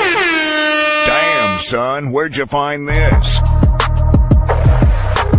Ever since I started making music, I've been driven. It was like I'm fishing the way that I'm pulling in the rhythm. You got it twisted thinking you can banish my existence. It's like I'm possessed by the devil the way his body stiffens. What? Take your soul lyrically with no exorcism. It don't matter your religion, you gon' need some supervision. Cause when I'm bucking shots, I hit him with precision. I'll be cutting through his flesh like a fucking circumcision. Homie claiming that he litty, but he really fucking not. Fold his body up in half like I was taping up a box. I be pulling out these tracks like a couple fighting thoughts. Punches hit you in the head like fist swinging when we box. Call me Andy Ruiz cause I've been getting slept on. Any challenger in front of me be catching napalms. All my life I've been the underdog, but now I am a fucking boss. Catch you like a bass in a net, a new baby's born. Good, man. You ain't diligent, tear you down like a ligament. You're acting innocent, I keep it up like a stimulant. It's a coincidence, you act like you're legitimate. I'm about to build a wall so I can keep you out like immigrants. Put me in predicaments and see what that will get you, bitch. I always keep my eyes open looking for the vigilant. I heard you got a virus, take a sip of this Corona. Name running through your mouth like you swallow some Ebola. Anytime you think of me, you better put me with the soldiers, cause I'm out here in the field pushing haters in a stroller. Damn, son, where'd you find this? Look, I've been handing out these starter caps. I had to take them back and put them on the bench cause they can swing the bat. They been striking out, and I hate that. It's time to talk some sense and you ain't never made that. Damn, son. You wanna pass me a track, I'll murder it and hand it back with actual facts. These dudes acting shady out here scratching their backs. It's evident money's the reason you actually rap. That's why I hate you. You underestimated what I gave you. Where'd you find this? Monster that you smash like a grapefruit. How to play with the flow, you getting flamed up. I'm known to put a flame to the grill like George Foreman does. I'm getting agitated, a little bit aggravated with these fabricated whack-ass rappers procrastinating. You're outdated and thinking you're the king of this hip-hop. I'm in the studio, victory stomping and flip-flops. I got the passion in my blood, you swing from Donald Trump's dick like CNN does. You were claiming you was really with the thugs, but you're a politician, now let's not switch it up, blood. They rotated, I elevated and vacated, build a fabricated circle full of fucking fake haters. Let me elaborate it, I'm tired of fabrication. You put rappers on the bench, now they suffer from constipation. I gotta charge it to the game, R.I.P. Pat, stay about to light the fucking flame. We can battle in the ring or you can type the fuck away. You remind me of Whack 100 using hip-hop as the game. Damn, son, where'd you find this? Keep fucking around until you get dropped. Next day, y'all turn your ass into a TikTok. Cruising state to state. And some flip-flops. Y'all be making threats till you get wasted with these twin Glocks. Y'all be racist till you really gotta face them. Y'all the type to be preaching but fucked up a generation. Making up accusations, filled up with fabrication. And people just go believe it. It's time I dig up your grave, bitch. I'm here to regulate shit. You might have with the war, but that don't change that you're a racist. Giving out my address will get your ass a facelift. Shells make you twitch like your seats when the bass hits. Running with these bricks, I done set the foundation. Two middle fingers up as I send your ass to Satan. While you got a lot of hatred, see that shit can make you famous. All you gotta do is pull up and I'll put you on the pages, motherfucker. I keep the 9 out, run up in your hideout. Pistol whipping, put your bitch ass right in time out. I don't give a shit what you gotta talk about. Watch this little racist pussy right across his fucking mouth. You sit behind screen while I ride out. Cruising state to state, none of y'all wanna pop out. Wanna pop big things. Let's fuck a little grill. Rick ain't been deep, so come and climb out. Go ahead, do it. I want you to. You fucking donkey. Everybody know ain't no party like a Diddy party, so. Yeah, that's what's up. I got some shit for you, Mandy. Hold up. Let's get to some. Hold up. Let me see what I got up on here. I just made, this joint right here. I snapped on this. This was a while ago. Some people would think this shit's new, but it's not. Hold up. Let's do this real quick, right? Ain't no party like a Diddy party. Hold on. Let's go back to here. Where's this track? I just seen it before. I swear I seen it. Oh, yeah, this joint right here. I don't care. I went off on this remix. Listen, 1, 2, 3. Snapped on this shit. This shit's easy to me, man. I do this shit in my sleep. What up, Blind Sight? Let's get this, man. Let's have a little fun with this shit. Shout out to DMX, man.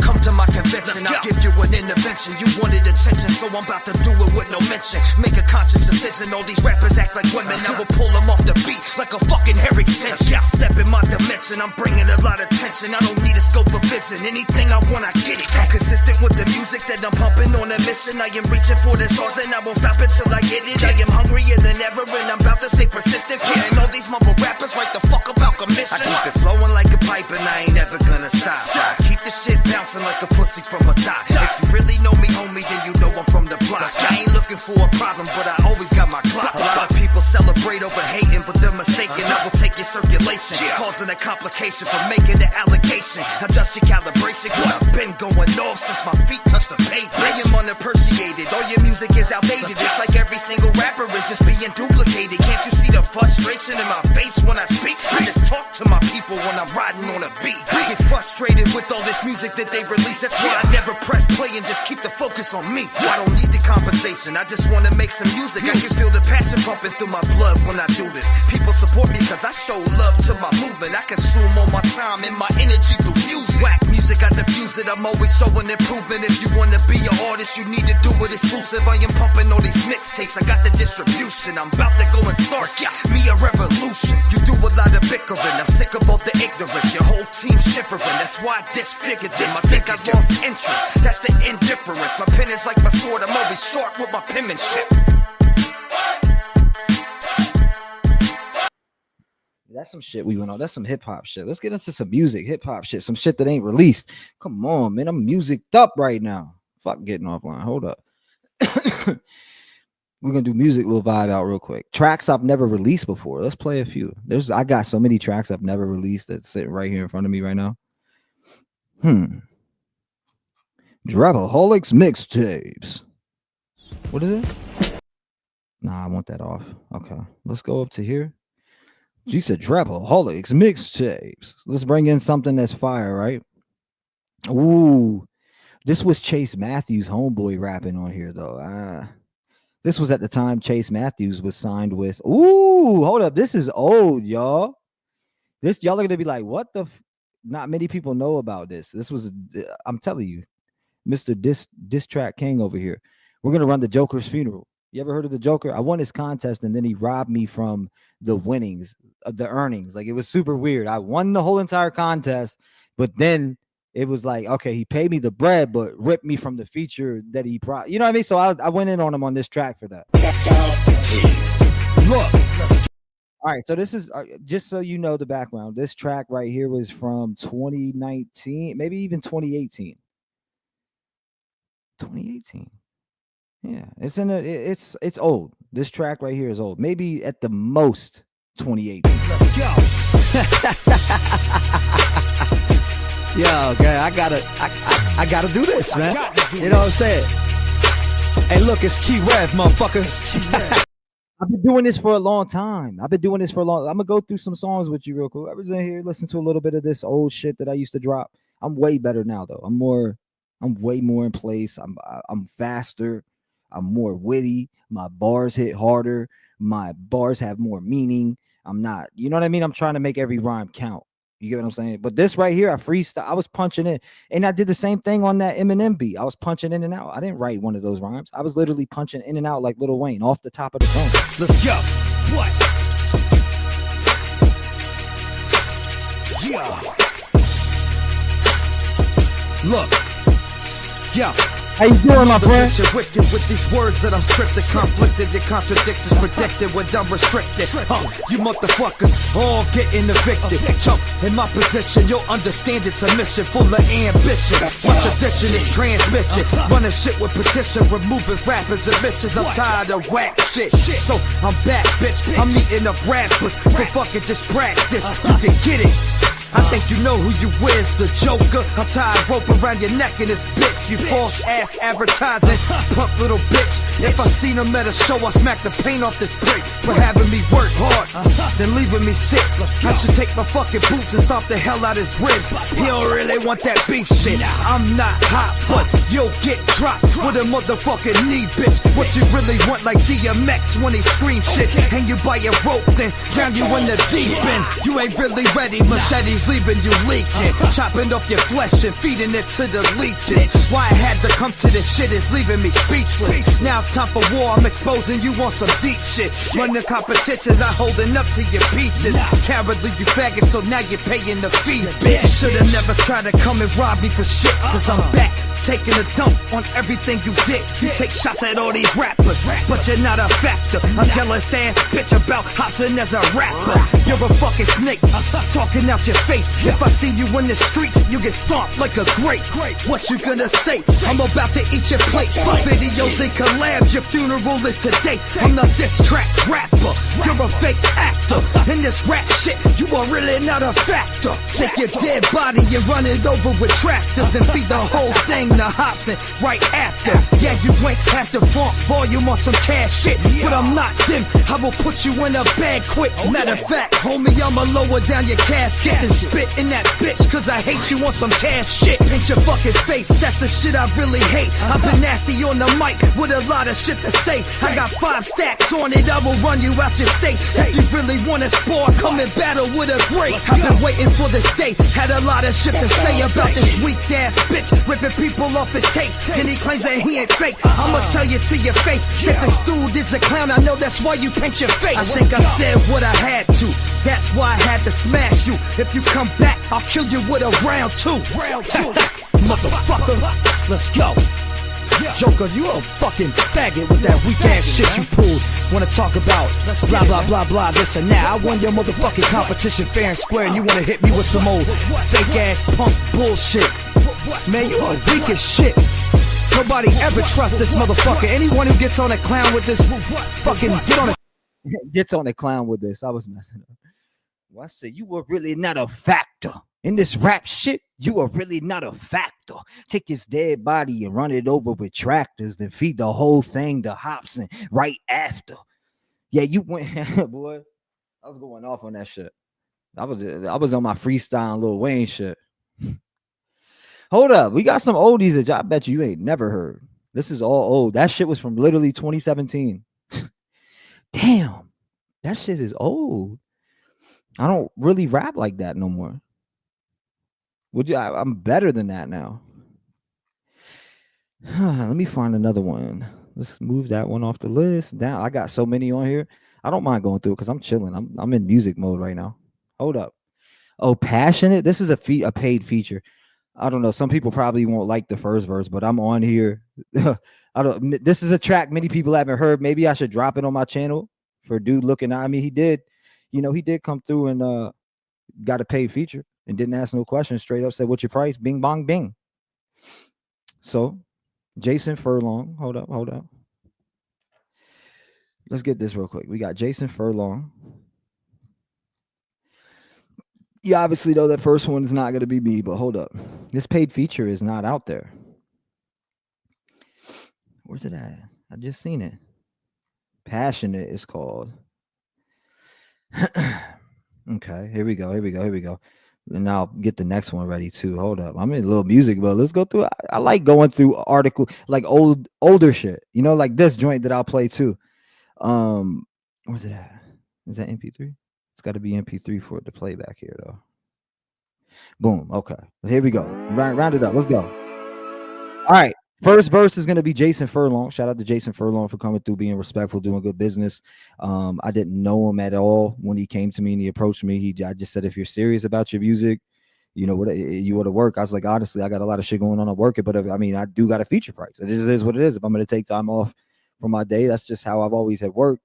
And when it comes to music, because I don't really like collabing with artists that don't believe in themselves. First of all, I got to prove it, which I do like Jason. But there's been some that I've taken that were a little weak that I probably shouldn't have, but they have done tons of nice things. And I don't want to be a dick to people. I want people to chase their dreams, and I don't want to shut people down, because you got to start somewhere.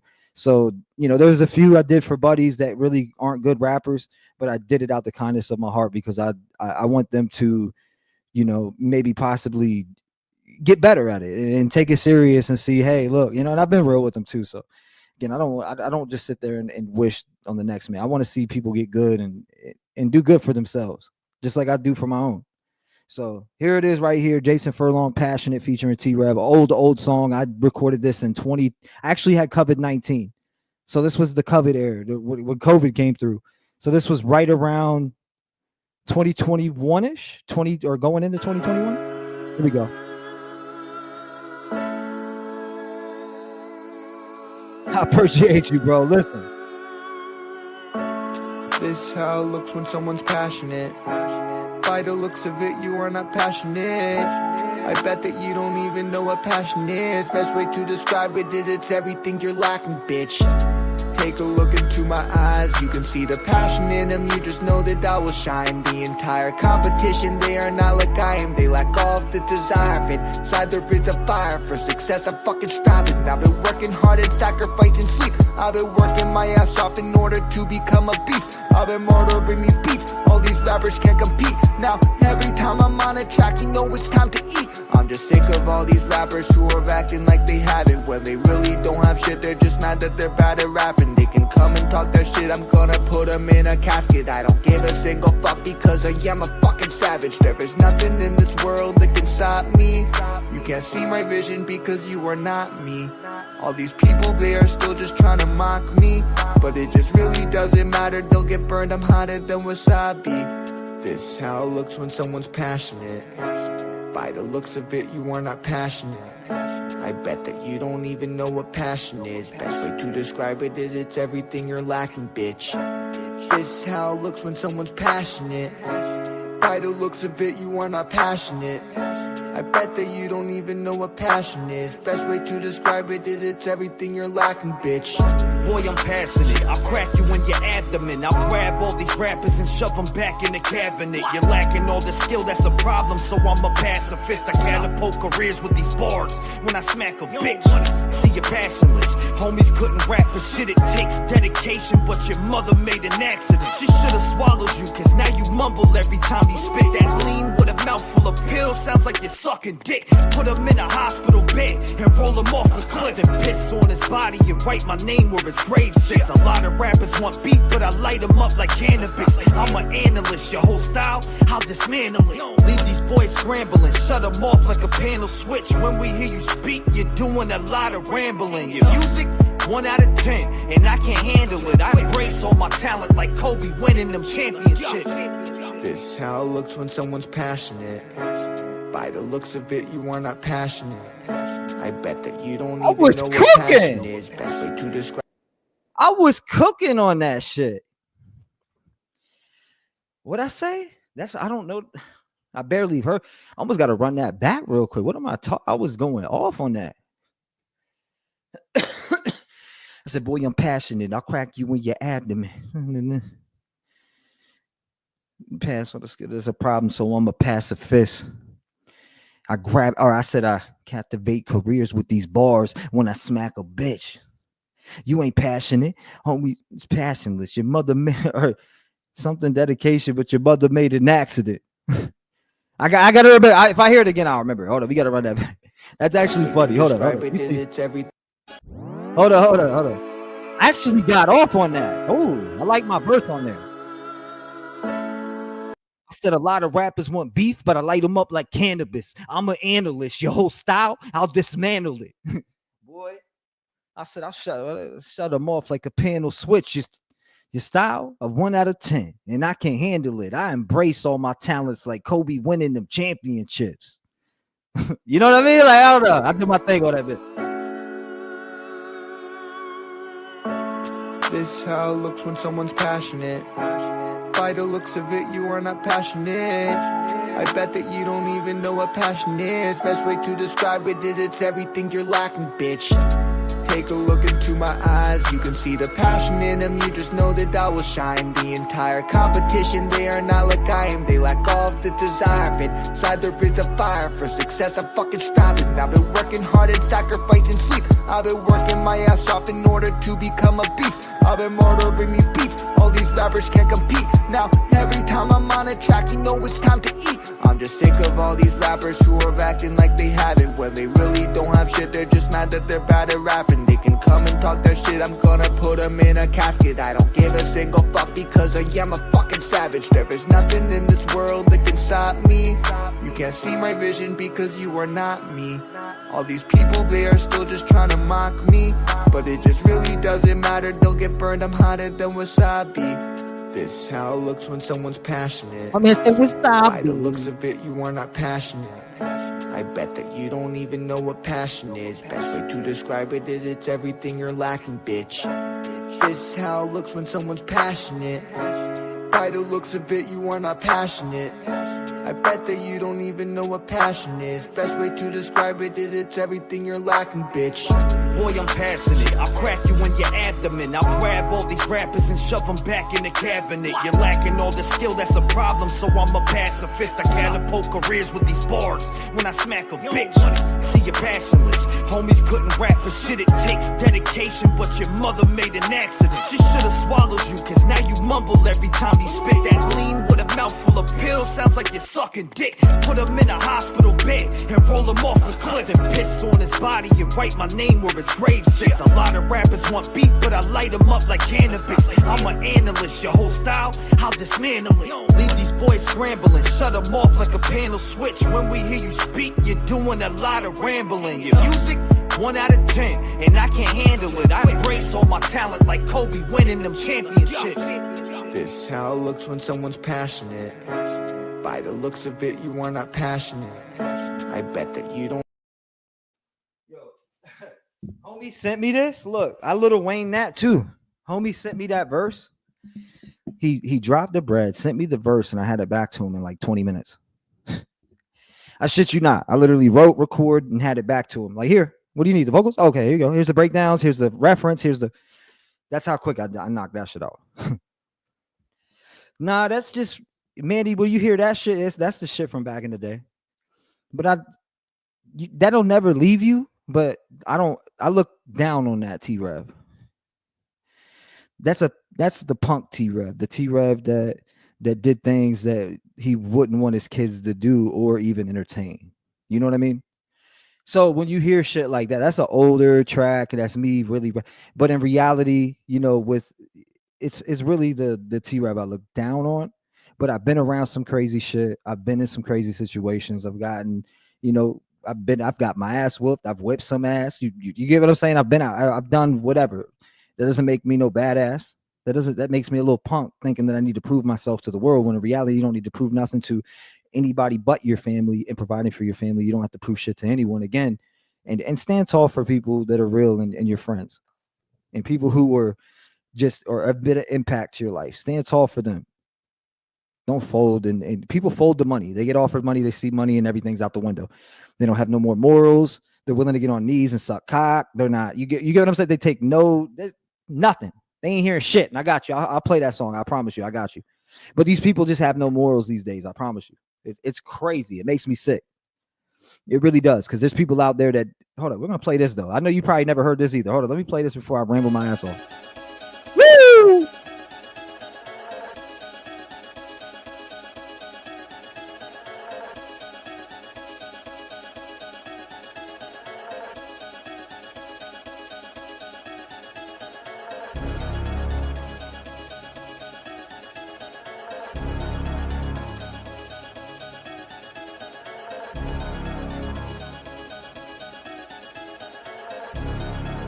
Look, man. Here we go, baby. Turn it up. Let's go. One time for the people that are hating, saying that I'll never make it, they be wishing on my downfall. 2 times for the people switching lanes, see this shit is not a game, y'all a snake in the grass tall. 3 times for the rappers in the underground, hustling and trying to make it out, but they doubt y'all. 4 times for my people in the hood, getting beaten by the cops like taken by the outlaws. 5 times for my people on the block, trying to take it to the top, but the cops try to stop y'all. This is for everybody that I love, I just wanna see you smile every day that I'm around for. 6 times for the brothers getting shot and buried in a box, cause they wanna get from round y'all. 7 times for the beat that they squash just to make a little piece. 5'9", you're a scout dog. I'm about to ride on my enemies without bringing negative energy, but doing something that I was meant to be. I don't give a shit if you ain't a friend of me. You motherfuckers can sit in the seats and watch what I'm doing physically. There's a lot of people hating, they wanna send me to Satan. I think I'm losing my patience, I'm praying to God to make it. I'm passing out and I'm fainting, these thoughts are making me anxious. I'm about to lose my mind, I'm about to. I ain't about to lose shit, I'm like a Vietnam vet. When I come up in this bitch, I bring a knife to your neck. You better get up on your knees and put your hands up on your chest, cause if you fuck around with me, that means you fuck around with God. And I ain't having it, I'm back with it, no strings attached to me. You can try to drag me down, but when I pull it, I ain't clapping it. I'm leaving my enemies in the box with a centipede. I got ADHD, this shit is scarring me mentally. I record that on a PlayStation mic. That joint's dookie. Flow's all right. Verses all right. Here's another unreleased song. Here's an unreleased song. That last song was released. This one never has been out ever. This might be the first time you ever heard this, because I've never, ever, ever, ever, ever released it.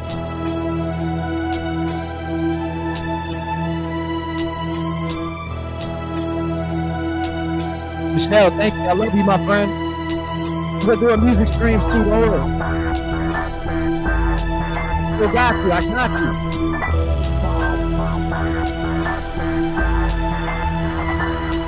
I seen Jimmy in the hood and he was acting like he popped the Glock until them people ran up on his ass and had to pop a shot. Left him in the parking lot. Jimmy loved to talk a lot. He was pushing drugs, making money all around the clock. Moving all that weight, pumping bundles to a couple cops. As people's hit a lick and killed a dude at the Stop and Shop. Threw a couple kilos, they were robbing just to stop the ops. And if it meant kill or be killed, they thought they owned the block. That shit gets real when you live in the streets. Jimmy thought he was a soldier, but they put him to sleep. They caught him lacking in his whip while he was making some cream. His daughter in the back seat was the first on the scene, and she was screaming out her lungs, yelling, "Daddy, please!" Says he took her father's life and left him slumped in a seat. This is really what happens when you live in the streets. You hear the sound of the guns when it's night and you sleep. Hey. I am the one, where I come from is the city where the killers always gripping the guns, and they going dumb da dum da dum dum. Yeah, they going dumb da dum da dum dum. I am the one, where I come from is the city where the killers never seeing the sun, and they always going dumb da dum da dum dum. Yeah, they going dumb da dum da dum dum. Yo, he got no credentials. This little kid found a loaded pistol, started busting off and didn't even mean to shoot a victim.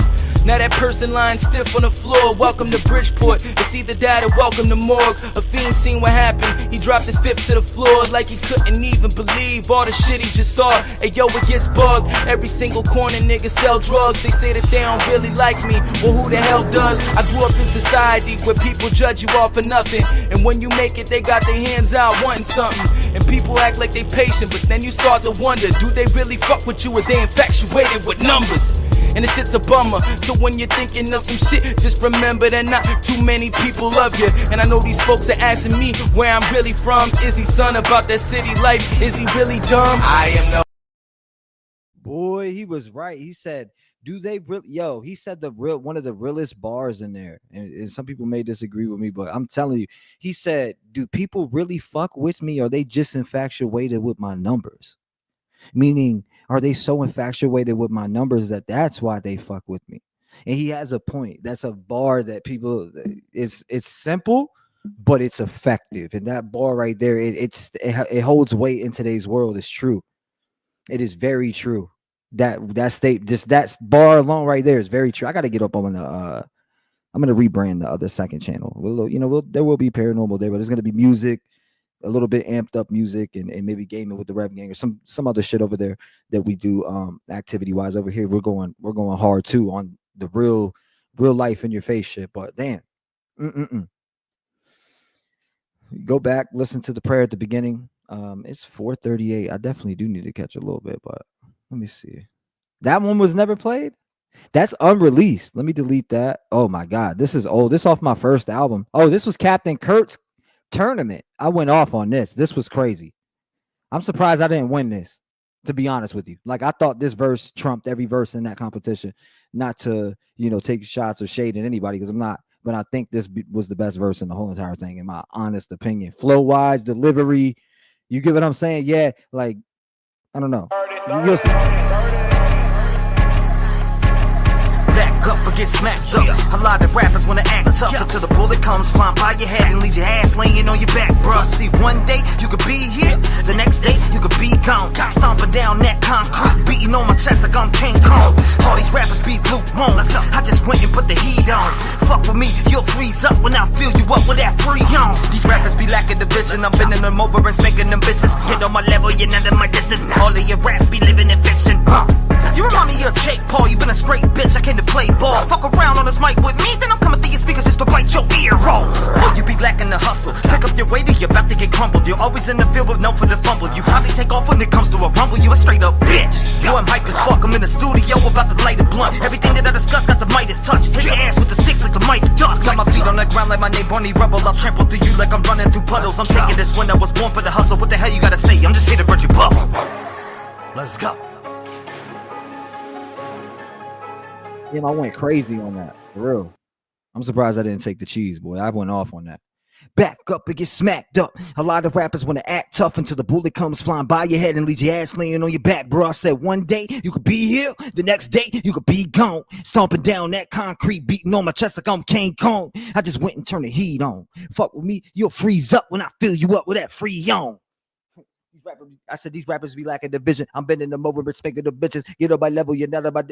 I said, you on here, Jake Paul. You been a straight bitch. I came to play ball. Fuck around with me on this mic. I'm coming to the speaker to just bite your ear off, homie. You lacking the hustle. Pick up the weight, you're about to get crumbled. You always in the field, but known for the fumble. You probably take off when it comes to a rumble. You a straight up bitch. Well, you hype as fuck. I'm in the studio about to light a blunt. Everything that I touch got the Midas touch. I said I hit your ass with them sticks like the Mighty Ducks. Got my feet on the ground like my name Barney Rubble. I'll trample through you like I'm running through puddles. Some shit like that. You know? I should have took the cake with that. That's crazy. Nobody was out flowing that. Nobody was out flowing that. I'm telling you. Go through that whole competition and put up every verse, and we can go down and we can vote that. I'm telling you, I won that 100%. I feel like I was the best verse in that, but I didn't argue it. I got good sportsmanship, so I won't cry about things. And people be like, well, what do you think you're doing right now? You're crying about it. No, I'm just saying I think I won that 100%. Now, again, shout out to Captain Kurt for the opportunity he's given to artists. Who gives a shit? If I didn't win, I'm not mad at Captain Kurt. Shout out to him. You know what I mean? Like they picked the winner. It is what it is. I don't care.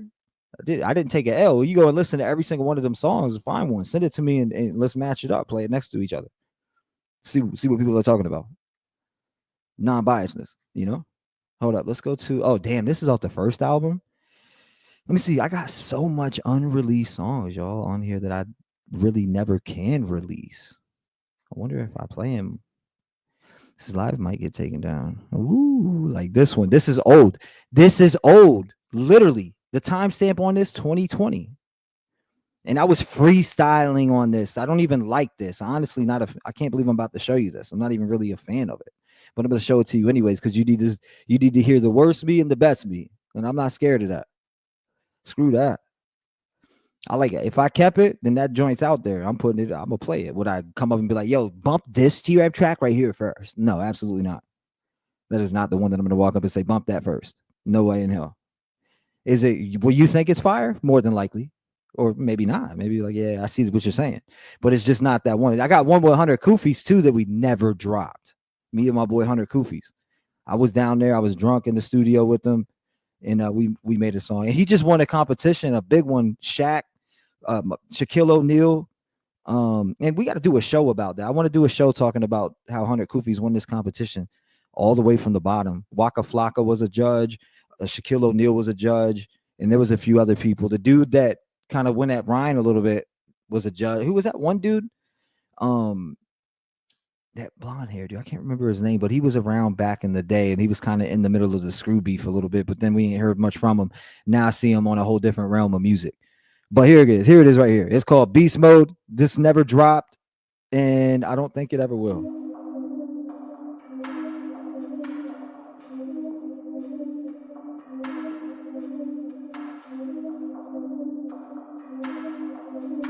That is very true, Jolie. It's very true. On the mic, they know I've been a fucking killer with the flow. Stay riding this wave like a surfboard, homie. When I walk, everybody hits a flow. Rev gang, been about it, no games, locked down. Anybody that wanted with the bros. Put his soul in the flask, call me Little Nicky, cause that's what I'm doing when I take a rapper's soul. When I come in with the chopper, I'ma hit him like a roster. And they rapping, get in my way, then I send him to the doctor. Break him off proper, I'm the top shotter. Rip his tongue out like a surgeon with the tonsils. Rolling with the convicts, on some Vietnam shit. Spitting so heavy that we leave him unconscious. I ain't down, but when I throw my trunk, they know I'm killing them with all of this nonsense. Vividly picking through all of your infantry, visually seeing my life as a trilogy. Misery, pissing off all of my enemies. People get mad cause I say fuck the industry. Literally, I'm a different entity, you lack the ability. Physically and lyrically pick them apart like a junkyard facility. The way I put them down, you would think I was a killer bee. I got no sympathy. Typically, it's a different week. You artificial rappers deserve to die instantly. This shit ain't no comedy. I'm a commodity running through rappers like houses monopoly. Currently stuck in my head like a prisoner, waiting for years to reach the society. Back on the grind and I know I'm gonna hustle. Nothing ever works if you never use a muscle. One thing I've been is committed. I predicted that these people switched up, but I steady stay humble. Spitting and twisting, I'm driven and gifted. I'm hitting them up like Pac on a visit. This dude is so whack, everything that he does is scripted. I detect lies when I listen. Shout out the script one. Shout out the crib. I'm with that murder gang. We're on some other shit. I take the chicken out the oven with no oven mitt, and now I'm on fire for life, and I'm loving it. I think I'm fucking sick. complex as it gets. I graduated to a leader, you're a prospect. You take your life and just follow other people. Koofy says life's like chess and that can turn into a sequel. I'm about to get the competition. I've been pissing on these rappers with no fucks given. Got a problem, feel foggy. Where's the money? Let's see it. I don't see you competing. You a motherfucker. We can got the body up. Beavers got hands like leaders. Dude been soft since 2 leather seats. When I kick my feet up, I ain't talking about a beach. Wherever low pressure, you test me, I will wreck shop like protesters in streets. Let's go. What the fuck you think this is? We call it beef. Don't talk shit in case you wanna go to sleep. Cause I am really about that life. I dare you pull up on me. Pussy. Murder music shit, man. We doing this shit motherfucking 30 times in 1 month. 1 song a day, man. Freshly. I need to get back on that type of time, boy. That's old though. Ooh, hold on. This was a Mercules disc. Let's play this. This is an old Mercules disc. He called everybody out. He said, I'm calling all the rappers out. I'm the best since Eminem. So I did this. This is when Mercules said this. This is old. And he was deleting it off of his page. So many people were spamming it saying this dude bodied you. And he just deleted it off his comments. Old Percules. This is old. So look, man. Mercules put out an open invitation to any MC that thinks they're better than him. Well, he claimed he's right below Eminem. Well, guess what, man? You ain't fucking with me neither. Mercules couldn't murk me, and I say it with certainty. You're better off hiring a Hercules, cause it's first degree murder on the beat when I come through, and I serve the beat from moving all the fat from your body just like the surgery. And through this fat fuck, burning him in the 3rd degree. You're just another snack that I'm ripping. I'll call you Burger King. Call me Tay-Rock, cause he shot to dump of the surgery. Fuck a gun bar, cause I'm here to remove you permit. After I'm done with the empty shell on the fucking beach, I'm a tsunami crashing your house down on your fucking street. Anyone can get it, that's including your fucking team. And all these weak artists ain't saying what I'm about to speak. I'm about to lick your soul out your body like Benzino. I'm the boss, little man. Refer to me as Al Pacino, you look like a Buddha. What's this bigger than chicks that work at Hooters, homie? You don't want it with me cause I straight maneuver. I'm like Noah with the art, or like Curry from the art. Either way you're dead, dog, you a cancer from the start. See, I stomp down killers, you ain't never been a threat. Anybody wanted beef, I was cooking like a chef. I have you swallowing some shells like Velveeta with the cheese. Canning boxes for a living means I'm nice with the beam. Digging with my blade, I'ma rip to your chest. Taking all your air out, I won't stop till it's death. I see you doing covers for a little recognition. I'ma take some Windex.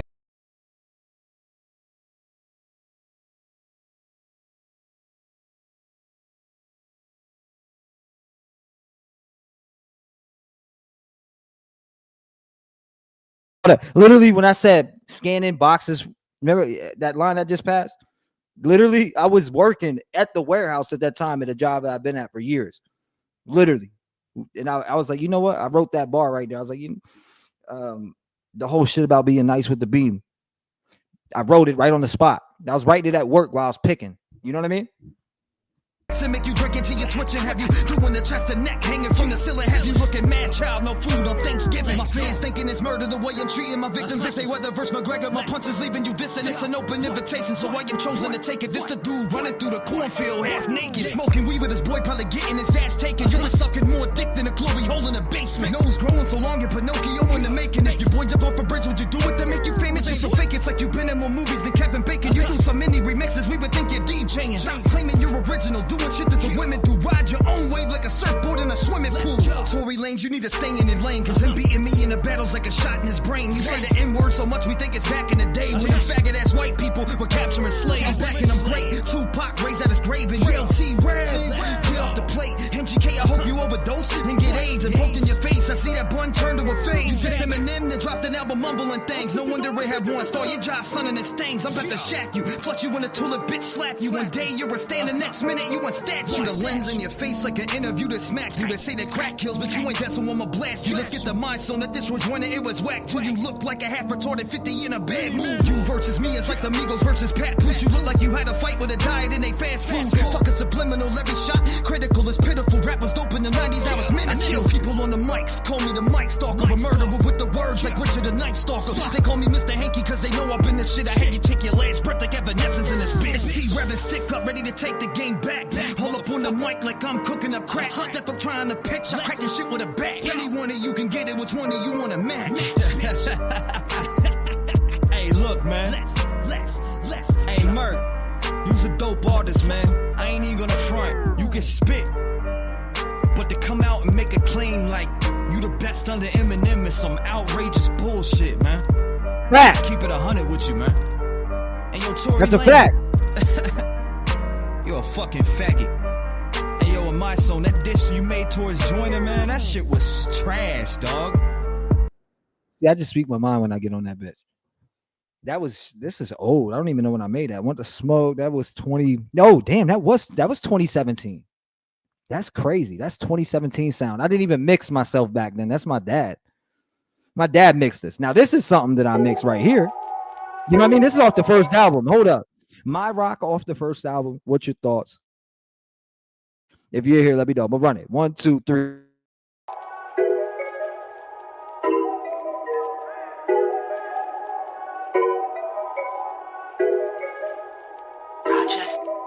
Baby girl, you're the best. When I think about you, my heart goes beating on my chest. When I put my hands around your waist, I don't ever want to let go, cause you make me feel like I'm the best. Look into your eyes, takes away the stress. Everything you do, takes away my breath. When we start to kiss, I'm going for your neck. Then my hands up your shirt and I'm feeling on your breast. I can really help myself, this feeling is the best. I'ma be right here, rubbing on your neck, holding you down, even when I get a check. Cause you got that love that a man can forget. I'll never forget you, I'll always be with you. We'll cuddle in bed till we die, it's simple. I wanna grow old with you, baby, cause you were the one pushing through all of these issues, holding me down. You were the one pushing me forward, you stuck to your guns. You made me get out there and hustle and never give up. When I fail, you were the one picking me up. You're my rock, you're my heart, you're my soul. Better than anything that I ever had before. You're the best in the world, I just wanna let you know I love you so much, baby girl, I hope you know. Baby girl, let's take a ride. You know we're climbing to the top. We might fight, fuss and argue, but we'll never be stopped. No matter how many people try to come and break us up, we're always holding each other down. Baby, you're my ride. Baby girl, let's take a ride. You know we're climbing to the top. We might fight, fuss and argue, but we'll never be stopped. No matter how many people try to come and break us up, we're always holding each other down. Baby, you're my ride. You're my rock, you're my heart, you're my soul. Everything I ever needed in my life and more. I wanna hold you tight, pull you in close, show you that I never ever let you go. Baby girl, you're the best thing that I ever had. Always there for me when I'm crying and I'm sad. I just wanna be with you for the rest of my life and show you that I can be a good dad. Me and you together,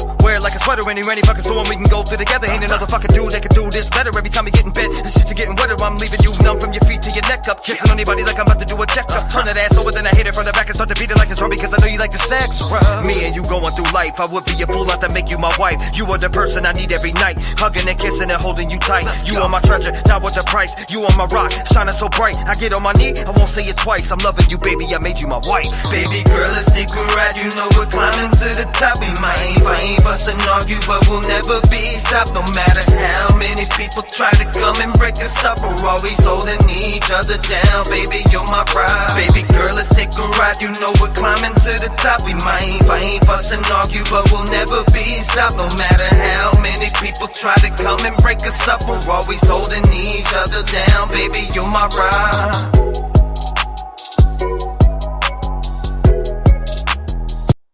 Okay, I got something for y'all. That was My Rock off my first album. Here is a song that I made. Okay, 2 songs back to back when I got out of prison. I got it with my boy Chuck Dizzle. Shout out to Chuck Dizzle. Has been on tour with Tech 9. Really good. You know, that's one of my homeboys from the 757. It's a brother. Again, shout out to Chuck Dizzle. I hope he's doing well. I did this. This is the first 2 songs I did when I got out of prison. So here it is. 3, 2, 1. And I still think this shit's a hit. This first song, I still think with the right production, it could be a hit because we own the beat. We own everything on it.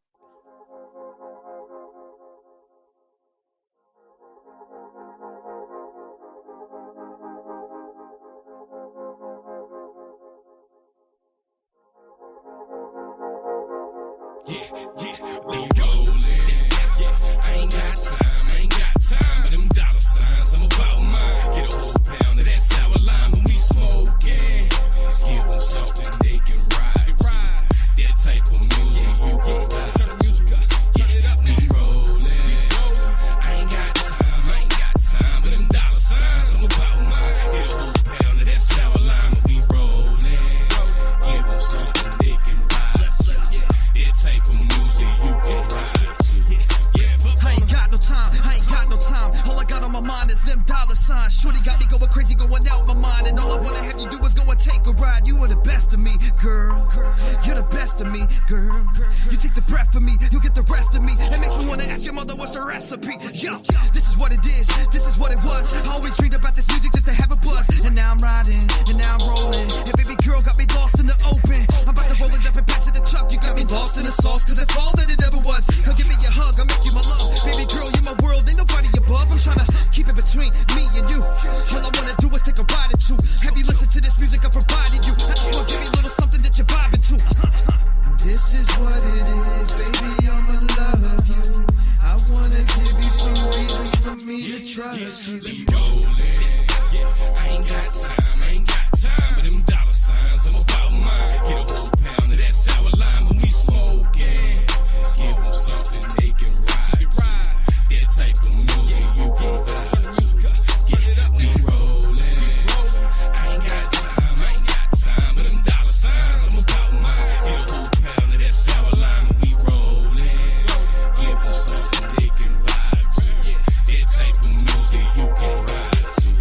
Yeah, I got no time for that stress. Spend my whole life in this mess. I learned to hold tight. When my time is right, you can hold on to your blessings. Until then it's grind time. Gotta get it for my kids, 4 time flies. Lord, give me a minute so I can mold mine. Spread my wings and I fly up in the whole sky. Got the dower on deck and it's roll tight. Turn my music to 11 when I ghost ride. Just a lucky number 7, it's the most high. Praying for the most high. Niggas keep it cosign. I'ma keep it independent with the clothesline. I ain't stopping till I'm finished with the whole 9. In this gold mine, closer the whole time. I don't need a can of spinach, I can hold mine. Who you thought I was? Popeye, you messing with the right guy. We all get this in the nighttime. Watch the crime rise. Get your blood, some like mine. Turn your music up and feel the vibe. Spin the rello up and feel the high. I'm kinda mellow, so I feel inside. So I let it breathe. Yeah, let's go. Yeah, I ain't got time for them dollar signs. I'm about mine. Get a whole pound of that sour lime when we smoking. Give them something they can ride to. That type of music. That joint when I got out of prison. I remember that. Then this one too. This was the next one, same day. On this spot. Here it is. Bump this. Get out my lane.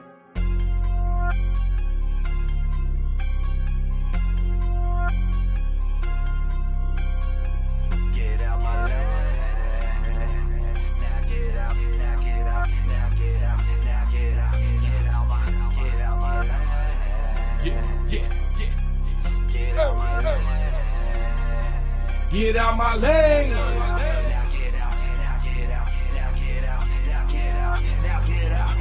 Better move. Get out my lane. We're sick of the rest, so get out of our lane, cause we're doing it big on our own.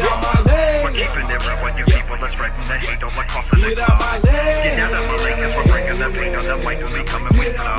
And this is our life, so get out of our lane, cause we're about to just come and explode.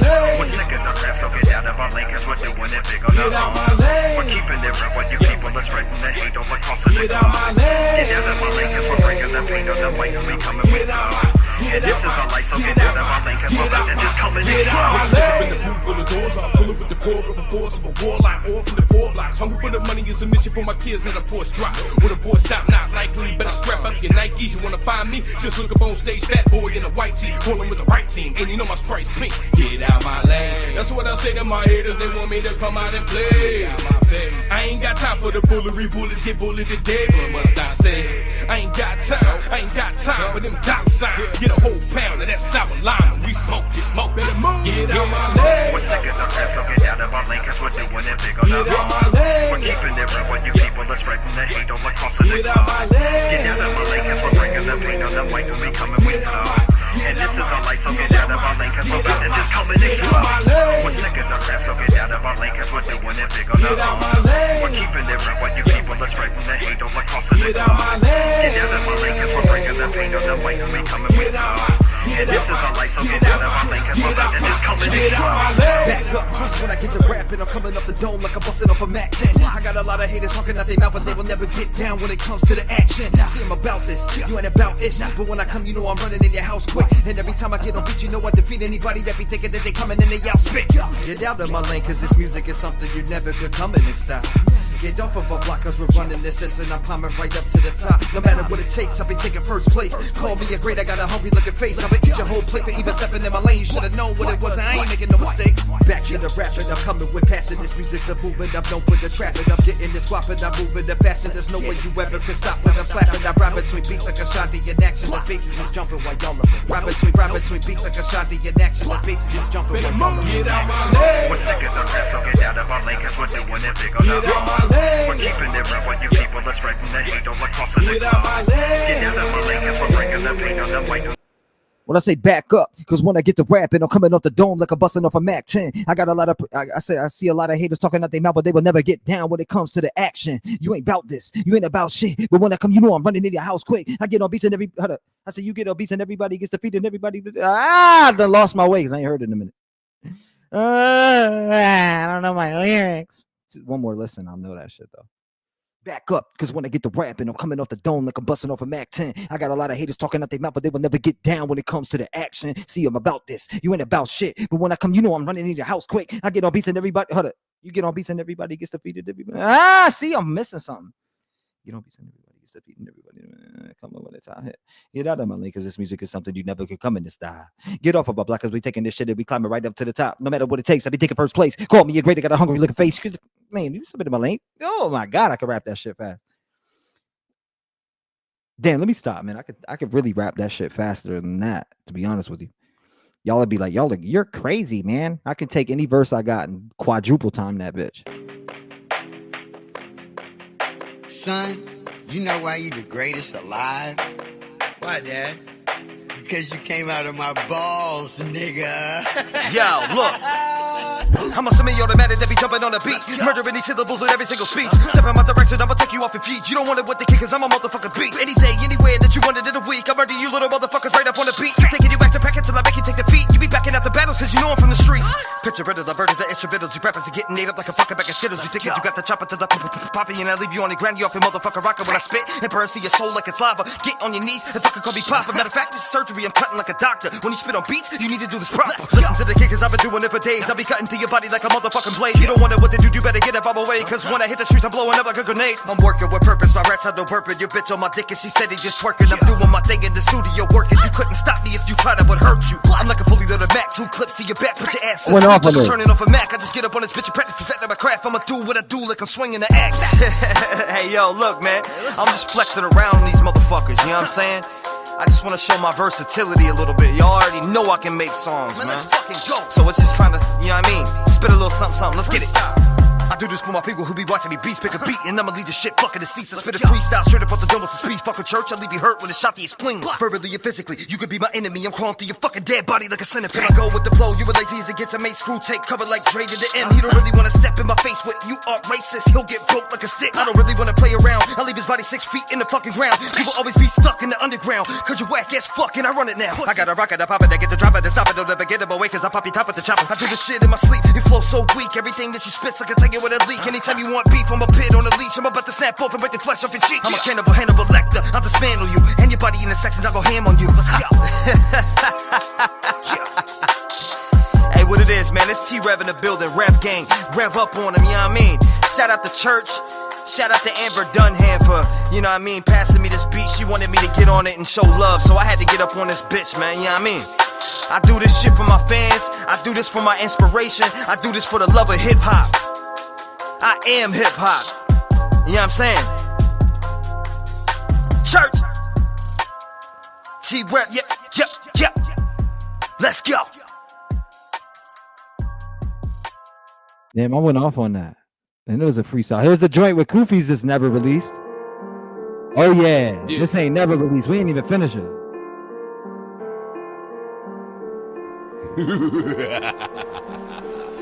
They tried to say we wouldn't make it through the year. I ain't playing with you haters, I ain't come to make it fair. Make it clear, if you get inside my way, you out of here. If you get inside my way, you out of here. Whoop. Stepping out of that foreign. 6 rings like Jordan. 2020 we quarantine. 21 we touring. 10 shots in that Taurus. If I shoot it, I'm scoring. Let it rain, it's pouring. Peel off like an orange. Mask off like Future. On the phone with futuristic. Disrespect my niggas. Call my youngest. Come and shoot you, nigga. Insane in the brain like cuckoo, nigga. Train these hoes like choo-choo, nigga. When it comes to this rap shit, everybody know that Kofi like a guru, nigga. Switch flows like a high tide. Turn the shirt into a tie-dye. Walk up. Blam, blam, blam, blam, blam. That's a high five. I don't wanna be a rap guy. I just do this shit to pass time. Only good thing about it though is I make more than my last job. Ballin' on you bitches like LeBron. Ballin' on you bitches like Zion. Ballin' on you bitches all the time. Nigga. All you motherfuckers out of line. Nigga. Ballin' on you bitches like LeBron. Ballin' on you bitches like Zion. Ballin' on you bitches all the time. Nigga. All you motherfuckers out of line. I'm about to snap on these verses. I've been going crazy. It's like the ocean when I spit, I keep it fucking wavy. Call me a snapper turtle, my verses are never lazy. I'll have you leaning back like a lazy boy, baby. He know my flow impeccable, I'm like the exorcist. I turn the rapper to a vegetable if he wanna do. Cause you can meet the horns or the deuce. Either way, I'm about to knock off your fucking roof. Pass me the ball, I'm cutting down the rock. Don't make me get back on my old shit and hit the block. I can bust it down, pack it in my socks. You as frail as it gets, you never touch the Glock. I put your face in a pot and melt the fucking skin off your face until the skeleton rots. You should've seen how I lived when I was trapped in that box. I used to battle everyone for commissary. Non-stop, Ballin' on you bitches like LeBron. What? Ballin' on you bitches like Zion. Ballin' on you bitches all the time. Boy, that's my boy Hunter Koofy. Shout out to him and all the big moves he's been making lately. That's an old track. I went off on that. He got me drunk in there and I started snapping when I was rapping. I started snapping on my rapping. I said, I'm about to snap on these verses. I've been going crazy. It's like the ocean when I spit. I keep it fucking wavy. Call me a snapping turtle. That verses are never lazy. I'll have you leaning back like a lazy boy, baby. That flows as exorcist. It's like the exorcist. I'll tell you rap into a vegetable if you want to do. Because you can meet the horns or the deuce. Either way, I'm about to knock off your fucking roof. I say it the country version. All right, next. K4 Cypher. I'm in this joint. The K4 Cypher. I'm playing joints that people ain't never heard. K4 Cypher right here. I freestyled my verse in this. One take. Hit record. Recorded the verse. Added my backs and sent it back to him in like literally 8 minutes. Here it is right here. Let's move on to the next one. Oh my God. Yeah.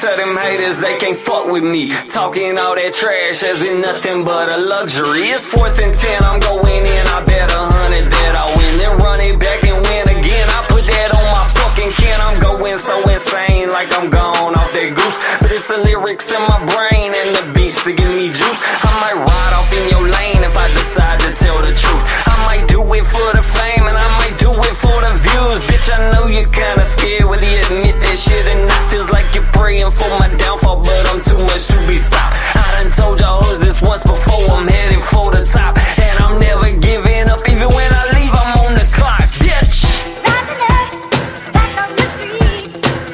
Till I die, took my chances. Went the distance, now I'm back on my feet. Just a man and his will to survive. Rising up, back on the street. Till I die, took my chances. Went the distance, now I'm back on my feet. Just a man and his will to survive. I was baptized in the Chattahoochee where it gets hotter than a hoochie coochie. On the Bama side, I'm a veteran. Used to be hooked on that medicine. I still know where bags at in the woods where you can find every single one of the goods. To cook up a batch of that homemade and to shake up thick like pomade. I ain't ashamed of where I come from. The devil tried, but God won. Them pills used to have me dumb numb. I almost sold my soul for a lump sum. I still ride around with a razor blade and a baseball bat ready to play. 20 is a year, so there ain't no games. Best thing to do is move about the way. Bro called the other night from up the road where he got 5 years with a foe. He said the whole pie bit bumping tenfold, cause towns help still make the time go fast. And I think about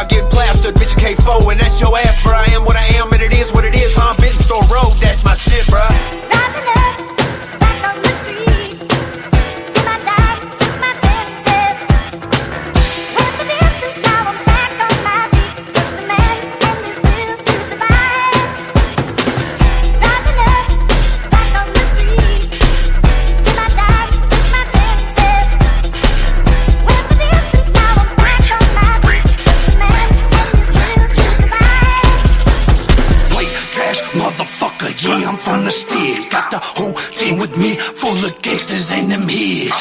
Hail from the place where the trees grow, the place where you pay them fees. Bro, y'all scratching on my nuts like a bad case of fleas. Though came up in the game and I took that crown like fucking Debo. You can find me on everything, no Nemo. Back in the day I dropped that weight like fucking keto. Drop that shit, I spill that blood like a fucking flea, bro. On my throwback shit like yeah, ho. Standing up on the bar like we don't give a fuck. Got a full case of beer and a rifle in my truck. I done lost my damn mind like a fucking bucket rut. Rising up, back on the street. Till I die, took my chances. Went the distance, now I'm back on my feet. Just a man and his will to survive. Rising up, back on the street. Till I die, took my chances. Went the distance, now I'm back on my feet. Just a man and his will to survive. Lock the door, hit the floor. Y'all don't know what I'm hitting for. Just met cuz at the liquor store. 240's in, he drunk for sure. I'm country dumb, but that's okay. Still living them old ways. A lot of folks support me, so every day I give thanks. I'm a beat monster, go retarded. That weed spark is spelled super good. Right or wrong, they ride with me from Cheetah County back to the hood. I took a gamble, we all did. Overlooked for some bullshit. That beat drama is too petty. If it's wartime, I'm so ready. In an old Chevy that a cop sold. I'm the hit rapper that got sold. Fuck is it, we copped a hoe while rocking clothes with several hoes. I'm still broke, but life's good. I thank God that I woke up. My future's all open. Will I show my ass, baby? Show enough. Rising up, back on the street. Till I die, took my chances.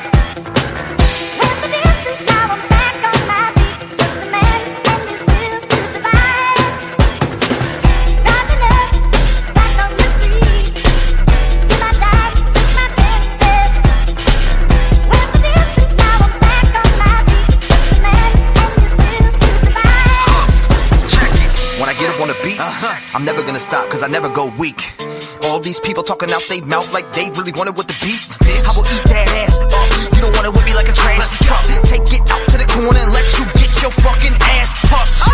Picked up, cause I am sick and tired of these liars. They are acting like they're fucking Mark McGuire. You ain't on the mic going off. Homie, you ain't fucking boss. This is me, I have you jumping up and down like Chris Cross. Homie, you'll get fucking tossed. Cause I've been a beast in the underground, eating rappers like a fucking dog. Any beat, pass it to me, you'll get ate like a pussy in my face. I'ma do this shit today. Let's go. Rising up, back on the street.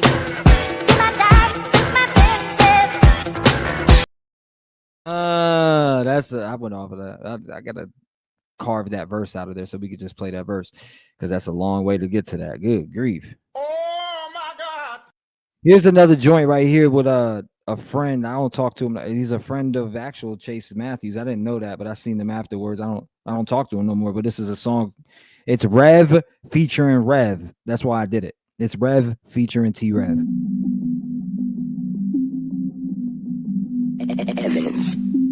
Evans. Lucas.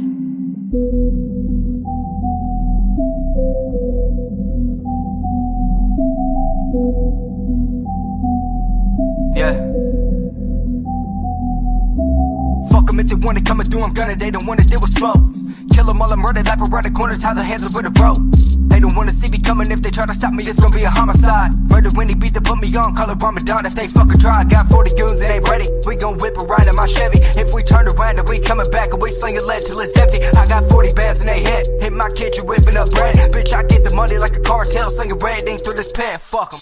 Hit a beat that's back to back, I'm on my murder shit. They wanna see me come with smoke, I fucking burn this shit.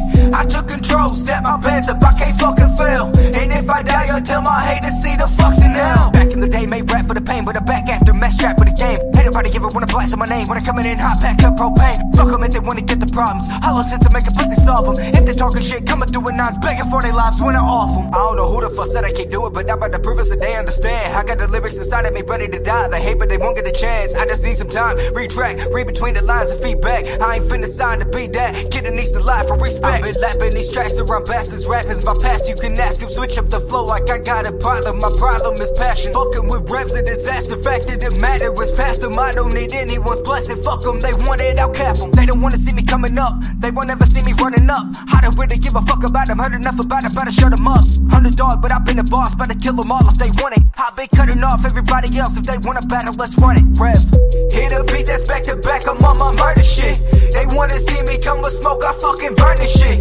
I took control, step my beds up, I can't fucking fail. And if I die until my haters see the fucks in hell. Rev it up, back to back. Put it in the gears and I drive it on the track. I'll put you in the whip, I'ma tell you how to crash. Messing with the rev, I'ma put you in the past. You don't ever want that smoke with me. Verbally murdering anybody on the beat. Put the flame to your ass, for the bone from the meat. Keeping it lit like the lights on a tree. These rappers are pussies, no wonder they bleed. See getting cut with the knife like a scream. Stepping it up, coming in the vat. You better off taking 5 shots to the chest. You better go to church, get the brain from the best. Cause when I get the snapping, I'm taking off the neck. Flow so vicious, I'm also witty. I control the scene when I blow smoke in it. Pick apart these rappers like the Special Olympics. Every one of them think they're hard, but every one of them isn't. They get up on YouTube and start to flex the position. But now I'm the fucking hawk and I am starting to lift them. Man, y'all really out here claiming that you really run this underground. So now I'm about to dig a deep hole and put them in the ground. Everything you do, even your mixes, lack the sound. So how you gonna claim to be the best when you ain't all around?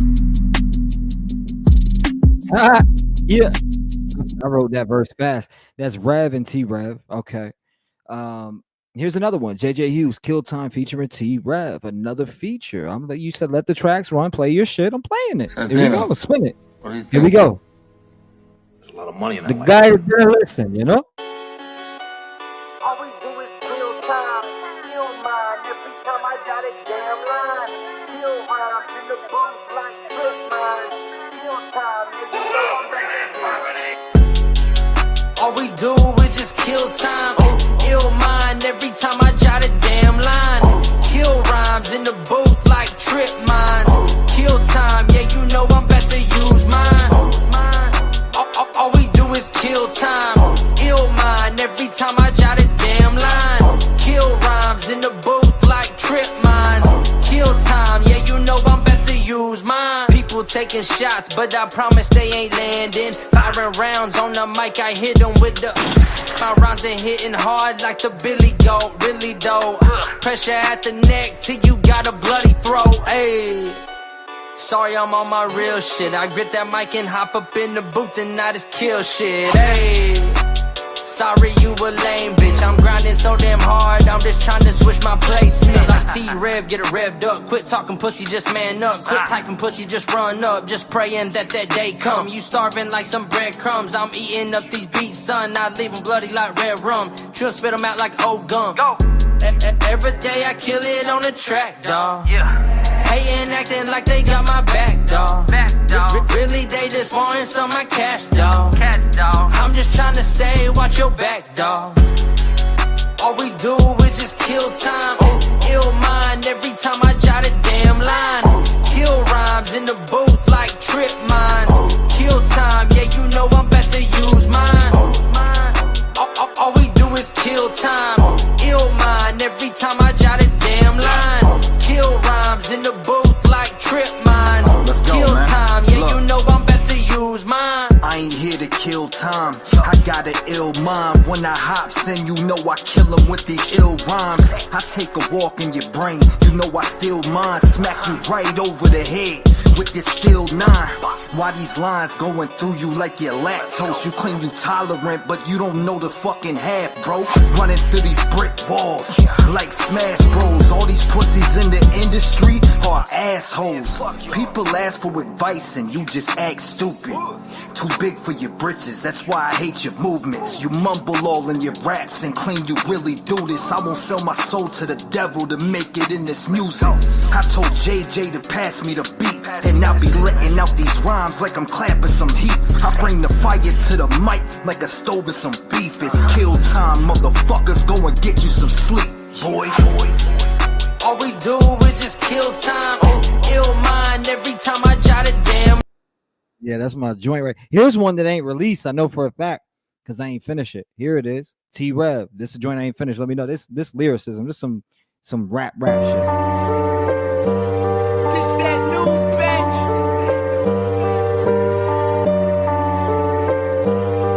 We must pay homage to them. Look, the way I handle bars, you wouldn't have a chance. You better off trying to ride a bike with no hands. I think you ran out of juice, lemonade stand. A barbarian to the mic, this is my land. Boy, you were foolish to this culture. Got a group of MCs ready to feast like a vulture. This uppercut'll knock the head off your shoulders and put your head in the sky where God will approach you. Underestimate my pen, then you're behind bars. Put the flame to this bitch like Hell's Kitchen doors. Got the pedal to the metal like a foot on a brake. This flow will have you screaming like Ricky or drowned in the lake. The pump leaves his body shaking, now seizure is placed. Fat boy wanted pie, but I fed him a cake. They say you keep it a stack, I'll put this bundle away. Hand me a shovel, I'll dig him up so I can sit in his face. The flow nasty, let's go, man. You ain't above this. I'm puking on this sling like when you pick up a drunk chick. I'm a warrior at heart, and I ain't talking step. When I get the cooking, I'm like Curry knocking off the rest. Knocking off the punchlines and on balls till there's a lost voice. Pops in this Mayweather will knock you right back to fall, boy.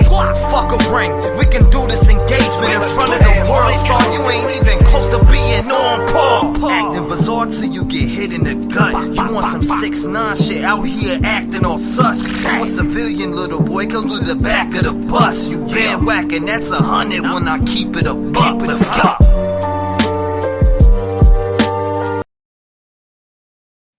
That's one I never released. Never released it. Here's another one. Here's with the homie Malo and Playboy the Beast. Shout out to my man Playboy the Beast. Let's get it, man. This joint. Shout out to my boy PTB and Malo 35-7 featuring again PTB and T-Rev. When I needed a shoulder to lean on, knowing there's so much pain, but I gotta just stay strong. They don't care, keep my chin up to the stars, cause there ain't no looking back. Let's believe the world is ours and there ain't no holding us back now. I needed a shoulder to lean on, knowing there's so much pain, but I gotta just stay strong. They don't care, keep my chin up to the stars, cause there ain't no looking back. Let's believe the world is ours and there ain't no holding us back now. I don't really want no problem with his homie, not at all. You's a coward, you's a bitch and a pussy, don't get involved. Move your teeth, hands and feet and pull the teeth out your skull. Now they can't identify you, so the crime will never get solved. The haters always talking shit. I got a lit Molotov for your crib. I'm running out, we light you up and then peel off. You look me in my eyes, cause I can hear you bitches soft. An entire different species, I'm cut from a different cloth. Now with some kings and lords and killers that swing swords, fucking with militant ninjas and soldiers that bring war. Really got that blood and violence. These labels afraid to sign us, cause they know what our design is and they know they can't control us. Nowhere to find us, I'll be 6ix9ine in your highness. It's your baby mama crib, I got a Benz over recliners. Hey, keeping the vagina, you suckers, I know I'm grimy. You fuckers don't wanna try me, I'm wildin' like 1990. When I needed a shoulder to lean on, knowing there's so much pain, but I gotta just stay strong. They don't care, keep my chin up to the stars, cause there ain't no looking back. Best believe the world is ours and there ain't no holding us back now. I needed a shoulder to lean on, knowing there's so much pain, but I gotta just stay strong. They don't care, keep my chin up to the stars, cause there ain't no looking back. Best believe the world is ours and there ain't no holding us back now. Doing dirt on the low, no one should know. You know how it goes, friends turn into foes. You ask me if I'm riding, you know I'm yelling for show. But I be the OG, I do dirt all alone. You know that I got your back, won't stop till I out lay flat. KOS on the enemy, black, but a gang in the building facts. Fuck your identity, I get them separately, I didn't know how to act. They got some pictures, moving pathetically, that was my time to attack. You fuck about the losing kings, I let it swing. I know you hear the line roll, the victory so embellishing. Adversaries, they lack the grit, they ill-advised and ill-equipped. They blinded by the fist, the wave will hit you till you float and drip. And I'm over it, I see the way you blinded, that the protest quit. The color in your iris like a virus taking over it. Hellfire rains on your soul till it's all alone. And karma sings its final tune, the reaper reaps what I have sown. When I needed a shoulder to lean on, knowing there's so much pain, but I gotta just stay strong. They don't care, keep my chin up to the stars, cause there ain't no looking back. Best believe the world is ours and there ain't no holding us back now. I needed a shoulder to lean on, knowing there's so much pain, but I gotta just stay strong. They don't care, keep my chin up to the stars, cause there ain't no looking back. Best believe the world is ours and there ain't no holding us back now. Fuck the shoulder lean, I'm about to make them lean back. Homie claim he had had my six, but then I found out he's a rat. So I started spreading cheese until he fell into my trap.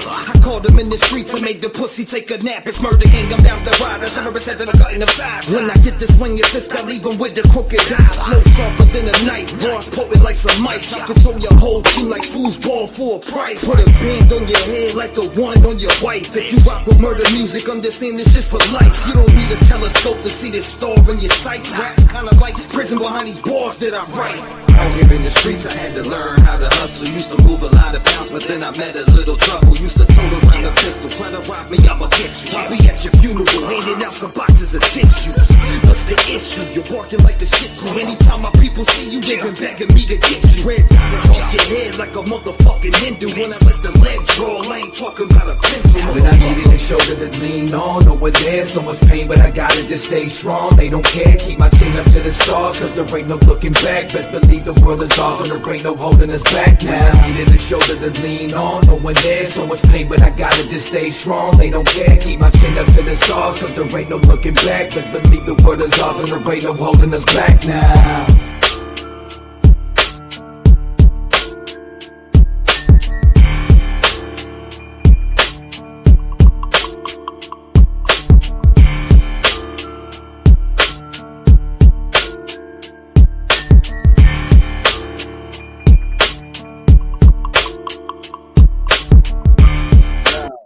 Fuck a shoulder lean. I'm about to make him lean back. Homie claimed he had my six, and then I found out he's a rat. I said I caught him in the streets and made the pussy take a nap. It's murder gang. I'm down the ride. I'm separate head and I'm cutting them ties. One night shoot with this bitch, I leave him with the crooked eye. Flow sharper than a knife. Bars potent like some. How I said, bars potent like some. I control your whole team like foosball for a price. Put a band on the head. I said I put a band on your head like the one on your wife. If you rock with music, I said if you rock with murder music, understand this shit's for life. You don't need a telescope to see this star in your sights. These raps kind of like with these bars. I said these raps kind of like prison with these bars that I write. Out there in the streets, I had to learn how to hustle. Used to move a lot of pounds, and then I met a little trouble. I told around a pistol. Try to rob me, I'ma get you. If you fuck with me, then I'll be at your funeral handing out some boxes of tissues. What's the issue? You're barking like a shih tzu. Anytime my people see you, they be begging me to get you. Red dot across your head like a motherfucking Hindu. When I let the lead draw, I ain't talking about a pencil, motherfucker. Nah, you know, some shit like that. Hold on. Let it run though. Here's another one. Yo, you gotta, if you let them hear your ups, you gotta let them hear your downs. This is 2016, this diss track. This is an old ass song. Holy shit. It's old. Remember, my dad made this beat, and this shit is 2015 or 2016.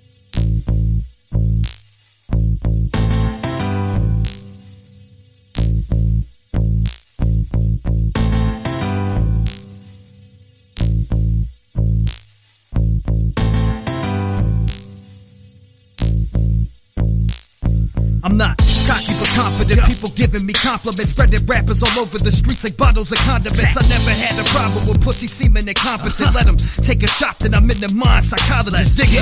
And these pussies like I was a gynecologist. I'm the opposite anonymous, taking all of your confidence. Bars and deliveries, what I give you when I be rocking shit. Hand me your pen and pad, through the clouds like a rocket ship. Who be stopping when I can spit? Homie, you not as hot as me. Take a step in my circle, I gotta serve you a consequence. I'm the doctor, neurologist, nervous system apocalypse. When I come through bombing your army, don't be an optimist. Elevated into a problem these people couldn't solve. Minute with lyrics, my spirit will never fucking dissolve. I'm in and out of these streets, my passion never decrease. My hunger's leaving them beat, never accept defeat. Compressing these rappers like Pro Tools, mixing a beat. Hand me your microphone, that's the weapon I'm gonna squeeze. I don't need a couple bullets to put these pussies asleep. I've been a lyrical genius, exercising my demons, jeopardizing my family to live for what I believe in. If you don't believe in me, then the middle finger's your greeting. Fuck acetone, I'm personally coming out kicking teeth. Grab Lance Vance by his neck and give him a beating. Not either one of you pussies wanted with me when beefing. Now run circles round your ass like state track on the weekend. Not either one of you battle. What's the point of the beef? Should I violate my probation to choke you until no breathing? You fuckers don't really want it. Homie, I'm going off, bitch. I scrape the skin off my shoe like when I step in some dog shit. Dump a bucket of hog spit all in your mom's apartment. Take a shit in her house and wipe my ass on the carpet. I don't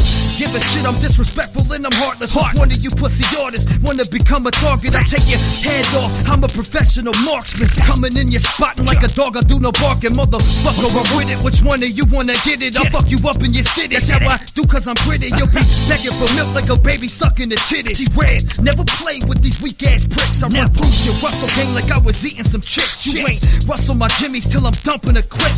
On the mic, I'm a tragedy, your daddy the diss. I'm smacking a bitch, hate on me, I'll clap at your crib. And have you ducking under covers like a cop in a whip. Like an apple in a tree, always dropping with a seed. Probably dropping to your knees, you're probably squatting when you pee. Pull that tampon out, that little hole that always bleeds. For crying on my page like I can't go in your dreams. I've been at this shit for years and I won't stop till I succeed. You little bitches with a fucking stupid opinion can't even eat your own plate and the food that was given. I'm hungry and driven, I got my mind set on a mission. I'd rather star out the sky and make him take his position. Fuck, praying to God, you better pray that you're living. I'm like Satan, you'll need a priest after the beating I'm giving. Let's get it, let's get it. Damn, that was the 2016 T-Rev. That's old as hell. It was mid-grade. That was mid-grade Dookie. I can name that track Blacking Out, more like Whacking Out. Here's another one. Let's go to the next one. You know, we'll jump into the catalog. Let's go. What's popping? Yeah, come on. Boy. Listen, I've been on a mission. Fuck 6ix9ine, I will never be a witness. You ain't never had to go and clap a gat. You stay in the sewers like a motherfucking rat. Talking to the cops, putting people in the trap. Locked up, now you wanna cry over facts. Claiming you're lyrical, shit is hysterical. Gangsters pull up and they bout to get rid of you. You doing numbers cause it's quarantine. The lights on, now you're bugging. Thinking you better than Eminem. You will never do a show, little boy, stop fronting. You'll never be a pioneer. Hair rainbow like a fucking queer kid sitting in his crib, stuck in fear. He will step at his house and be dead in a year. I'm back now. Hit him with the rock bottom, let it smack down. Any rap at his whack gets attacked now. I hear you mumble on beats, they call it rap now. I ain't with that, so you can get back. Don't make me get shacked on your bitch ass. When I throw with the oop, it's guaranteed when he dunks that it's gonna break glass. See, lot of haters that be talking to the comments, they don't wanna wear the kicks. I'm a motherfucking bomb threat, never left this mic alone. Murdering all these fucking clones. I don't give a hell about your fucking dough. Knock them off the map like your name was Pop Smoke. I can slow it down and start to clown on these rookies. That shit you spit sounds like when you fell out your mother's pussy. You're the type to say, Little Peep was a legend, and I can't agree with that shit, cause Tupac was a weapon. And what I mean by that is the pioneers in the game are always being strict from the path that they fucking paid. And that's the type of shit that I hate about this game. I might be losing my life, but I'm picking up mics. If I'm gonna die, I'm killing mumble rappers on sight. 645 AR, put his head on a spike for dude talking out his neck like Kane with a mic. If you don't get this punchline, eat this left with this right. I'll have you swallowing teeth like a curb when you bite. Knock the brakes off this pussy like the ones on his bike. Call me COVID-19 cause I'm a virus to mics. I'm infecting any rapper in the scope of my sights. I'm here to shut this Mac off like I'm flicking the light. Coming in with precision. Got the headshot, motherfucker, I ain't missing. Even if you duck, hollow tips gon' rip them. I've been gifted ever since I was an infant. People try to hate, fuck the negativity. I'm draining out the batteries and every single enemy. They'll try to be a friend of me cause I can see your energy. I never will pretend to be a friend with an enemy, and that is facts. That is facts. We did our thing on that. Shout out to that. We got a little bit more of the catalog to go through. We got Sweet Daddy featuring T-Rev 2020 Vision. Let's run that. Moving down the list. I got a lot for you. Yeah. Hey, by the way, this is my pops on the first verse. Yes, my actual biological father, not my fake father, my wannabe. This is my real dad. Again, Sweet Daddy featuring T-Rev 2020 Vision. My dad's probably better than your little bitch ass.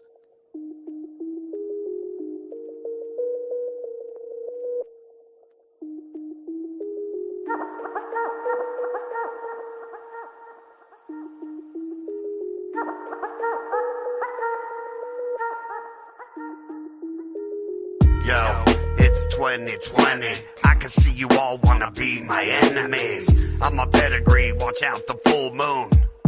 Creates them beasts. Fuck these munchkins, fuck these clowns, cause they a bunch of nothings. Go spastic when I attack. I wrap them up in plastic and call it a rap.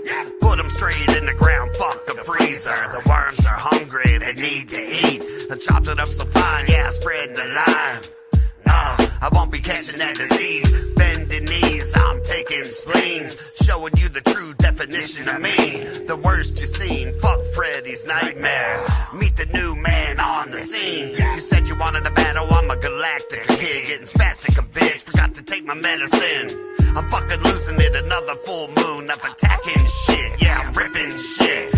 Music plays, I'm attacking the throat, I don't give a fuck, keep taking me for a joke. The end of the story, murder Mr. Hero, no one will find you, all they get is a note.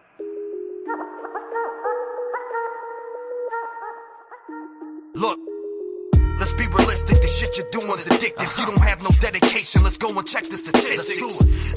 You do the shit that I predicted, so now I'm out here giving you these rhymes like prescriptions. You kinda conflicted the way you see your vision, so you coming at me's about to get you on restriction. I was built coming in the game with ambition, enough muscle in this tank to blow up a transmission. Take your ass to church, turn you to a Christian. I'll make you talk to God, you're gonna need an exorcism. I'm a demon with the bars like a ghost in your prison. Break your ass down to fractions like puzzle pieces missing. Everything that you be spitting, you do it with no conviction. When I say I got that 20/20, I ain't talking vision. You gon' need some supervision and scope me out in the distance. It's gon' take you in the army to try to shut down my mission. Pussy, smack the hell out of one of these bitches. When I hit him, I bet he takes his shit in his britches. They call me Mayweather cause I'm clearing the trenches. When I swing around these hooks, I leave them with stitches. I'm a virus in your system, I am fucking malicious. I don't need no recognition, come and sign a petition. I'm a little bit disturbed, so get down with the sickness. Shutting lights off in your home, call me the electrician.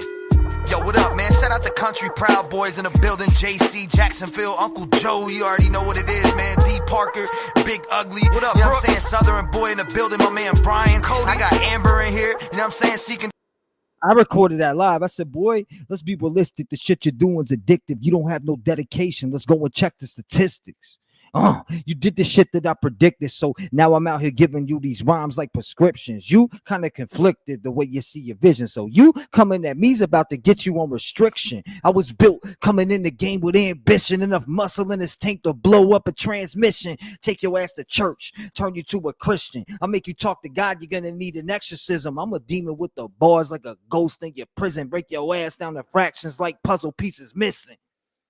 Everything that you be spitting, you do it with no conviction. When I say I got that 20/20, I ain't talking vision. I say you gonna need some supervision to scope me out in the distance. It's gonna take you in the army to try to shut down my mission, bitch. I said smack the hell out of one of these bitches. When I hit him, I bet he takes his shit in his britches. They call me Mayweather because I'm clearing the trenches. When I swing around these hooks, I leave them with stitches. Boy, I was going off on that shit. What are we talking about? I'm a virus in your system. I am fucking malicious. I'm a little bit disturbed, so get down with the sickness. Cutting lights off in your home. Call me the electrician, boy. What? Hold up. That's a bar fest on him. Next. Let's get to the next bar fest. What do we got? Ooh, one that nobody... This song is not out. This song hasn't dropped. You are lucky right now, if you're in here, to hear this song because it is not out. You might want to record it and save it.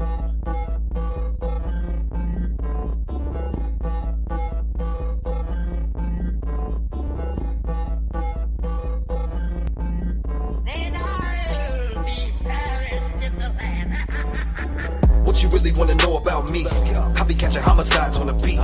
You don't ever wanna step in my direction cause you're headed for the exit. I'ma put you on your seat. You be acting all macho until I make a big mess with your body like some nachos. You better come up with my letters cause I got enough dressing. Sticking up the game like a honcho. The lyrical assassin coming with passion. Ambition like an engine with my foot on the masses. You be moving slow, that's why we call you molasses. I keep gassing my tank until I move right past you. You don't want it with a G. You claiming you a threat. Got you sitting at the table playing Russian roulette. Keep my name out your mouth if you know what's best. Most said, grab the mic now, come up for your neck. I've been a wordsmith, you ain't heard shit. Get your blood smoke on some merge shit. Got beef, we will make you bite the curve. Then don't make me reach in my bag cause I will fucking hurt them. Sick and tired of all these liars. Stop preaching choirs. You're in dire need of attention, so I just keep them quiet. I got a new motto. I'm a feasting lion, swinging rappers all over the place like I'm Andre the Giant. Boy, I been lit. Boy, you been bitch. Put the flame to this pussy just like a lit split. Hi, realism, it's me. I'm stepping out the smoke looking like a dope fiend. I show you the devil, they hit you with shovel and I roll the devil. But this ain't a fucking game, no monopoly. Like, I'm already dead, how the fuck can you kill me? Stick up is the best, what the fuck can you tell me? No, we don't invest with them little bitty bills. See, wait a minute, shit, I'm just getting off the boy. Bitch, you a toy. Murdered in a realm where nobody could hear you scream out loud. Teleport away and leave you dead on the ground. Ignorant violence, that is the way we live. And if I don't fit in, I guess I'll just be an outcast within. I'm dead to I'm searching for purpose. Fuck what you claim, give a fuck what I'm worth, bitch. Demons in my brain with a blade, I exert them. Every single day, 808 heart hurt, bitch. I think I kind of got off topic. I apologize ahead of. See, that joint right there ain't never dropped. So we'll go with the next one. That joint ain't dropped. Next. Hold up. This one ain't dropped. This one, nope. This ain't dropped, baby. Y'all are getting exclusives in this bitch right now. What's up? None of these drop. Damn, making beats is killing it. I stay riding, never ducking. I put in work, talk shit, you got no substance. You hate on everything I do, that's why you're stuck in that box. I'm nobody that you wanna fuck with. I've been doing this for years, I'm on my grind, boy. You got your eyes on me, that's why you never shine, boy. I'm here sticking up the game like a crime, boy. JJ with the AK-47, it's your time, boy.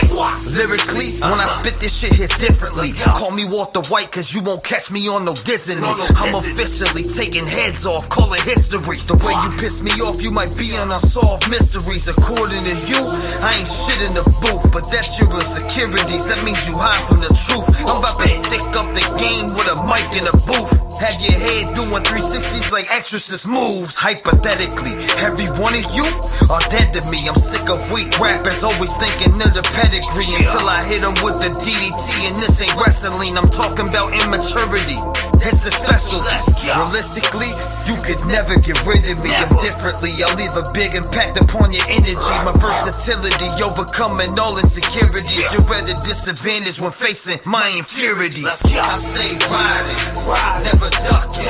I put in work, talk shit, you got no substance. You hate on everything I do, that's why you're stuck in that box. I'm nobody that you wanna fuck with.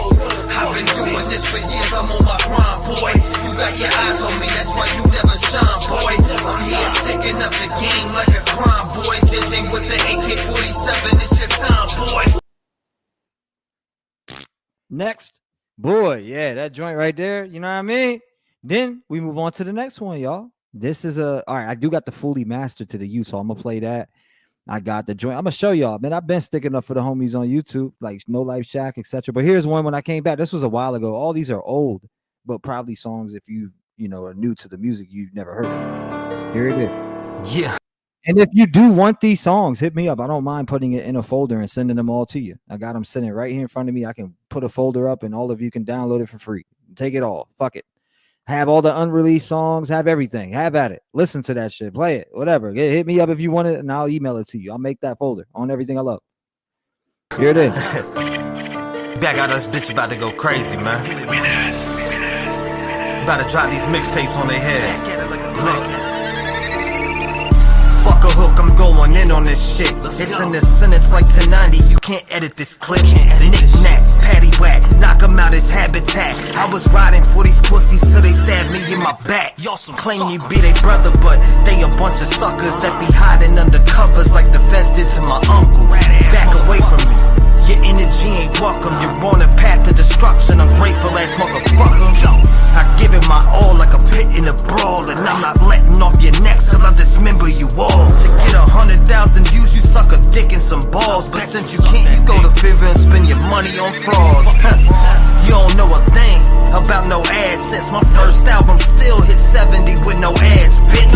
24/7, living in the studio, cooking up tracks, enough film to make a movie, bro. I keep it lit like the end of my blunt. I quit smoking for a year, but now I'm smoking these skunks. Claim they riding for your ass, but always stuck in the mud. I'm out here paying for these trips, but never pull up on us. Little squares think they killing this shit. The only time your shit's jumping when them tax returns hit. Y'all be living off your kids, take the money, then you split. A lot of rappers pay for shows, but never make a fucking cent. You the type to leave your boy in the wind. That's how quick you'll sell out. That proves to me you're a bitch.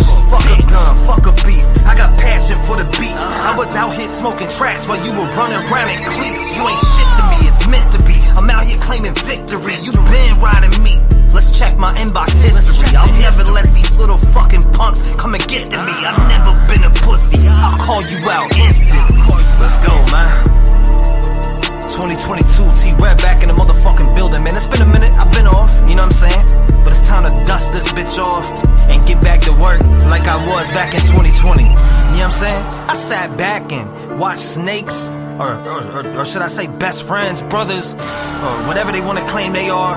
Say they your best friend, but then stab you in the back when you turn your back. Fuck all that bullshit, man. If you feel froggy, if you feel this is about you, then leap. Guilty bitch.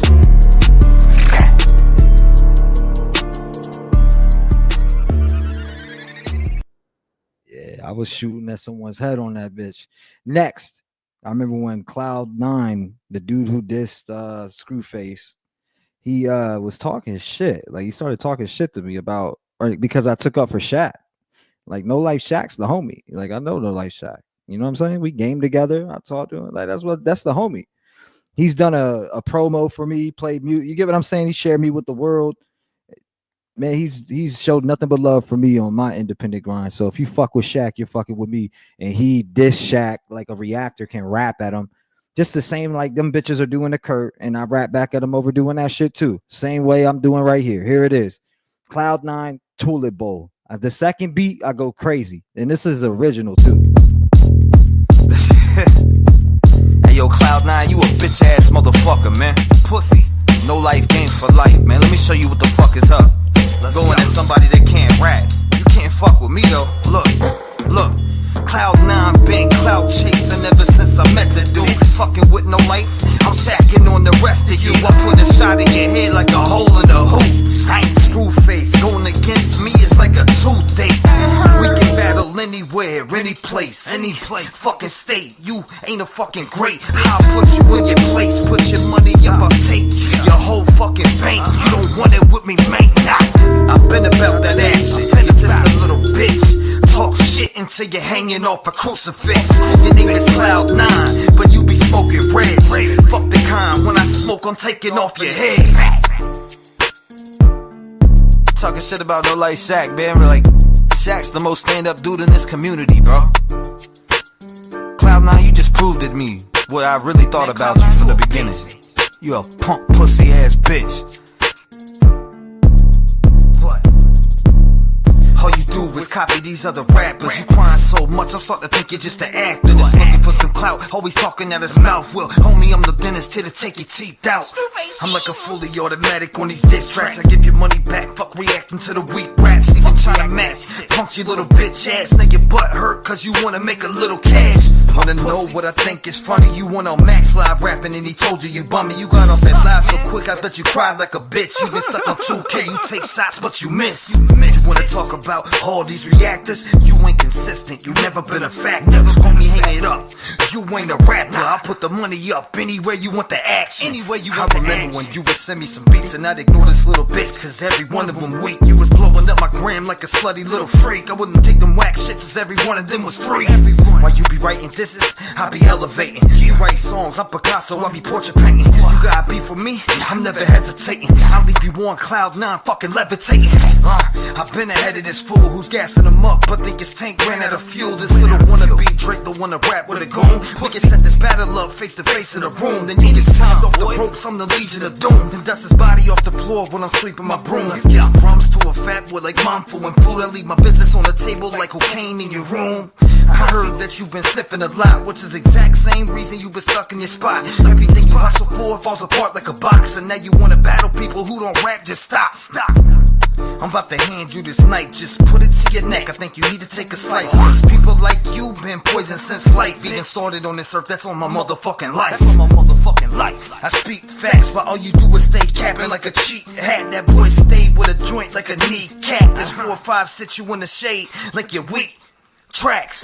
Nobody wants to listen, so now I'm baking you like cookies when it's Christmas. Coming at Shaq, the man needs to make a living. He take care of his kids, you stay pussy from a distance. Bitch.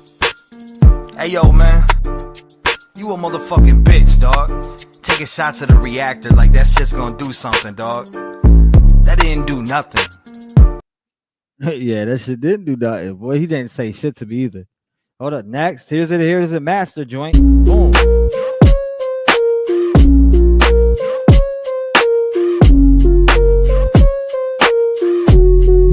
Fishbowl pop.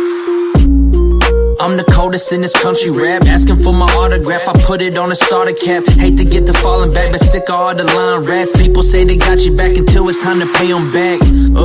Then they toss it in your face, acting like the shit a race. Fuck a target on your back, I'ma put it in your face. Then pull the trigger, this pin like a pistol, I don't think you wanna meet her. I'm too cold with the rock, why they put me on the bench? Because I speak my mind and I don't suck dick, that's a trip. I can't blow up unless I rap politics, that's a bitch. That's the type of shit I move on. All about my business, like I got a suit on. But I don't owe boots and some cutoffs. That's what I do to you every time that you move wrong. I'm too on, I ain't got no time, bitch. Sick of hearing excuses and talking all that nonsense about what you can't do. You wouldn't last 2 seconds in these old boots, that's true. All I do is speak facts every time I touch mics. Tell my ass to relax, tell me I can't reach that. I'll go past that just to show you who you fucking with, Rev. Look, I've been handing out these starter caps. I had to take them back and put them on the bench cause they can't swing the bat. They been striking out, and I hate that. It's time to talk some sense and you ain't never made that. You wanna pass me a track, I'll murder it and hand it back with actual facts. These dudes acting shady out here scratching their backs. It's evident money's the reason you actually rap, that's why I hate you. You underestimated what I gave you. Play around with a monster, now you smash like a grapefruit. Try to play with the flow, you getting flamed up. I'm known to put a flame to the grill like George Foreman does. I'm getting agitated, a little bit aggravated with these fabricated whack-ass rappers procrastinating. You're outdated and thinking you're the king of this hip-hop. I'm in the studio, victory stomping in flip-flops. I got the passion in my blood, you swing from Donald Trump's dick like CNN does. You were claiming you was really with the thugs, but you're a politician, now let's not switch it up, blood. They rotated, I elevated and vacated, build a fabricated circle full of fucking fake haters. Let me elaborate it, I'm tired of fabrication. You put rappers on the bench, now they suffer from constipation. I gotta charge it to the game, R.I.P. Pat, stay about to light the fucking flame. We can battle in the ring or you can type the fuck away. You remind me of Whack 100 using hip-hop as the game. Good night to you too, Auntie Low in the building. Appreciate you, Auntie Low. Shout out to everybody going to bed. I appreciate everybody who hung out. We will be live again later. So, you know, and we're going to start the music lives today. I feel like doing a music live on the second channel. We ain't going to bed. I'm talking over here. I'm just playing. But again, we are doing another live on that second channel. I know I've said it before, didn't follow up, but this time we are. We're doing a music live. There's a lot of shit to talk about. I want to kind of go through some of these tracks, the diss and the upchurch. I want to talk the whole entire Creek Squad situation, give my take on it, really give a pitch on it. So we will be live over on the second channel here in a little bit, actually. I'm doing a morning live. I want to turn up this morning. Who's with me? If you're not, go to bed. Good night. I love you. I appreciate you. I will see you over here later on the second channel, but I am going live to do music on the second channel here shortly. As soon as I end this live, get something to eat, I will be live on that again on that second channel to talk about the situation, the Creek Squad, just people turning their back on Ryan and everything like that. So I want to jump into that. Again, if you are going to be over there, it's T-Rev 757 Paranormal. I might change the name though pretty soon, so make sure you find it because I'm rebranding that, or not rebranding it, but just rebuilding that channel a little bit. So again, it is T-Rev 757 Paranormal right now. Make sure you go over there, hit the sub button. I will be on. We will be talking music. I will maybe even take phone calls on there to talk about this beef, and really, I want to understand the fans' point of view. So again, pass it around if you're on here. If you're in here and you're ready for that, let people know. Pass it around. We'll be live. We'll see what it does. Either way, I'm coming. I'm gonna come. All right, here we go. Let me run this last one here. I got 3 tracks. Which one do I want to run last? We're going to run this one. Here we go. We're going to end it off with Throwaway Bars by me in 2021. Maybe even, 2019. This is 2019, T-Rev.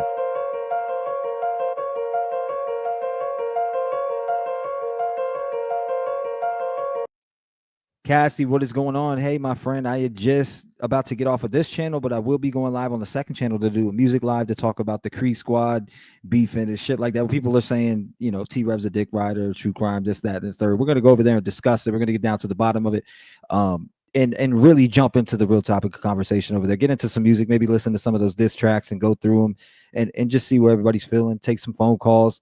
Talk our shit, maybe invite a few people up on panel. Let's have a good time over on the second channel today. I feel like having a good time over there. If you're feeling the vibes, let's come by. Let's get it. Here we go, man. End it with this one. I'm gonna go get something to drink and eat. Then I'll be on that second channel. Mark my words.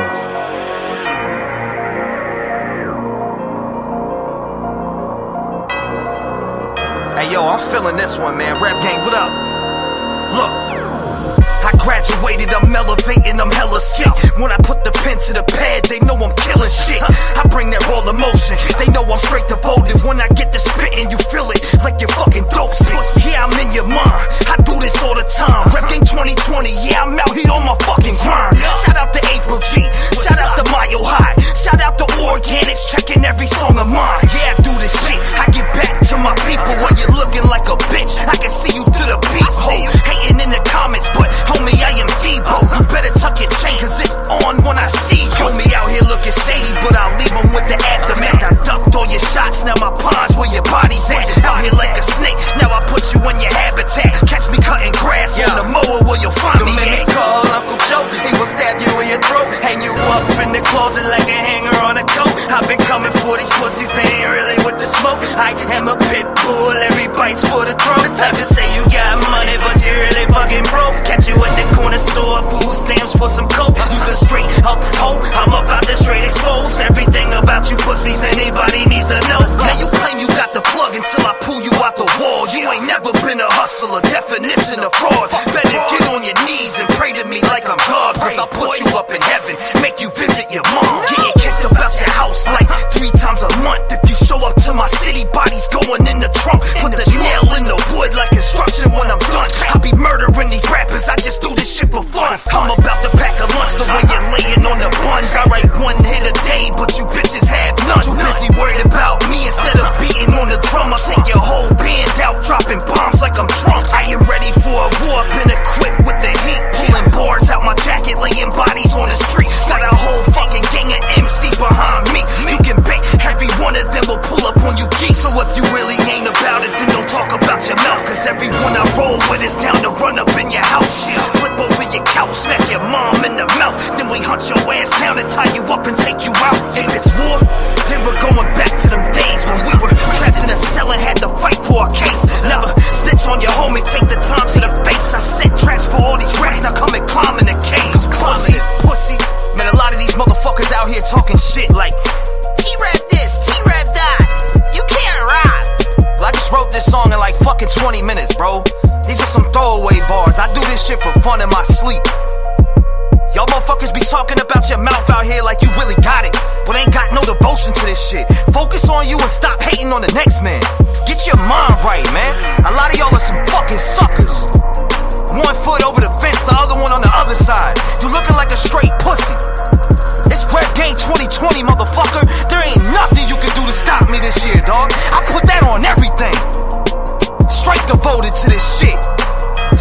Hold on, you know what? We gotta shout out. I'll end it on this, man. Shout out to my boy Quest. I ain't heard from Quest in a minute, but I remember when I hit him up, I was like, man, the doctor just told me I had cancer and this, and somebody had just dissed me. He was like, bro, I got this. Shout out to him for holding the Rev Gang down. Quest, I'm gonna end it on Quest, Weed Money. All right, and I'll see y'all on the second channel. Everybody who's coming by the second channel, again, T-Rev 757 Paranormal. Type that in, you'll see it. It's got the black logo, the black. It's got like 6,000 subscribers on there. Come by. I will be live talking the Upchurch beef, everything that's going on, giving my, take on it. I know people are probably wondering why I'm coming out and spitting these diss tracks and standing and going to war for church. Well, that will be explained this morning over on the second channel. If you're curious, want to come by, chop it up, make sure you come by because we will be lit over there this morning. Mark my words. Shout out to my man Quest. I'm gonna end it on this one. Hey yo, I want y'all to hashtag this. P money got weed money.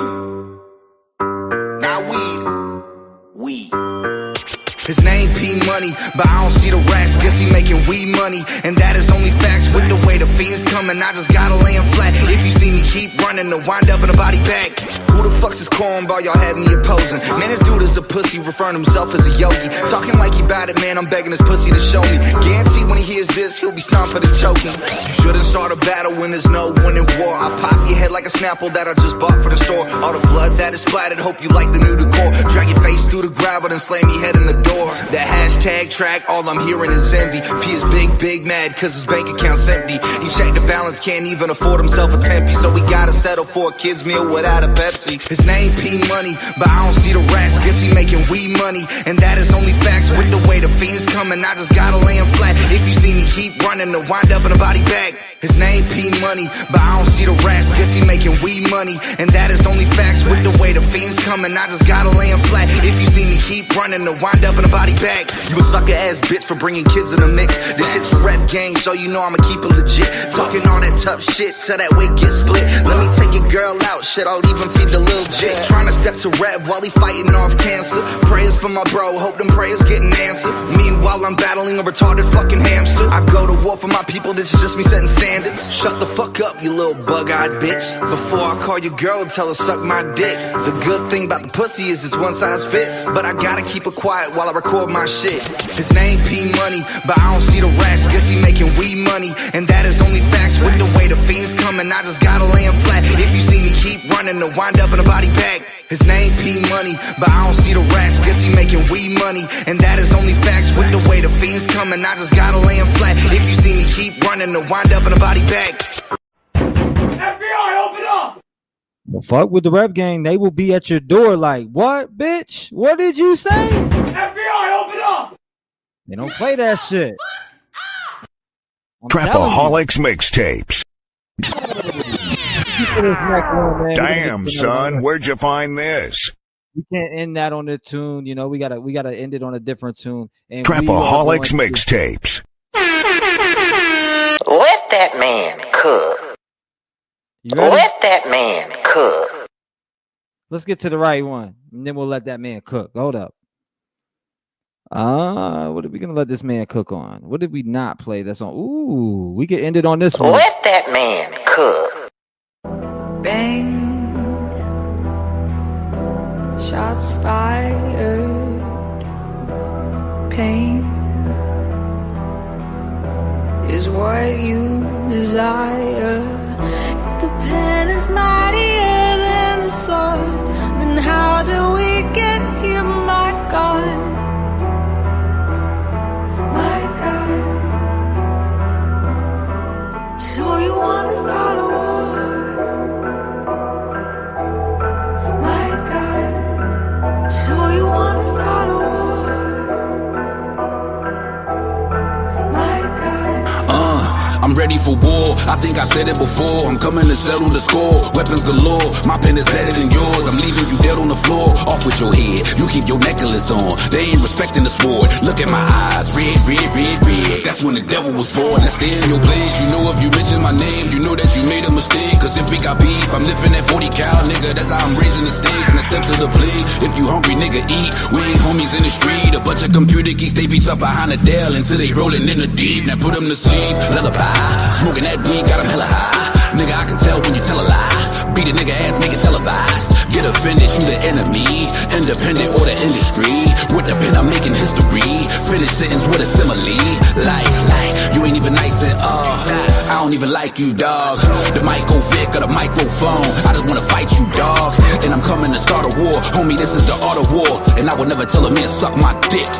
That's what your daughter for, the bear. Wartime, we gon' send in the troops. Laced up with my men in the boots. Letting them shoot, 10 of them loose. Fan for your crew, put her through the bed with the two. Hit the top and I plant the flag in your turf. Hit the block and I'm back to back with more work. Back to back to back to back. You know Merc, clap the gat to crack your cat for homework. Give him a rhyme. Soon as Goofy get up a time, shit on the dime. You know that I've been on the line. Front and center, ain't no way a punk can enter. Stuff the blender, mix it up and chug the lemons. Drink the problem till I'm spitting out a solution. Lot of confusion, know these niggas not in my movement, not in my union. Nigga, we cut from something different. I stuffed the blunt once and puffed through something risen. And I bang at you, sergeant. You see, I told him not to fuck with a thug. I need a bucket of blood so I can paint your apartment. And all red, then I faint to the darkness. Aim for the target. Bullseye, hit a bullseye, get a full ride. Pull five, let the wool slide on the fool's eyes. Couldn't see me coming in deep and shallow, I will die. Better let the vest protect her, let it still fly. Pin and tell her. I make a motherfucking vanish, I'm reaping all of the damage. I know you niggas be talking, but I'm never telling. I'm masked up, say I end up either dead or felon. Instead I'm belling the money, riches and better selling. I hit the coast to Columbia, get the paraselling. With a pure pedico for the people. Crack your head like this, so 4 minutes of society, the new Oprah. I've been on a mission, I murdered the competition. You ain't never been a beast, motherfucker, you live in fiction. If you wanna start a war, then I bring it to the division. Ammunition for the other, for anyone feel the difference. I be going crazy. Who are you to try to tell me that I'm lazy? I mash rappers up and dump it like the gravy. Wanna battle, motherfuckers better pay me. Rock a rabbit, better sleep like a baby. Knock your old ass back into the 80s. In your hood, I've been cold like the AC. Toss it up and I'm a sword like a maybe.